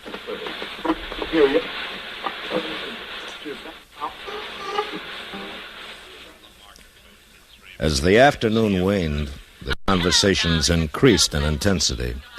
On her radio, she could hear the arrival of cocktail guests, the return of children and businessmen from their schools and offices. The voices swirled around her. I found a good-sized diamond on the bathroom floor this morning. It must have fallen out of that bracelet Mrs. Dunstan was wearing last night. Let me see it. Here it is. We'll sell it. We'll take it down to the jeweler on Madison Avenue and sell it. Well, Mrs. Dunstan won't know the difference, and we could use a couple of $100, I'll tell you. No. How horrible. Are oranges and lemons, say the bells of St. Clement's. Halfpence and farthings, say the bells of St. Martin's. When will you pay me, say the bells at Old Bailey. It's not a hat. It's not a hat. It's a love affair. Oh, that's what Walter Florell said. He said it's not a hat. It's a love affair. Talk to somebody, honey. Talk to somebody. If she catches you standing here not talking to anyone, she'll take us off her invitation list, and I love these parties. I hate these things. I think they I stink. love them. The Westcotts were going out for dinner, and when Jim came home, Irene was dressing. She seemed sad and vague, and he brought her a drink. They were dining with friends in the neighborhood, and they walked to where they were going. It was one of those splendid, spreeing evenings that excite memory and desire. And the air that touched their hands and faces felt very soft. A Salvation Army band was on the corner playing.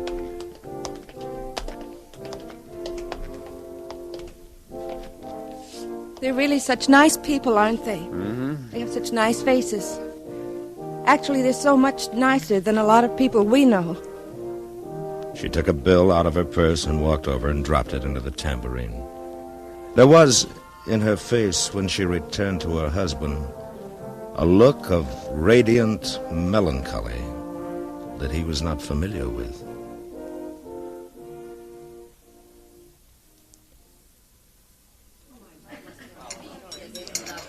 And her conduct at the dinner party seemed strange to him, too.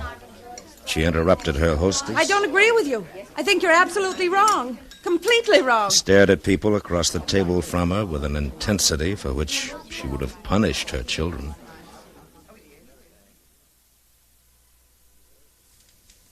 She waited that night until Jim had fallen asleep, and then went into the living room and turned on the radio. Oh, I'm so tired. I'm absolutely dead. Well, maybe if we could get home one night in the week before 1 o'clock, you wouldn't be set then. I know, but we had to go to the party, and I don't want to play that. The next day, she had a slight headache and didn't keep an appointment she had. At 2 o'clock, Jim called her from the office. Everything all right? Yes, I suppose so. Aren't you feeling well? I've got a bit of a headache. Oh. What'd you find out about the car? No, I didn't. Well, I asked you to be sure to, honey. We won't get it until tomorrow now. Now, will you please call them right away and tell them I've got to have it by tomorrow? Yes. Irene, did you hear me? I said yes. What's the matter with you? I've got a headache. You've been listening to that radio all morning, haven't you?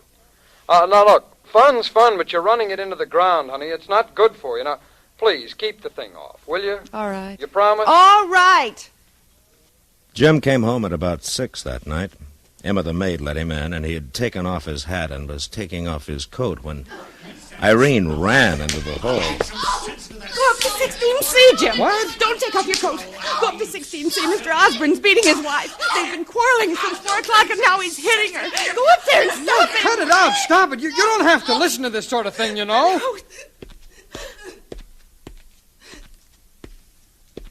It's indecent. It's like looking in windows. You know you don't have to listen to this sort of thing. You can just turn it off. Horrible. It's so dreadful. I've been listening all day. Honey, why do you listen to it? Why? I bought the filthy thing to give you some pleasure. I paid a lot for it. I thought it might make you happy. I wanted to make you happy. No. Don't quarrel with me, please. Please. All the others have been quarreling all day. Everybody's quarreling. They're all worried about money. Mrs. Hutchinson's mother's dying in Florida, and they don't have enough money to send her to the Mayo Clinic.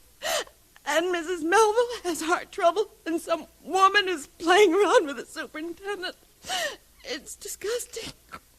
And Mr. Hendricks is going to lose his job. And that girl who plays the Missouri Waltz all the time. And Mr. Osborne beating Mrs. Osborne. Irene, listen to me.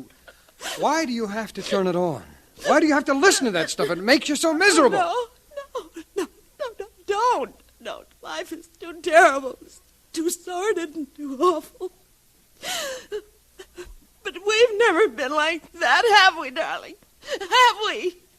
I mean, we've always been good and decent and loving, haven't we? And we have 2 children, beautiful children. Our lives aren't sordid, are they, darling? Are they? We're happy, aren't we? We are happy. Of course we're happy, darling, of course. Now, look, I'll have the fool radio fixed or taken away tomorrow. Come on. It's all right, honey. It's all right. You love me, don't you? And we're not hypercritical or worried about money or dishonest, are we? No. Darling, no.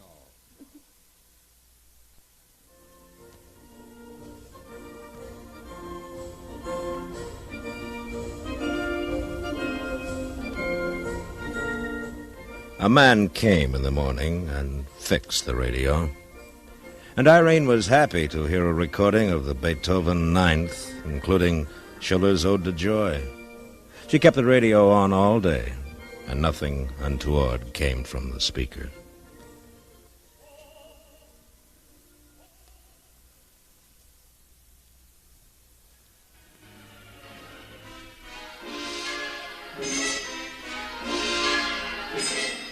Debussy's La Mer was being played when Jim came home, and they went into dinner.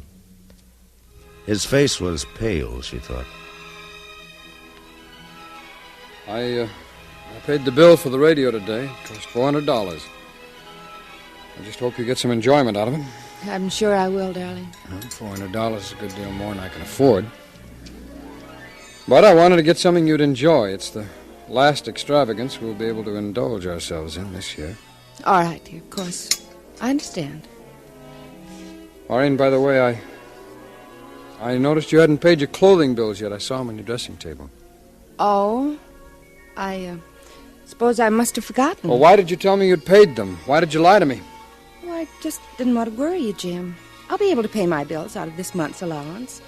There were slip covers last month from that party we had to give. Well, you just got to learn to handle the money I give you a little more intelligently, Irene. Yes, darling, I will. I really will. You just got to understand that we won't have as much money this year as we had last, eh? I had a very sobering talk with Mitchell today. No one's buying anything. We're spending all our time promoting new issues, and you know how long that takes.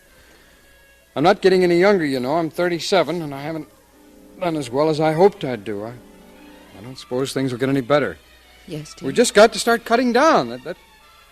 Start thinking of the children. To be perfectly frank with you, I worry about money a great deal. I'm not at all sure of the future. No one is. I've worked very hard to give you and the children a comfortable life, and I don't like to see all that energy wasted in fur coats, radios, and slip covers. Please, Jim, please, they'll hear us. Who'll hear us? Emma can't hear us. The radio. Radio? I'm sick of it. I'm sick to death of you. That radio can't hear us. Nobody can hear us. And what if they can hear us? Who cares? Why are you so holier than thou all of a sudden? What's turned you overnight into a nice girl? You stole your mother's jewelry before they probated her will. You never gave your sister a cent of that money that was intended for her. Not even when she needed it. Irene stood for a minute before the hideous radio, disgraced and sickened. But she held her hand on the switch before she extinguished the music, hoping that the instrument might speak to her kindly, that she might hear the Sweeney's nurse. And as she turned the dial, the voice on the radio was suave and noncommittal. Buffalo. A fire in a hospital near Buffalo for the care of blind children was put out early this morning. There were several injuries, but no fatalities. And that's the news. The temperature downtown is 64. Humidity, 90. And now an interlude of music.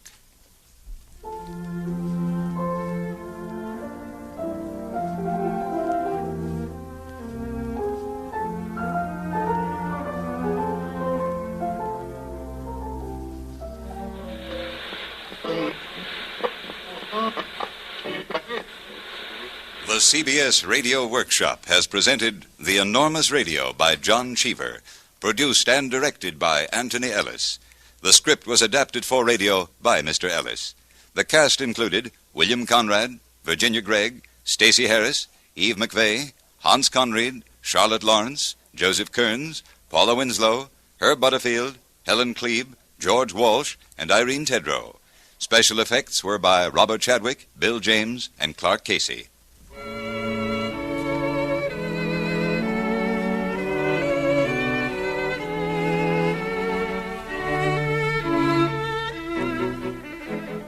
This is Hugh Douglas inviting you to join us again next week when from New York we present a special production by the Helen Hayes Drama Group, Lovers, Villains, and Fools, with the famous actress as narrator. The title of the piece is derived from the three principal categories of character portrayals which are basic equipment for which members of this theater group strive. The narration is written by Albert G. Miller. Special music has been composed and will be conducted by Alex Steinert. That's next week on the CBS Radio Workshop. How many people are there in a crowd of 10 million? Do you have any picture in your mind, or is that figure too overwhelming? Well, 10 million is more people than there are in Chicago, Philadelphia, and Los Angeles combined. And that's how many men, women, and children in our country are suffering from some form of mental illness. Yes, 10 million. Among that 10 million, maybe there's someone you know, a neighbor, friend, or a relative. So you see, mental illness is a problem that concerns us all. And that's why we are all being asked to give to our local mental health campaign to fight mental illness. The best weapon is research. Research to find out how to prevent mental illness. Your doctors can be helped by your dollars. They can learn enough to really lick this number one problem, mental illness. The victims of mental illness need your help desperately. Give to your local mental health campaign. Stay tuned for 5 minutes of CBS News, to be followed on most of these same stations by my son, Jeep.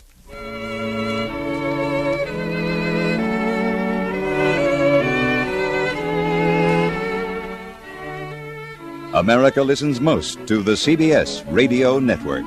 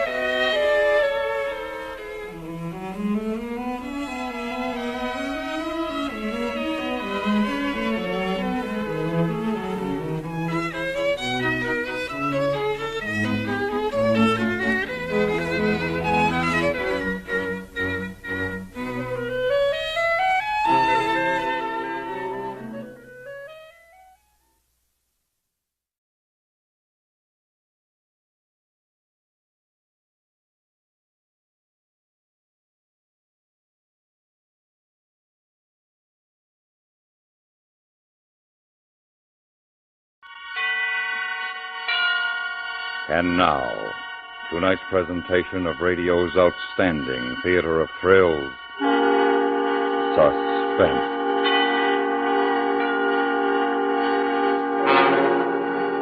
This evening, Suspense brings you what we feel is a particularly unusual and absorbing story. No actors other than Mr. William Conrad will appear in its presentation. It's a study in terror which has few equals. So now, starring Mr. Conrad, here is tonight's suspense play by A.M. Burridge, The Waxwork.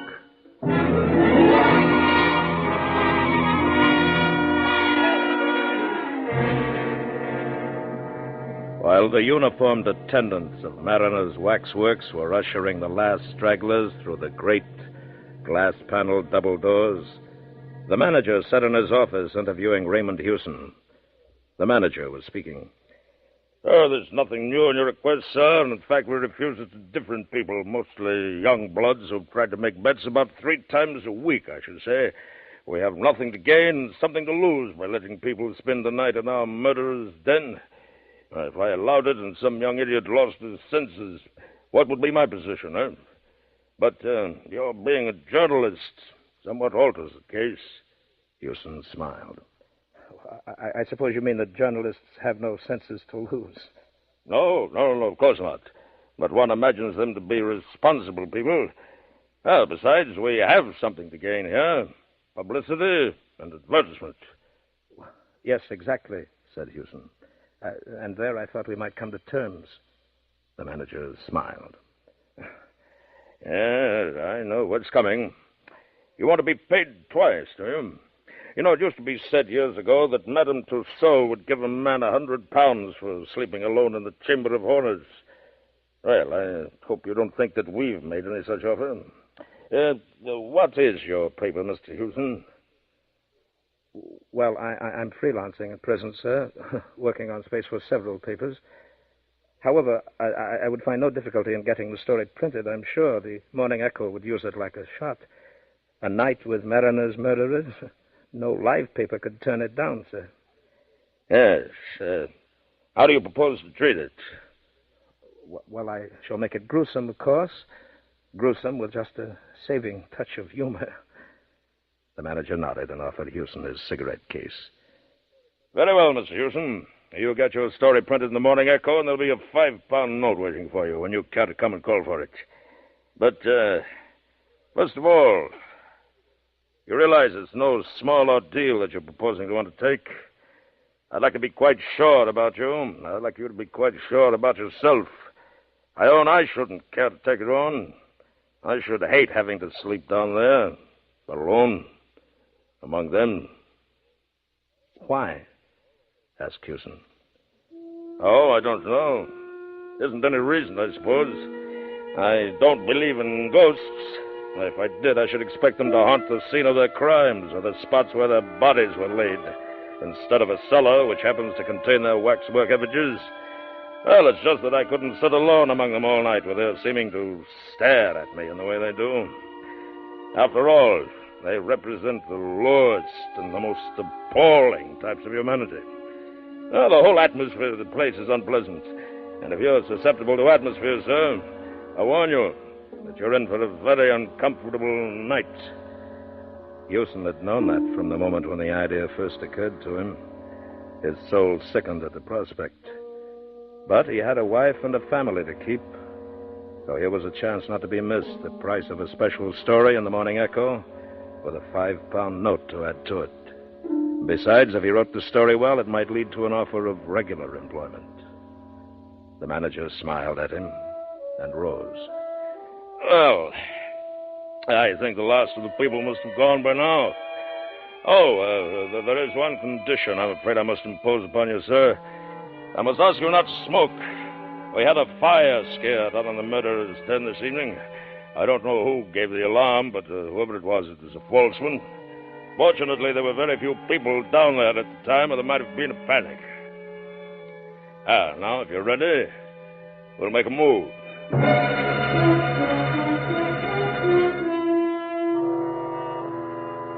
He led the way through an open barrier and down ill-lit stone stairs, which conveyed a sinister impression of giving access to a dungeon. In a passage at the bottom were a few preliminary horrors, such as relics of the Inquisition, a rack taken from a medieval castle, branding irons, thumbscrews, and other mementos of man's cruelty to man. Beyond the passage was the murderer's den.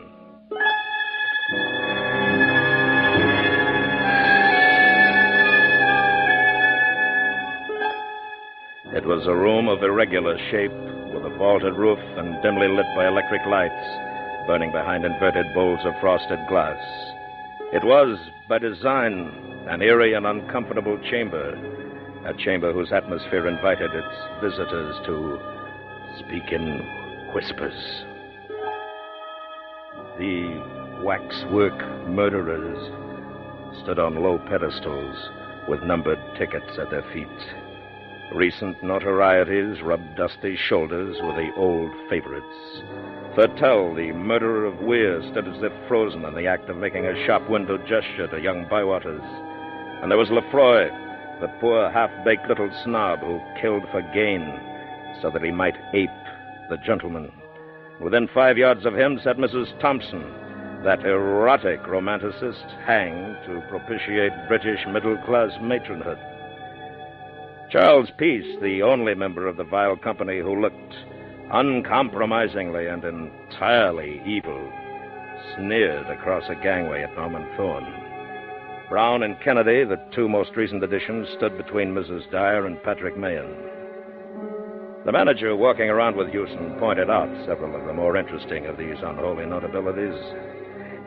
That's Crippen. I expect you recognize him, insignificant little beast who looks as if he couldn't tread on a worm. Oh, and that's Armstrong. But looks like a decent, harmless country gentleman, doesn't he? And there's old Vaquier. You can't miss him, of course, because of his beard. And this one... Who's that? Houston asked in a whisper. Here, come here, have a good look at him. This is our star turn. He's the only one of the bunch that hasn't been hanged. The figure which Houston had indicated was that of a small, slight man, not much more than 5 feet in height. It wore little waxed mustaches, large spectacles, and a caped coat. There was something so exaggeratedly French in its appearance that it reminded Houston of a stage caricature. He could not have said precisely why the mild-looking face seemed to him so repellent, but he had already recoiled a step, and even in the manager's company it cost him an effort to look again. "But who is he?" he asked. "That," said the manager, "is Dr. Baudet." Houston shook his head doubtfully. I think I've heard the name, but I forget in connection with what." The manager smiled. You'd remember better if you were a Frenchman. You know, for some long while, that man was the terror of Paris. He carried on his work of healing by day and of throat-cutting by night. Why, he killed for the sheer devilish pleasure it gave him to kill, and always in the same way, with a razor. After his last crime, he left a clue behind him which set the police upon his track. Oh, but he was much too clever for them. When he realized that the coils were closing about him, he mysteriously disappeared. And ever since, the police of every civilized country have been looking for him. There's no doubt that he managed to make away with himself, and by some means which has prevented his body coming to light. 1 or 2 crimes of a similar nature have taken place since his disappearance, but he is believed almost for certain to be dead, and the experts believe these recrudescences to be the work of an imitator. It's queer, isn't it, Mr. Houston? How every notorious murderer has imitators. Houston shuddered and fidgeted with his feet. I don't like him at all. What eyes he's got. Yes, this figure's a little masterpiece. You find the eyes bite into you, huh? Well, that's excellent realism, then, for Baudet practiced mesmerism and was supposed to mesmerize his victims before dispatching them. Indeed, had he not done so, it's impossible to see how so small a man could have done his ghastly work. There were never any signs of a struggle. I thought I saw him move, said Houston with a catch in his voice. The manager smiled. You'll have more than one optical illusion before the night's out, I expect, sir. Well, I'm sorry I can't give you any more light because all the lights are on. For obvious reasons, we keep this place as gloomy as possible, eh? Well, Mr. Houston, good night.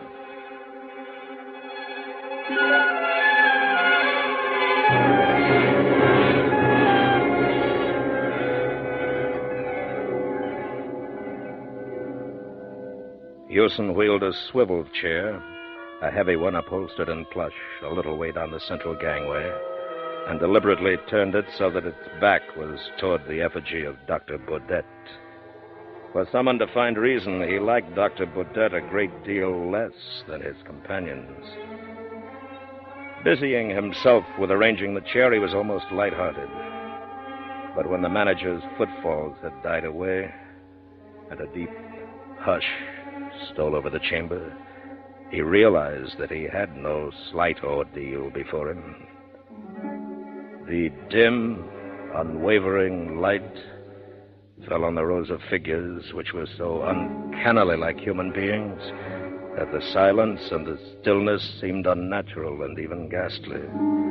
He missed the sound of breathing, the rustling of clothes, the 101 minute noises one hears when even the deepest silence has fallen upon a crowd. And the air was as stagnant as water at the bottom of a standing pond. It must be like this at the bottom of the sea, he thought. He faced these sinister figures boldly enough. They were only waxworks. So long as he let that thought dominate all others, he promised himself that all would be well. It did not, however, save him long from the discomfort occasioned by the waxen stare of Dr. Baudet, which he knew was directed upon him from behind. The eyes of the little Frenchman haunted and tormented him, and he itched with a desire to turn and look. My nerves have started already, he thought, and then another voice in his brain spoke to him. It's because you're afraid that you won't turn and look at him. The two voices quarreled silently for a moment or two, and at last Houston slewed his chair around a little and looked behind him.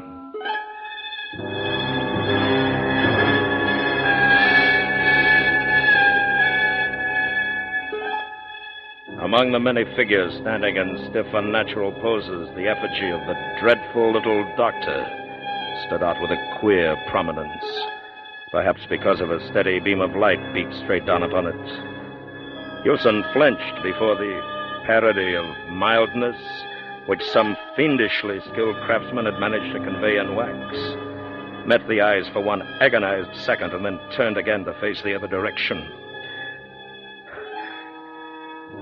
He's only a waxwork like the rest of you, Houston muttered defiantly. You're all only waxworks. They were only waxworks, yes. But waxworks don't move. Oh, not that he had seen the least movement anywhere, but it struck him that in the moment or two while he'd looked behind him, there had been the least subtle change in the grouping of the figures in front. Crippen, for instance, seemed to have turned at least 1 degree to the left. Or, thought Houston, perhaps the illusion was due to the fact that he had not slewed his chair back into its exact original position. Oh, but there were Brown and Kennedy, too. Surely one of them had moved his hands. Houston held his breath for a moment, and then drew his courage back to him as a man lifts a weight. He took a notebook from his pocket and wrote quickly, Memo, deathly silence and unearthly stillness of figures, like being at bottom of sea. Hypnotic eyes, Dr. Baudet. Figures seem to move when not being watched. He closed the book suddenly over his fingers and looked around quickly and awfully over his right shoulder. He had neither seen nor heard a movement, but it was as if some sixth sense had made him aware of one. He looked straight into the vapid countenance of Lefroy, which smiled vacantly back as if to say, It wasn't I.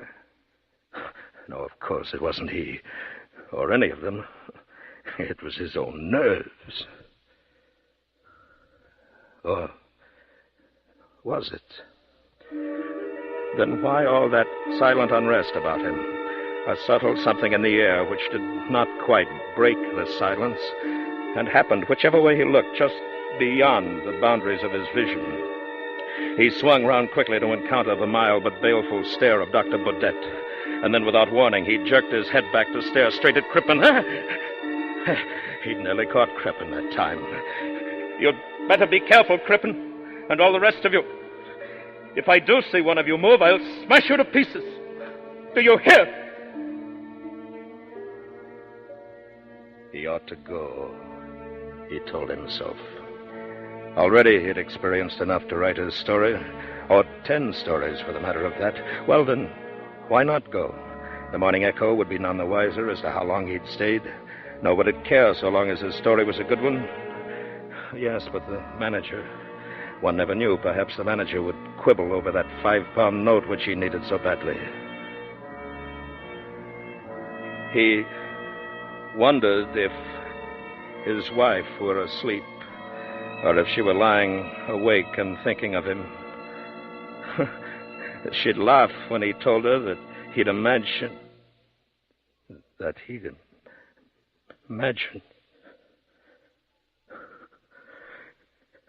This was a little too much. It was bad enough that the waxwork effigies of murderers should move when they weren't being watched, but it was intolerable that they should breathe. Somebody was breathing. Or was it his own breath which sounded to him as if it came from a distance? He sat rigid, listening, straining, until he exhaled with a long sigh. His own breath, after all. Or, if not, something had divined that he was listening and had ceased breathing simultaneously. Hewson turned his head swiftly around and looked all about him out of haggard and hunted eyes. Everywhere his gaze encountered the vacant, waxen faces, and everywhere he felt that by just some least fraction of a second he had missed seeing a movement of hand or foot, a silent opening, a compression of lips, a flicker of eyelids, a look of human intelligence now smoothed out. They were like naughty children in a classroom, whispering, fidgeting, and laughing behind their teacher's back, but blandly innocent when his gaze was turned upon them. No, this would not do. This distinctly would not do. He must clutch at something, grip with his mind upon something which belonged essentially to the workaday world, to the daylight London streets. He was Raymond Hewson, an unsuccessful journalist, a living and breathing man, and these figures grouped around him were only dummies, so they could neither move nor whisper. Well, what did it matter if they were supposed to be lifelike effigies of murderers? They were only made of wax and sawdust and stood there for the entertainment of morbid sightseers and orange-sucking trippers. Oh, that was better. Now, what was that funny story which somebody had told him in the Falstaff pub yesterday? Oh, yes.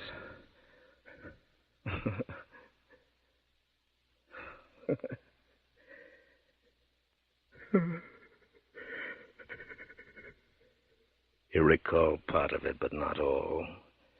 For the gaze of Dr. Baudet urged, challenged, and finally compelled him to turn. Hewson half turned, and then swung his chair so as to bring him face to face with the wearer of those dreadful hypnotic eyes.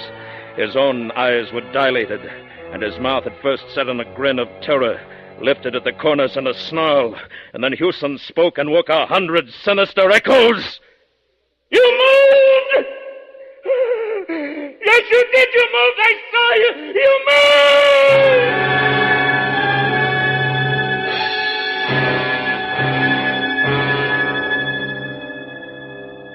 Then he sat quite still, staring straight before him, like a man found frozen in the Arctic snows.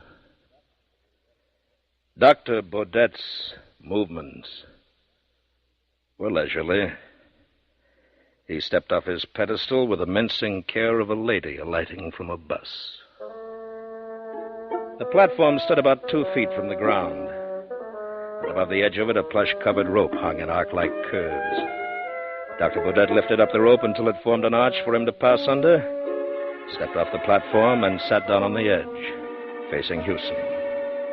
Then he nodded and smiled and said, "Good evening. I need hardly tell you that not until I overheard the conversation between you and the worthy manager of this establishment did I suspect that I should have the pleasure of a companion here for the night. You cannot move or speak without my bidding, but you can hear me perfectly well. Something tells me that you are, shall I say, nervous? My dear sir, I have no illusions. I am not one of these contemptible effigies miraculously come to life. I am Dr. Burnett himself. He paused, coughed, and shifted his legs. Pardon me, but I am a little stiff. Please, let me explain. Circumstances with which I need not fatigue you have made it desirable that I should live in England. I was close to this building this evening when I saw a policeman. Regarding me, I thought a little too curiously. I guessed that he intended to follow and perhaps ask me embarrassing questions, so I mingled with the crowd and came in here. A coin bought my admission to the chamber in which we now meet, and an inspiration showed me a certain means of escape. I raised a cry of fire, and when all the fools had rushed to the stairs, I stripped my effigy of the caped coat which you behold me wearing, donned it, hid my effigy under the platform at the back, and took its place on the pedestal. The manager's description of me, which I had the embarrassment of being compelled to overhear, was biased, but not altogether inaccurate. Clearly, I am not dead, although it is as well that the world think otherwise, no?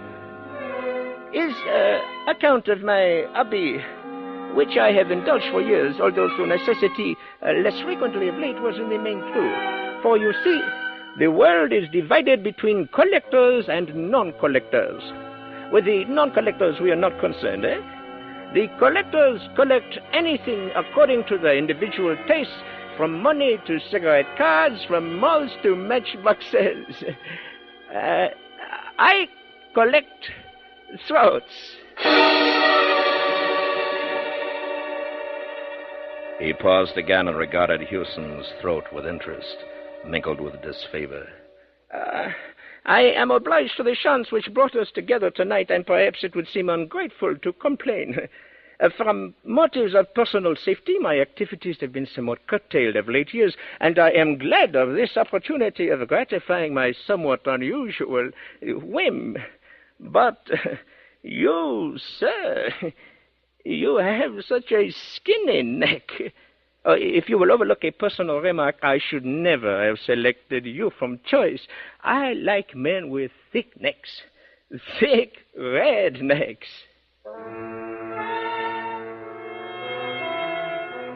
He fumbled in an inside pocket and took out something which he tested against a wet forefinger, and then proceeded to pass gently to and fro across the palm of his left hand. This is a little French razor. The blade, you will observe, is very narrow. They do not cut very deep, but deep enough. In just one little moment, you shall see for yourself. Huh? And now, I shall ask you the little civil question of all the polite barbers. Does the razor suit you, sir? He rose up, a diminutive but menacing figure of evil, and approached Hewson with a silent, furtive step of a hunting panther. You will have the goodness to raise your chin a little, eh? Oh, thank you. And a little more, just a little more, eh? Thank you. Merci, monsieur. Merci, merci. Merci.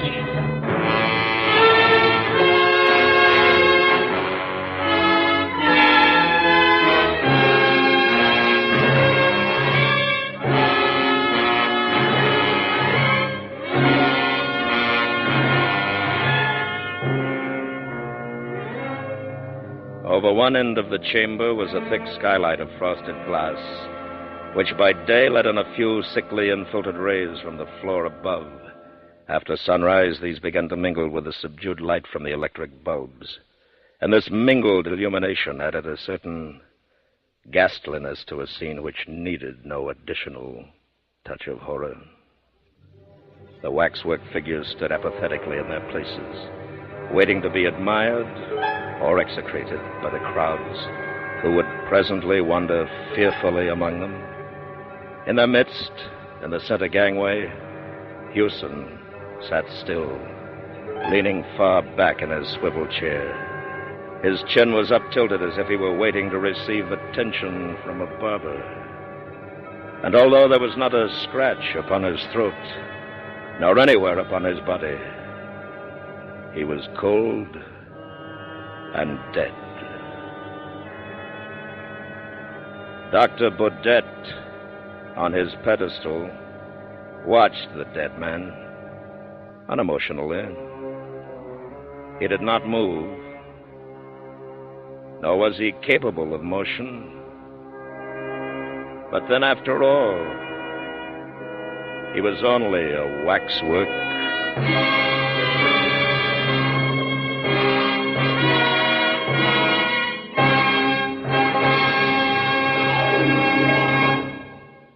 Suspense, in which William Conrad starred in tonight's presentation of The Waxwork. The music for tonight's program was composed by Lucien Morawek. Next week, we bring you a story based on fact. A man's last hours in a death cell awaiting execution. We call it The Phones Die First. That's next week on Suspense.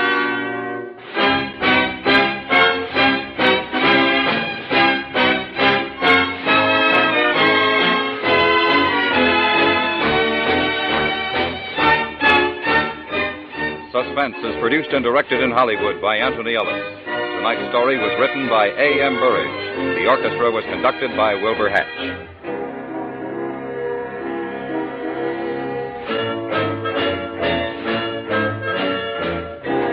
Stay tuned for 5 minutes of CBS News, to be followed on most of these same stations by My Son Jeep. America listens most to the CBS Radio Network.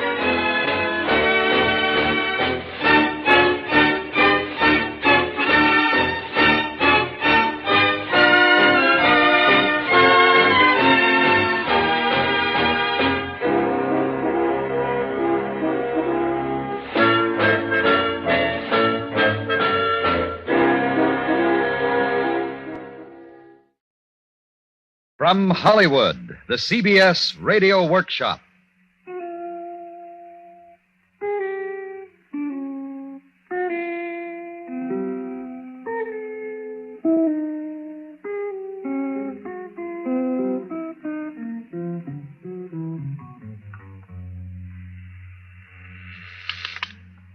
Desk clerk. Journal American 411. Right away. Good afternoon, Arthur. Oh, hello, Mr. Shelby. Any messages for me? Well, not since I came on, sir. May I have my key, please? I'm sorry, Mr. Shelby, but the manager says not to give you your key until your bill's paid. Oh? It's $113 and some odd cents. I know. You want I should call him so you can talk to him about it? No, never mind. Sorry, Mr. Shelby. It's not your fault, Arthur. I'll stop back in a couple of days to see if there's any mail. Yes, sir. Desk clerk. I'm sorry, Mrs. Martin. $14.60, 65, 66 cents. Well, I can eat for a week or so, and plenty of people sleep in the subway. CBS Radio presents the CBS Radio Workshop, dedicated to man's imagination, the theater of the mind. Tonight, subways are for sleeping, based upon the Harper's Magazine article by Edmund G. Love. A true story of one man's strange adjustment to mid-century materialism in the largest city in the world.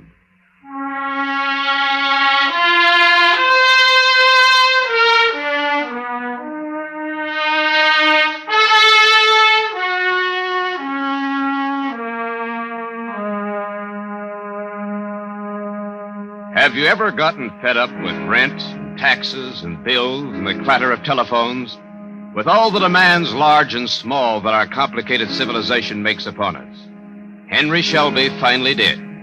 When they locked him out of his hotel room, he stayed out. For the past 3 years, he has, by choice, been homeless and without a steady job. Yet, Henry Shelby is no bum. He is as well dressed and as smoothly shaven as the next man you'll meet. He's not stupid. He holds a master's degree in economics and is a former school teacher. He has never visited a soup kitchen or stood in a bread line or asked for a night's lodging at a Bowery mission.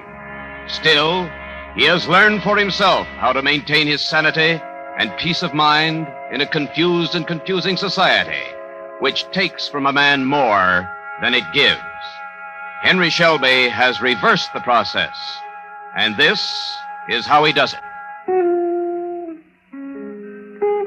I'm getting along all right. I'm perfectly happy. I'm just waiting to see how things come out. In the meantime, I see to it that I always have at least 15 cents, so I'm sure of a place to sleep. And the truest statement I ever heard is that no one will ever starve to death in the United States.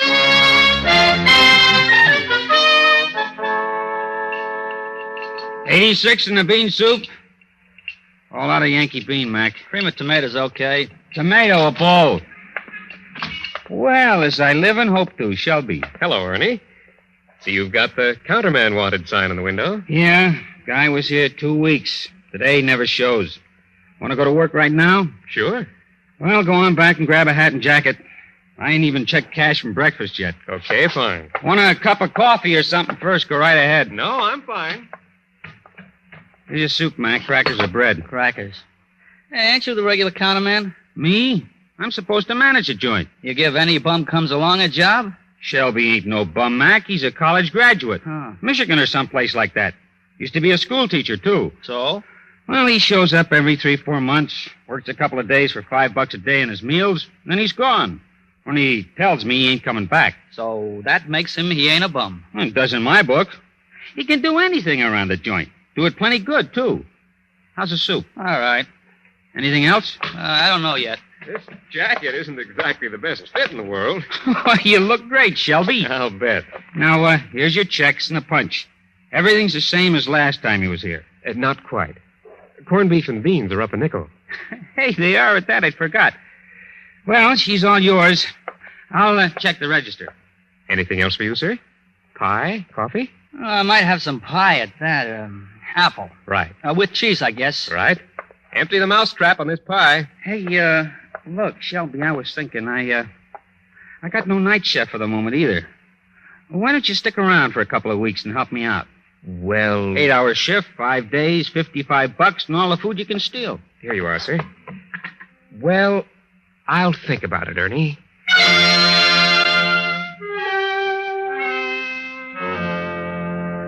I actually didn't have to think about it. When I went in, I knew I'd only stay for a few days. I have 5 or 6 places like that. They're my Social Security. I use them when my cash is way down and my suit needs dry cleaning, and when I'm ready for a good, long sleep, lying down.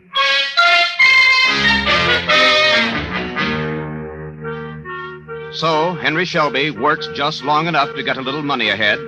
Then he picks up his clean laundry and checks in at a respectable but inexpensive hotel. Here's the $4.50 in advance. I'm afraid I don't have any luggage. And will you send the valet up to my room in a few minutes, please? Once his suit is on its way to the cleaners, Shelby spends the next 24 hours in bed or under the shower. He has taken as many as 15 showers on one of these occasions and slept for as long as 22 hours. It's an extravagance, of course. Costs me $7 or $8, and that's as much as I usually spend in a whole week. But I certainly do feel fine when I check out.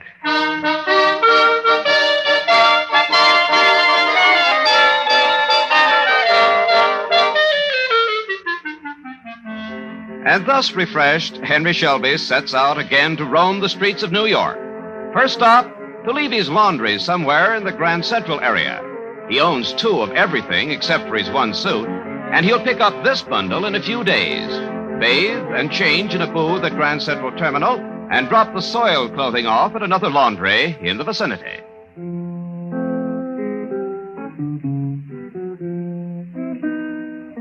I carry a safety razor in my pocket, and I shave at least every 36 hours. It costs 25 cents for a booth, but I can freshen up generally at the same time. The bums who look like bums are mainly the ones the cops bother.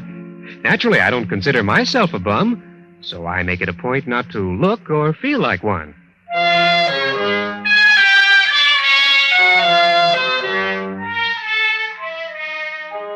24 hours can be a long time, particularly when all you have to look forward to is 24 more of the same.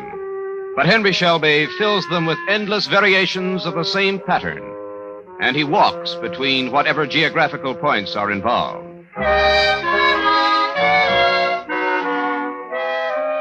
Breakfast time may find him at a juice bar on 3rd Avenue. Large tomato juice, please. Come on there, friend. Fill it up.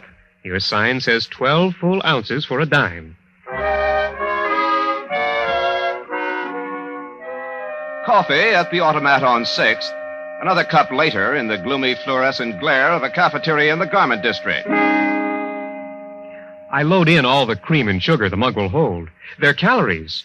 Free calories.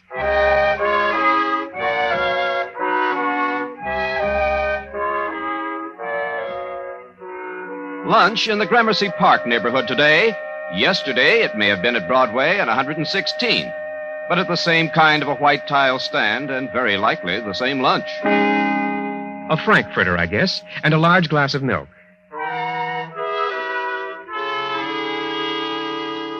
2 or 3 more cups of calories during the afternoon, and finally, the one substantial meal of the day. The Vienna loaf dinner looks all right. Vienna loaf coming up. Not that slice. The next one with the hard-boiled egg in it. Yes, that one. Fried or boiled potatoes, corn or stewed tomatoes. No potatoes. Plenty of starch in the bread. How about a good helping of cream spinach instead? Mac, if you got to order a la carte, why don't you go to the Waldorf for the 21, huh? Well, I'll take you to either one of them someday as my guest. Yeah, I'll hold my breath. Okay, spinach. Now, corn or stewed tomatoes. Stewed tomatoes. What's that you're putting on? Gelatin salad comes with it. No, thanks. Let's trade for a dab of those cooked carrots, okay? Now, look, They're probably cheaper than the salad. You're saving money for the management. That's what I'm interested in. Okay, but don't ask me for no Charlotte russe. There you are, Mac. Very good. Very well-balanced dinner. Yeah, not bad for 42 cents. Not bad at all. I may continue to give you my patronage when I'm in the neighborhood.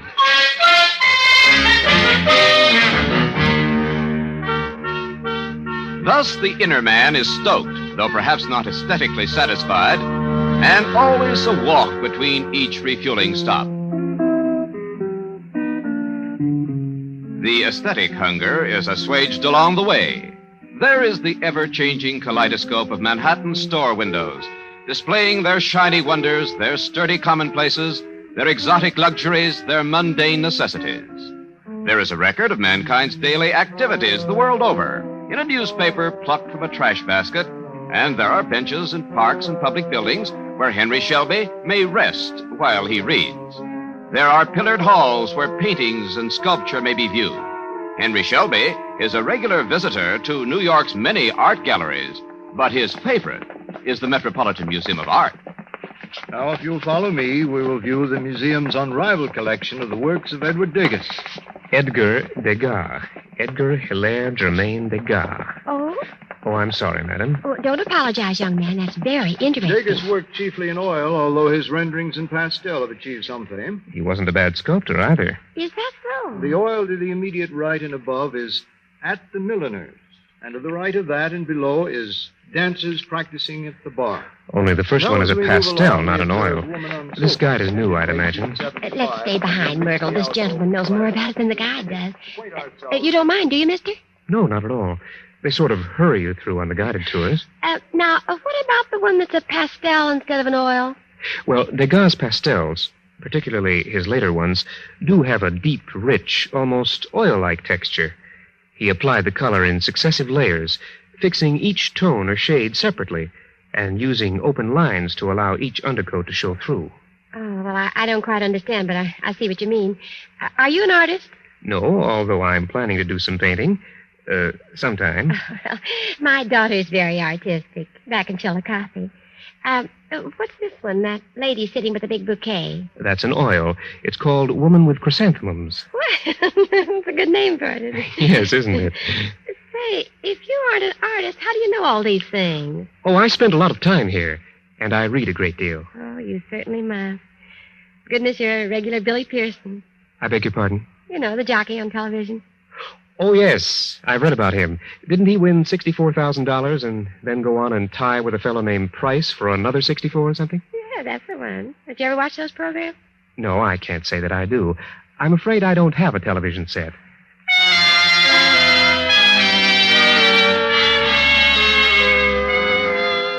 Yes, there's plenty of free culture and free entertainment to be found in New York City, even without a television set or a radio in your home, even without a home.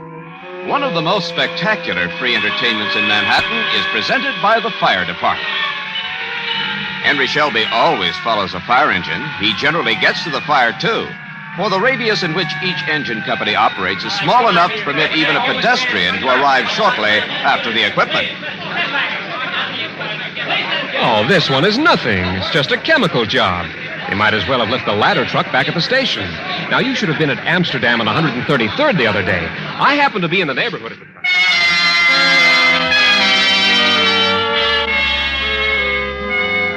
There are the inevitable New York traffic accidents. Shelby has a nose valise and for straight fights, and he never leaves the scene until the last policeman has closed his notebook.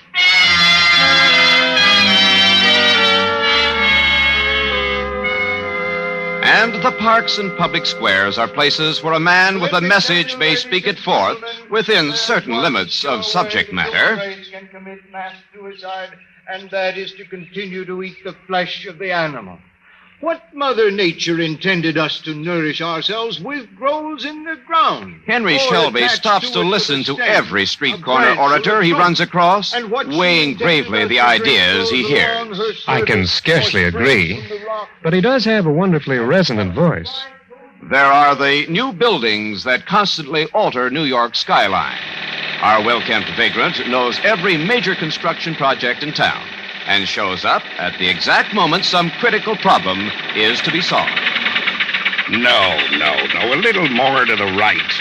Say, does it look to you as if they're placing that girder properly? It doesn't right now, but they'll raise it another 3 feet and then force it to the right with a cross member. Oh, yes, I see. Actually, it's a different technique than we're accustomed to watching in the usual steel skeleton construction. Seems to me there'll be too much strain on the cross member. No, I understand the alloy is both light enough and strong enough so that, in effect, they're employing a variant of the ancient Egyptian post and lintel method. Say, there are similarities, aren't there? You're an engineer, I take it? No. Matter of fact, my master's was in economics. Is that so? I'm liberal arts myself, Yale 28. Construction's sort of hobby of mine. Watching it at any rate. Mine, too. So much so that I've done quite a bit of reading on it. There. You see what they're doing now? That's how they equalize the stresses. So they do. Your office in the neighborhood? No, it isn't. I just happen to be passing this way. Mine's just across the street, 230 Park. I'm H.J. Chisholm, Regal Paper Company. How do you do, sir? I'm Henry Shelby. Hello. You with the firm, or you in business for yourself? Neither. I don't have a connection right now. Is that a fact? Well, if you're looking, why don't you stop by the office whenever it suits you? We might very well have something for a chap like you. That's mighty nice of you, Mr. Chisholm. I'm not really looking at present, but I'll certainly remember you when I am. I wish you would. Say, wouldn't it save time and an extra piece of heavy equipment to haul those I-beams up on the construction elevator and then place them with one of those small hoists? It seems that it would at that. I think you have something there, Mr. Chisholm. And I'm going to look into it the next time I'm at the library.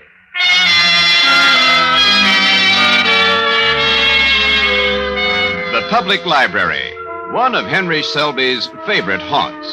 A fellow vagrant once advised him that the library was a good place to keep warm on a cold day.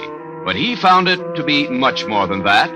On his first visit to the massive old building at 42nd and 5th Avenue, he asked for a copy of the New York Times for November 10th, 1936, and was referred politely to the microfilm room. Here you are, sir. Are you familiar with the operation of the viewing machine? Not particularly. I'll be happy to show you. The entire edition is on this roll of film.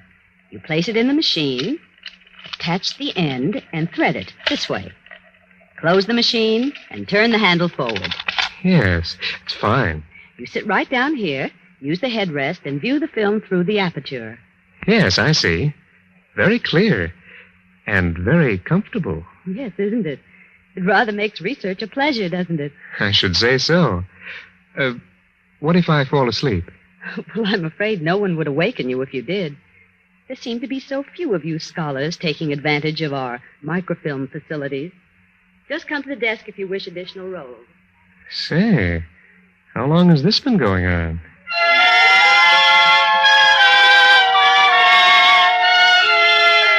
Henry Shelby was asleep in 15 minutes and awoke undisturbed 5 hours later. For some time, the microfilm room was at the top of his list as a place of shelter. Then suddenly he realized it was a far more valuable place for pure entertainment.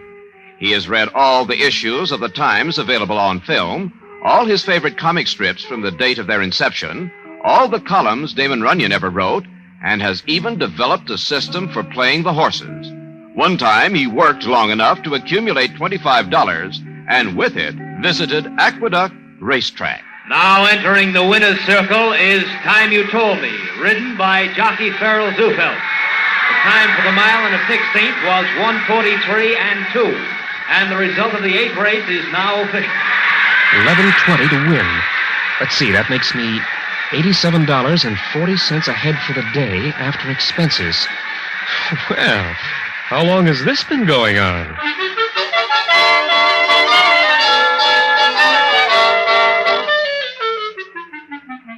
Very prudently, Henry Shelby bought himself a new suit of clothes, leaving his original $25 untouched. A few days later, he visited Belmont Park and lost the entire sum. I still play the races in the microfilm room. During the winter, I study the preceding summer's entries, make my selections, and check them against the results in the following day's paper. I never look at the results in advance. Might just as well be honest about it.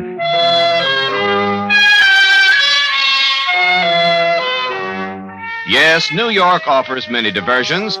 There is the waterfront, the ferry boats, the slips where the huge liners dock. I come down here a couple of times a week. I always try to be around when the Mary or the Elizabeth are coming in. Now, what's that Weehawken ferry doing a quarter-mile off her course? Just sightseeing, I'll bet. Why, her captain ought to have his confounded papers picked up. Shelby enjoys the ferry boats, all of them, but his favorite is the Staten Island ferry. There's nothing quite like it in the world. Outward bound from the Battery, there's the thrill of passing the Statue of Liberty. And coming back, Miss Liberty welcomes you home as the incredible skyline of Lower Manhattan hangs shimmering in the haze, like the pleasure dome of Kubla Khan. Where else can a poor man get such an ocean voyage for a dime? Of course, 10 cents for one round trip does put the Staten Island ferry in the luxury class, but during the rush hours, Shelby has discovered that he can board the Jersey Central ferries across the Hudson and make 3 or 4 trips for the same dime without being noticed. This kills time and also furnishes amusement, for Shelby quietly enjoys criticizing the pilots who do not bring their vessels squarely into the slips. Among other things, Henry Shelby has become an expert on the management and conduct of New York Harbor. And then there are the parades. New York City is the only place where there is a parade of some sort every day. That's one of the reasons Henry Shelby is happier here than he would be in any other city in the world.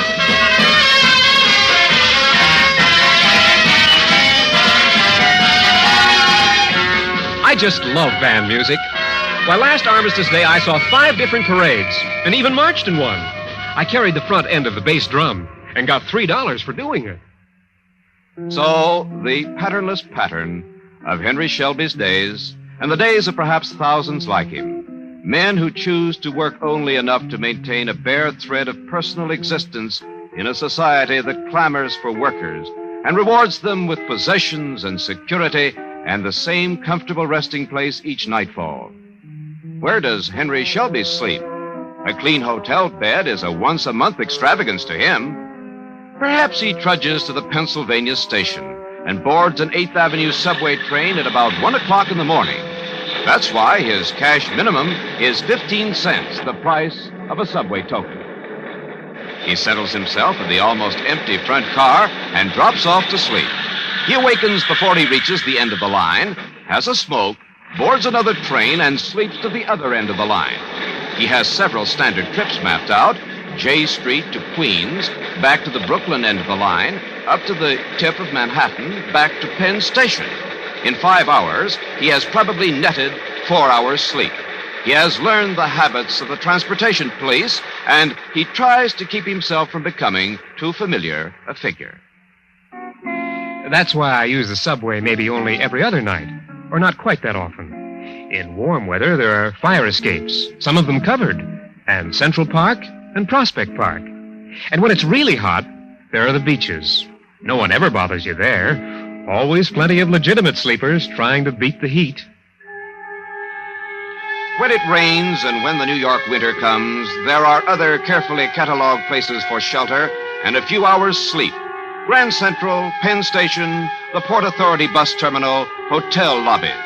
There are rules of conduct for each, and Henry Shelby knows and observes them all. On rare occasions, he's questioned, but he always has the answers. Come on there, mister. Come on, wake up, up. Oh, well, I certainly dozed off, didn't I, officer? You certainly did. You think this is a flop house? Of course not. It's very obviously Grand Central Terminal. That it is, and we don't allow bums to nap their bibs in here. Bums? I ought to resent that, officer. Well, resent it all you like. Seems to me I've seen you in here before. Well, that's quite possible. I take the 2 o'clock local for Poughkeepsie almost every night. I missed it tonight, so I'm waiting for the next train. 6:05, I believe it is. It is. Can you prove you're not a vag? A what? A vagrant. You got any money on you?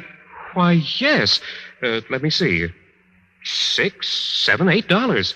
And here's my ticket to Poughkeepsie. Mm-hmm. Well, you'd better get going, mister, or you'll miss your train. What? Yes, it's 2 minutes after 6.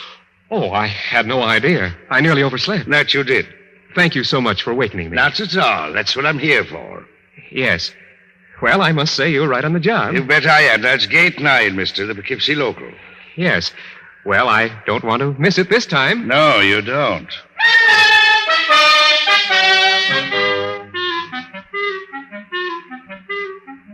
So, for the first time, Henry Shelby had to take the train for Poughkeepsie under the suspicious glare of the railroad cop. But the ticket was never punched, for he got off the train at 125th Street to begin another day of Manhattan meandering. Henry Shelby is never without 3 tickets. One to Poughkeepsie, one to Princeton, and the third to Elizabeth, New Jersey. His operating equipment for sleeping in the 3 major terminals.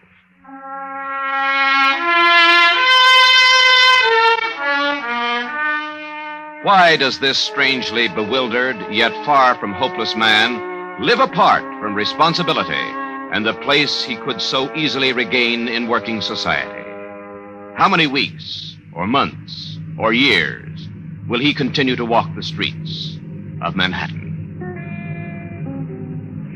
I don't know how long I'll live this life. I don't have much trouble. I've never gotten drunk and lain in a doorway all day. I've never been on a police blotter. I've never had to beg. Things seem so easy and natural, just as though they were supposed to be this way. I'm not going to look at the future. All I know now is that at 6 o'clock, I'm going to be at a little delicatessen up on Broadway where they serve a mighty fine boiled beef dinner for 68 cents. And I'd better get going. Takes me almost an hour to walk it. Why don't I take the subway? Why, subways are for sleeping.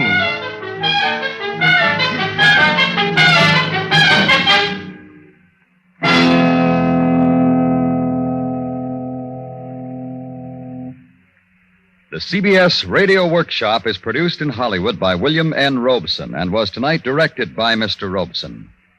Subways Are for Sleeping was based on the Harper's Magazine article by Edmund G. Love and was adapted for the workshop by Fran Van Hartesveld. Henry Shelby was played by Byron Kane, and the narrator was William Keneally. Also heard in the cast were Sarah Selby, Helene Burke, Edwin Bruce, Frank Gerstle, Court Falkenberg, Tony Barrett, Ted Bliss, and Alan Reed. The original score was composed and conducted by Fred Steiner.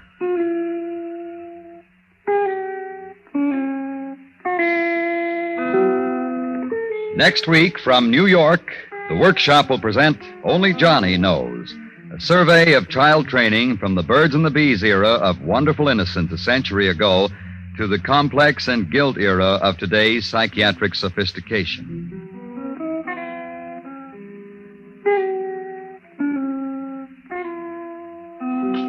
A brilliant performance of the rarely played Symphony No. 6 in D minor by Jan Sibelius with Nils Erik Fugstad conducting the Sibelius Festival Orchestra is yours for the listening this Sunday when World Music Festivals comes your way on most of these same stations.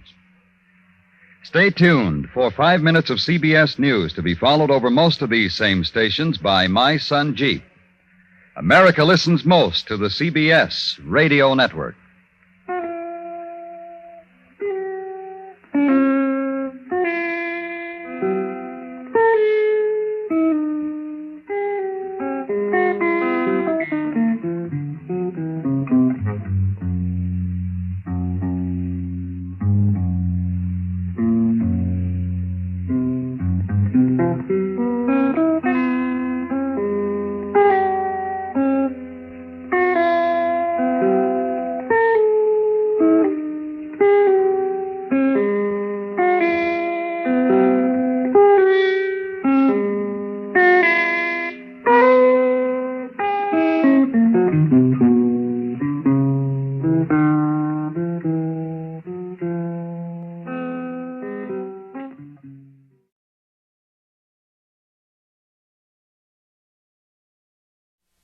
Ladies and gentlemen, Miss Lorene Tuttle and I have been having a little argument as to the relative merits of... Having a little discussion regarding two different schools of literary thought. I've been maintaining to Mr. Price... You may call me Vincent. Oh, thank you. You're welcome. Vincent. I've been maintaining that our whole lives are enriched by the warmth and beauty of romanticism. Romanticism, my dear Lorene, is for those weak, lily-livered individuals who haven't the courage to face the realities of life. Realism is life. Now, I'll take Eugene O'Neill any day in preference to Winnie the Pooh. And I'll take Cinderella any day rather than Hedda Gabler. Cinderella. Now, she's exactly what I mean. A smudge-faced juvenile delinquent, if you ask me. It's only one of the most beautiful fairy tales ever told.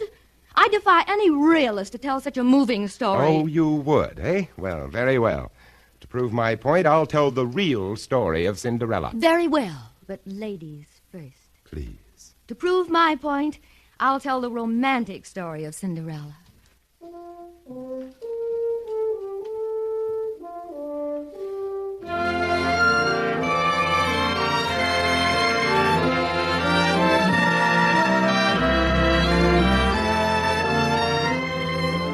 CBS Radio, a division of the Columbia Broadcasting System, and its 217 affiliated stations present the CBS Radio Workshop, dedicated to man's imagination, the theater of the mind. Tonight, Ed Verdier and Don Clark's dramatic excursion into the realm of realism versus romance, as the workshop presents Speaking of Cinderella, or If the Shoe Fits, starring Vincent Price and Lorene Tuttle. Special music composed and conducted by Jeff Alexander.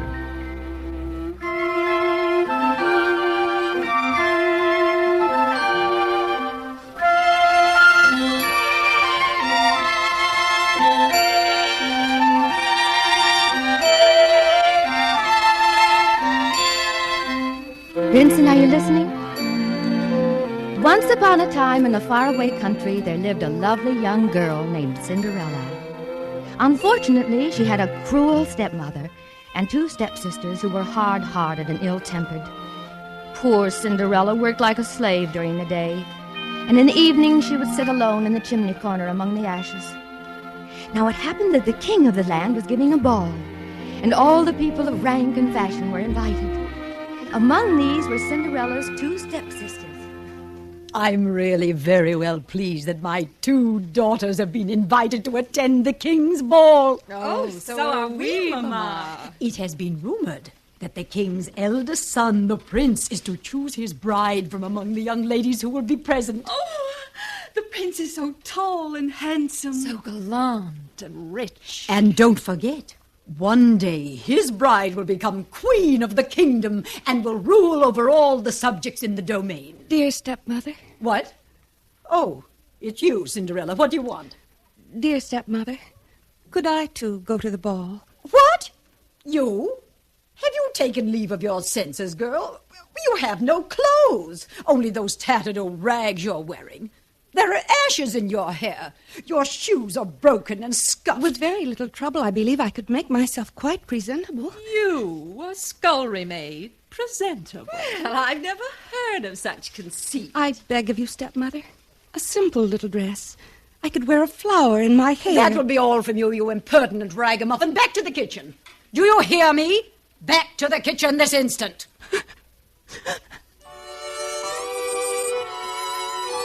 And so poor Cinderella went back to her chimney corner and wept bitter tears. She knew that Wait a minute.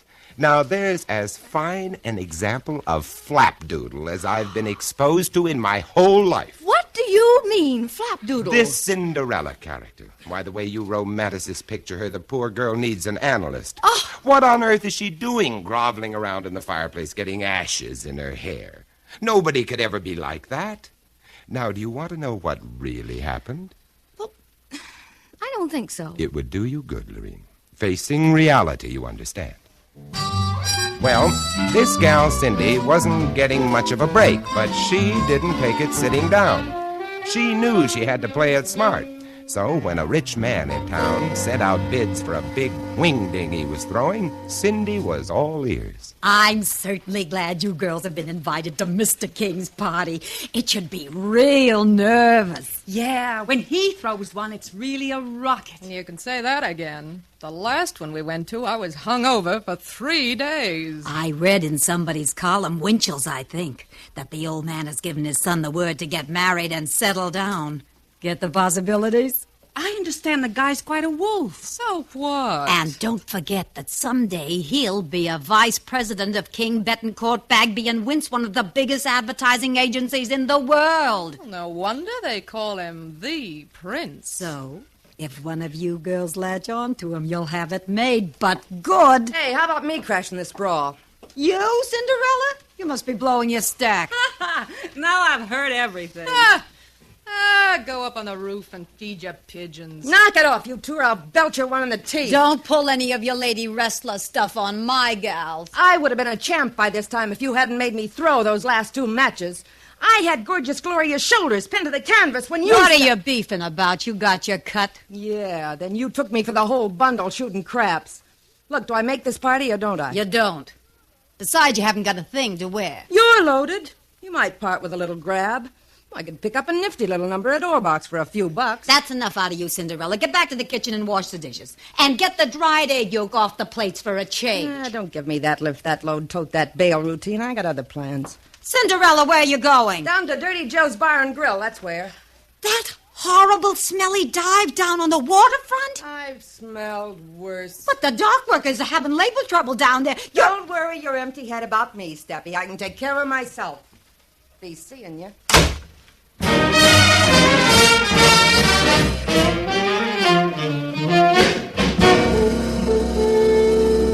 Oh! I have never in all my life heard anything so outrageous. Vincent, you should be ashamed of yourself. Distorting that lovely story and making Cinderella such a horrible character. Well, at least she has spirit. She isn't the namby-pamby little goop you'd want the public to accept. My Cinderella is a charming child, unspoiled, sweet, and naive. Oh, she's naive, all right. She's so naive, she's simple in the head. She ought to be in an institution. That isn't true. She has all the personality of an oyster. Why doesn't she stand up for her rights? Because she's a dear, obedient child. Well, a good psychiatrist might help her, but I doubt it. Your Cinderella was trying to escape reality by indulging in daydreams about a fairy godmother. Fairy godmother. It wasn't that way at all. You see, there really was a fairy godmother. You don't say. Yes. So, when her 2 stepsisters had left for the ball, dressed in their beautiful gowns, Cinderella went sorrowfully to the kitchen, sat down in the chimney corner, and broke into sobs of unhappiness. At this moment, a beautiful fairy appeared. No. Stop your crying, my child. I am your fairy godmother, Cinderella. If you wish to go to the king's ball, you shall. But you must do everything I say. Yes. Oh, yes, of course. First, bring that pumpkin out into the garden.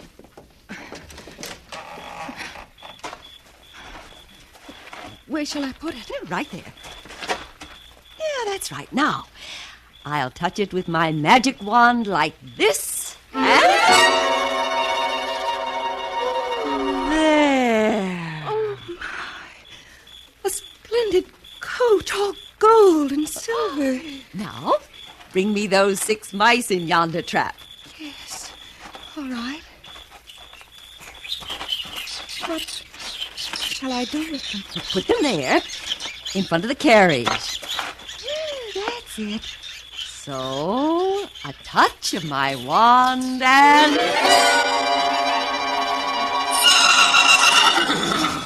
6 white horses with golden harness and red and blue ribbons in their manes. Fairy godmother, it's wonderful. Oh, well, my dear, is this not a fit equipage to take you to the king's ball? Indeed. Indeed it is, but I have no suitable gown. All I have are these tattered rags. Oh, yes. We'll soon take care of that. How lovely. A white satin gown, covered with pearls and diamonds, and tiny slippers of glass, spun as fine as gossamer. How can I ever thank you, dear, dear fairy godmother? By being happy. But hear me. There is one condition. You must not remain at the ball after the clock strikes 12. If you do, your coach and horses will all return to their natural forms, and your fine gown will again turn to rags. Oh, I promise I'll leave the ball at the very first stroke of 12. Then off with you, my darling, and have a merry time. You've been so good to me. So very, very good.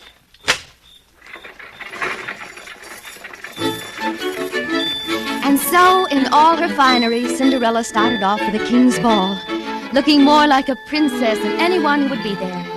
Cinderella was very happy. Oh, what stuff and nonsense. Really, in all my born days, I Wasn't have that never... enchanting, my dear? Enchanting? It was appalling. Appalling? Moreover, it doesn't make any sense. Cinderella's stepmother obviously has money. She thinks nothing of getting Dior and Adrian gowns for her daughters.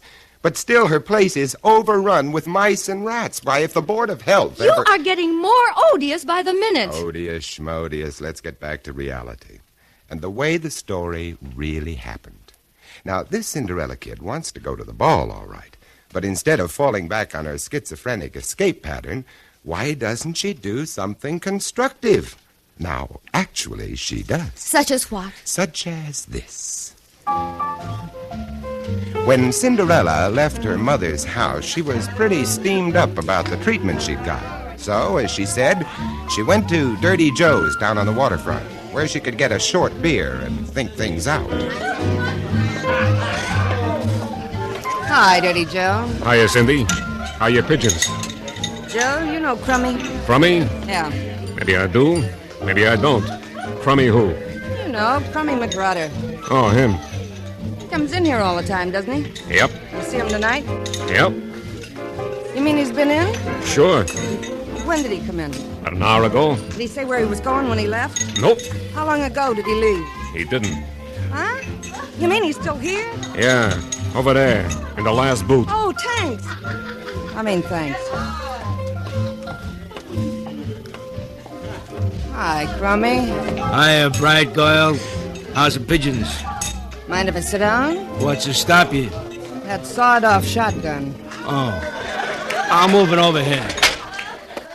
Why the artillery? Things are tough on the water for right now, bright girl. The boss wants us band boys to play soft, sad music as a warning to the dock wallopers who ain't kicking in. Yeah. Who's the target for tonight? Guy by the name of Gus Gugelheimer plays a glockenspiel. He run out on us. And what's on your mind, bright girl? Look, Crummy, I'm going to put it right on the line with you. I need some dough. Oh, sure. Who don't? I need a slick drape and I'm sorry, bright girl. You can't put the bite on me for nothing like that. I don't need much, Crummy. Just a couple of C notes. Hey, what do you think I am? Your fairy godmother or something? If you need some scratch, get it from your old lady. She wouldn't give me a dime. That's too bad. Now, the way I hear it, she keeps plenty of ice around the place. Hey, the wall safe. Crummy, you got something there. You know how to crack a safe. You ain't just beating your gums, baby. I got 10 years in Alcatraz to prove it. All right, then. Now, here's what we'll do. Listen.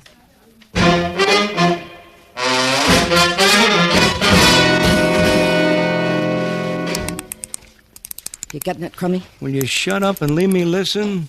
One thing I've got to remember. Yeah, what's that? Except for the bracelet I'm going to give you for this caper. I've got to put back all the rest of the jewels before midnight. There's a time lock on this safe, and it's set for 12 o'clock. I got it open.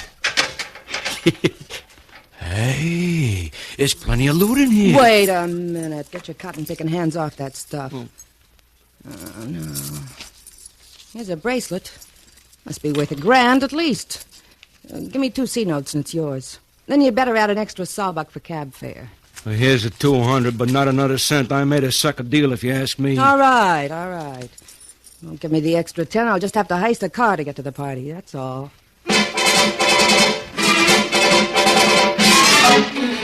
Code 3, 768W43798 HF22. Be on the lookout for a pumpkin yellow Cadillac convertible just stolen from the corner of 4th and Spruce Streets. Repeating, code 3, 768W43798 HF22.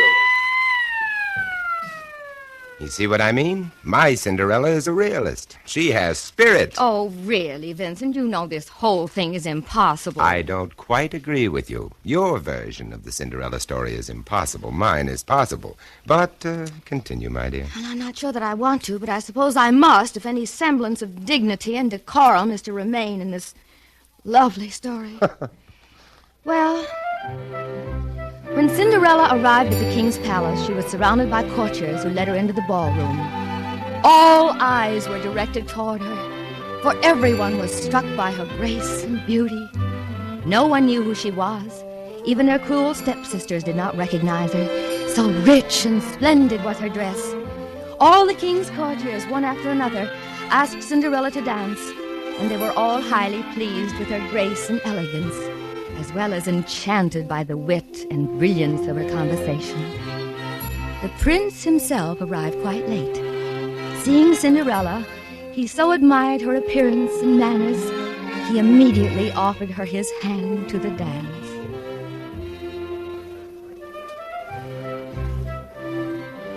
What a charming creature you are. Tell me your name, I pray. That I cannot do, sir. And please do not press me to tell it. I am sure you must be a princess from a distant kingdom. Really? What makes you say such a thing as that? No one but a princess could wear as magnificent a gown as yours, encrusted with precious gems and jewels. And no one but a princess could be so beautiful and so beguiling. You will turn my head with the sweetness of your words, my prince. And indeed... What is that? It is the tolling of the curfew bell.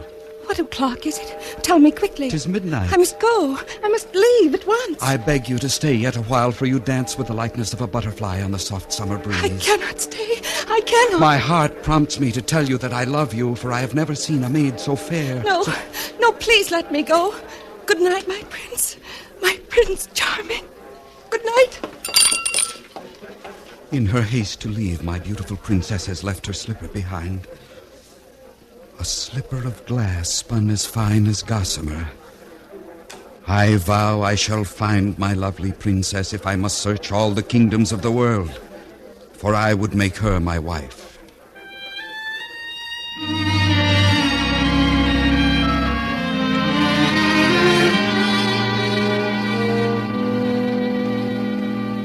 Now, there's a real basis for a successful marriage.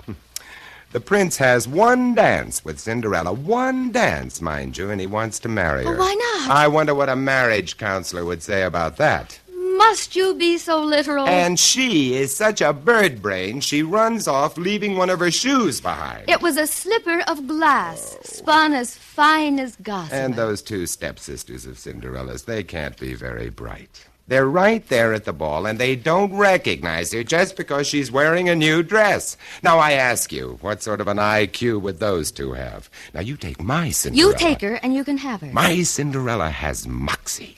She goes after what she wants. No fairy godmother nonsense about her. When she arrived at Mr. King's party, the place was really jumping. The minute she wiggle-walked into the joint, all the cats began to yowl. Get a load of a babe. Wow. Hey, it's a doll. A real living, breathing doll. Hey, looky. Hiya, Cookie. Get away from me, short, fat, and repulsive. Come on, sweet mama. How about pinning on a G? Let's live it up for real. Drop dead, cornball. What's with you, beautiful? You mad in this mad world? Mister, I'm just not playing the field, that's all. What I'm looking for is the favorite. Where's the prince? In the rumpus room, lapping up some corn squeezins, I suppose. Thanks, chum. See you around the bowling alley sometime. Man, dig that crazy walk. Real cool, man, cool. Yeah.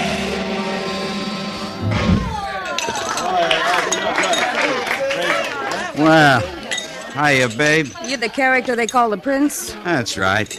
My old man is J. Walter King, a King, Betancourt, Bagby, and Winch. Sure, I know. You're in the advertising racket. Big deal.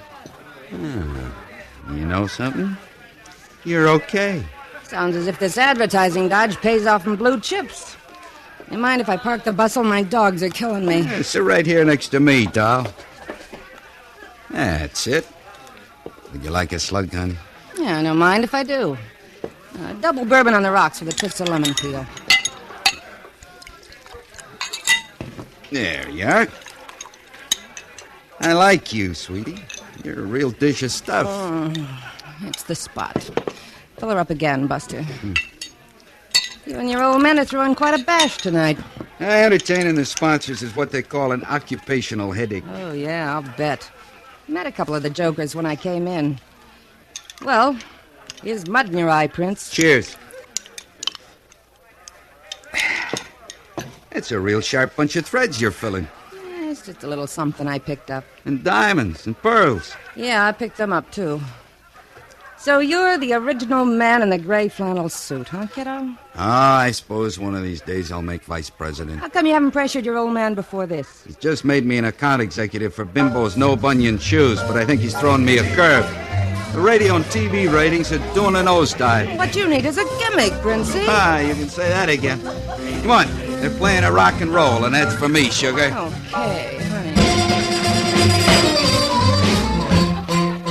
A gimmick, I think. No giveaway, no panel. These kind of notes really send me. A gimmick that... Oh, doggone it. What's the matter, baby? I'm losing my slipper. Hey, wait a minute, Princey. Wait a minute. I think I got your gimmick. What's with you? You flipping your lid or something? Now, listen. I leave my slipper behind when I leave here tonight. Nobody knows who I am, so you put big ads in the newspapers and buy spots on radio and television. A coast-to-coast campaign, a big build-up and ballyhoo to find the Bimbo no-bunion shoe girl. You got it, Princey? Hey, I really think you got something there.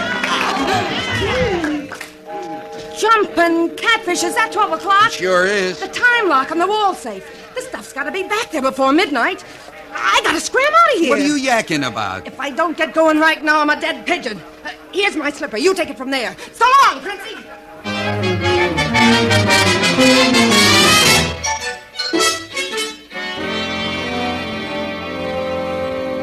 Do you see how competent and constructive my realistic Cinderella has turned out to be? She's scheming and conniving and actually dishonest. She stole her stepmother's jewelry. Oh, nonsense. She only borrowed it for a little while. She's hurrying home right now to put it back in the wall safe. How about the bracelet she gave to Crummy? Don't you worry about my girl. She's ingenious. She'll find some way of getting around that. She's an uncouth, unprincipled creature. Well, at least she isn't inane and innocuous like your girl. But please, go on with your story. Thank you. The prince searched everywhere for Cinderella. But alas, he could not find her. And when his search had quite failed, he grew ill with disappointment and vexation. Then the king, who dearly loved his son, called a privy council and asked his ministers what was to be done. They decided to send out heralds throughout the kingdom, proclaiming that the prince would marry the lady who could wear the tiny slippers spun of glass, as fine as gossamer.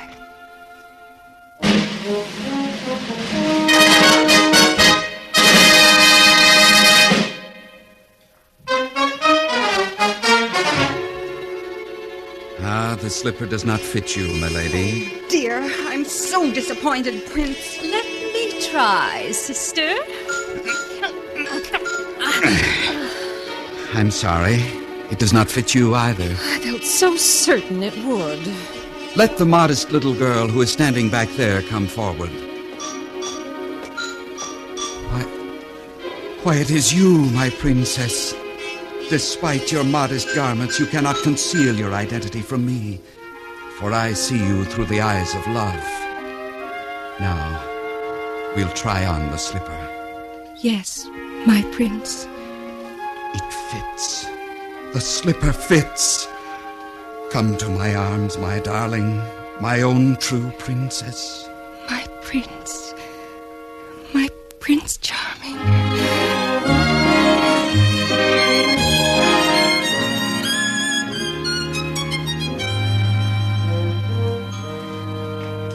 And so they were married and lived happily ever afterwards. Now, wasn't that a sweet and lovely story? To be perfectly frank with you, Lorene, I found it rather dull and pedestrian. Oh, Vincent. Well, in my version, there is action and excitement. My Cinderella is real and colorful. And I suppose your story has a sordid ending like so many realistic stories. She probably went to the penitentiary and the advertising man was sent to the Chicago office. No, Lorene, not at all, not at all. Listen. This is your newscaster, Thomas Lowe. The search for the bimbo no-bunion shoe girl continues. She has been reported seen in St. Louis, Altoona, and Tibet. Cinderella, turn off that radio. There are rumors that... I'm sick to death of hearing about that bimbo no-bunion shoe girl. That's all you read about in the newspapers, all you hear on the radio, all you see on the television. And that singing commercial. Where is the bimbo girl and who is she with the no-bunion shoe? Bunion shoe. Driving me nuts. Keep your hair on, kids. It'll be all over tomorrow.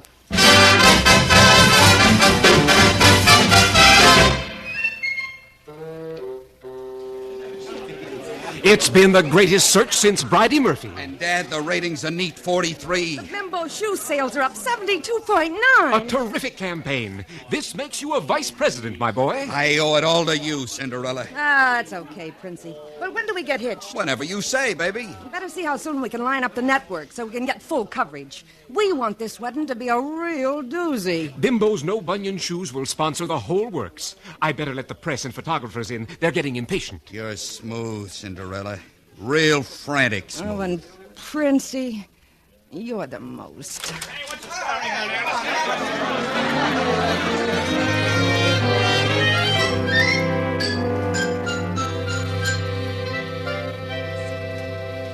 Well, Vincent, at least you had a happy ending. Of course. You see, Lorene, there are all sorts of Cinderella stories. They happen every day, but they all end in exactly the same way. Even today, the beautiful girl can marry the handsome prince, and of course, they'll live happily ever after.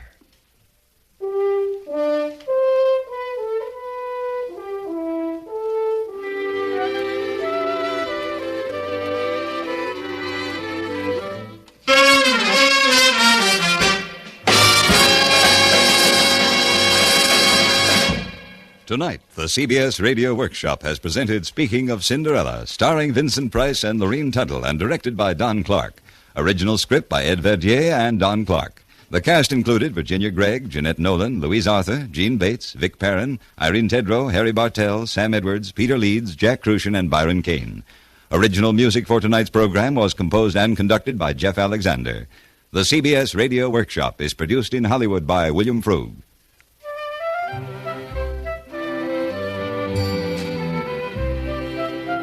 This is Hugh Douglas inviting you to join us again next week when we present Jacob's Hands, an original news story by Aldous Huxley and Christopher Isherwood. And we are proud to welcome as our narrator the distinguished author, Mr. Isherwood. Presented on the CBS Radio Workshop.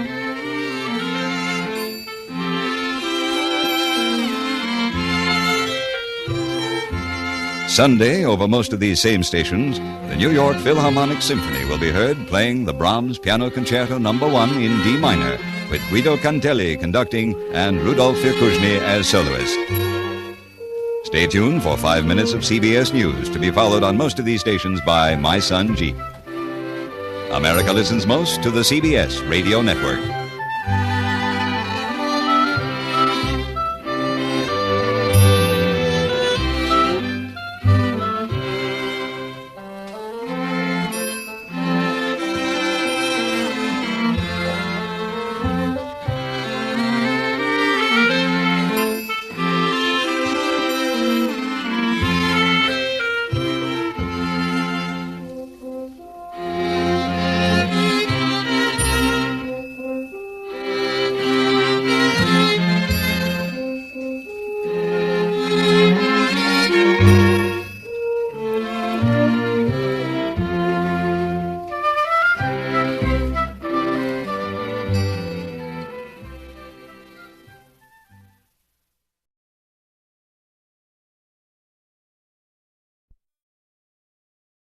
Tired of the everyday routine? Ever dream of a life of romantic adventure? Want to get away from it all? We offer you Escape. Escape, designed to free you from the four walls of today for a half hour of high adventure. Escape, brought to you by your Richfield gasoline dealer and the Richfield Oil Corporation of New York. Marketers of Richfield gasolines with Xylene, Rich Lube, all-weather motor oil, and other famous petroleum products. Look for the Richfield Eagle on the cream and blue pumps.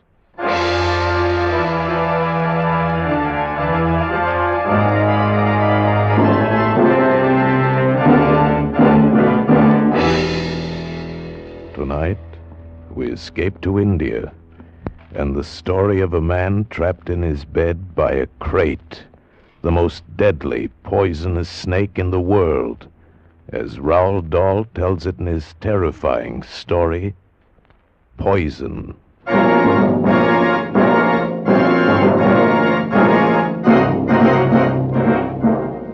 Listen, it's an awful good story, but to get the point, you got to understand about two things. What kind of a guy Harry Pope was, and what kind of a snake a crate is. First, the crate. You spell it K-R-A-I-T. They're in India, the crates are. Little snakes, sometimes not more than 3 or 4 inches long. You have to look real careful if you're going to see one at all. Really almost like a worm. Except that it's the most poisonous snake in the world. It can bite faster than a bumblebee, and when it does, you go off like a firecracker, swell up like a hot water bottle, and in fly the angels. Crate. Tiny little snake. Now about Harry Pope. Funny guy. He had it in for anybody who wasn't American, who didn't speak his language.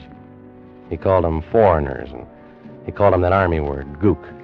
Didn't matter if they were French, Italian, or Japanese. Gook. Foreigner, he'd say. It's kind of buggy on the subject. Funny guy. Well, Harry and me, we got sent out to Bombay on this construction job, and that's where the trouble started. You see, except for the two of us, the crew was made up of local boys, Hindus and Muslims, 40 of them.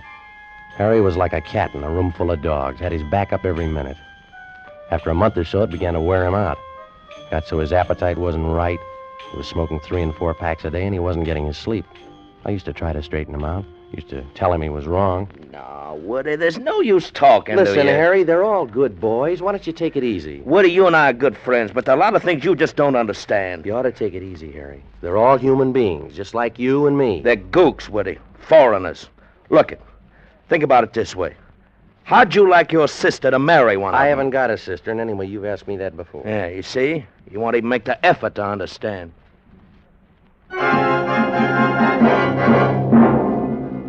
Well, that's how it was with Harry, and you know about the crate. Now about what happened. It was June of last year. It was hot and sticky, even though the sun was down. I was putting on a clean shirt to go out. Oh, man, I'm really beat tonight. What's with you, Woody? What's the clean shirt for? Going out. What do you got, a date? No, I thought I'd stop off at Dr. Ganderby's. He promised he'd show me the photos he made down in the leper colony. Ganderby? Yeah. These photos are supposed to be pretty interesting stuff. Well, how about it, Harry? Would you like to come along? Ganderby? He's a Hindu. A gook. Foreigner. I don't want to spend no evening with a gook. Shoot, not old Harry. So I went off to the doctor's, and Harry went to bed with a detective story. I had a very interesting evening. Later, old Harry was plenty sorry that he stayed home. I didn't leave the doctor's until around midnight, and when I drove back through the sleeping city, it was very quiet and dark. I thought about the pictures of the lepers I'd seen. I remember thinking, I hope Harry's awake, because I'd like to tell him about those pictures. And when I got home, I was glad to see the light in his room was still burning. Harry, you up? I didn't get an answer. Probably fell asleep reading. Harry, you awake, Harry? Shh. Woody, stop yelling. Harry, boy, what's the matter, kid? Shh. Stop, Woody. Take off your shoes. I couldn't tell what was the matter, but I knew he was serious, whatever it was about, so I did what he wanted. He was in bed, under his netting, with a reading light on, his book on the floor. He lay quite still, and the sheet came halfway up his chest. He was wearing those corny pajamas of his with the big checks all over them. And the pajamas were soaked in the sweat that was rolling off his face. He lay like a corpse, flat on his back, with his hands lying dead on the bed. His hands, even the backs of them, were sweating. His eyes looked like he was watching somebody saw his leg off. Woody, what's the matter, boy? It's a crate. Crate? Where? For Mary's sake.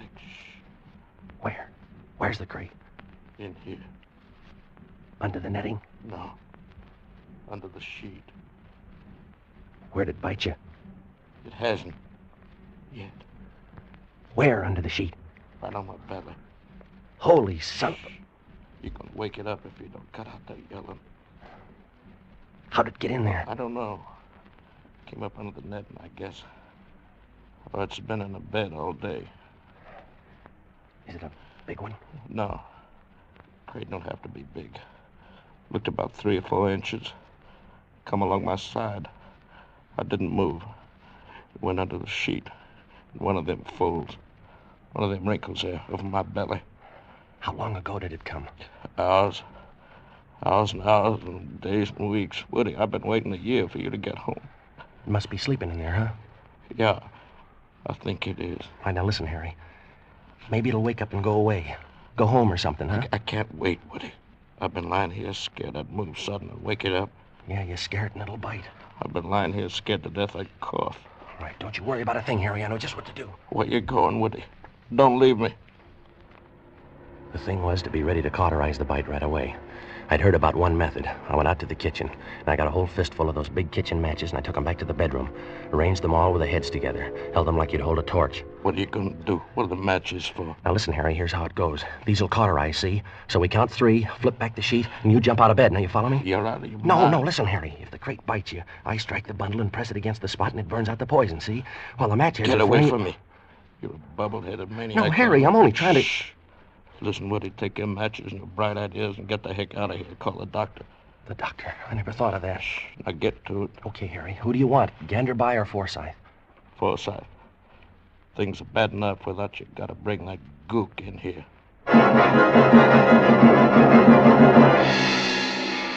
I dug through the telephone book and I found Dr. Matson B. Forsyth's number and I dialed it.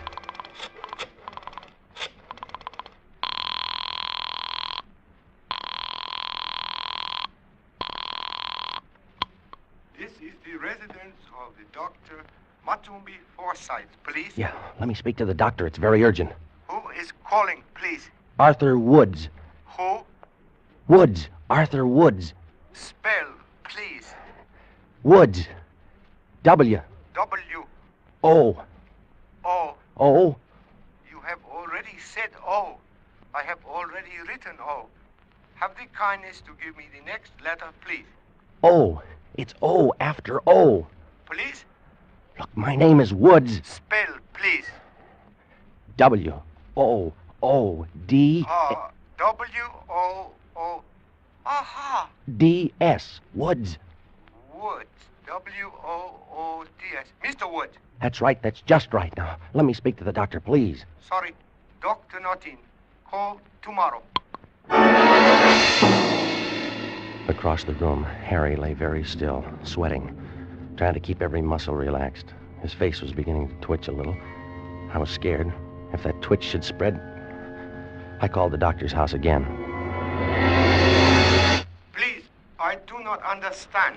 Look, I said if you don't tell me where the doctor is, I'm going to come over there and pull your arms off, and then I'm going to take you by the neck and... The doctor is at the club, please. What club? The country club. Ring 673. Harry lay very still, fighting the twitches, trying to keep from jumping out of his skin, while I waited for the bartender at the club to locate Dr. Forsyth. After about 5 minutes and nothing, I got this. Are you there? Listen, Doctor, you got to get over here right away. This is Arthur Woods, and my partner. He's got a snake in the bed with him. Doctor? Would you mind repeating that, old boy? I said snake. He's got a snake in the bed with him. Snake? Oh, jolly, jolly. I say, who is this? Is this Captain Smile speaking? Please, Doctor, you got to get over here right away. It's urgent. Spice you can. You don't fool me. Not for an instant, you don't. Please, Doctor. Snake in bed. Listen, is this Dr. Forsyth speaking? Of course not. It's Colonel Harcourt. Oh, well, let me speak to the doctor, please. Oh, but you can't, old fellow. Why not? Why, he's jolly well passed out, don't you know? Passed out. Like a mackerel. Snake in the... Listen, Harry, you got to forget all this prejudice stuff. Ganderby's your only chance. No, he's a gook. He went to Oxford, Harry. He's a gook. It's him or the Undertaker. He's a gook. I'm going to call him, Harry. All right. Go ahead, call him. But he's a gook. I called him. And when I mentioned crate, he was quiet for a good 10 seconds, and then he said he'd be right over. And he was within 5 minutes. He was wearing felt slippers, and he moved silently into the bedroom. He was carrying his black satchel, and when I saw the lamplight glinting softly in his steel-rimmed spectacles, saw his wise, gentle eyes, his bald brown head, I thought to myself, why, he looks just like Mahatma Gandhi. He looked silently at Harry and smiled encouragingly. Harry looked at him, looked at me, and looked away. Now, first we must very carefully remove the netting from about the bed. Mr. Pope, I want you to pay no attention to us. You are to concentrate on being very quiet, on letting the little snake sleep. It is a very little snake, and it is very tired. You must tell yourself this, and you must believe it is necessary for it to sleep. Yeah. Mr. Wood, help me lift the netting very slowly. Up and up. Good. What are you going to do for me? Think about the little snake. What do you think I'm thinking about? What are you going to do for me? The snake. It is here? It's in one of those folds over his abdomen, Doctor. Now we all know where it is. Pretend you are the mother of the little snake. You are keeping it warm. It is sleeping. That is good. Just so as it don't wake up and want breakfast. You joke? That is good. I wish I was back home in the good old USA. Now then. What are you going to do, Doctor? I have a serum here. We will inject it into the blood of Mr. Pope. Then, as he puts it, the little snake may breakfast to his heart's content without harm to Mama. His hands were brown and slender and astonishingly deft. He poked the hypodermic into a capsule of thick yellowish stuff, the serum, and then with infinite care he drew the plunger slowly and steadily upward. The glistening chamber filled. He withdrew the needle, laid the hypodermic down, and then with all the gentleness in the world, he began to fold back Harry's sleeve. It was as though he were folding rare old lace. He inched the sleeve carefully, under and up Harry's arm until the vein came into view. I'm going to fasten a tourniquet on your arm now. It will be just above the elbow. Do not move your arm. Do not twitch your muscle. Gently he tightened the rubber tourniquet, and Harry's arm began to flush dark. The vein began to swell, blue and tight. Harry kept his eyes on the ceiling. Now I'm going to insert the needle in the vein. You must not react. By that I mean you must not tense your abdominal muscles. Believe me, Mr. Pope, this will not hurt. Very carefully he placed the syringe almost flat against the arm, slid the needle in sideways through the skin and into the blue vein, slid it slowly but so firmly that it went in smooth as a knife going into a cheese. Doc. Shh. You're good, aren't you, Doc? You must believe that. You're gonna let me die, are you, Doc? I'm your friend. You must believe that. Are you, Doc? You won't let me die? No, I will not let you die. Now, be still and think about that. With all the care in the world as he had pushed the needle into the vein, now he pressed the plunger down, pressed the serum through the needle and into Harry Pope's body. I watched Harry. His eyes were on the wise, gentle face of Dr. Ganderby. His eyes wanted desperately to believe what Ganderby had told him. Now the hypodermic was empty, and slowly it was withdrawn. And then slowly the deft, graceful little hands loosened the rubber tourniquet. And then Ganderby looked up, met Harry's eyes, and smiled. Harry tried to smile back, but the smile jumped and twitched and died. You're taking care of me, huh, Doc? Yes, my son. Now you must be still while the serum is pumped through your body. Be very still and be very assured. I'm your friend. Oh. The serum will save you. You will escape harm. He beckoned to me, and I followed him out of the room and out onto the dark porch. The air was heavy and hot. Ganderby stared out at the blackness, drummed his fingers softly on the railing. Your friend is in grave danger. Yeah, but the serum. You gave him the serum. I gave him the serum. It isn't any good. It is the finest known to medical science, and it is worthless.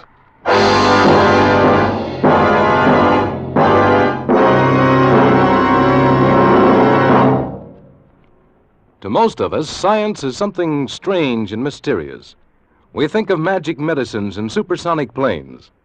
But here's a scientific achievement that's as real as your car and as near as your Richfield dealer. It's xylene, one of the highest analogue gasoline components ever discovered by scientific research. And xylene can benefit you today, because every gallon of Richfield gasoline now contains xylene.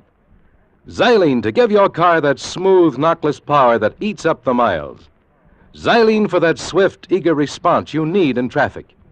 Furthermore, there's a Richfield gasoline to fit your motor. Your Richfield dealer offers 2 great Richfield gasolines, both with xylene. Get Richfield High Octane at regular price for the average motor. Or Richfield Ethyl. Ethyl at its best for top results in highest compression motors. Get Richfield gasoline tomorrow. Stop where you see the Richfield Eagle on the cream and blue pumps. And now we return you to Escape. So there it was. Harry Pope, the man who had been an enemy of anyone and everyone who didn't come from his country or speak his language, was now halfway through death's door, and his only hope lay in a Dr. Ganderby of another race, another creed, another country, and another color. Now, for the first time in his life, Harry had made a gesture of friendship toward a person of another race. First time, and it seemed to me the last. No, my friend.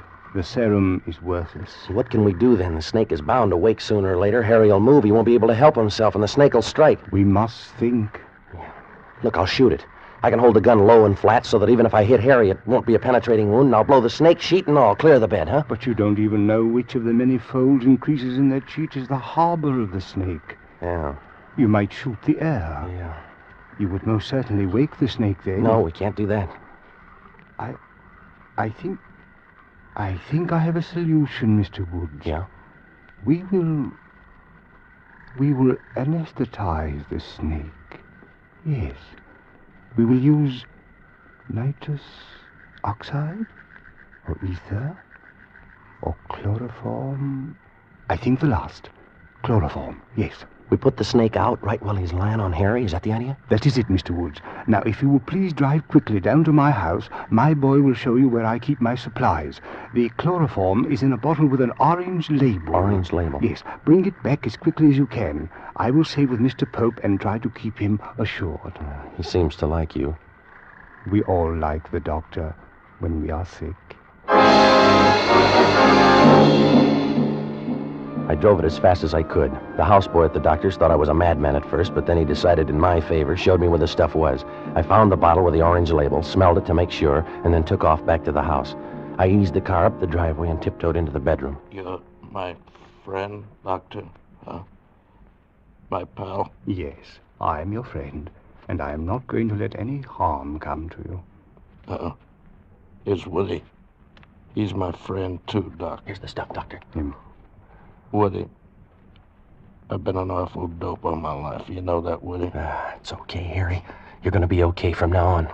The doc here, my friend here, I didn't like him when he first come into the room.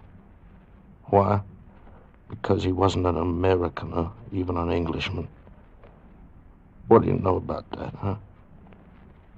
He's my friend. Oh, it's okay, Harry. You're going to be okay now, boy. I've been a prize dope. Mr. Woods, you'll have to help me. Right.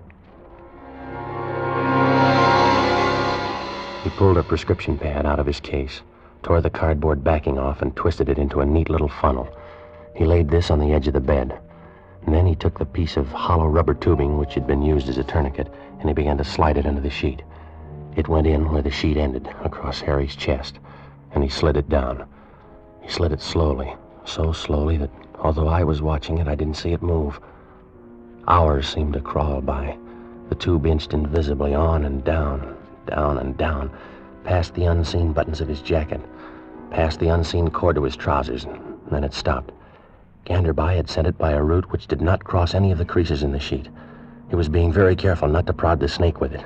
He was sweating too now, sweating and biting his lip with his teeth. It's funny, I remember now, one was gold. I remember staring at it while he inched that tube. Now the funnel. I fit it into the end of the tube and we are ready. Mr. Pope, this is going to be very cold. The evaporation of the chloroform will cause a sharp lowering of the temperature. You must be prepared for this. It will take rather a long time, another factor for which you must prepare yourself. The snake is a reptile, and reptiles do not react quickly to the anesthetics which are intended for the use of warm-blooded animals. Bear these things in mind. Are you ready? Sure. Friend. He opened the bottle and began to drip the stuff into the funnel. Slowly, very slowly, drop by drop, the clear liquid entered the tube and traveled a long, dark route to Harry Pope's stomach, where the crate lay sleeping.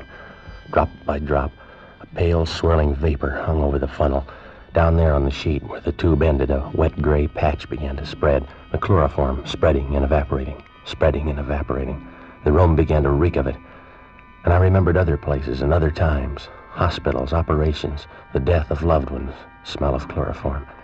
Harry began to twitch now, his nose. He seemed to be in agony. Woody. Harry, what is it? I think I'm gonna sneeze. Don't do it, boy. Hang on, Harry. You gotta hang on. Don't.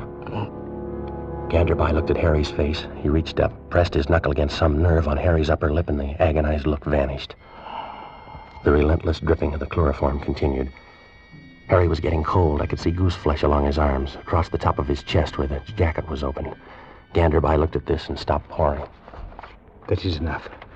I think our little friend should be thoroughly unconscious now. Mr. Pope, you must remain very still. We are going to remove the sheet now.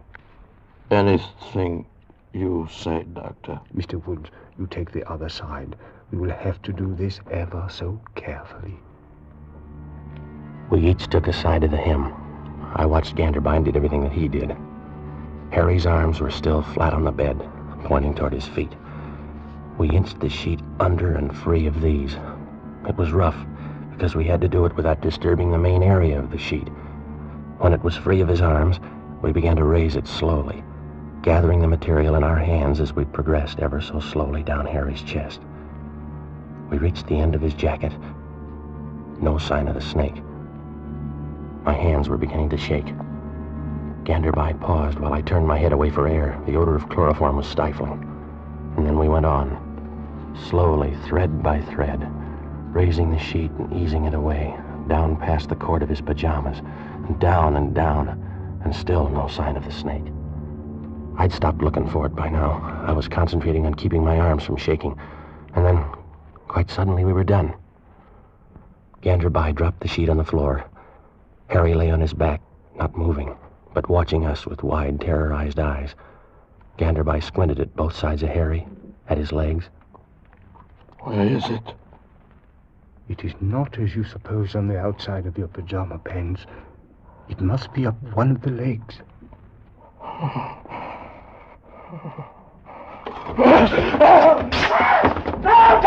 Harry, no, you fool! Stop it! I can't stand it! Don't go! Get it! Stop it! Stop it!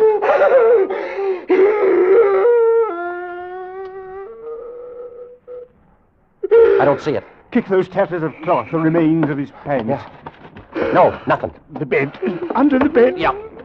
Move your feet, Harry. Harry, move your feet. No, there's nothing. Mr. Pope, are you quite certain you saw a snake? Sometimes when we are very tired, we find our autosuggestive faculties run a bit out of hand. Are you calling me a liar? Why, no. I merely say that the autosuggestive Are you telling me I'm a liar? Harry. Why, you lousy little quack! Call me a liar! You stinking little Hindu witch doctor with your fancy pants on! Harry! Come in here sticking me full of your cheap, no-good medicine! Harry, don't! Pour that freezing cold up all over Harry, me! take it easy. Harry's your friend. My friend! That little hunk of foreign trash, my friend! Why, where I come from, where you guys live, khaki like him for busboys. You make a mistake. You are wrong. Yeah, for busboys, for waiters, for nothing. You're a foreigner. You're a gook. You're a nothing. Why, I ought to beat you to a bloody pulp. You and your chloroform. You and your stuff about friendship and Mama Snake. And I must make out like I like you. I ought to split your head wide open, you gook. You gook! You gook! You gook!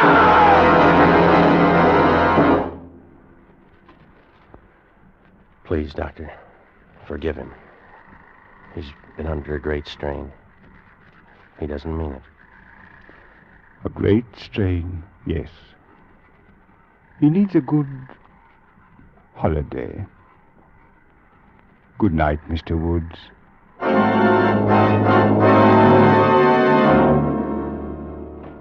That's all. I couldn't tell this if old Harry was still alive. Poor old Harry. He didn't die in India. He died in Chicago, in the Loop. Got run over by a taxi cab. The driver was third-generation Irish, a real 100% white American. Maybe that means something, I don't know. Poor old Harry.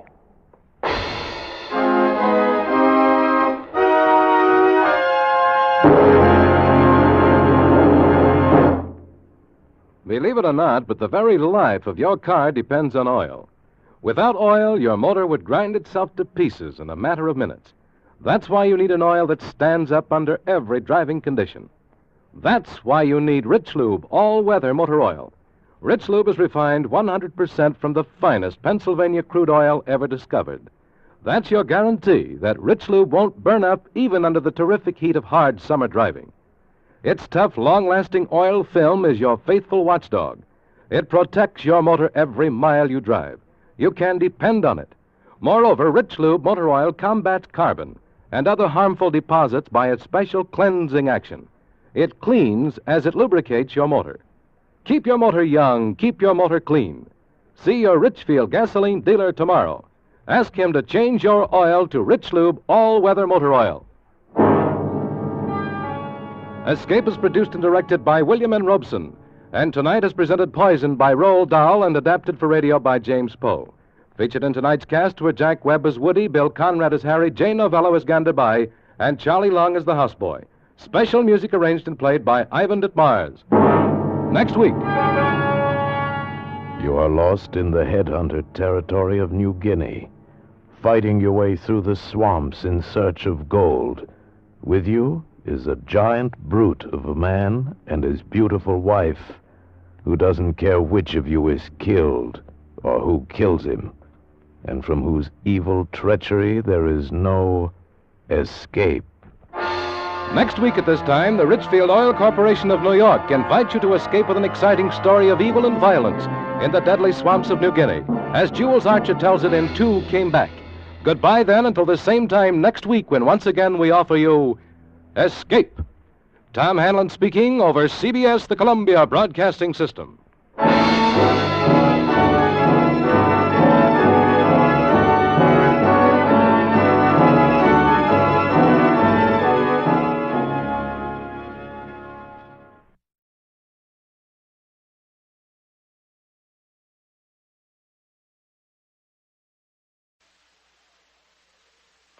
This is Ronald Coleman, inviting you to radio's most dramatic half-hour, Favorite Story.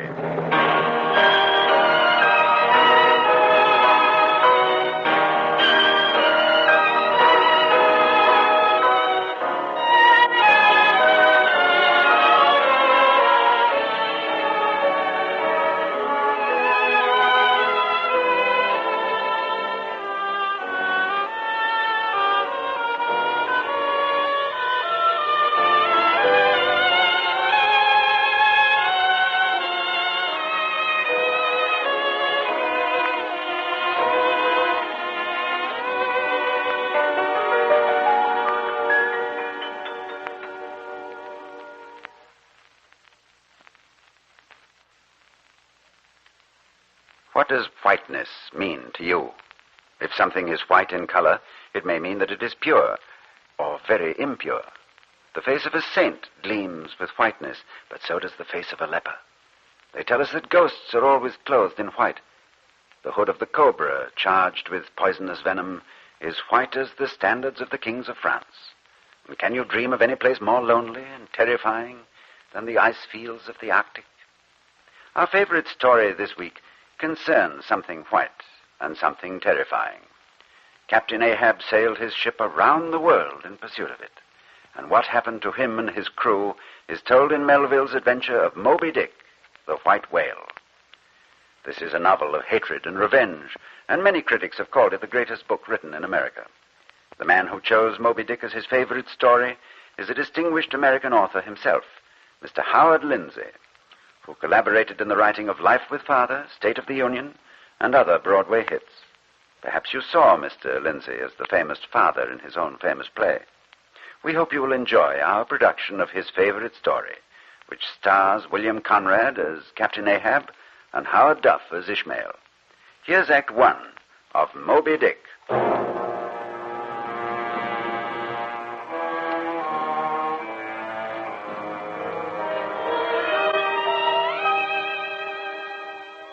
Call me Ishmael, an ordinary seaman before the mast on the good ship Pequod, bound out of Nantucket on Christmas Day of the year 1844, on a 1,000 days voyage.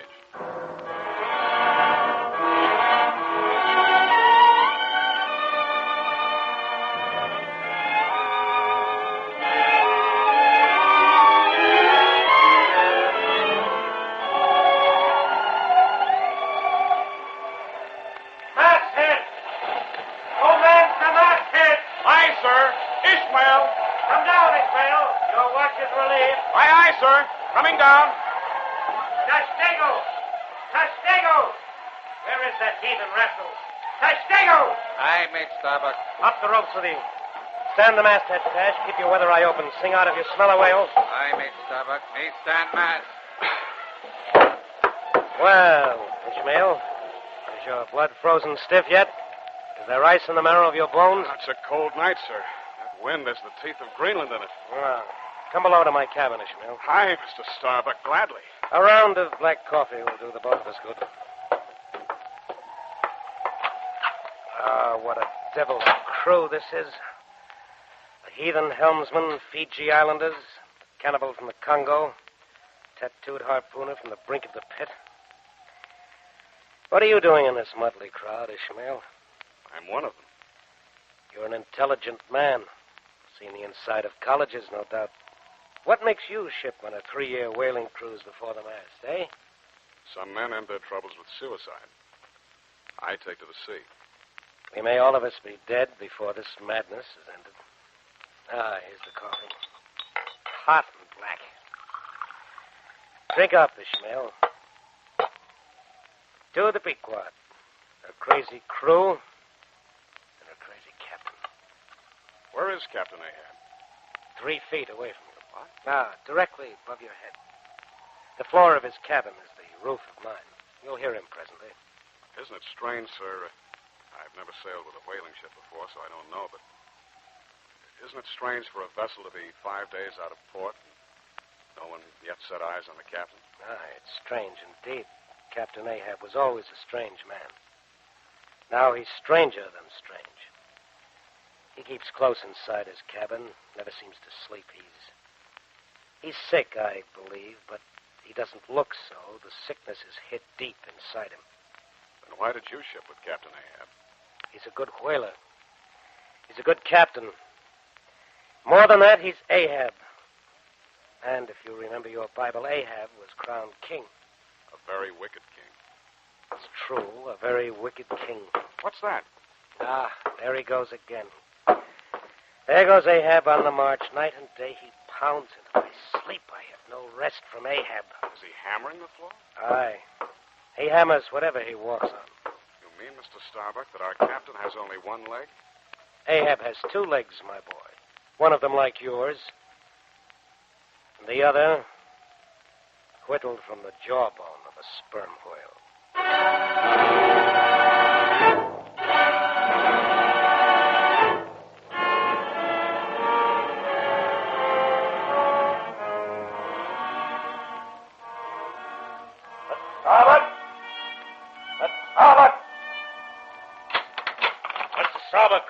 Aye, Captain Ahab. I'm coming up on deck. I need the smack of the salt air, mate. Get away, Mr. Starbuck. I need none of your help.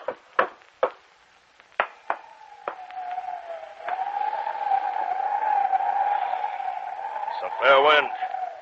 What's our course? South by southeast, sir. Fair wind, fair course. Mr. Starbuck, send everybody aft. Sir. The whole crew. Masthead, sir! Come down! Is this an emergency, Captain, that you want every man to quit his work? Did you hear me, Mr. Starbuck? Send everybody aft. Aye, sir. Helmsman, lash the tiller. Make for the quarter. Aye, sir. Carpenter. Hurry along there, Start son. make a raft, all of you. Yes. Hurry along. Hurry along there. We'll get a look at old Ahab at last. They're all assembled, sir. All hands present. Good. Good. Turn me your best, dear lads. I've sweet words for you. What do you do when you see a whaleman? Sing out for him. Aye. And what do you do next, men? Lower away. Lower away and after him. And what tune is it you pull to, men? A dead whale or a stove boat? Aye, that's the tune. You, Tashtego and Dagu. Old Maxman there, we've spat harpoons at many a sperm whale's fluke, haven't we, lads? Aye, that we have. Then you've before now heard me give orders about the white whale. Looky, do you see the Spanish ounce of gold? A $16 piece, men. Do you see it? Mr. Starbuck, hand me yon topmaul. Aye, sir. Nailed to the mast, you'll find it, lads. Iron against wood against gold. Whenever you work above decks, men, you'll see this gold piece nailed here, glimmering down on you like a second sun. And whosoever of you raises me a white-headed whale with a wrinkled brow and a crooked jaw, whosoever of you raises me that white-headed whale with 3 holes punctured in his starboard fluke, he shall have this ounce of gold, my boys. Huzzah! Gold ounce for a white whale. Watch for him, Captain Ahab. It's a white whale, I say, so skin your eyes for him, men. Look sharp for white water. And if you see but a bubble, sing out. Captain Ahab, sir. That white whale must be the same that some call Moby Dick. Moby Dick. Do you know the white whale, then, blacksmith? Does he fantail a little curious, sir, before he goes down? And him have 2, 3, good many iron in him high? Aye, Tashtego, the harpoons lie all twisted and wrenched in him.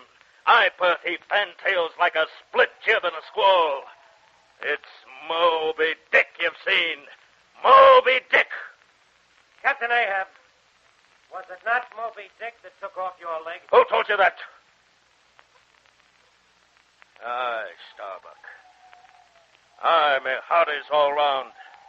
It was Moby Dick that dismasted me. Moby Dick that brought me to this dead stump I stand on now. Aye, it was the white whale that received me. Made a poor pegging lubber of me forever and a day. Aye, and I'll chase him round Good Hope and around the Horn and round Perdition's flames before I give him up. And this is what you've shipped for, men. To chase that whale till he spouts black blood and rolls fin out. What do you say, men? Will you splice hands on it now? I you do it brave. Lance for Moby Dick. God bless you, God bless you. Wait, hold me, hearties. Mr. Starbuck, what's the long face about? Wilt thou not chase the white whale? Art thou not game for Moby Dick? I'm game for his crooked jaw and for the jaws of death, too. If they come fairly in the way of the business we follow. But I came here to hunt whales, not my commander's vengeance. You're shipped as first mate to Captain Ahab, and you'll follow Ahab's orders. Vengeance on a dumb brute that simply smote thee from blindest instinct? That's madness, blasphemy. Talk not to me of blasphemy, man. I'd strike the sun if it insulted me. Now swear with me, lads. Death! Death to Moby Dick!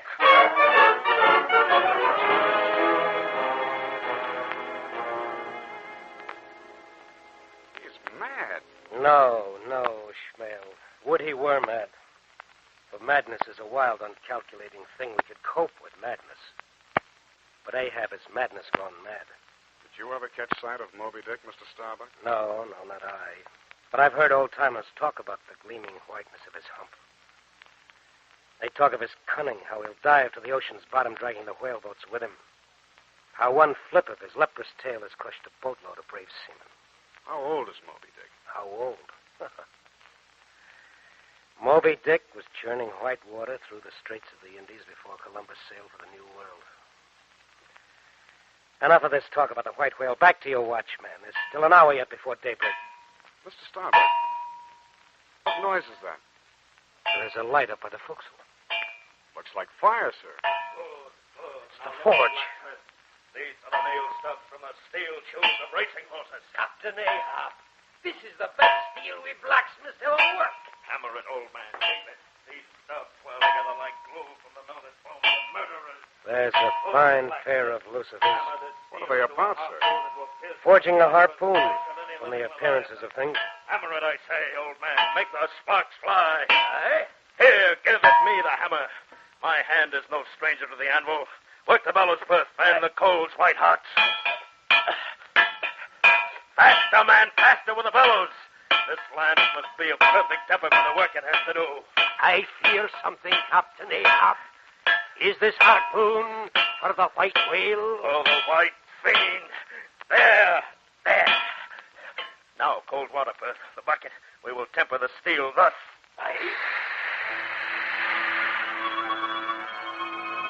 Ego non baptizo te, in nomine Patris, sed in nomine Diaboli, in nomine Deo. What is he saying?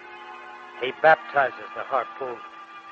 Not in the name of the Holy Father, but in the name of the unholy demon, Satan himself. God keep us. God save us all.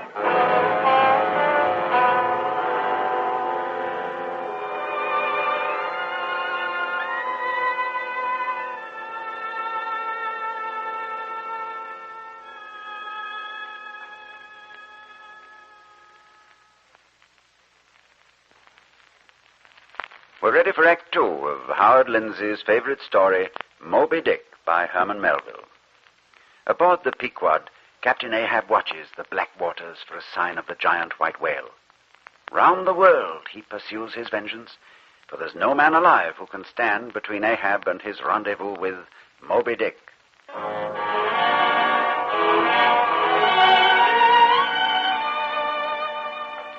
On we sailed, southward across the equator, along the breast of the Brazilian coast, around the rocky, storm-bound tip of Patagonia, and Magellan's misnamed Land of Fire. The Pequod cut the foam of the Pacific northward toward the coral atolls of the East Indies. Many days and nights on this long voyage, the watch on the masthead sang out. Well, masthead, what quarter? 3 points to starboard, Captain Ahab. What color is he, masthead? Him big sperm whale. Big sperm. Him much whale. I said, what color is he, masthead? Black, Captain Ahab. Black, shiny black. Like coal mountain in rainstorm. Shall I order a boat lowered, sir? Shall we be after him? No. Sir, there's 100 barrels of whale oil there. I said we don't lower a boat. A fortune in the Nantucket market. You'll pass it by, Captain Ahab? I'll pass it by. What of the owners? Curse the owners. We sail from Moby Dick.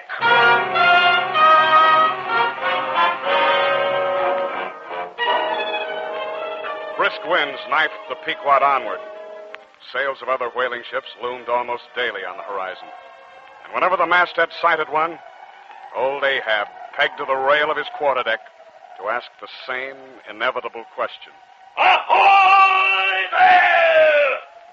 Hast thou seen the white whale?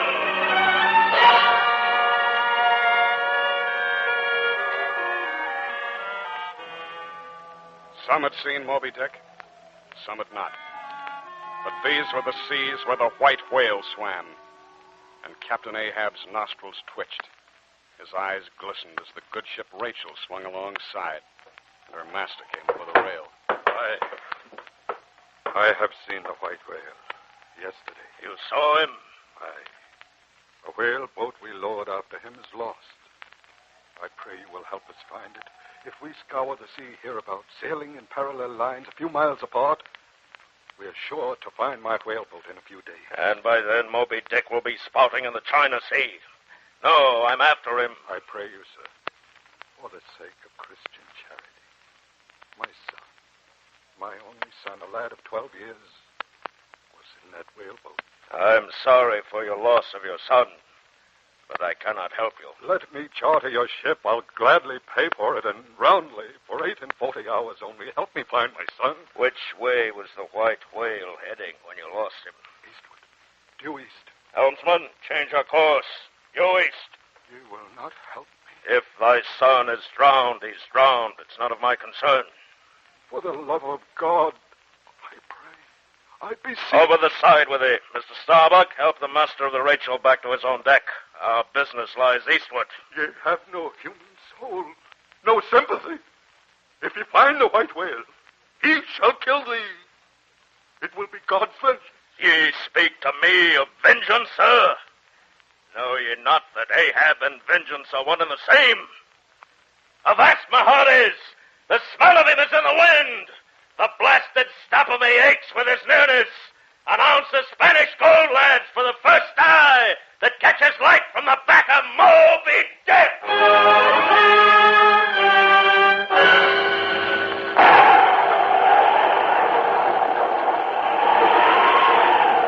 Captain Ahab, the storm is rising. I'll let down an anchor to the windward and strike the mainsails.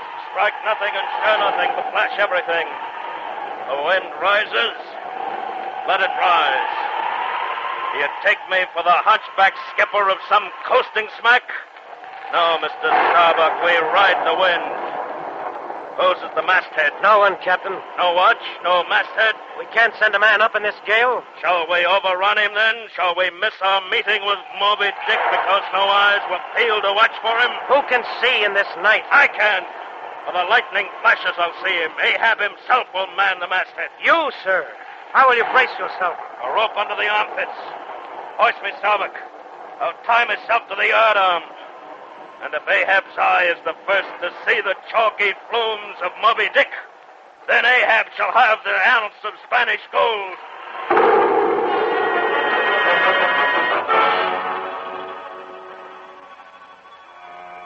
The day dawned, slate gray calm. And with the first pale light on the water, we heard old Ahab's voice sing out from the masthead.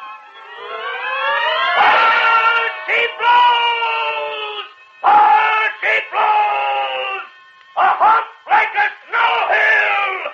It's Moby Dick! Where? Who sighted the white whale?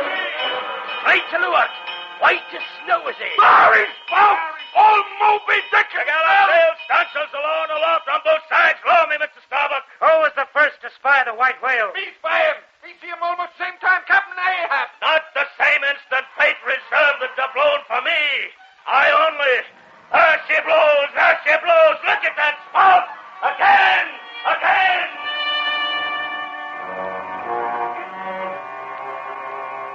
Watch him, Captain. He's heading straight to leeward, sir. Straight away from us. Can't have seen the ship as yet. Be quiet. Quiet, all of you. Lower the boats gently. No unnecessary sound to alarm Moby Dick. We're after him on the silent wings of an avenging angel.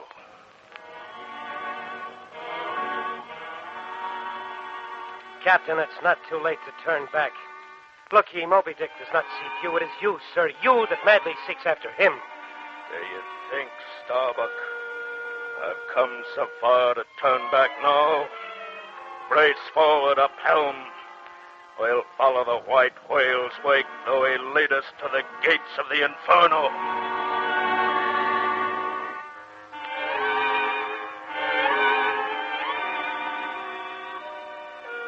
For 3 days, the Pequod sailed ahead of the wind, always within sight of Moby Dick. Ahab never slept, the harpoon always at his side. On the third day, Moby Dick hung to the leeward, tiring perhaps from the long chase. Ahab ordered the boats lowered. Starbuck. Aye, Captain. For the third time, a souled ship starts upon this voyage. Aye, sir. You will have it so. Some ships sail from their ports, and ever afterward a missing, Starbuck. Truth, sir. Saddest truth. Some men die at ebb tide, some at low water, some at the full of the flood. And I feel now like a billow that it's on its way out of men's sight. I am old, Starbuck. Shake hands with me, man. Captain, turn back. There's still is time. You never wanted this chase after Moby Dick, did you, Starbuck? Why did you follow me then? You are my captain, sir. Aye. Farewell, Starbuck. God rest you. Roll away. Stand by the crew. Look, Captain, the sharks. They circle your whaleboat. Sharks? Good. Their teeth shall bite the flank of Moby Dick along with my harpoon.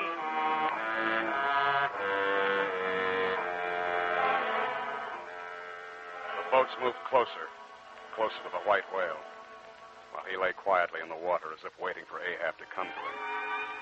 Then, when the distance between the foremost boat and the great whale was less than 20 yards, Moby Dick made a sudden turnabout and faced directly toward the crippled captain. Beware, son. The size of him. That wrinkled brow. Forward to forward I meet thee, Moby Dick, after the long years. Do you remember me? Do you know me? Ah, you must know me. You've swum through my thoughts. You've never left me since you blasted old Ahab's body in another sea. Do you fear me? I'm but a flake of foam compared with thee. In size and age and strength thou art my master. But I am a man. There's a spirit in this body that thou blasted, Moby Dick.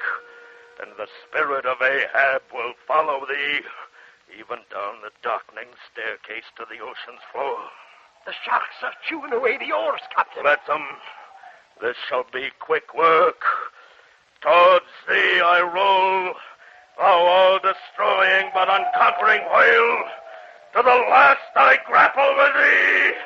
For hate's sake, I spit my last breath at thee. Last I give up with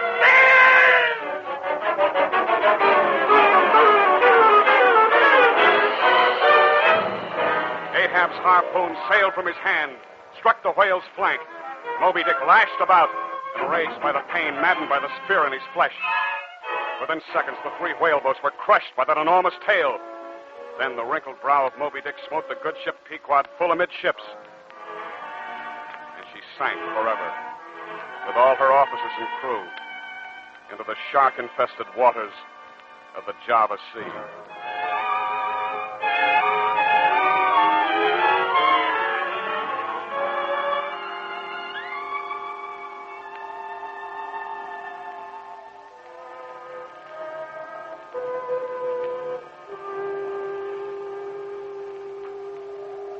All of her crew, save one.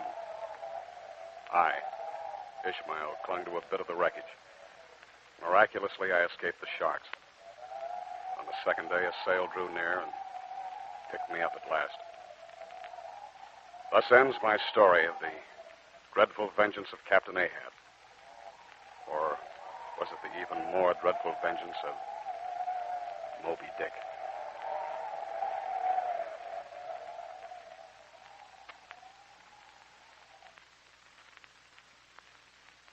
You've been listening to our favorite story impression of Herman Melville's Moby Dick. Three of the brightest young stars of motion pictures were our leading players. William Conrad played Captain Ahab, Frank Lovejoy was Starbuck, and Howard Duff was our narrator, Ishmael. Claude Sweeten provided the score, and Mr. Howard Lindsay chose Moby Dick as this week's favorite story. When you think of Charles Dickens, you probably think first of David Copperfield, Oliver Twist and company. But there's a lesser-known Dickens novel that's a real thriller, Great Expectations. That's next week's favorite story. And it was chosen by one of the great actors of our century, Mr. Walter Hamden. We hope you'll be listening.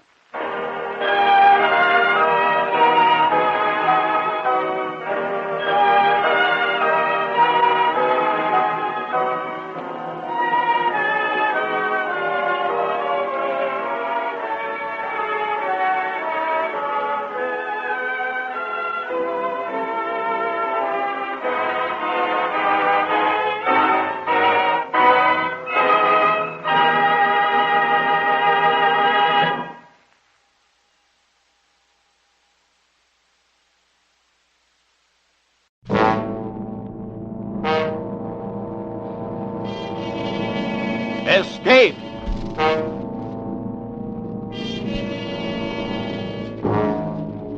You are located on a remote plantation in the crawling Amazon jungle, and an immense army of ravenous ants is closing in on you, swarming in to eat you alive.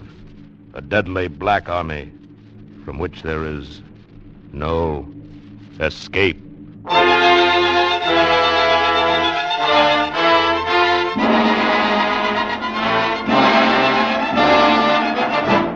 Escape, designed to free you from the four walls of today for a half hour of high adventure.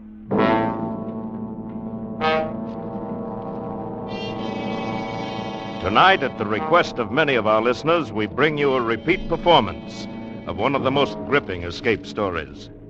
Tonight, we escape to the Amazon jungle and to a creeping, crawling terror, as Carl Stephenson told it in his famous story, Leiningen Versus The Ants.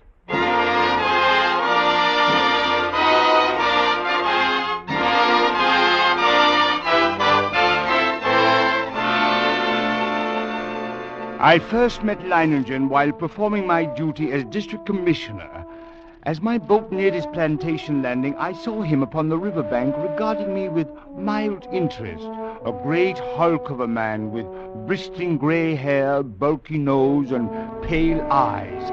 His entire appearance somehow suggested an aging and shabby eagle. He escorted me to the terrace and had drinks brought.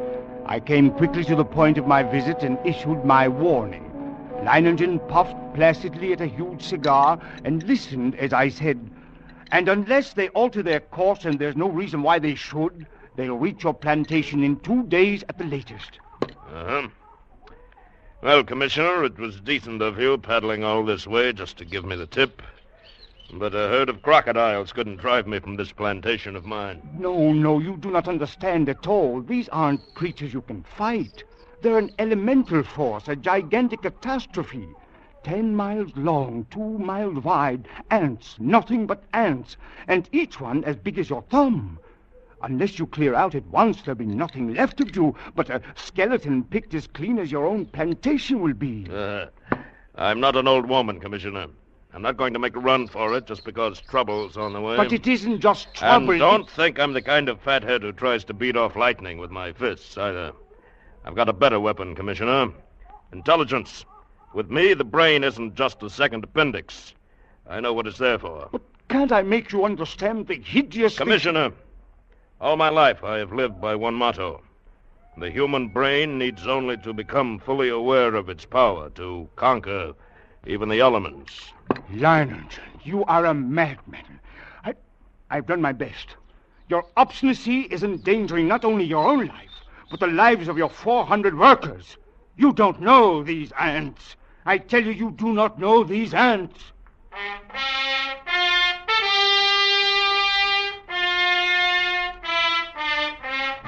Leiningen merely sat there, puffing at his cigar and regarding me with a sardonic grin, and I knew it was hopeless. As I boarded my launch and cast off, I turned to look once more at this madman who calmly intended to defy one of the world's greatest scourges. I felt a sudden resentment toward him, yet with it was something else. I had never met a man like that. and I could not stood help on the wondering bank of what the river watching the commissioner's launch until it rounded a bend and was lost to sight. There was a strange look in the commissioner's eyes as he stood on the deck staring back at me. Clearly, he thought me insane. Well, he would not have been the first to think so. But I, Leiningen, knew my own powers. I was sure of myself. I knew that intelligence directed aright always makes man the master of his fate. That night, I called my 400 Indian workers together in the front of the plantation house. I saw their faces go ashen with terror as I told them the ants were coming. Watched them as they milled around muttering. I said nothing more to them. Finally, one of the men stepped forward. Bloss, the foreman. We have worked hard here for these 3 years, all of us. We have built the finest plantation in this district. We all share in it. It has been a home for all of us and our families. Now the ants come. So? Those ditches we dug last year, the pipe we put in the ground, that was for the ants? That was for the ants. If we moved our families across the river, the ants could not reach them? That's right. And you? The ants are mighty. We know what they can do. All of us think that you are more mighty. We will stay with you and fight against the ants. I knew that the men would give me that answer. I counted on it. Suddenly, I thought of the commissioner. I'd wondered what he would say at such unquestioning confidence. Would he still think I was insane? That night, at least I knew he was not soon out forget. of my mind. One man who calmly evaluated his chances against a deadly menace, coolly decided he could win, and was willing to stake his life on it, to risk a horrible death for it. It was terrifying, and yet it was fascinating. When dawn came, I sent for my assistant. Together we went to the huge map on the district which hung from a wall of my office. What was the last reported position of the ants? Up here, about 70 miles above this fork in the river. Traveling southeast? Yes. Directly toward Leiningen. Toward whom, sir? That plantation at the bend in the river belongs to a man named Leiningen. Oh. When would you say the ants will reach there? I don't know. I imagine about tomorrow noon. Tomorrow noon. Still time. Still time? What do you mean? Nothing. Never mind. But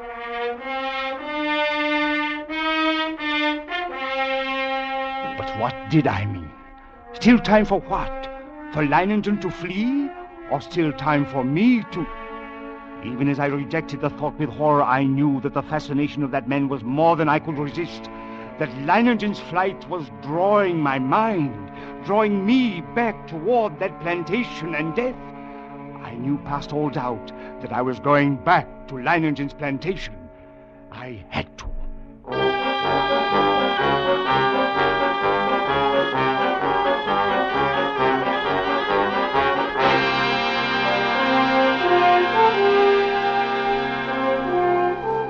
It was 10 o'clock in the morning when I rounded the bend and saw Leiningen's plantation before me.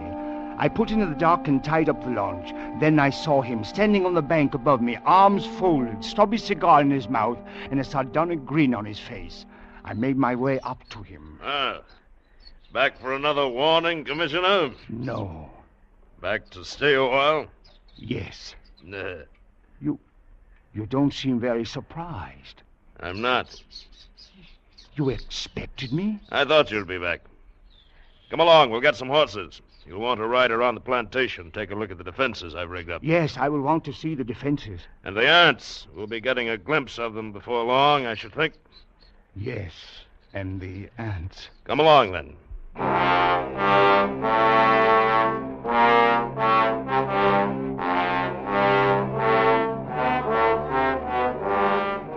The defenses Leiningen had devised were quite impressive. Surrounding 3 sides of the plantation like a huge horseshoe was a 12-foot wide ditch. The end of this horseshoe-shaped ditch ran into the river, which formed the 4th side of the plantation. And at the upriver entrance to the ditch, Leiningen had constructed a dam by which river water could be diverted into the ditch. A large hand wheel controlled the floodgate of the dam. and apparently Leiningen had ordered it opened immediately after my arrival. For as we now approached the ditch and rode along it, I could see that it was nearly full. How do you like my first line of defense, Commissioner? Well, it's reassuring, like a moat around a castle. Unless the ants know how to build rafts, they won't reach the plantation. But this is only the outer moat. There's a better one than this. Come along, we'll go up to the high ground where the buildings are and get a view from there. Leiningen. What? I didn't see any women or children around the plantation, or any animals. Yes, that's right. Move them across the river. I might have known. What? Nothing. Here we are. There, you see the ditch? Much smaller than the other. You've noticed how all the buildings are on this piece of high ground. This inner ditch surrounds them, lined with concrete. But even filled with water, this is no barrier. It's not big enough. Why, if the ants get this far, They'll get no farther. This ditch wasn't built for water, Commissioner. You see the pipes leading into it? See those storage tanks up on the hill there? Petrol. We can throw up a wall of flame. They won't like that. Well, I hope you are right. Leiningen, look! Huh? Over the edge of the jungle, all those animals. Yes. Running like the wind. Everything from jaguars to monkeys. Good heavens. Remember, they don't have any ditches. But can they escape? They'll be all right as long as they don't get caught between the river and the ants. They can outrun the crawlers. But if they get trapped, it's either the ants or the crocodiles. Ooh. Look, Commissioner. Look, over there on the horizon. There are your ants. Look at them.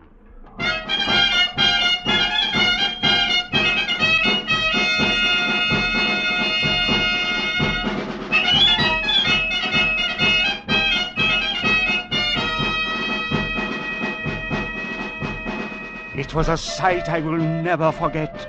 Over the range of hills as far as I could see crept a darkening hem, ever longer and broader, until the shadows spread across the entire slope, then downward, uncannily swift, and all the green herbage on the entire slope was being mown as by a giant sickle, leaving only the vast moving shadow extending, deepening, and moving rapidly near. They're a hideous lot, aren't they? Leiningen, we can't last against that. Look at them. Why, they could fill your ditches with their corpses and still have enough to destroy every one of us. We've got to run. No. They haven't gotten to us yet. They never will.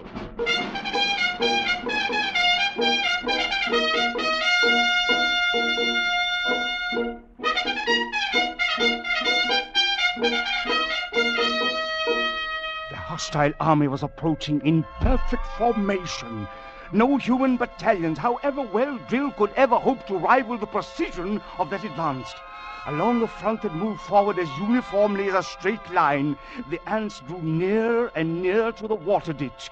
As they approached, two outlying wings of the army detached themselves from the main body and started marching along the sides of the ditch, no doubt expecting at some point to find a crossing.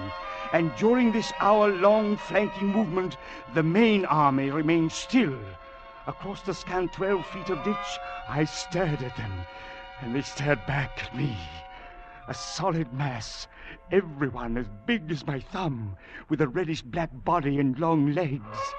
Suddenly a sound so unearthly as to freeze our blood jerked our heads in the direction of the jungle on the far side of the ditch. Coming toward the ditch at a stumbling gallop was a stag, covered over and over with ants.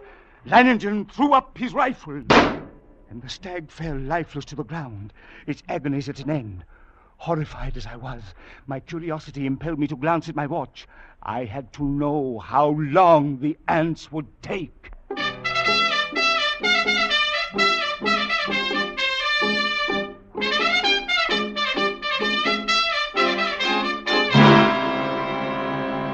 After 6 minutes, only the white, polished bones of the stag remained.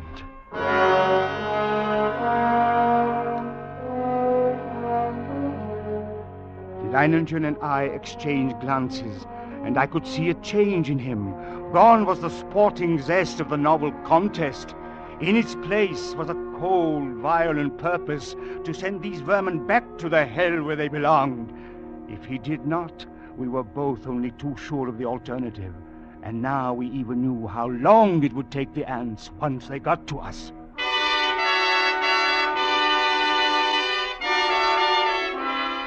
Around 4 in the afternoon, the ant scouts, having found no crossing, there was a stirring among the main army.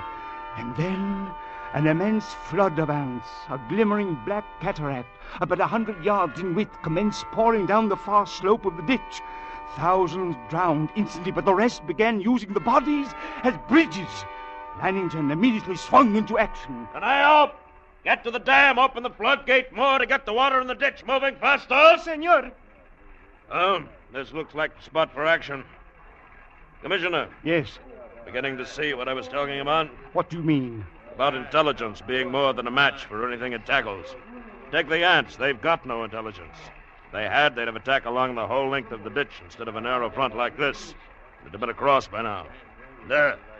Too bad for them. I'm not running their campaign for them. You can joke about it like that with the ants halfway across the ditch? All right, man. Busy with the shovels now. Dump some sand and clods on them and see how they like that. You with the petrol sprinklers. Start pumping. I don't like it, Commissioner. I don't like it a bit. Look at them. Yes, but look at the ones on the far side of the ditch. Whole clumps of them rolling into the water. The rest are using them for bridges. Commissioner, the water's moving faster now. Canayo got the floodgates open. Yes. Look at the ants. They can't hold their own against the current now. They're being washed away. Look at them, Commissioner. The water's carrying them away. We've beat them. We've won out.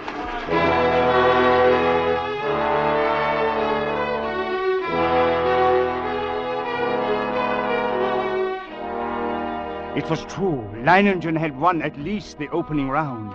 The floodgates were left open to forestall any night crossing. I suppose I hoped that the ants would go on, pass us by. But when dawn came, the dark blanket was still there, motionless, across the ditch. Then we noticed a feverish activity on the other side of the plantation. Here a grove of tamarind trees lined the far end of the ditch, and every tree swarmed with the crawling insects. But instead of eating the leaves, they were merely gnawing through the stems so that a thick green shower fell steadily to the ground.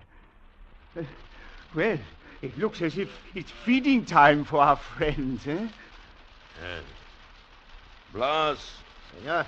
Have all the petrol pumps brought here and get everyone over here except the lookouts on the other side and then pass out the shovels. Yes, senor. Looks like I underestimated them when I said they didn't have intelligence. What you mean? I said if they wanted to get across, they'd have to have rats. That's just what they've got. Those leaves are their rats. Even as he spoke, the leaves went tumbling down the far bank by the thousands. The current drew them away from the bank, and each leaf carried several ants. Don't worry. As long as you keep spraying them and shoveling dirt on the rats, they can't land. But there will be too many. It's true. Look, more leaves in the ditch all the time. Why, they'll have a solid carpet to walk across in a minute. Not so fast, Commissioner. I've still got a trick up my sleeve for them. The water! The ditch is drying up. Of course it's drying up. That's the plan. Those are the orders I sent to the dam. Are you mad? As soon as it's empty, what's to prevent the ants? Look! The water's way down. It's almost dry. They'll be able to climb across the bottom. They'll not make it if the man at the dam carries out his orders. He should have opened the gates again by now. To flood the ants? Right. But what a chance to take. If anything should happen. Commissioner, here it comes. Here comes the water. Now we'll give the crawlers the ditch a good ride. Out into the river. Look at them. Look at them go.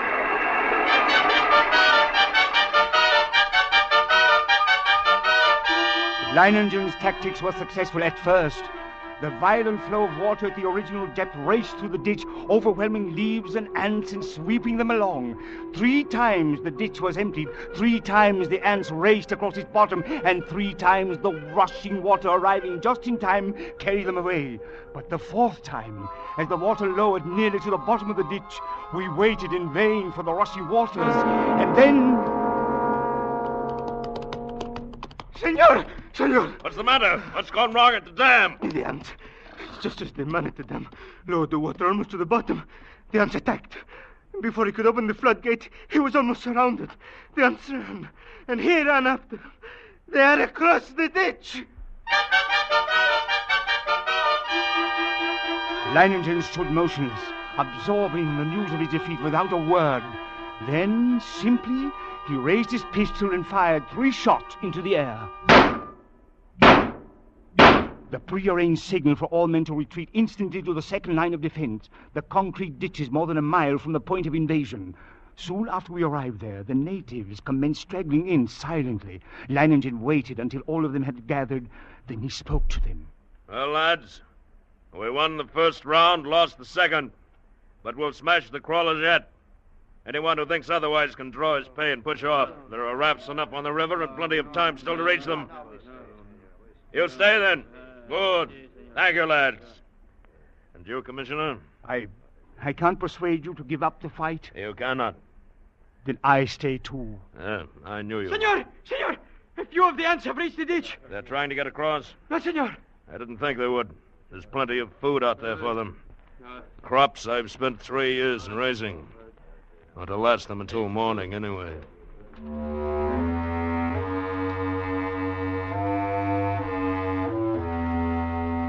Yes, we were safe for the moment. But the next morning, the black swarm was solid around us, and their shock troops were hard at work. They were dropping shreds of bark and twigs and leaves into the petrol-filled ditches, forming a floating bridge across the surface of the liquid. Leiningen stood silently watching this operation, and I could see a grudging admiration on his face. Then, after several hours, the attack came.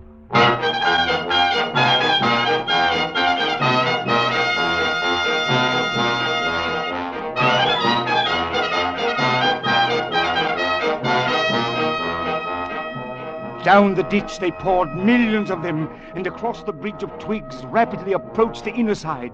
Leiningen sat motionless, watching them. Leiningen, for the love of God, don't sit there like a statue. They'll be on us in a moment. Let them fill it first. Now. All right. Everyone back from the ditch. Blas, hand me the torch. Now we'll see how our friends like a little heat around them. The flames from the ditch shot up into the air, devouring ants by the millions. But as they returned to the assault time after time, a slow, sickening horror crept into my mind. I looked quickly at Leiningen, then at the petrol tanks. He read my gaze and nodded slowly. That's right, Commissioner. We could hold them off forever if our supply of petrol was unlimited, but it isn't. We've got only enough to fill the ditch once more. Leiningen, isn't there any way at all? We've got to do something. Yes, I know. There must be a way. There must be something on Earth that'll drive this devil's spawn back to the hell they came from. Yes, them. Yes. What is it? We'll flood the whole plantation. Flood? But how? The river's higher than any point except this high ground we're on now. The river was dammed all the way. It would overflow that stone breakwater and flood the whole plantation. We've got to close the floodgate at the dam. That'll do it. You're mad. The dam is nearly 2 miles away. 2 miles of ants. Lads, listen to me. Listen, lads. I'm proud of you. Now there's still a chance. By shutting the floodgates and the dam and flooding the whole plantation from the river. The moment I'm over the ditch, set fire to it. That'll allow time for the flood to wash away the ants. Then all you have to do is wait for me. It's impossible. You can't get to the dam, let alone get back. That's where you're wrong, Commissioner. I'll get there and I'll get back. Take care of things while I'm gone.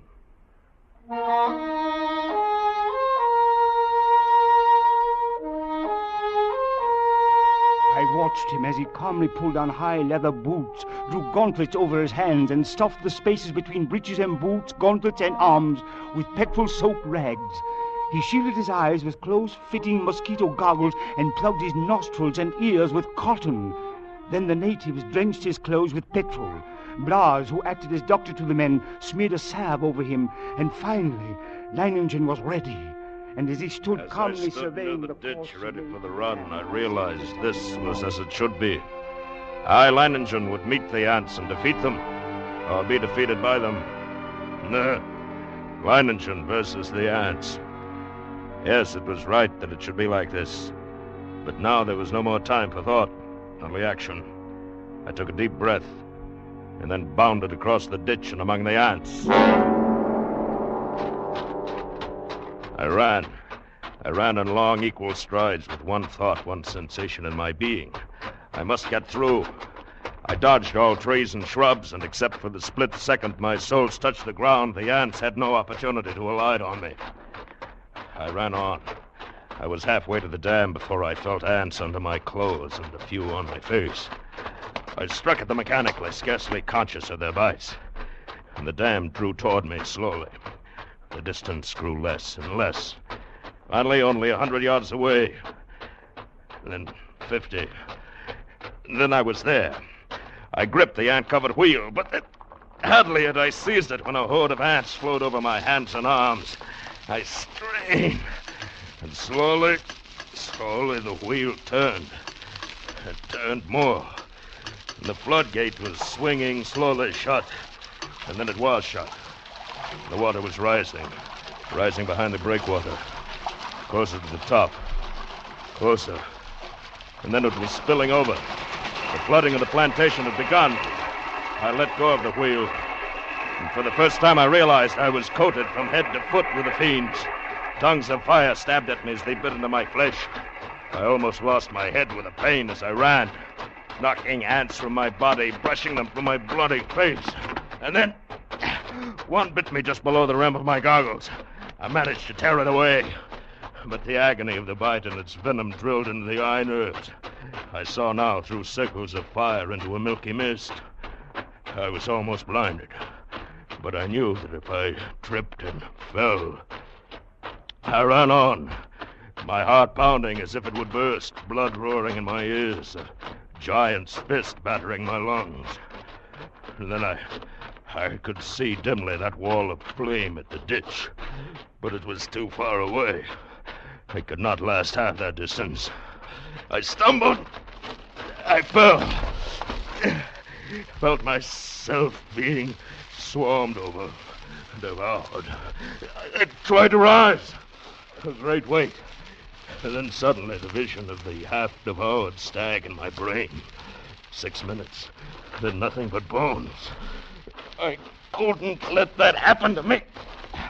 I couldn't die like that. To my feet. My feet dragged myself forward toward the flame. The ditch. The ring of flame closer down. Only a little farther. 10 steps. 8. We had waited for hours when all at once through the blazing ring around us, an apparition hurtled and fell full length on the ground. It was Leiningen, alive with ants, unconscious, with blazing eyes and lacerated face. We rushed to him, stripped off his clothes, and tore at the ants that covered him. His body seemed almost one open wound. In one place, I could see a white bone.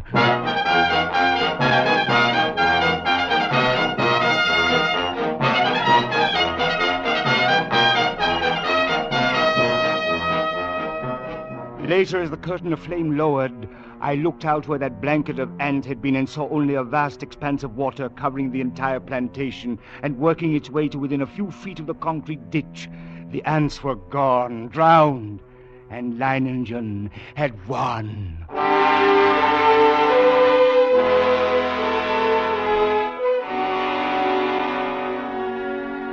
Leiningen lay on his bed, his body swathed from head to foot with bandages, but alive. Everything in order. They are gone. I told you I'd come back, even if I am a bit streamlined. He grinned and shut his eyes. He slept.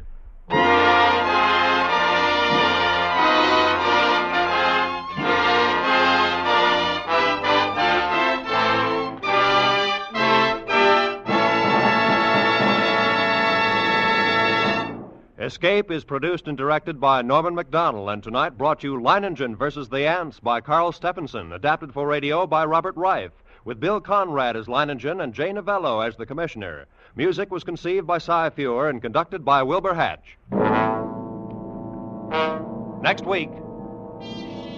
You are stealthily stalking into a silent desert fortress, walking into what you know may be a trap.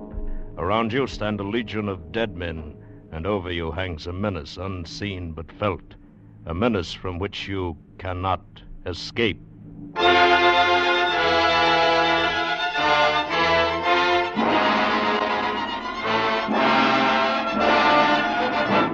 Next week, we escape with Percival Wren's immortal story, Beau Geste. Good night, then, until this same time next week, when once again we offer you Escape. This is CBS, the Columbia Broadcasting System.